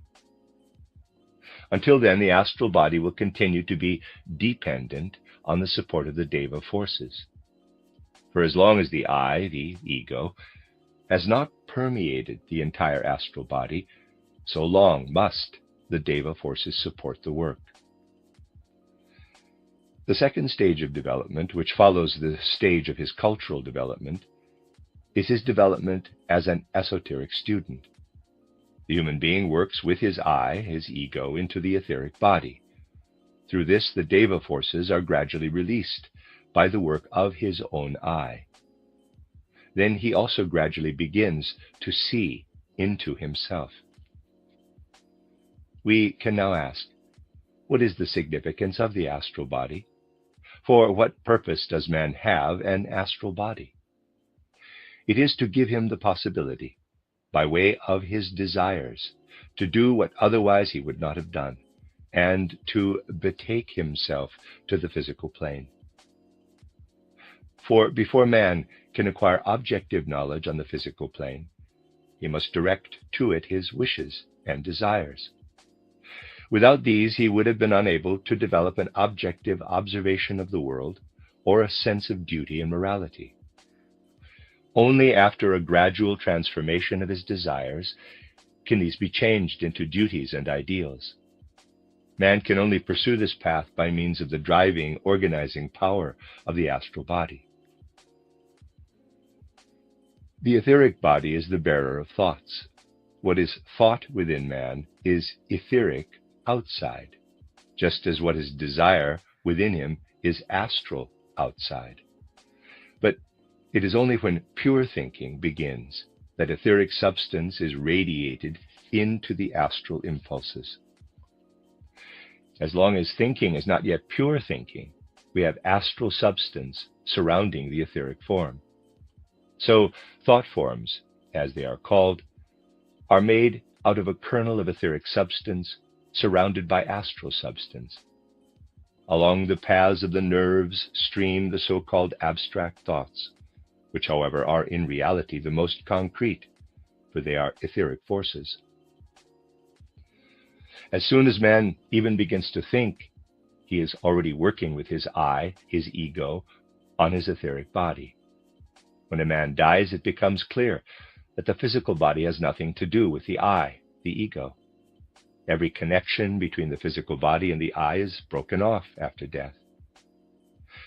Previously, this connection took place indirectly through the other bodies. When these are no longer there, the corpse has no further relation to the I. Then the outer deva forces receive it, and it is again absorbed into the physical environment. The word verwesen, to decay, does not mean only a passing away, but a return to the Wesen, being, out of which the body came forth. This is what may be said in respect of the physical body. The Dutch word lichaam does not mean leichnam, corpse, but the physical body which has to be carried about. The etheric body is to a great extent in a similar situation to the physical body. It is taken up in the same way by the devas, and then again dissolved into general circulation. But there remains from the etheric body that part of it that the human being himself has worked into, and this does not dissolve. It is this which later, at the time of reincarnation, forms a central point around which what is to be added is crystallized. This small part of the etheric body remains present in the case of everyone. In the same way, there remains from the astral body as much of it as the human being has worked into. Only during the last third of the sixth root race will the complete astral body be retained by everyone of normal development. Thus, development begins by man's working consciously on his astral body. The task of the cella, the occult pupil, consists further in the transformation of his etheric body. The stage of chellahood is completed when, after death, the entire etheric body remains intact. The sojourn in Devachan is necessary in order to make possible a renewal of the forces of the etheric body. The small portion of the etheric body, which, to begin with, man carries into Devachan, can grow into the complete etheric body, because the necessary conditions are created there. This makes comprehensible the varying length of the sojourn in Devachan. When the human being stands at the beginning of his development and has transformed but very little of his etheric body, he can only remain in Devachan for quite a short time. The part of the etheric body that is lacking must be replaced for him by the external devas. When he develops further, he sojourns for a progressively longer time in Devachan. Thus the time that he spends there increases in proportion to his own development. People, however, who are more advanced sometimes reincarnate earlier for other reasons, for instance, because they are needed in the world. When the Chala dies, the entire etheric body is present. Thus, at this stage, the Chala can renounce Devachan because the etheric body has been completely worked through. Then, after quite a short time, rebirth takes place. He waits at first in the astral world, as in a place of transition, until he receives a definite mission from his master. Then he can again take possession of his etheric body in order to reincarnate once more. Until this stage is reached, a duality is necessary for evolution. That is, that which man is unable to develop inwardly for himself is built into him from outside. Help must be brought to him from without. Thus, in Devachan, the etheric body is once more made complete by external deva powers. The physical plane and Devachan are polar opposites. Between them lies Kamaloka, a place of transition, a transitional stage, an intermediary condition that causes the human being to be connected with what he has worked into his astral body. The astral body leads man on to the physical plane, where he directs his attention outward. Here desires are cultivated by contact with external things. When a person dies, his craving for outer objects does not immediately cease, although he no longer has organs bringing him into connection with them. The desire remains, but the organs are lacking. In Kamaloka, he must break himself from this longing for the outer world. Kamaloka does not actually belong to normal development. It is only a stage where habits must be relinquished.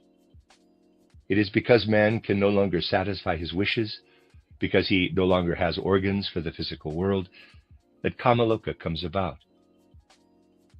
When someone commits suicide, he has identified his I, his ego, with the physical body. For this reason, the longing for the physical body is all the more intense. It seems to him that he is like a hollow tree, like someone who has lost his interior. He then has a continual thirst for himself.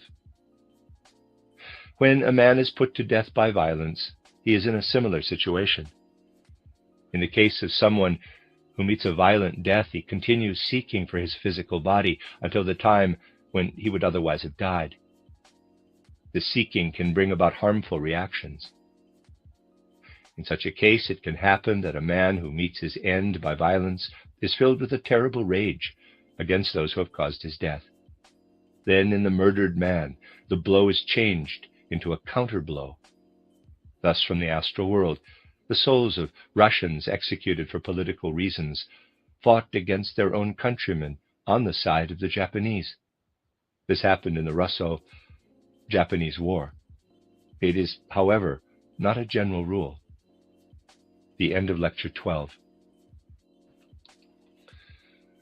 You are listening to RudolfSteinerAudio.com. As well, you can hear these podcasts at RudolfSteiner.podbean.com. Please consider becoming a patron.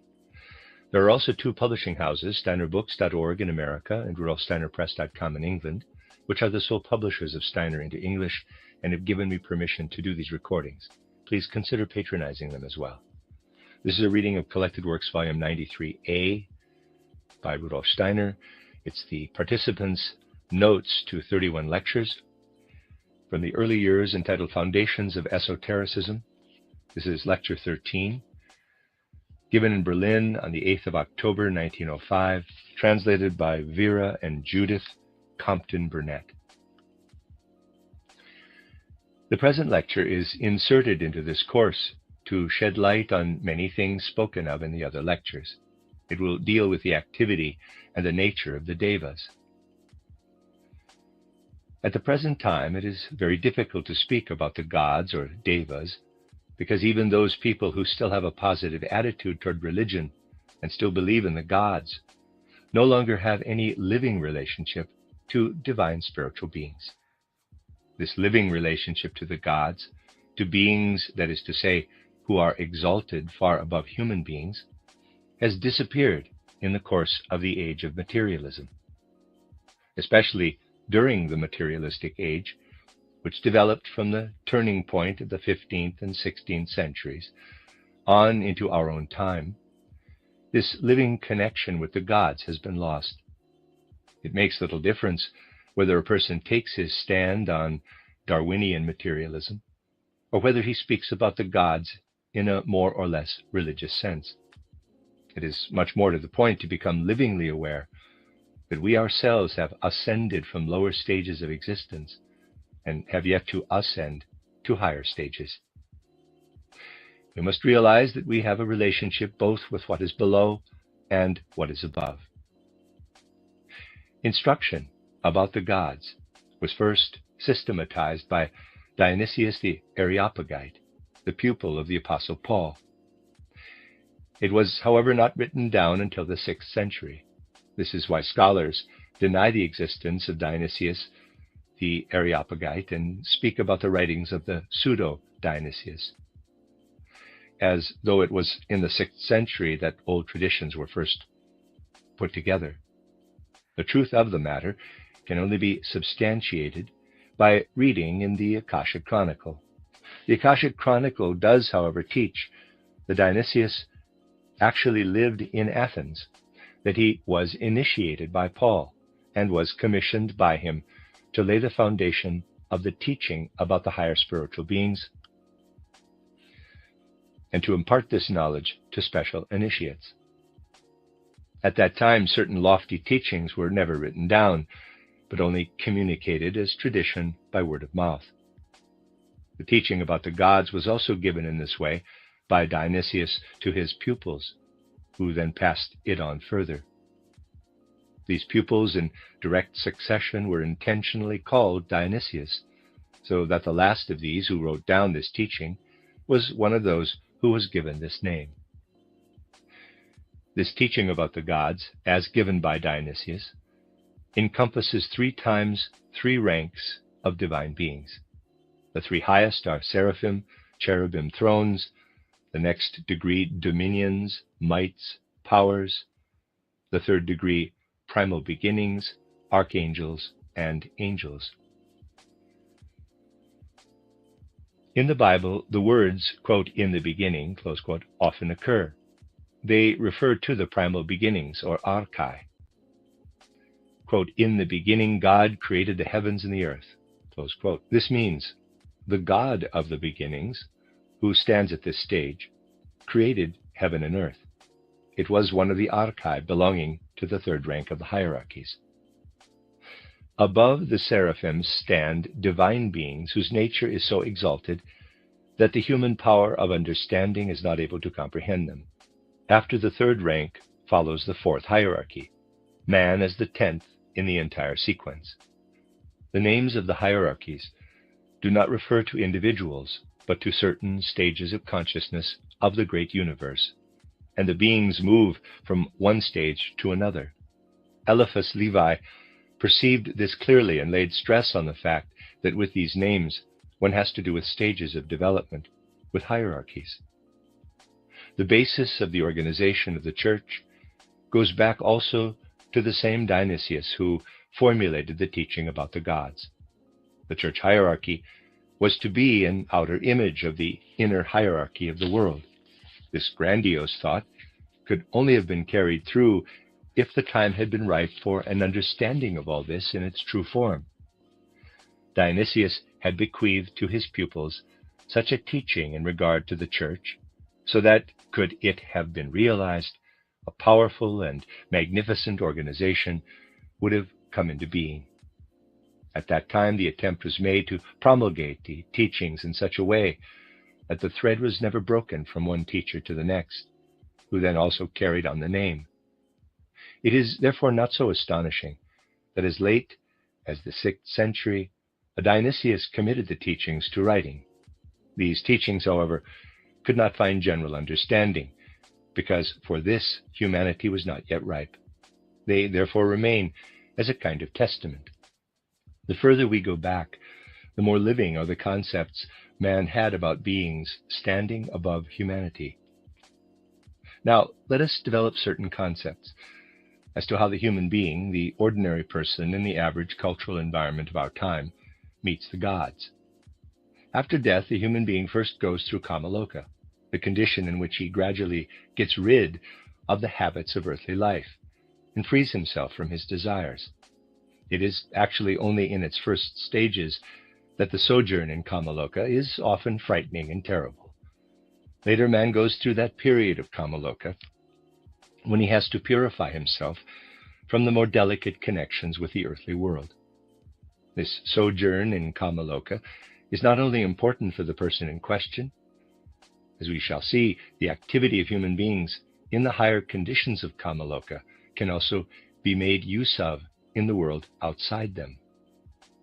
After Kamaloka, man enters into the Devakan condition, where using the faculties he has won for himself, he works over everything which is necessary in order to build up a new etheric body. On the Arupa plane of Devakan, he has to deposit everything that he gained by his experiences on the physical plane. This is why in esotericism, the Greek priests called the soul a bee, the Arupa plane a beehive, and the physical plane the flowering meadow. There is, however, no need for man to be inactive in the higher regions. During the time he is passing through Kamaloka and the lower Devakanic planes, it might appear that he has nothing else to do than to allow what he began earlier to come to fruition. But man is not inactive there. What he experiences in these conditions is significant for the whole world. The new incarnation of the human being only has a purpose if he meets conditions which are totally different from the earlier ones. In normal circumstances, he returns when the whole situation is so different that what he finds around him is entirely new, so that what he adds to his previous achievement is entirely new. This happens in that period of cosmic time when the sun has progressed from one constellation of the zodiac to the next. For instance, about 800 BC, the sun in spring entered the constellation of the Ram, or Lamb, and this continued until 1800 AD. Now, at the beginning of spring, it stands in the constellation of the Fishes. 2,600 years elapse before the sun passes from one constellation of the zodiac to the next. During this time, conditions undergo a fundamental change. Reincarnation is connected with these epochs, during which the human being is usually incarnated once as a masculine and once as a feminine individuality. In any particular incarnation, one is in fact only half a human being. A masculine and a feminine incarnation belong together. Owing to the entirely different physical conditions on the earth, a new incarnation is not without purpose.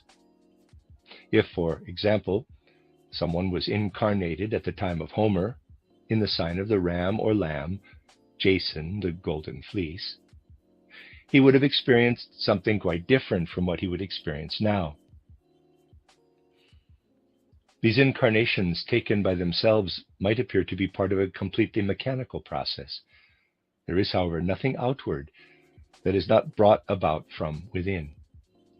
One must accustom oneself to speak everywhere of a real spirit, to seek for it, and to perceive what is actually happening. When one looks at the flora and fauna of Europe in our epoch, one has to differentiate three zones: a western, a central, and an eastern zone. The eastern zone coincides with the Slavonic peoples, the central with the Germanic, and the western with the Latin peoples. The materialist believes that human beings have adapted themselves to their circumstances, but this is not so. The different peoples have themselves created their physical conditions. The folk spirit works first on the earth, on the plants and the animals into which he enters. The Western European territory has been prepared by the Latin peoples, the Central European by the Germanic, the Eastern European by the Slavonic peoples. Thus human beings first build themselves the house in which they later reside. Now let us ask, when does man work upon the external configuration of the earth? As with everything else in the earthly world, destiny too is prepared by man for himself, and this is partially the case here. In Kamaloka, man is actually engaged in collaborating with work on the animal kingdom, in the transformation of the species. The force which brings this about is called by natural scientists, in quotes, adaptation. Everything, however, that is called adaptation conceals human activity on the other side of existence. Everything which appears as metamorphosis in the animal kingdom, influencing and altering animal instincts so that animals undergo transformation, takes place through human beings in Kamaloka who are preparing for the next incarnation. There, man works on his own house in preparation for his next life. In Kamaloka, man works on the fauna, and in Devakan, on the flora. The transformation of the plant world is the result of Devakanic forces. And the physical world, which also changes, the outer conditions of nature, are influenced from the Arupa plane, higher Devakan. There, man is a co-worker on the rocks, on the mineral kingdom of the earth. It is certainly necessary to have some measure of occult powers in order to make such observations in the appropriate place. It is not by chance that miners of metals and minerals, not coal, in particular make such observations underground. Novalis' famous occult faculties are connected with the fact that he was a mining engineer. When one considers that in the supersensible regions, man is developing certain forces, although while there he has not as yet his full consciousness, one understands that these forces are guided by higher beings, by the devas. We distinguish different stages of devas: astral, rupa mental, and arupa mental. Astral devas have as their lowest member the astral body, just as we have the physical body. Like man, the astral deva consists of 7 members. He possesses, therefore, as the 7th, yet another member which is higher than Atma. The devas are all constituted according to the same principles as man. As development progresses to higher planes, a being gains conscious mastery over the corresponding lower planes. On the physical plane today, man is only master of the mineral kingdom. There he can construct something himself, but he cannot yet construct a plant or an animal. In the mineral kingdom, he has the component parts clearly before him. On the next stage, he consciously brings forth the plants, 5th round, and then the animals, 6th round, and finally, he consciously brings forth himself in the 7th round. The beings whom we call devas can do much more than human beings of the 7th round. They can make use of regions that lie below their own world. They can, for a particular purpose, form for a short time the body that they need. Thus an astral deva, if he should so wish, can incarnate physically at a definite time. We can only form definite ideas about the devas when we take our start from human activity. Up to a certain degree, man is free, able to do as he pleases. People, however, do not work harmoniously together, and therefore the various forces which proceed from human beings must be brought into harmony. What people do must have a general effect, and this must be made to serve a useful purpose in the world. The beings who bring this about are the devas. They also regulate collective karma. As soon as people unite in a common purpose, they have a collective karma which binds them together and leads them on their way, weaving a common karmic thread. Thus in Russia there existed the sect of the Dukhovers, warriors of the spirit, who were deeply religious. In naive but in very beautiful form, they possessed the teachings of theosophy. These people were banished and apparently no longer had any visible influence. Materialists will say, quote, "What purpose could this have served?" Close quote. The Dukhovors perished. Readers aside, Dukhovors, I'm attempting that pronunciation, is spelled Dukhobors, Dukhovors. End of readers aside. But all those who were united in this sect will, in their next incarnation, be united by a common tie, in order, later, to pour into humanity what they have learned. In such a way, groups which have come together work on humanity in subsequent incarnations. The idea that was embodied in their lives then flows out again into the world. One finds the same idea in a deeper form in another such group. Thus there existed, for instance, in the Middle Ages, the sect of the Manichaeans. The secret of the Manichaeans was that they realized that in the future there would be two groups of human beings, the good and the bad. In the fifth round, there will no longer be a mineral kingdom, but instead a kingdom of evil. The Manichaeans knew this.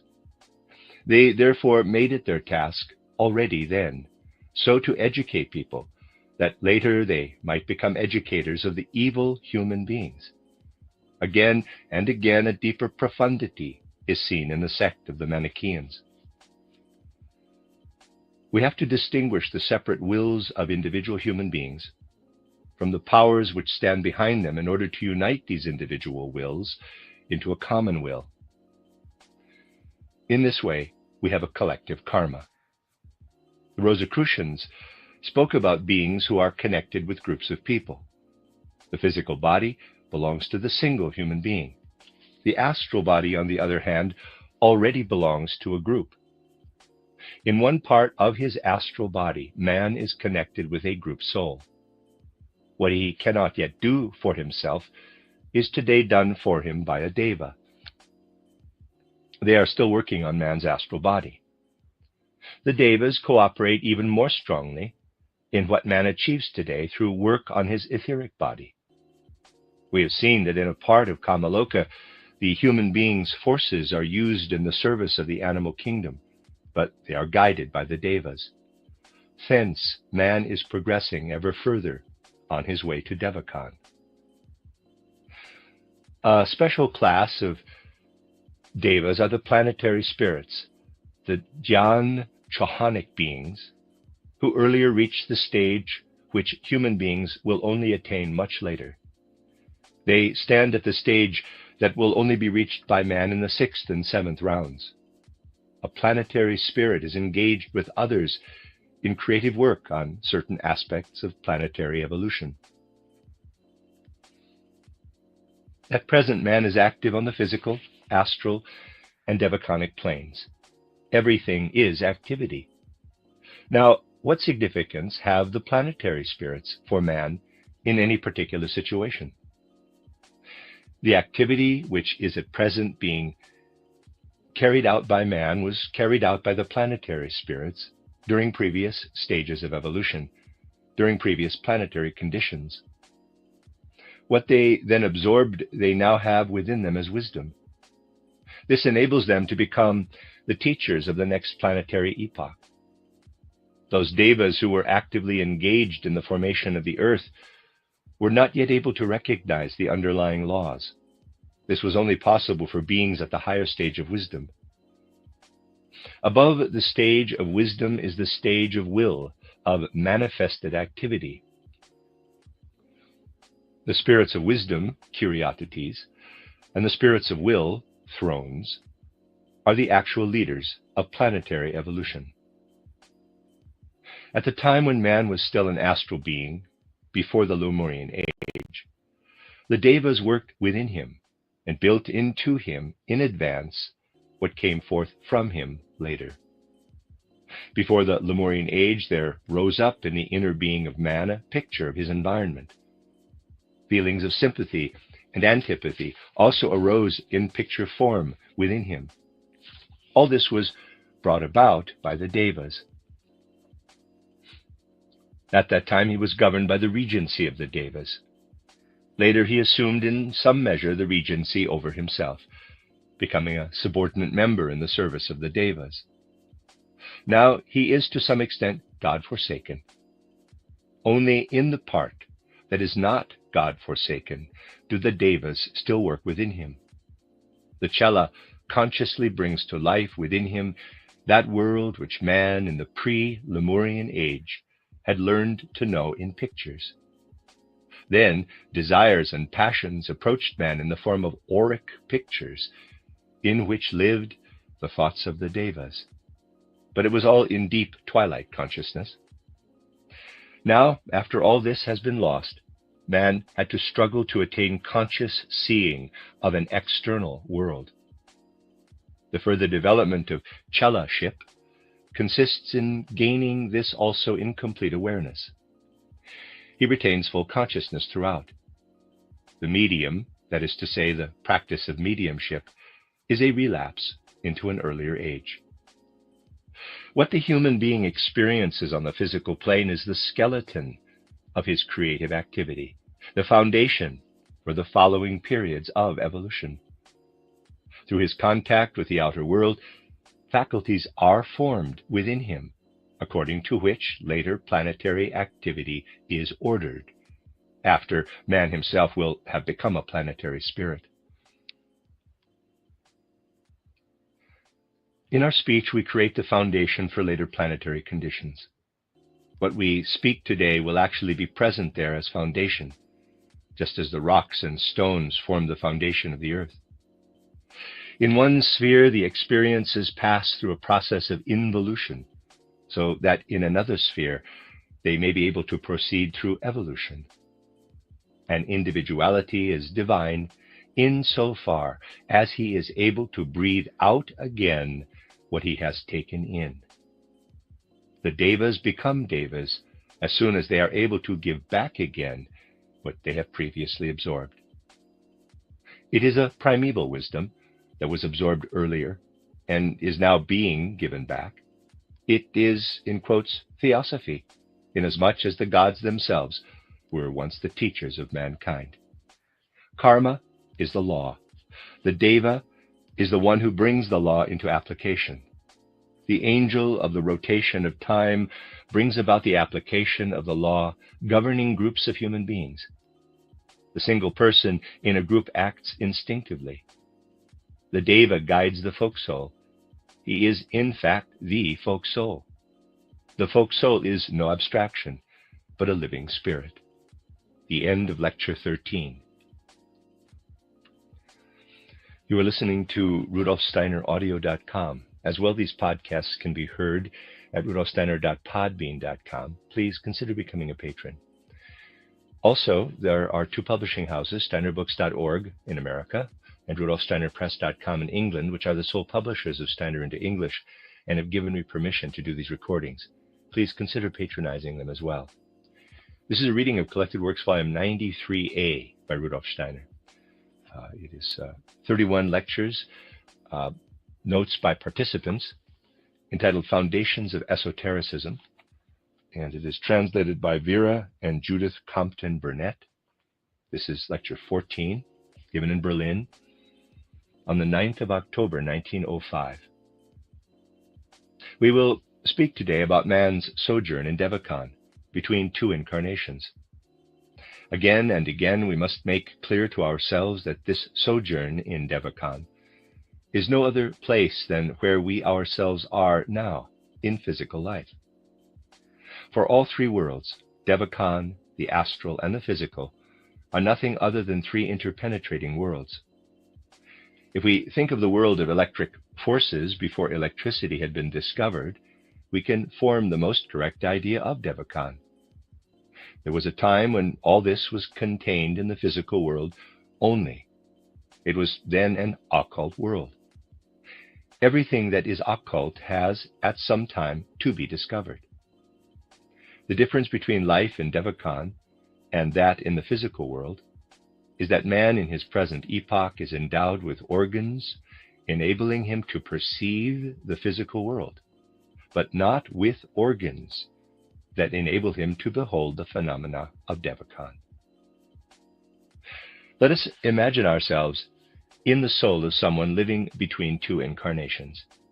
He has given over his physical body to the forces of the earth, and relinquished his etheric body to the life forces. Furthermore, he has given back that part of his astral body into which he himself has not worked. He then finds himself in Devachan. As personal possession, he no longer has what the gods had worked into his etheric and astral bodies. All this has been cast aside. He possesses now only what he himself has achieved in the course of many lives. In Devachan, this remains his own. All that man has done in the physical world serves the purpose of making him more and more conscious in Devachan. Let us take the relationship of one person to another. It can be said that this is simply a natural one. For instance, the relationship between brothers and sisters who have been brought together through natural circumstances. It is, however, only partially natural, for moral and intellectual factors are continually playing in. Through his karma, man is born into a particular family, but not everything is conditioned by karma. We have, in the case of the animals, the natural relationship into which nothing else is intermixed. In the case of human beings, there is always, through karma, a moral relationship also. The relationship between two people can, however, also exist without this being conditioned by nature. For instance, a bond of intimate friendship can arise between two people in spite of outer hindrances. As a rather extreme case, let us assume that they were at first mutually somewhat unsympathetic toward one another, and that they found the way to each other on a purely intellectual and moral basis, soul to soul. Let us contrast this with the natural relationship between members of a family. With the relationship of soul to soul, we have a powerful means of developing devachanic organs. In no way can devachanic organs be more easily developed at present than by such relationships. Such a relationship is unconsciously a devachanic one. In his present life, what a person develops in the way of soul faculty through friendship of a purely soul nature in Devachan is wisdom, the possibility of experiencing the spiritual in action. To the extent to which someone enters livingly into such connections, he is well prepared for Devachan. If he is unable to form such relationships, he is unprepared. For just as color escapes a blind man, so does soul experience escape him. To the degree to which man fosters purely soul relationships, do organs of vision for Devachan develop in him. So that it is true to say, whoever lives and moves here in the life of the spirit will, over there, perceive just as much of the spiritual as he has gained here through his activity. Hence the immeasurable importance of life on the physical plane. In human evolution, no other means of awakening the organs for Devachan exists other than spiritual activity on the physical plane. All this is creative and comes back to us as devachanic sense organs for the devachanic world. As preparation, there is nothing better than to have a purely soul relationship with other human beings, a relationship whose origin is in no way based upon natural connections, blood ties. This is why people should be brought together into groups, in order to unite on a purely spiritual basis. It is the will of the masters to pour life in this way into the stream of humanity. What takes place with the right attitude of mind signifies for all the members of the group the opening of a spiritual eye, EYE, in Devachan. There, one will then see everything which is on the same level as what one had united oneself with here. If here on the physical plane, one has attached oneself to a spiritual endeavor, this actually is among those things which retain their existence after death. Such things belong just as much to the dead as to the one who has survived him. He who has passed over remains in the same connection with the one still on earth, and is indeed even more intensely conscious of this spiritual relationship. Thus, one educates oneself for Devachan. The souls of the dead remain in connection with those who were dear to them. The earlier relationships become causes which have their effects in Devachan. This is why the Devachanic world is called the world of effects, and the physical world the world of causes. In no other way can man build his higher organs than by implanting the seeds for these organs on the physical plane. For this purpose, man is transferred to earthly existence. The much-quoted phrase, quote, "to overcome separate existence," close quote, will now become clear to us. Before we descended to physical existence, we lived with the content of our astral body, which was brought about by a deva. In earlier times, sympathy and antipathy in the human being were stimulated by the devas. He himself was not responsible. Then at the next stage, man said to himself, "Now I have entered into the physical world as a being who must find his own way. Formerly, I was not able to speak the word I, capital. Now I have become, for the first time, a separate entity. Previously, I was indeed a separate entity, but also a member of a Devachanic being. On the physical plane, I am a separate entity for myself, an ego, an I, because I am enclosed in a physical body."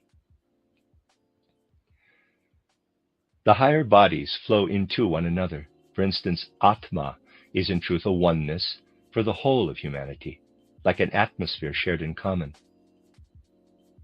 Nevertheless, the Atma of the single human being is to be understood as if each one were to cut a piece for himself out of the common karma, so that, as it were, incisions are made in it.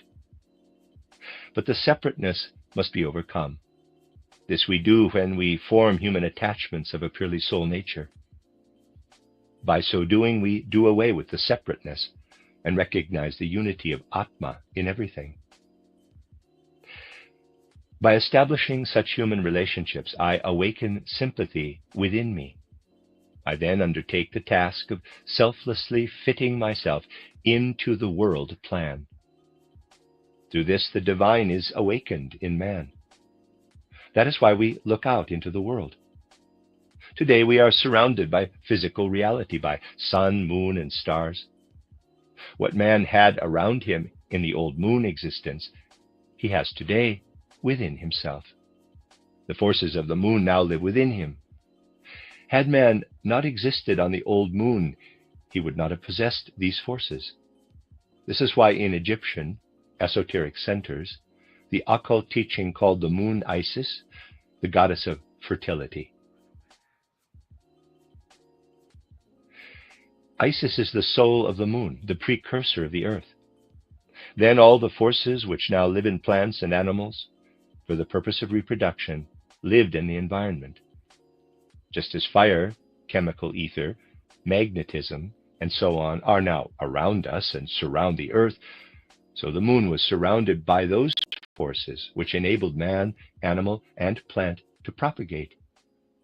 The forces which at present surround the earth will, in the future, play an individualized role in the human being. What now constitutes the relationship between man and woman was on the old moon external physical activity, such as volcanic eruptions are today.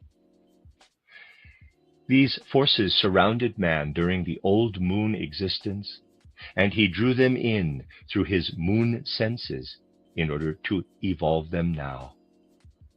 What man developed on the old moon through involution emerged on Earth as evolution. What the human being developed after the Lemurian age as the sexual forces is due to Isis, the soul of the moon, which now lives on further in the human being. Here we have the relationship between the human being and the present moon. The moon has left its soul to man and has itself become a mere slag heap. While we are gaining experiences on the Earth, we are gathering the forces which during the next planetary evolution will become our own being. Our present experiences in Devachan are the preparatory stages for future epochs. Just as man today looks up to the moon and says, quote, "You have given us the forces of reproduction," close quote, so in the future he will look up to a moon that has arisen out of our present physical Earth, and as a soulless body of slag will circle round the future Jupiter. On future Jupiter, man will develop new forces, which today on the Earth he takes into himself as light and warmth and all physical sense perceptions. Later he will ray out everything which he had previously perceived through the senses. Whatever he had taken in through his soul will then be reality. So, the theosophical conception does not lead us to underrate the world on the physical plane, but to understand that we must draw out of the physical plane what we need to have, experiences which will later radiate outward. The warmth of the earth, the rays of the sun, which now stream toward us, will later stream out from us.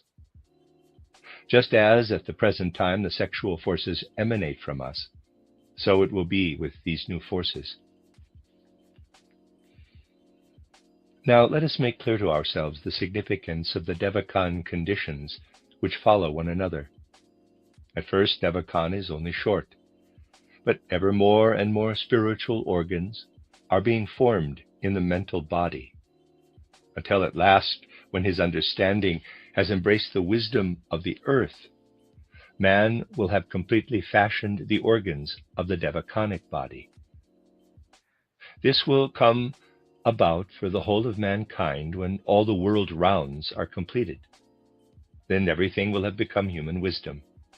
Warmth and light will then have become wisdom. Between the earth, Manvantara, and the following planetary evolution, man lives in pralaya. Outwardly there is nothing whatever, but all the forces which man has drawn forth from the earth are within him. In such a life period, the outer turns inward. Everything is then present as seed, and its life is carried over to the next Manvantara. Broadly speaking, this is a similar condition to that in which we, in the moment of retrospect, forget all that is around us, and only remember our experiences in order to preserve them in memory and later make use of them. So in pralaya, mankind as a whole remembers all experiences in order to put them to use once more. There are always such intermediate conditions, which, as it were, consist of memories, and so the Devachanic state is also an intermediate one. The initiate already now sees before him those facts which man only gradually has around him in Devachan. It is an intermediate condition.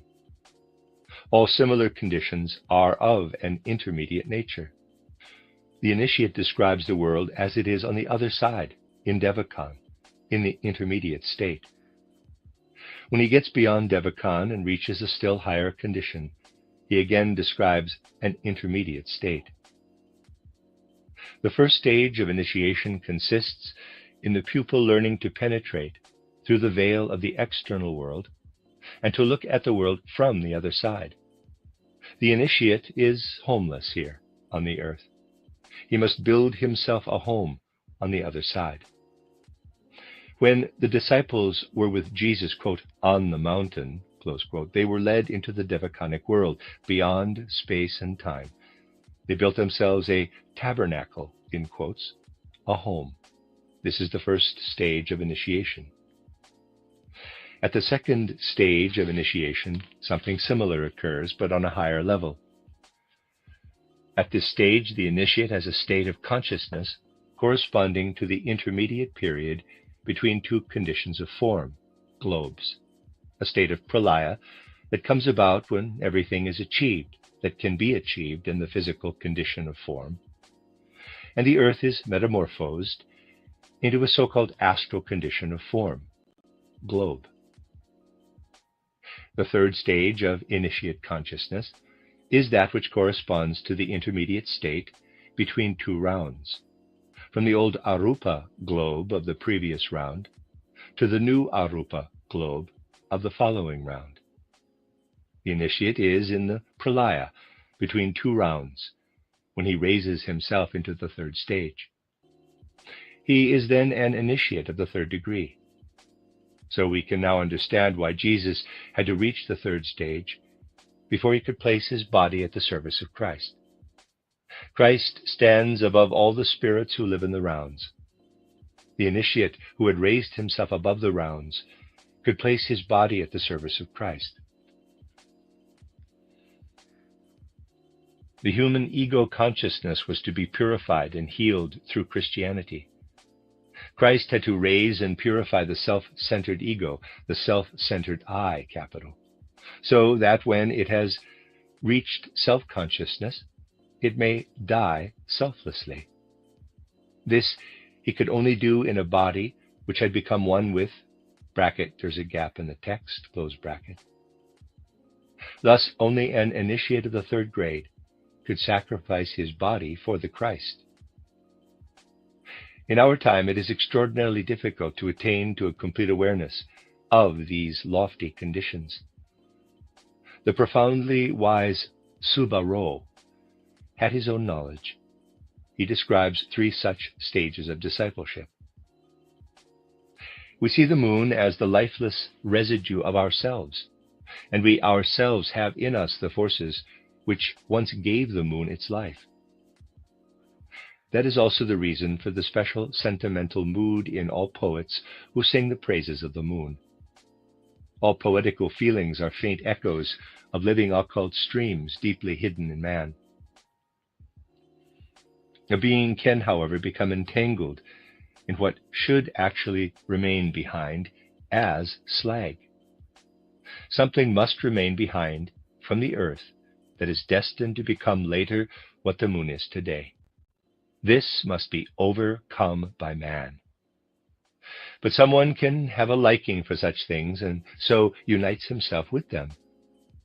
A person who is deeply bound up with what is purely of the senses, of the lower instincts, connects himself ever more strongly with what should become slag. This will come about when the number 666 is fulfilled, the number of the beast. Then comes the moment when the earth must draw away from further planetary evolution. If, however, the human being has connected himself too strongly with the forces of the senses, which should now detach themselves, if he is related to them and has not found a way to attach himself to what is to pass over to the next globe, he will depart with the slag and become an inhabitant of this body of slag, in the same way as other beings are now inhabitants of the present moon. Here we have the concept of the 8th sphere. Mankind must go through 7 spheres. The 7 planetary evolutions correspond to the 7 bodies. Old Saturn corresponds to the physical body. Old Sun corresponds to the etheric body. Old Moon corresponds to the astral body. The Earth corresponds to the I, the ego. Future Jupiter corresponds to Manas. Future Venus corresponds to Buddhi. Vulcan corresponds to Atma. Beside these, there is an 8th sphere, to which everything goes that cannot make any connection with this continuous evolution. This already forms itself as predisposition in the devaconic state. When a human being uses the life on earth only to amass what is of service to himself alone, only to experience an intensification of his own egotistical self, this leads in Devakan into the condition of Avicii. A person who cannot escape from his own separateness goes into Avicii. All these Avicii individuals will eventually become inhabitants of the eighth sphere. The other human beings will be inhabitants of the continuing chain of evolution. It is from this concept that religions have formulated the doctrine of hell. When man returns from Devakan, the astral, etheric, and physical forces arrange themselves around him according to 12 forces of karma, which in Indian esotericism are called nidanas. They are as follows. Number 1, avidya, ignorance. Number 2, sanskara, the organizing tendencies. Number 3, vijnana, consciousness. Number 4, nama rupa, name and form. Number 5, shadayadana, what the intellect makes of things. Number 6, sparsha, contact with existence. Number 7, vedana, feeling. Number 8, trishna, thirst for existence. Number 9, upadana, a sense of comfort in existence. Number 10, bhava, birth. Number 11, djati, the urge toward birth. Number 12, djara marana, what frees from earthly existence. In the next lecture, we shall study these important aspects of karma in more detail. The end of Lecture 14. You are listening to RudolfSteinerAudio.com. As well, these podcasts can be heard at RudolfSteiner.podbean.com. Please consider becoming a patron. As well, there are 2 publishing houses, SteinerBooks.org in America and RudolfSteinerPress.com in England, which are the sole publishers of Steiner into English and have given me permission to do these recordings. Please consider patronizing them as well. This is a reading of Collected Works, Volume 93A by Rudolf Steiner, 31 lecture notes by participants entitled Foundations of Esotericism. This is Lecture 15, given in Berlin on the 10th of October, 1905. Everything that is taught today in Theosophy was also contained in the schools of the Rosicrucians in the 14th century. But the inner schooling of the Rosicrucian stream was a strictly occult one. With such an occult training, very little consideration was given to the language, to the way in which things were expressed. In the world of the 15th, 16th, and 17th centuries, there lived certain unassuming individuals who were not especially well known as scholars, and who also held no particular social position, but who carried on the occult stream of the Rosicrucians. They were never many. There were never more than 7 real initiates at one time. The others were occult pupils of various grades. The Rosicrucians were the messengers of the White Lodge. From them went out, in very truth, events of world significance.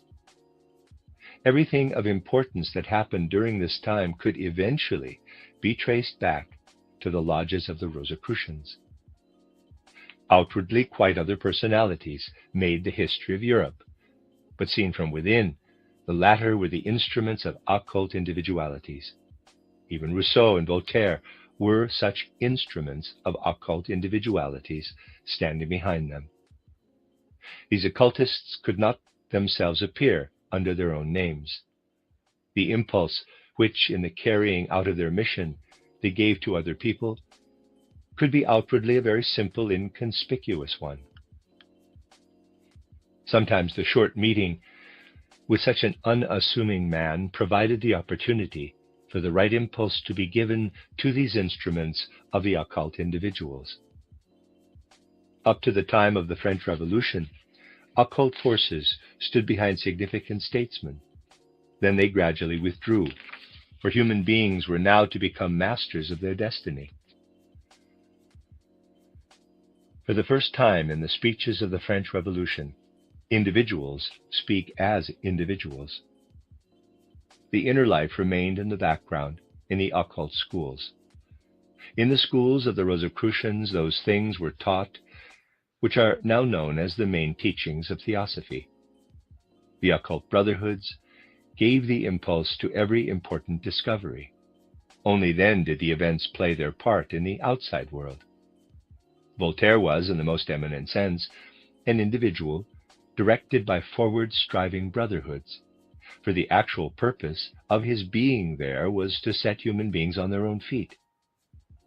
Others stood in the service of the retrograde brotherhoods, as for example Robespierre in his later years. Everything which appears in anticipation of the future calls forth its opposite on the physical plane. In Rosicrucian schools, therefore, the same things were taught as through Theosophy today. In the outside world, however, there was no word of Theosophy.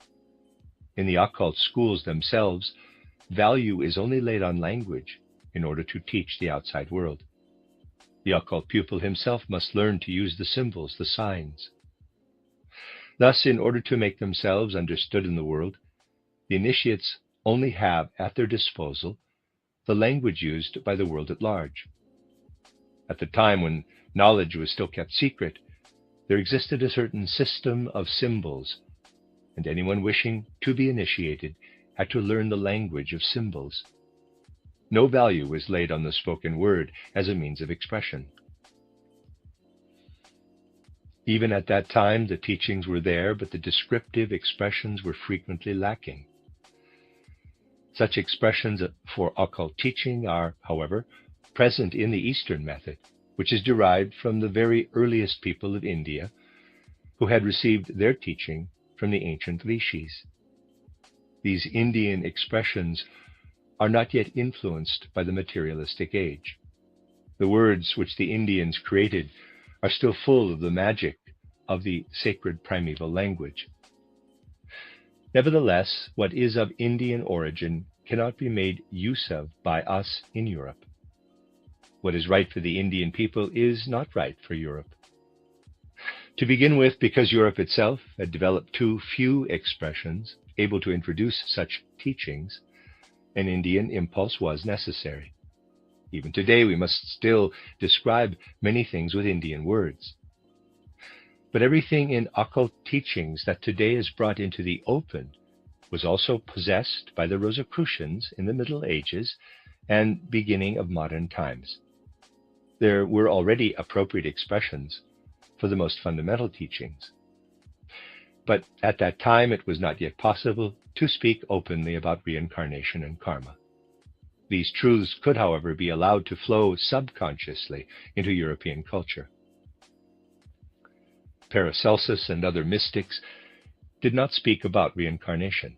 This was quite natural. They were not able to speak about it. But for all that is concerned with earthly life between birth and death, they had in the West also extremely apt expressions, though not, on the other hand, for the intervening conditions between two incarnations. One thing strongly emphasized at that time was the importance of physical life for the development of the organs of the higher bodies. When we pursue the study of the sciences, when we develop intimate spiritual friendships, all this is a process of the development of forces which will one day become active as spiritual organs. Three separate concepts have always comprised what education on the physical plane, coming from outside, should bring about in the three different bodies of man. These three aspects were called wisdom, beauty, and power or strength. See Lecture 5, Goethe's Fairy Tale. When, in the outer court of the more exoteric Rosicrucian schools, the pupils received instruction, they were told, quote, "You are to be the workers of the future," close quote. Nothing was said about reincarnation, but the human being would also continue to work when not incarnated again in the physical body. The teaching implanted in them what should work formatively upon the organs in the future. It was said to the pupils, quote, "In your daily life, in the outer world, lead a life of wisdom, beauty, and power. Then in your higher bodies you will develop those organs which are for the future." Close quote. In Freemasonry today, the Masons of St. John will speak of the great importance of wisdom, beauty, and power, but they no longer know that thereby formative forces work on the etheric body, the astral body, and the ego, the I. When in the Middle Ages a Freemason master builder built a cathedral or a church, his name was of absolutely no importance. He himself remained in the background. In the case of the title Theologia Deutsch, also, and for the same reason, the name of the author was not mentioned.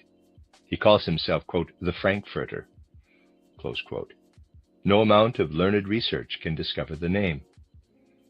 The aim of these individuals was to work outwardly on the physical plane, leaving no trace of their names behind them, but only the fruits of their activity. Let us suppose that someone had given the design and the impulse for the building of a great cathedral. He knew that the forms of the building would create in him an organ for the future. All such works will, in their effects, remain connected with the inmost part of the soul. As a rule, however, all these works in the outer world remain until he who created them finds them again and recognizes them when he returns. Under the pulpit, there is usually to be found a small picture of the architect. From this he recognizes himself again. This is the bridge which is thrown from one incarnation to another. Through wisdom, the etheric body was to be developed. Through beauty, to which piety belonged, the astral body, and through power, the individual ego, the individual I. The human being had to become a self-effacing imprint of the outer world. In ancient India, nothing of this was yet known. Brahmanism aimed at a perfecting of the self in the inner life. Bracket, there is a gap in the text, close bracket. But just in the middle of our post-Atlantean epoch, there then appeared those teachers of religion who drew attention to the renunciation of the self. This was already taught by Buddha. It was developed still more intensively in the West through Freemasonry and Rosicrucianism. They sought the perfecting of the ego, the I, in the form that is also in the outer world, not so much in the inner life as this was cultivated in India. It was in this sense that the Western occultist said to himself, quote, "Thine ego is not only within thyself, but in the world around thee. The gods have raised thee out of the mineral kingdom, out of the plant and animal kingdoms. But three kingdoms thou createst for thyself, the three kingdoms of wisdom, beauty, and power. These develop the organs of the higher man." Close quote. The human being said to himself, quote, "I stand here as the end result of a time when the mineral, plant, and animal kingdoms sacrificed themselves for me. Out of this foundation arose self-awareness, the ego. And just as the ego, the I, has been formed through these other kingdoms, so must it now itself develop the kingdoms of wisdom, beauty, and strength, in order by their means to mount still higher to a complete transformation of our etheric, astral, and ego bodies." Close quote. These three kingdoms are the kingdoms of science, art, and inner strength. Inner strength meaning everything that lives itself out in the will. In these three domains, the medieval esotericist saw the means for the further development of mankind.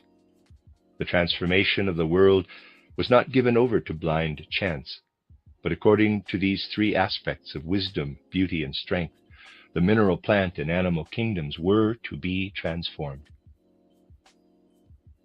When the earth again becomes astral, everything will have been transformed in accordance with these three aspects. It was from this threefold point of view that the Freemasons of the Middle Ages and all esotericists built and worked. In Indian esotericism, 12 forces are differentiated, which draw man down again into physical existence. The first of these forces is avidya, ignorance. Avidya is what draws us down again into physical existence, for the simple reason that we shall only have fulfilled our mission on the earth when we have extracted from it all possible knowledge. On the other hand, we have not fulfilled our mission as long as everything that we should learn from physical existence has not yet been extracted. After avidya, what next draws us back is what the earth contains, because we ourselves have made it, which therefore belongs to our organization. When a mason, for instance, has worked on the building of a cathedral, this has become a part of himself. There is a reciprocal attraction between them. What has an organ-creating tendency for the original instigator, whether it be the work of Leonardo da Vinci or the smallest piece of work, forms an organ in the human being, and this is the cause of his return. All that the man has done, taken together, is called sanskara, or the organizing tendency which builds up the human being. This is the second thing which draws him back. Now comes the third. Before the human being entered into any incarnation, he knew nothing of an outer world. Self-awareness first began with the first incarnation. Previously, man had no consciousness of self. He had first to perceive the outer objects on the physical plane before he could develop consciousness of self. True as it is that what a man has done draws him back to the physical plane, so is it true that knowledge of things also draws him back.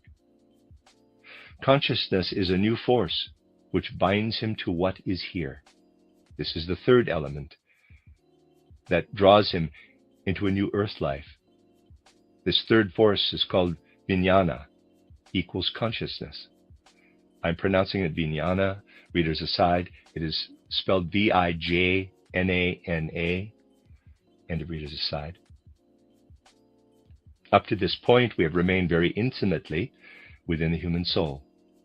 As the fourth stage, there appears what comes toward the consciousness from outside, what was indeed already there without man, but what he had first to learn to know with his consciousness.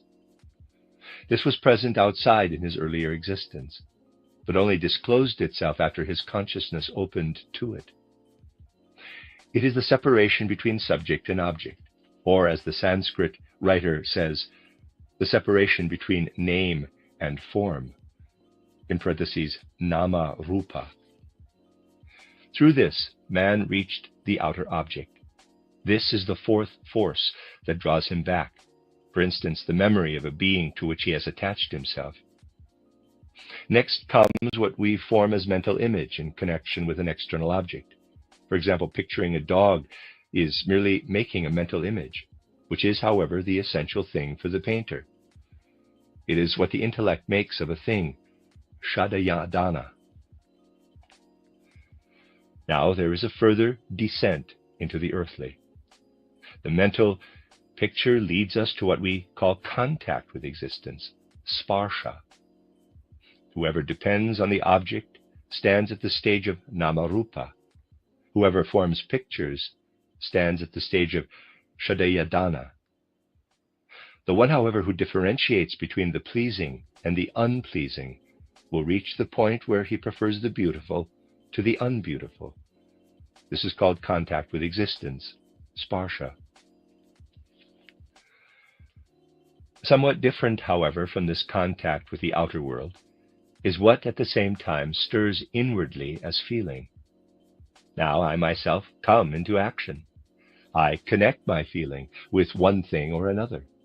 That is a new element. Man becomes more involved. It is called vedana, feeling. Through vedana, something quite new again arises, that is, longing for existence. The forces which draw man back into existence awaken more and more strongly within himself. The higher forces compel all human beings to a greater or lesser degree. They are not individual. Eventually, however, quite personal forces appear, which draw him back again into the earthly world. That is the eighth force. Trishna equals thirst for existence. Still more subjective than the thirst for existence is what is named upadana, comfort in existence. With upadana, man has something in common with the animal, but he experiences it more spiritually, and it is the task of man to spiritualize what is gross in this soul element. Then comes individual existence itself, the sum of all the earlier incarnations when he was already on the earth. Bhava equals individual existence, the force of the totality of earlier incarnations. Previous incarnations draw him down into existence. With this we have retraced the stages of the nidanas up to individual birth. The esotericist differentiates two further stages which go beyond the period of individual existence. Here he differentiates a previous condition that gave the impetus toward birth, before man had ever been incarnated. This is called jata, what before birth gave the impetus to birth. The impetus toward birth is interconnected with a different impulse. It brings with it the germ of dissolution, the urge to extricate oneself from individual birth. What interests us is that this earthly existence of ours falls again into decay, and we are freed, able to become old and die. Dijara Marana. These are the 12 nidanas which work like strings, drawing us ever and again down into existence. The meaning of nidana is string, loop. There are three groups which belong together. First group connected with consciousness soul, avidya, sanskara, vijnana, namarupa. Second group connected with intellectual soul, shadayadana, sparsha, vedana, trishna. Third group connected with sentient soul, upadana, bhava, dijata, dijara, marana. The soul has three members. The consciousness soul is the highest member, then the intellectual or mind soul, and the sentient soul. The first group of the nidanas from avidya to namarupa is connected with the consciousness soul, the second group with the intellectual soul, and the third from upadana to dijara marana with the sentient soul. Vijnana is characteristic of the consciousness soul, shadayadana of the intellectual soul, and the last four are bound up with the sentient soul. These last four are present in both animal and man. The end of Lecture 15. You are listening to RudolfSteinerAudio.com. As well, you can hear these podcasts at RudolfSteiner.podbean.com. Please consider becoming a patron.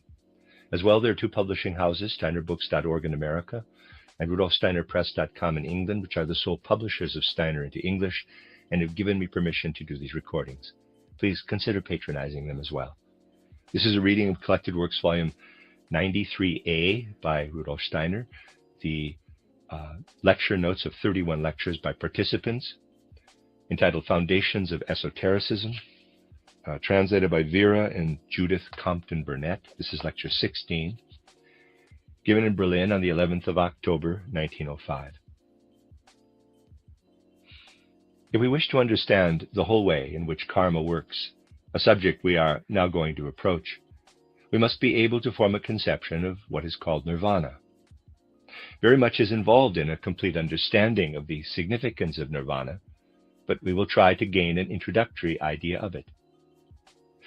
In any action carried out by man, there is in fact very little present of anything that might be called freedom, for man is actually the result of his deeds in the past.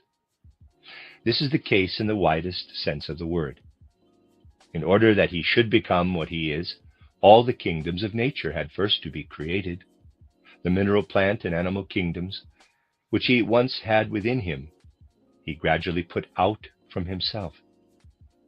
To this must be added what he acquired in the time following the first third of the Lemurian race. All that he carried out in the way of deeds, all that he experienced in his soul as thoughts and feelings, belong also to his past, become his karma. We look into a past, which at the same time shows its results in the forms around us.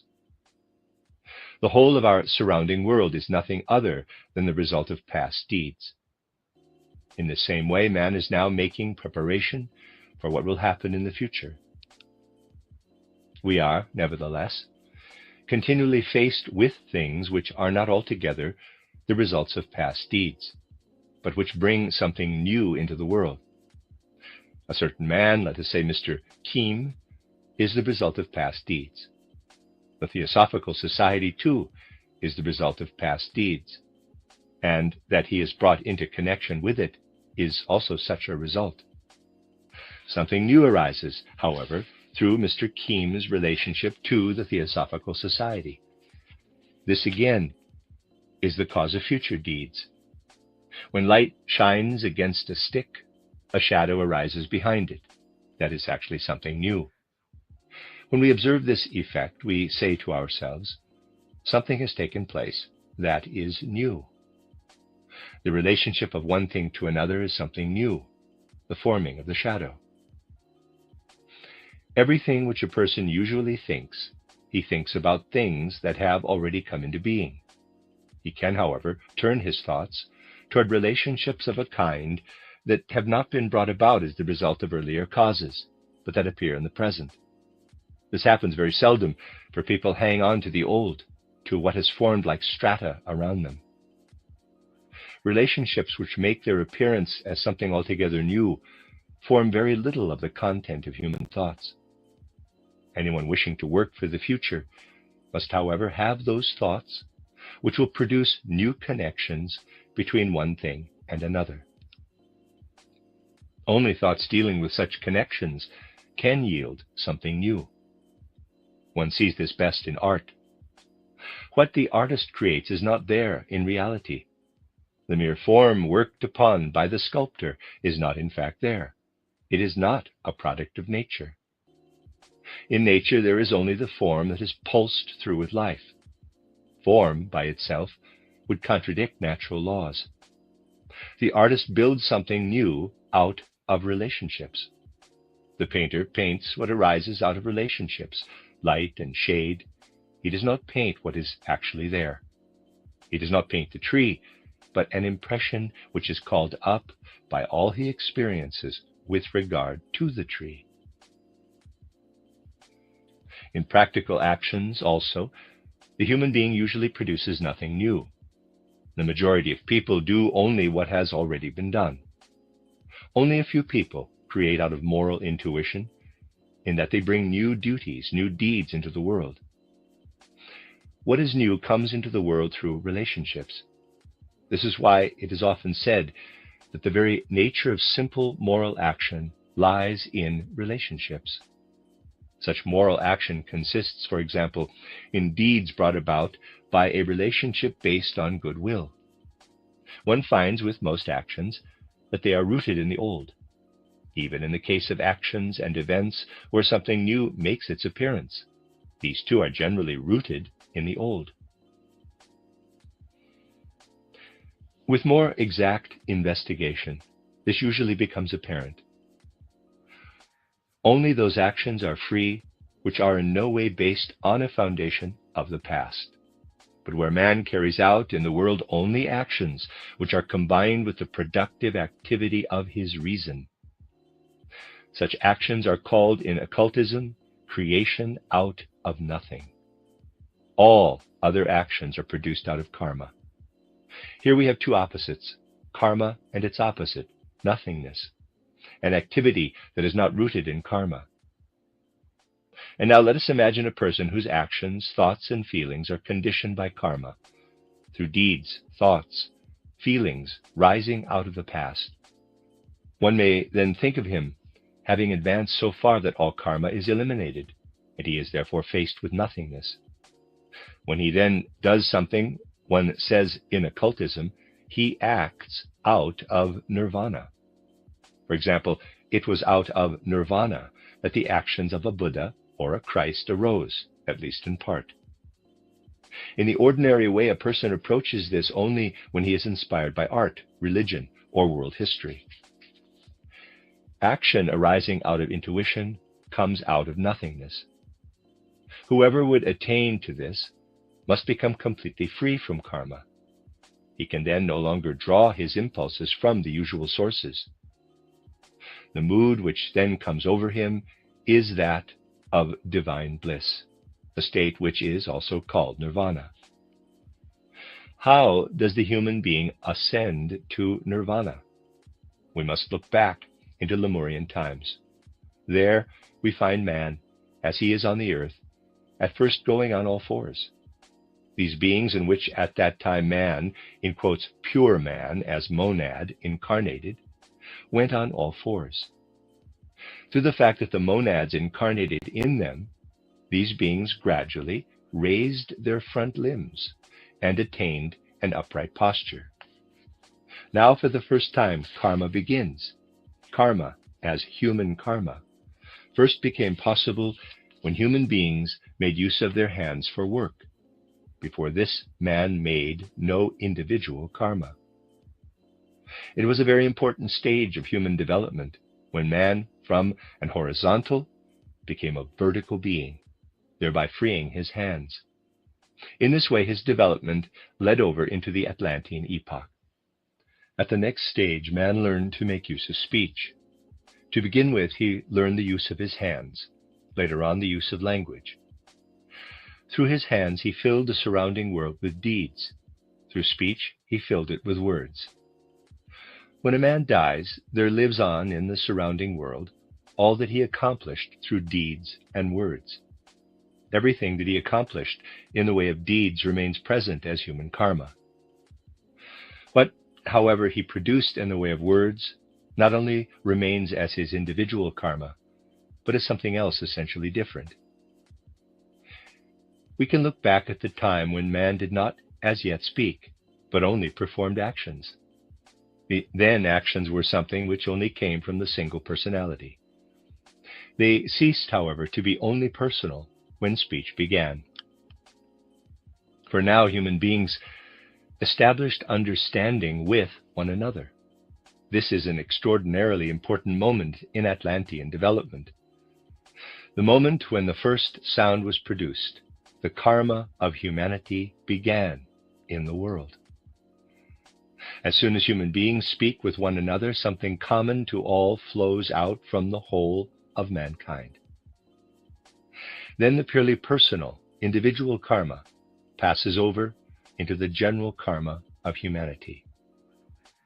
With the words which emanate from us, we actually spread around us more than just ourselves.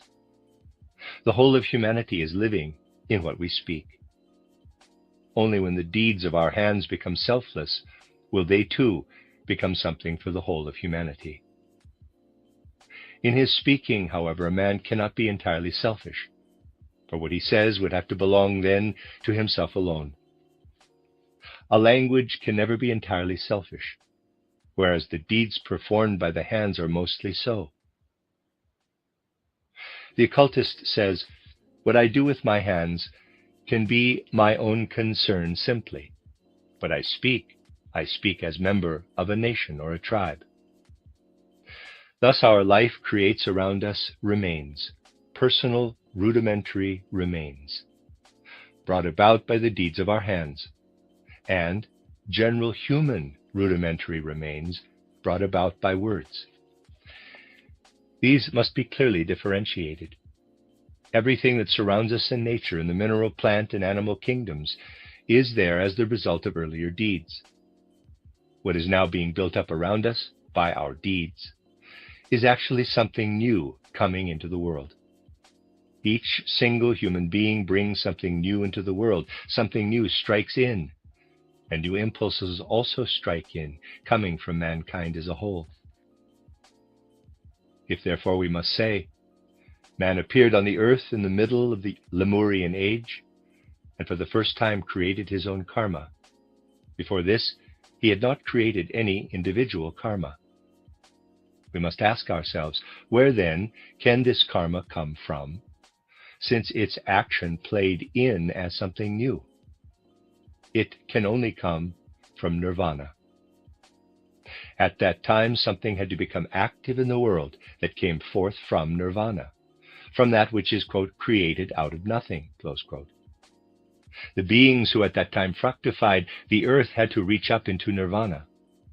Those who fructified the four-footed creatures so that they became human were beings who descended from the nirvana plane. They are called monads. This is why at that time beings of this nature had to come down from the nirvana plane. The being from the nirvana plane who is in us, in the human being, is the monad. Here, something new enters into the world and embodies itself in what is already there, and which for its part is entirely the result of earlier deeds. We thus differentiate three stages. The first consists in external deeds brought about through the hands. The second is what is brought about through the spoken word. And the third by what is brought about through thought. And thought is something far more comprehensive than the spoken word. Thought is no longer, as with language, different among the different peoples, but belongs to the whole of humanity. So man ascends from actions through words to thoughts. And in this way he becomes an ever more universal being. There is no general norm for action, no logic for deeds. Everyone must act for himself. At the same time, there is no purely personal speech. Speech belongs to a group. And on the other hand, thought belongs to the whole of humanity. Here we have a progression from the particular to the universal in these three human stages: deeds, words, thoughts. Insofar as he expresses himself in the outer world, man leaves behind him traces of the spirit of the whole of humanity as thought, the traces of a human group soul as word, traces of his separate human being as actions. This is most clearly expressed by pointing out the effects of what is brought about through these three stages. An individuality is like a thread which goes through all forms of personal manifestation in the different incarnations. An individuality creates for further incarnations. A people, as a speech community, creates for new peoples. Humanity creates for a new humanity, for a new planet. What a man does for himself personally has significance for his next incarnation. What a nation speaks has significance for the next subrace, for the next incarnation of a people. And when a world will be there in which our entire thinking no longer lives purely as thinking, but makes its appearance in the results of this thinking, then a new humanity, that is to say, a new planet, comes into being. Without these three great perspectives, we cannot understand karma. What we think has significance for the next planetary cycles. Let us now enter into the following thoughts.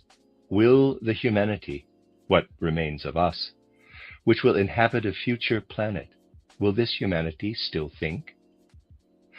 Just as little as a new race will speak the same language as the previous one, just as little will the future humanity still think. It is laughable to ask in our thoughts what divinity is. On the next planet, man will not think, but will comprehend the surrounding world by means of another activity, having a form quite different from thought on this planet. Thinking is something connected with us. When we explain the world by means of thought, this world explanation is for ourselves alone. This is of immensely wide import because the individual sees how, as a member of humanity, he is also spun into the threads of karma, and how he lives and weaves into the whole karmic web. When the Eastern occultist expounds such things, he says, our whole life is of such a nature that we seem to be surrounded by the boundaries of speaking and thinking. If we do away with these, for the ordinary man, hardly anything is left. That something is still left to him when he has gone beyond all this is the result of esotericism. What then remains is the experience of nirvana. The planetary spirit who represents the being of the world is now incarnated in thinking. but in the future will be incarnated in something else. The end of Lecture 16. You are listening to RudolfSteinerAudio.com. As well, you can hear these podcasts at RudolfSteiner.podbean.com. Please consider becoming a patron. There are two publishing houses, SteinerBooks.org in America and RudolfSteinerPress.com in England, which are the sole publishers of Steiner into English and have given me permission to do these recordings. Please consider patronizing them as well. This is a reading of collected work, volume 93A by Rudolf Steiner. It's the participants' notes of 31 lectures given in the early years, entitled Foundations of Esotericism.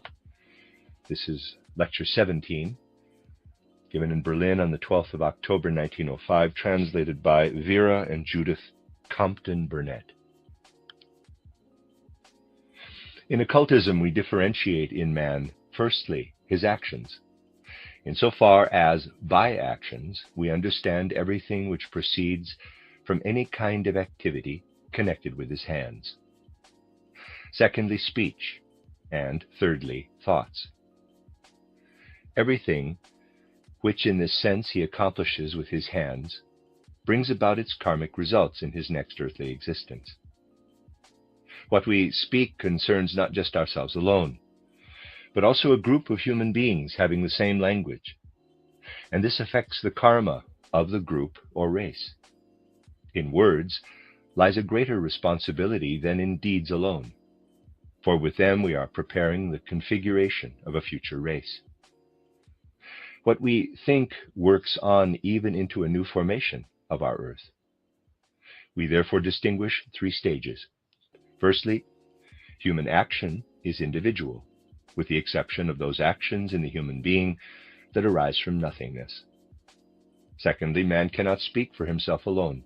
Words concern a group of human beings. Thirdly, thoughts are the concern of the whole of humanity. With this, something else is connected. When we act, we stand quite alone behind our actions.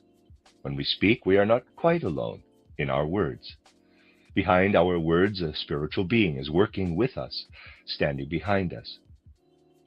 Just as truly as the words we utter are imprinted quite exactly in the Akasha, so is it true that with every word we utter, we impinge upon the body of a spiritual being who is incarnated in this Akashic substance, into which our words penetrate. We must take this up into our feeling life. This is why we must pay such heed to our words. When we think, we are, seemingly, quite alone within ourselves. Nevertheless, beings of a spiritual nature are active with us in our thoughts, beings still higher and more significant than those active in our speech. More lies in these things than in a whole world history. Through them, much can be explained. Let us consider a thought within us. Behind this thought, a spiritual being is present. If we imagine ourselves enveloped on all sides by the body of a spiritual being, we can realize that a thought is only the expression of the body of the spiritual being working into us. Every time a thought flashes through our soul, it is an impression, a kind of footprint of a higher spiritual being, just as if we were walking over damp ground, leaving footprints and were to say, quote, "Here a person walked," close quote. This spiritual being is formed of the same substance as that of which thought consists. The thought in us can only become the imprint of a higher spiritual being, because this higher being has a body formed of the same substance as our thoughts. When our foot imprints itself in the damp earth, this imprint is a negative, a counter-image of our foot. So is it likewise with our thoughts. In the higher spiritual world, there is a counter-image for every thought. Image and counter-image are as interconnected as seal and sealing wax. The substance is the higher spiritual being, which corresponds, in our analogy, to the sealing wax. Now, we call thought, insofar as it corresponds to the sealing wax, intuition. and the impression we call abstract thought. When we think, we can say, quote, "I feel the trace of what is happening in higher worlds," close quote.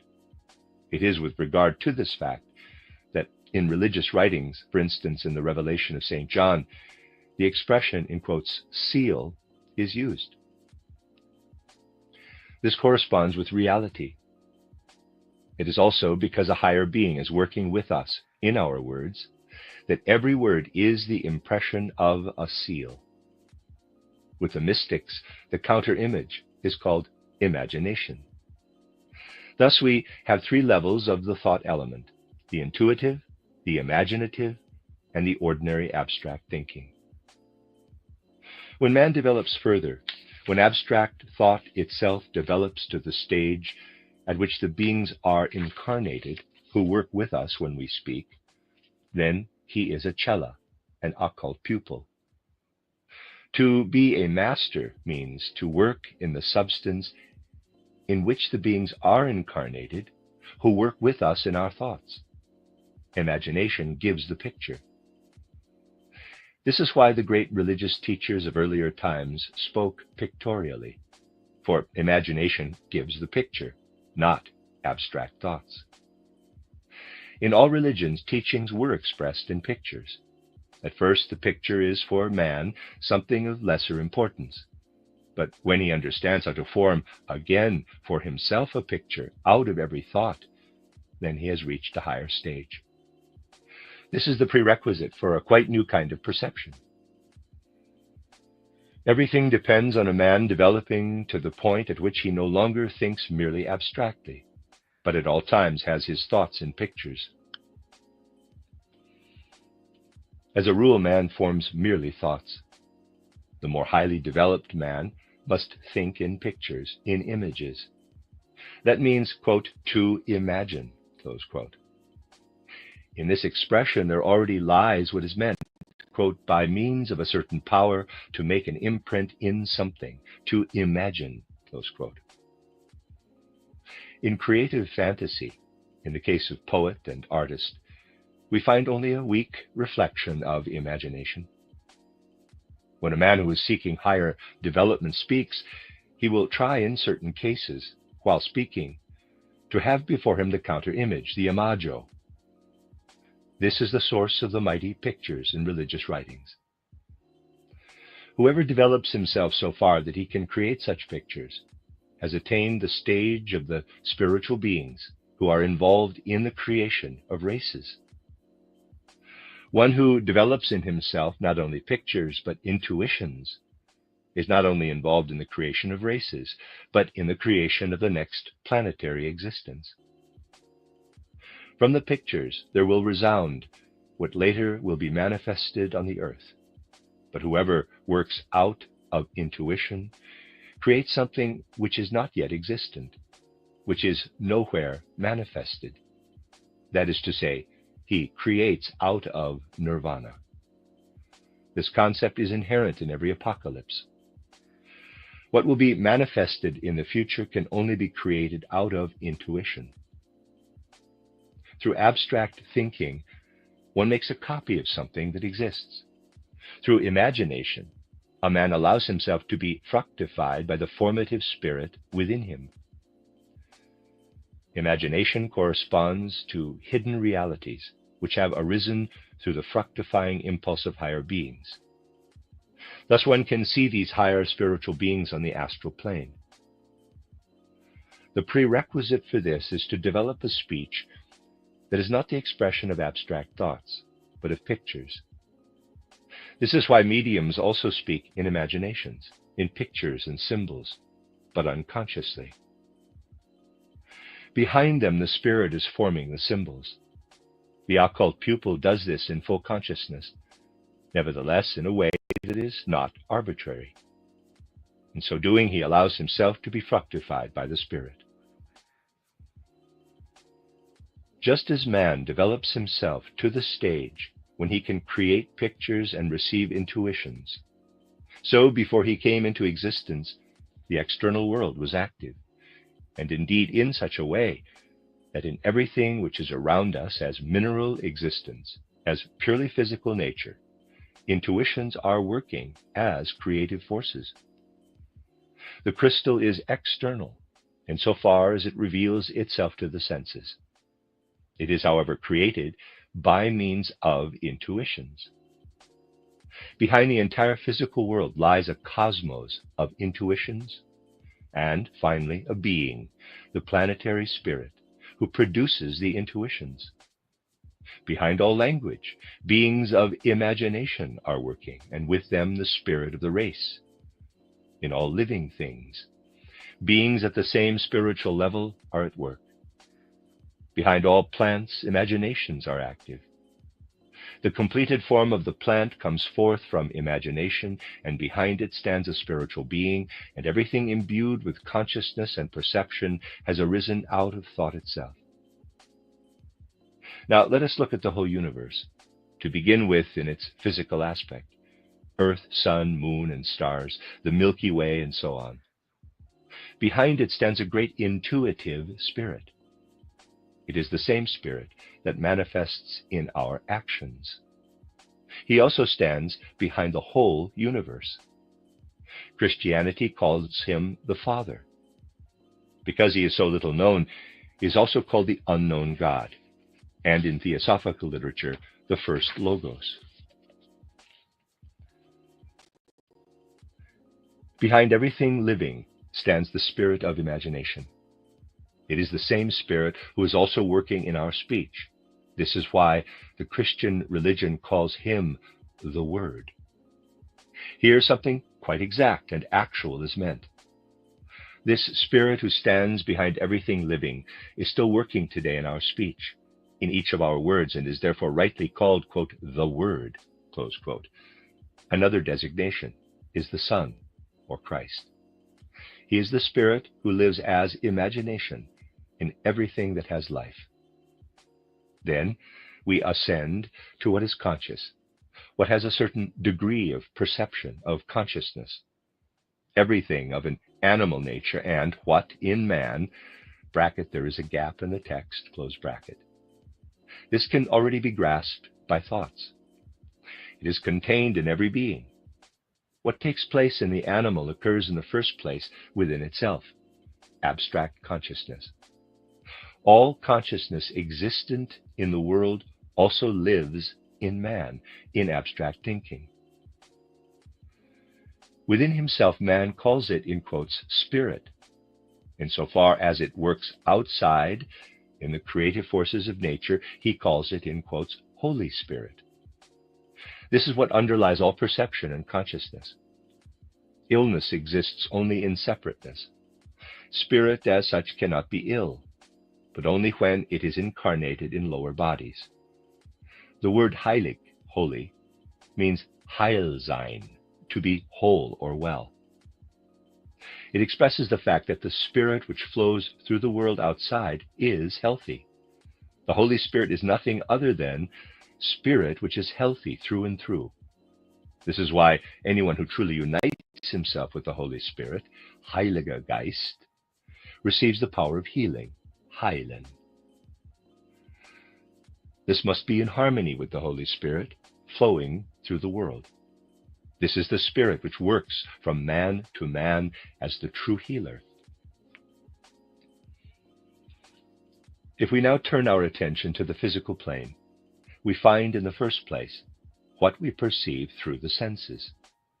Behind is the great intuitive spirit. Everything physically present has been made by this spirit. Thus, behind everything that lives in form as such, that can be perceived by the senses, stands the Father Spirit, the first Logos. Through merely observing this, we do not change it, but a change comes about when we act.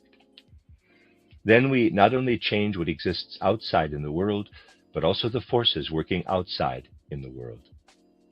The moment we act, we create a change on the physical plane.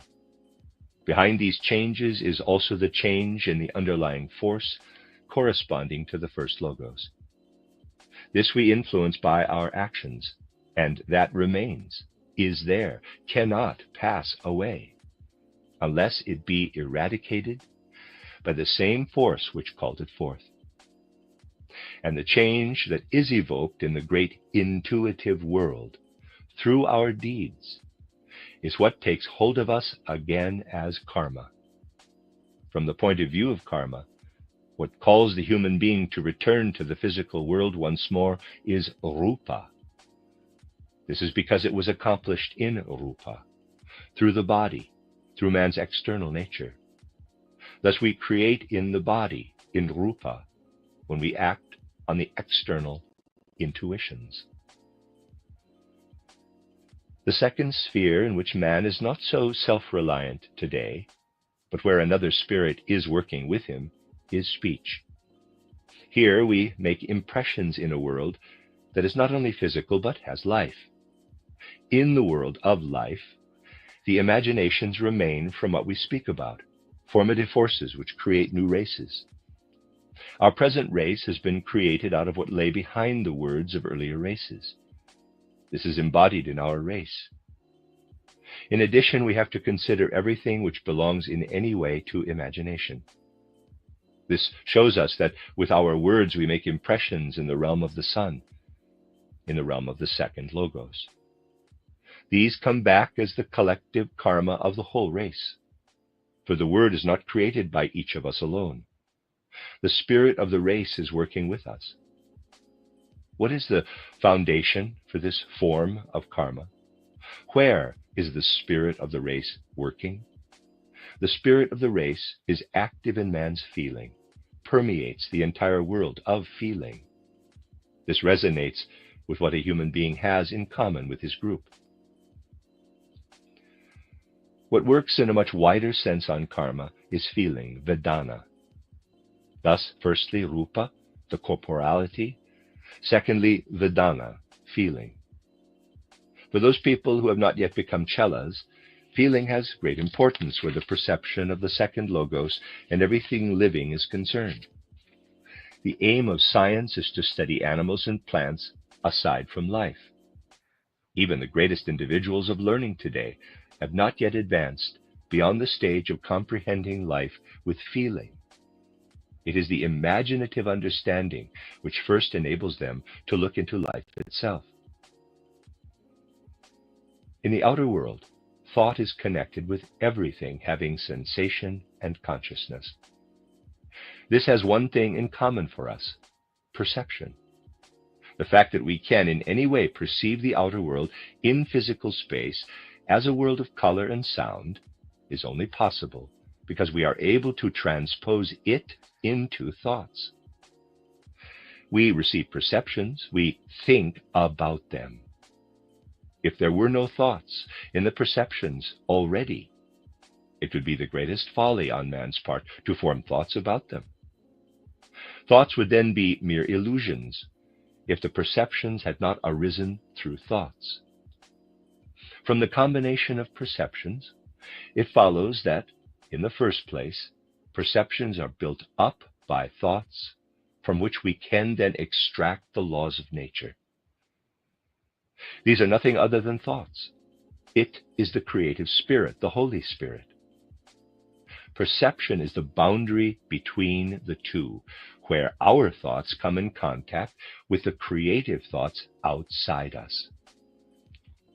Thus, with a thought that we have, we cannot work directly on life, but on the consciousness, which in the outer world is itself thought. Through thought, we leave behind traces in all the spiritual beings who have brought about consciousness.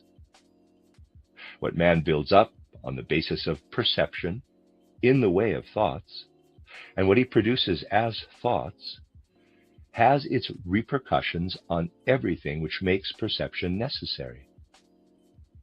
Thirdly, therefore, we differentiate perception, or sanya, the third element which has an effect on karma. Readers aside, sanya, I'm pronouncing it that way, is spelled S-A-N-J-N-A. My apologies if I'm pronouncing that wrong. End of readers aside.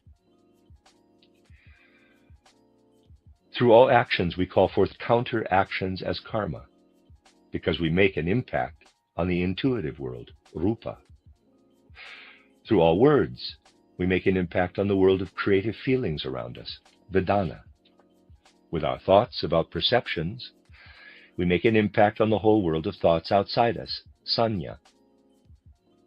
What we perceive around us now will no longer be there when we appear again on earth.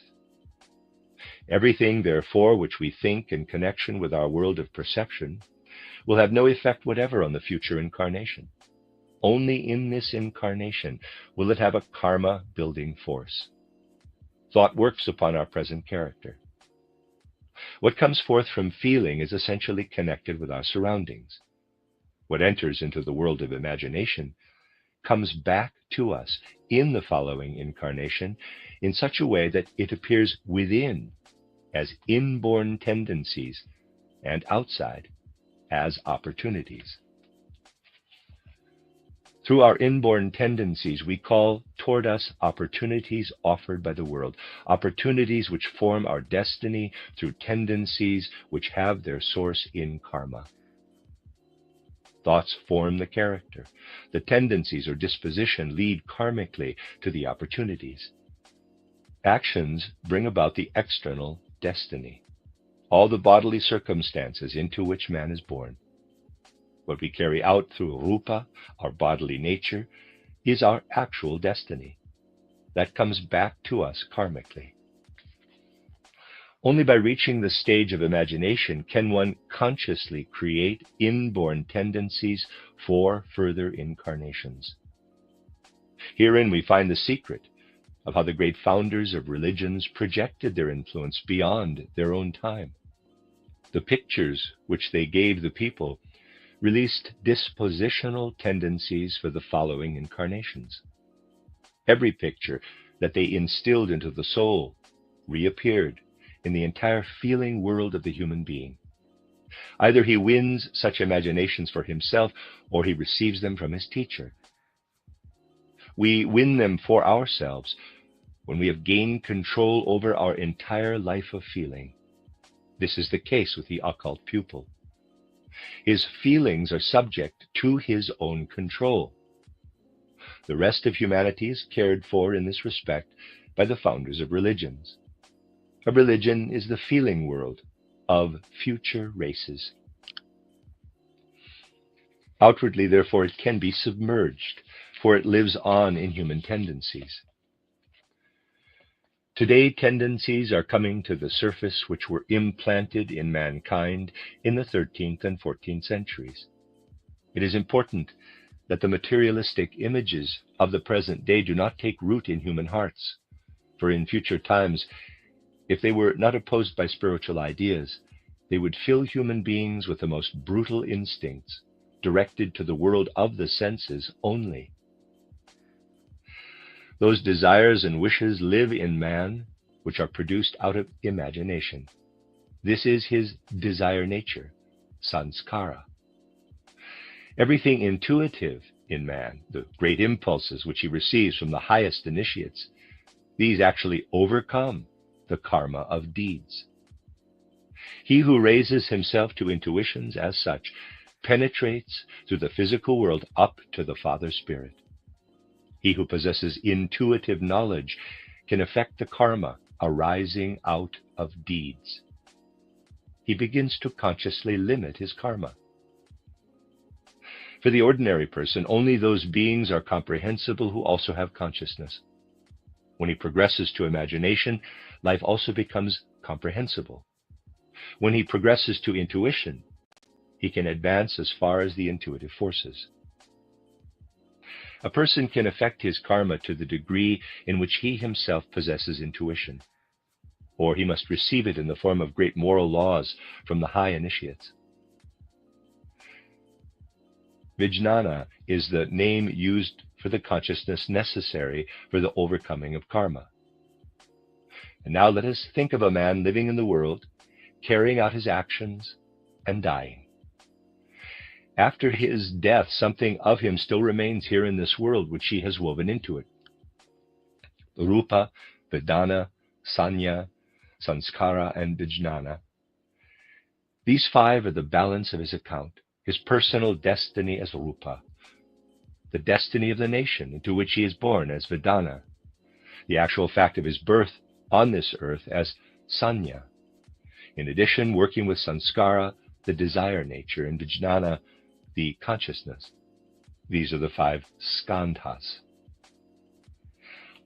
What a man gives out into the world remains as the 5 skandhas in the world. These are the foundation of his new existence. They have progressively less effect when he has consciously developed something of the last 2. The more he has gained conscious power over Vijnana, the more does he gain the power of consciously incarnating in the physical body.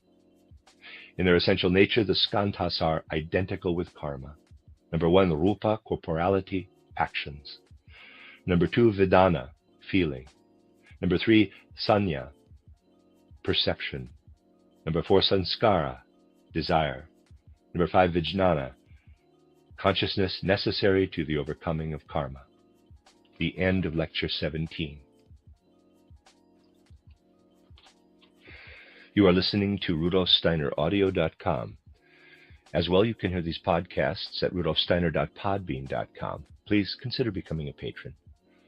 There are 2 publishing houses, SteinerBooks.org in America and RudolfSteinerPress.com in England, which are the sole publishers of Steiner into English and have given me permission to do these recordings. Please consider patronizing them as well. This is a reading of Collected Works Volume 93A by Rudolf Steiner, the participants' notes for 31 lectures in the early years, entitled Foundations of Esotericism. This is translated by Vera and Judith Compton Burnett. This is Lecture 18, given in Berlin on the 16th of October, 1905. If we wish to obtain a more exact knowledge of how karma comes about, we must go back a certain way in the development of humanity. If we transpose ourselves back some thousands of years, we find Europe covered with ice. At that time, the glaciers of the Alps forced their way right down into the low-lying plain of northern Germany.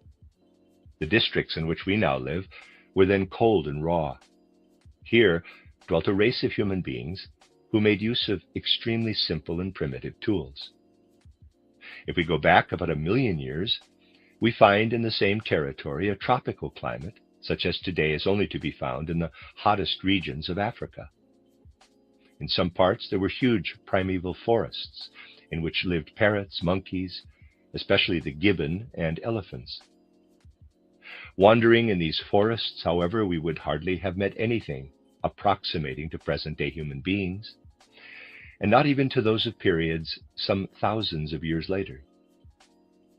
From certain strata of the earth deposited between these 2 epochs, natural science can prove the existence of a type of human being in whom the front part of the brain was not yet as developed as it is today, and whose brow receded far back.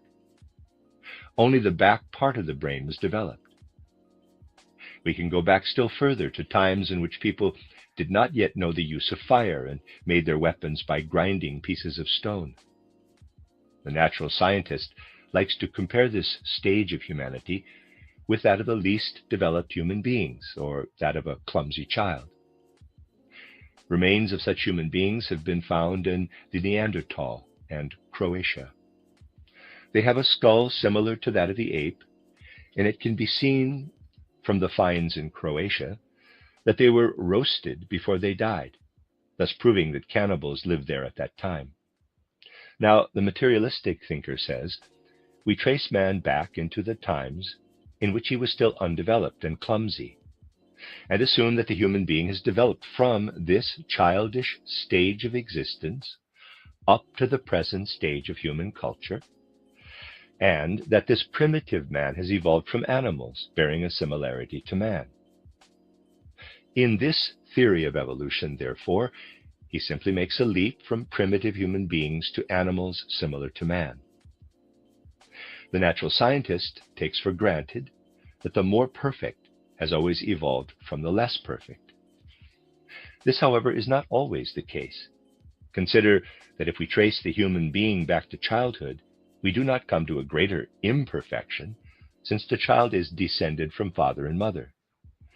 Instead, we come to a primitive condition, deriving from a higher condition. This is important, for it is connected with the fact that already at birth the child has the predisposition to a later stage of perfection, whereas the animal remains at a lower stage. So when the natural scientist goes back to the stage at which man has no frontal brain and no intellect, he should then say to himself, I must assume that the origin of man is to be sought elsewhere. Just as a child is descended from his parents, so all those primitive human beings are descended from others who had already attained a high degree of development. We call these human beings Atlanteans. They lived on that part of the earth which is now covered by the waves of the Atlantic Ocean. The Atlanteans had even less frontal brain and an even farther receding brow.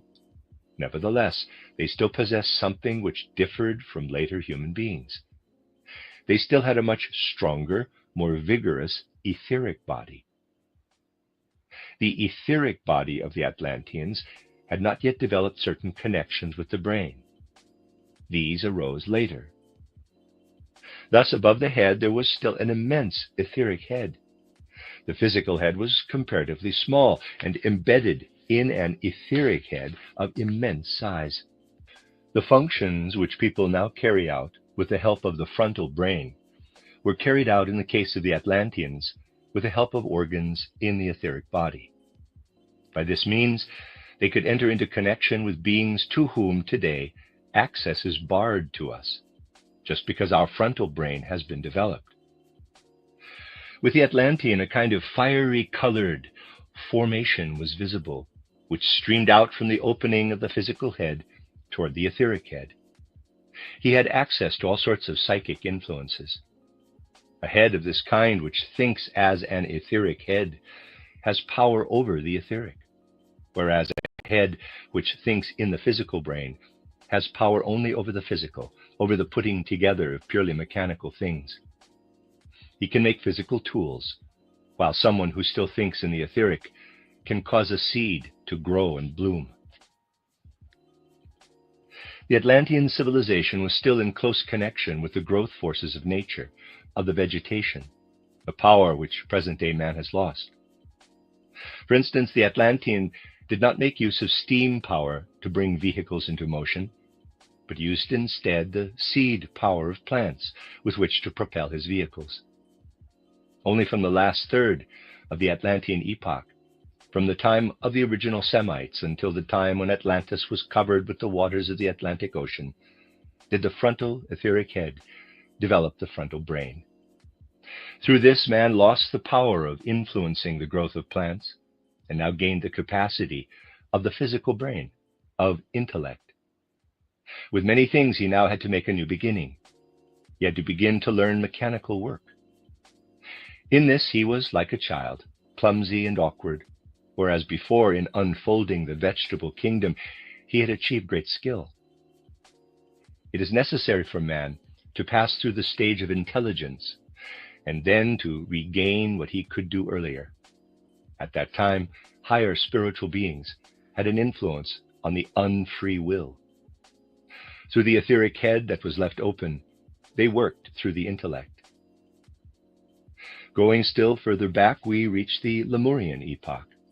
Here we come to a stage in human development at which the union of the maternal and paternal principles takes place for the first time. This etheric head naturally branches out into the astral body, which surrounds the human beings with its rays. Bracket, there's a gap in the text, close bracket. If one had found the means of lifting the head with the astral body out of such a human being, something quite peculiar would have occurred. He would thereby have lost the possibility of holding himself upright. He would have folded up. It was just the opposite that occurred with the human being at that time, and through this he gradually raised himself to the upright posture. In the Lemurian epoch, however, man was still at a stage in which he did not yet possess what we are assuming could be lifted out of him. In this earlier period, he did not yet possess this etheric head with the astral body.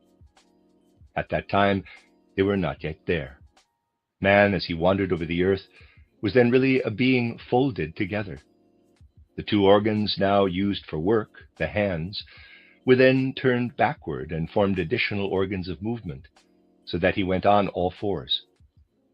One must picture two people of the present day, man and woman, entwined in one another, and think away the upper half of the body, leaving only the lower half. The human being was actually male-female.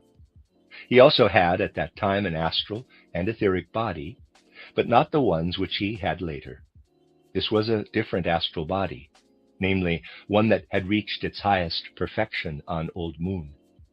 There on Old Moon, the astral body, together with the etheric body, had acquired the capacity of developing a physical body, which could then have a crab-like form. The human being could stand on one pair of legs and make a kind of leaping movement. This astral body with the etheric body was then of quite a different nature. It had a form which was not entirely egg-shaped, but more like a bell, which arched over the human being who went on all fours. The etheric body provided for all the life functions of this Lemurian human being. In his astral body, he had a dull twilight consciousness similar to that of our dreams. This consciousness, however, was not like the reminiscences of our dreams today, for he dreamt of realities. When he was approached by another human being unsympathetic to him, there arose in him a sensation of light which indicated this lack of sympathy. Already, on Old Moon, the human being had some slight ability to use both his front limbs as grasping organs, and now the time came for assuming the upright posture. His other living companions in the Lemurian age were of the nature of reptiles, animals of grotesque shapes who have left no traces behind them. The ichthyosaurs and so on are descendants of these animals. It is a fact that at that time the earth was inhabited by beings which were reptilian in character. Human bodies, too, were reptile-like. When eventually this reptilian human being assumed the upright posture, the formation of the head, quite open in front, and out of which gushed a fiery cloud, became visible. This gave rise to the tales about the winged serpent, the dragon. Such was man's grotesque form at that time, reptile-like. The guardian of the threshold, the lower nature of man, frequently appears in a form of this kind. It represents the lower nature, with the open formation of the head. At that time, the union took place between these forms on the earth and the other beings already described. The astral body, with the head formation, united with the winged serpent body with its fiery opening. It was the fructification of the maternal earth with the paternal spirit. In this way, there proceeded the fructification with the manas forces. The lower astral body merged with the higher astral body. A great part of the astral body, as it then was, fell away.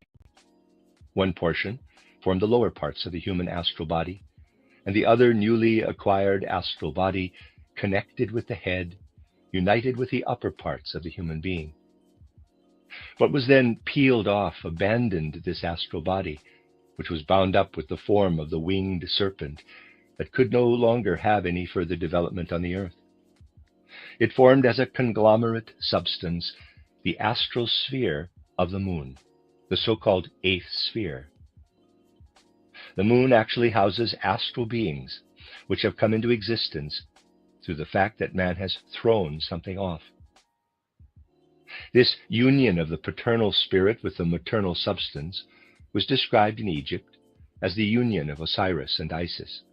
From it came forth Horus. The merging of the serpent form with the etheric head, with the newly acquired astral body and head formation, led to the conception of the form of the Sphinx. The Sphinx is the reproduction of this thought in sculpture. There were 7 kinds or classes of such forms, all of which differed somewhat from each other, from the finest, representing the most noble human form, down to the most grotesque. These 7 kinds of human forms had all to be fructified. One must conceive the descent of the, quote, sons of Manas, close quote, in this pictorial way.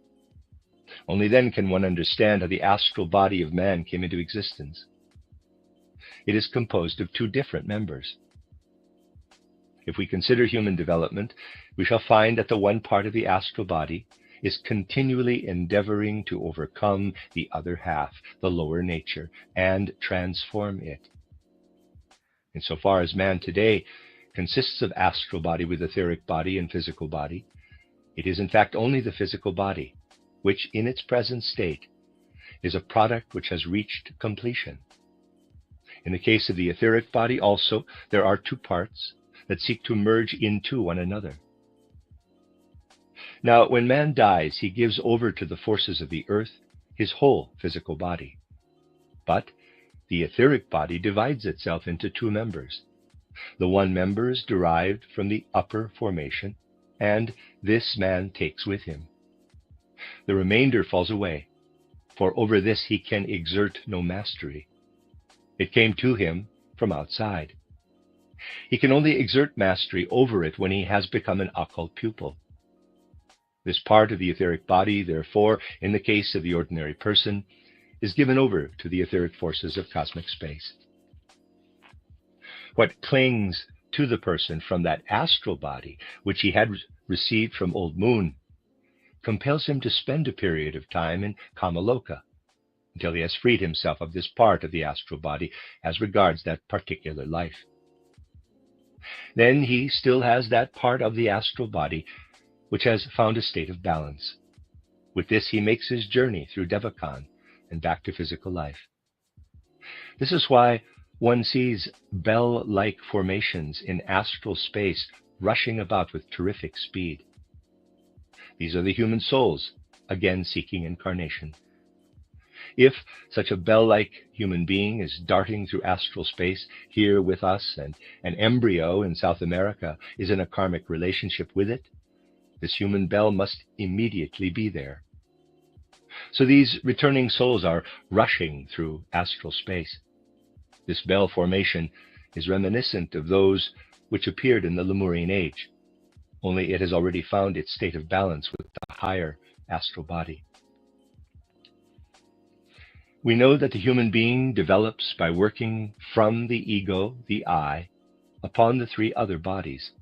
The ego is nothing other than what worked at that time in a fructifying way, the upper auric part with the etheric head. The members which the human being has developed are the physical body, the etheric body, and the astral body. There's a little list. Upper etheric or mental body, astral body as buddhi, astral body, lower etheric body, physical body. The physical body has arisen through a transformation and ennobling of that serpent-like body which we meet with in the Lemurian age. This was male-female. The present-day human being is also male-female. In the case of a man, the basis of the upper members is feminine. With a woman, the basis of the upper etheric body is a masculine formation. So in fact, the physical nature of the human being is also male-female. The etheric body consists of 2 members, that part of human nature which originally came over from Old Moon and its opposite pole. At first they were not joined together. Later they approached one another and became united. The one is the pole of animality, the other the pole of the spiritual. The pole of animality is called, in quotes, etheric body. The pole of the spiritual, in quotes, mental body. The mental body is materialized ether. Between them is the astral body, and this too has arisen out of the union of a duality. Fundamentally, it is also a 2-fold formation. We have to distinguish in it a lower and a higher nature. The higher nature was originally connected with the mental body.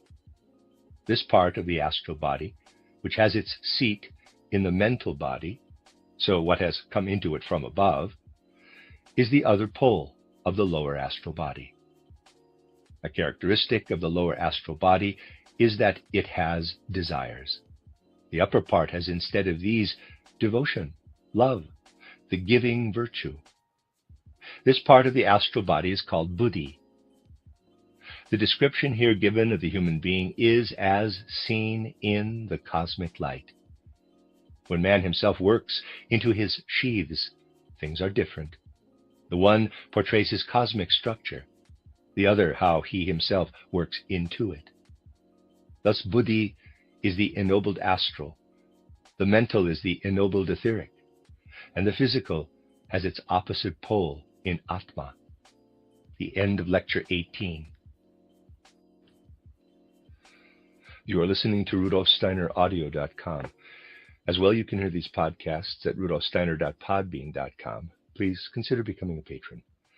There are also two publishing houses, steinerbooks.org in America and rudolfsteinerpress.com in England, which are the sole publishers of Steiner into English and have given me permission to do these recordings. Please consider patronizing them as well. This is a reading of Collected Works Volume 93A by Rudolf Steiner, Participants' Notes of 31 lectures, entitled Foundations of Esotericism, translated by Vera and Judith Compton Burnett. This is Lecture 19, given in Berlin on the 17th of October, 1905. Yesterday we saw how, in a certain way, man is connected with astral powers. When he dies, he first enters the astral world.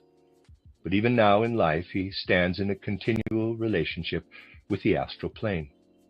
It is actually the case that on the astral plane, beings are constantly becoming visible, which would not be there if the human being did not exist. Through people, and even more so through animals, these beings make their appearance on the astral plane. They are not of the same nature as its other beings. On the astral plane, there become visible what man in the first place experiences only as feeling. Pleasure, sorrow, passions are actually present, just as physical objects are present on the physical plane, for instance, a chair or a table. Things are such that a being which appears to us as pleasure works upon our feeling even when the astral substance of which it is composed is still quite thin. What makes its appearance on the astral plane is usually present as a mirror image when compared with the physical plane. For instance, the number 563 is there 365. A feeling of hatred also appears as though coming from the person to whom it was directed. This fact holds good for everything on the astral plane. Feelings of the soul appearing on the physical plane from the astral plane can be experienced as their opposites. For instance, if feelings of soul warmth press in from the astral plane onto the physical plane, they are experienced here as their reflection, that is, as a peculiar feeling of cold. These are things about which we must be perfectly clear. On the other hand, it is important to keep in view that the beings of the astral plane have as their substance what we call feeling. They find their expression in this feeling. If these beings are not yet very strongly present, we can only experience them through a sensation of cold. If, however, they become stronger, if their substance is intensified, they become visible as light beings. This explains why, when materializations occur during spiritualistic seances, a light phenomenon appears, parenthesis, the mollusk crab, for example, close parenthesis. This is a natural process under such conditions. Anyone who observes something of this kind without this knowledge speaks of something miraculous. The miraculous is nothing other than the penetration of a higher world into our own. It is simply a natural process. Thus it is when other beings from higher planes intervene in human life. We understand that a merely cool, dry thought is less effective on the astral plane than a thought that springs from the soul in an impulsive way.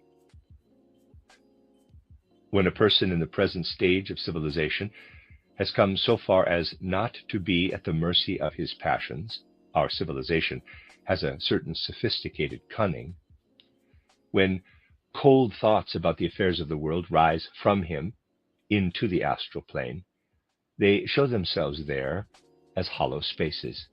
They blank out the substance. Ordinary space can be filled with substance. One can bring into ordinary space substance that fills it. It is not so in the case of substance which, coming from thoughts, streams into astral space. It works in the opposite way from physical matter. It displaces what is there in much the same way as, for instance, one makes a hole in dough. This is how it is when our thoughts stream out into astral space. The higher substance is the opposite of the lower. Instead of filling out space, it displaces what is in space. It is the astral matter that is displaced. When a thought penetrates into astral space, it forms a denser layer around the hollow brought about by the thoughts.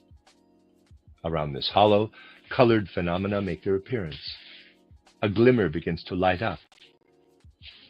It is the thought form which we then see. The astral substance surrounding it becomes denser and thereby brighter. The added brightness which arises around the thoughts soon disappears. But if the thought is connected with an intense impulse of passion, it has a relationship with the densified astral substance and gives it life. Thus people who are still very undeveloped, but very passionate, create living beings in astral space when they think. This ceases later. When people evolve and become calmer, such beings no longer arise when they think.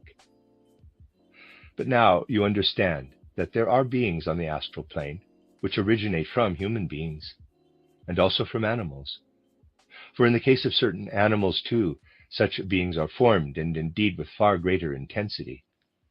The animal, however, presses its own impulses into its own astral form, so that it usually creates its own form, its own image in astral space. Every animal leaves a sort of trace behind in astral space. This has, it is true, only a short life, but nevertheless it remains for a time. But through the strongly passionate thoughts of human beings, there arise new elemental inhabitants in astral space. Gradually, however, man reaches the point where a kind of neutral elemental being arises. When this point of neutrality is finally passed, he progresses to the stage when he ennobles his passions and desires to an ever greater degree. This leads him to impart to his thoughts a noble enthusiasm, which also has the power of creating life in the surrounding astral substance. Through the development of patriotism, for instance, beings of noble form also arise, and the elemental beings created in this way play their part in the furtherance of what lives in astral space. The ignoble beings produced by man through thoughts which are filled with passions are hindrances and act in a retrograde way. Everything, however, which he achieves in freedom from what is sensual, through enthusiasm and so on, works progressively. The substance in astral space, which is pressed together by passionate thoughts, is the same as that which surrounded the previous planet, Old Moon, out of which the moon has developed to a higher stage. Thus, wherever such substance exists, a certain danger is present. We human beings are created in such a way that we are obliged to incarnate in the physical matter of today. On the earlier planet, there was not as yet physical matter of this kind. It was more highly developed than that of present-day animals, and less so than that of present-day man. This substance, in which Jehovah seeks to incarnate, provides as such no favorable habitation. But the beings which are so advanced that they reached their proper stage on Old Moon will cause no harm. They have no liking for this substance.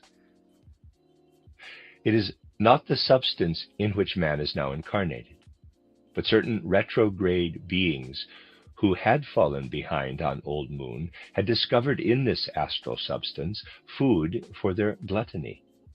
They want to feed on it. It has for them a great force of attraction. This shows that we are continually surrounded by beings whose higher nature is related to our lower. When someone produces egotistical thoughts, this is very welcome to these beings. In other respects, they are actually more advanced than man, but they have the craving to embody themselves in the astral forms which we ourselves create. They are the so-called asuras. Through our baser thoughts, we provide nourishment for these asuric beings. When people whose nature is not yet purified, not yet free from passions, meditate, creating strong thought forms, they conjure up around themselves a powerful aura of desires. In this, asuric beings of this kind incarnate, beings which are then able to draw such people downward. If a person drowsy with sleep meditates, and in so doing does not rise clearly enough into thoughts, he creates this substance, and because he has no counterbalance, such beings incarnate in his thought forms. These are higher beings because they had completely developed manas on Old Moon before the coming of the buddhi impulse. They therefore do not possess this impulse. Hence with them manas is egotistical. Had not the human being on earth, from that point of time at which manas came to him from outside, also received the impulse of buddhi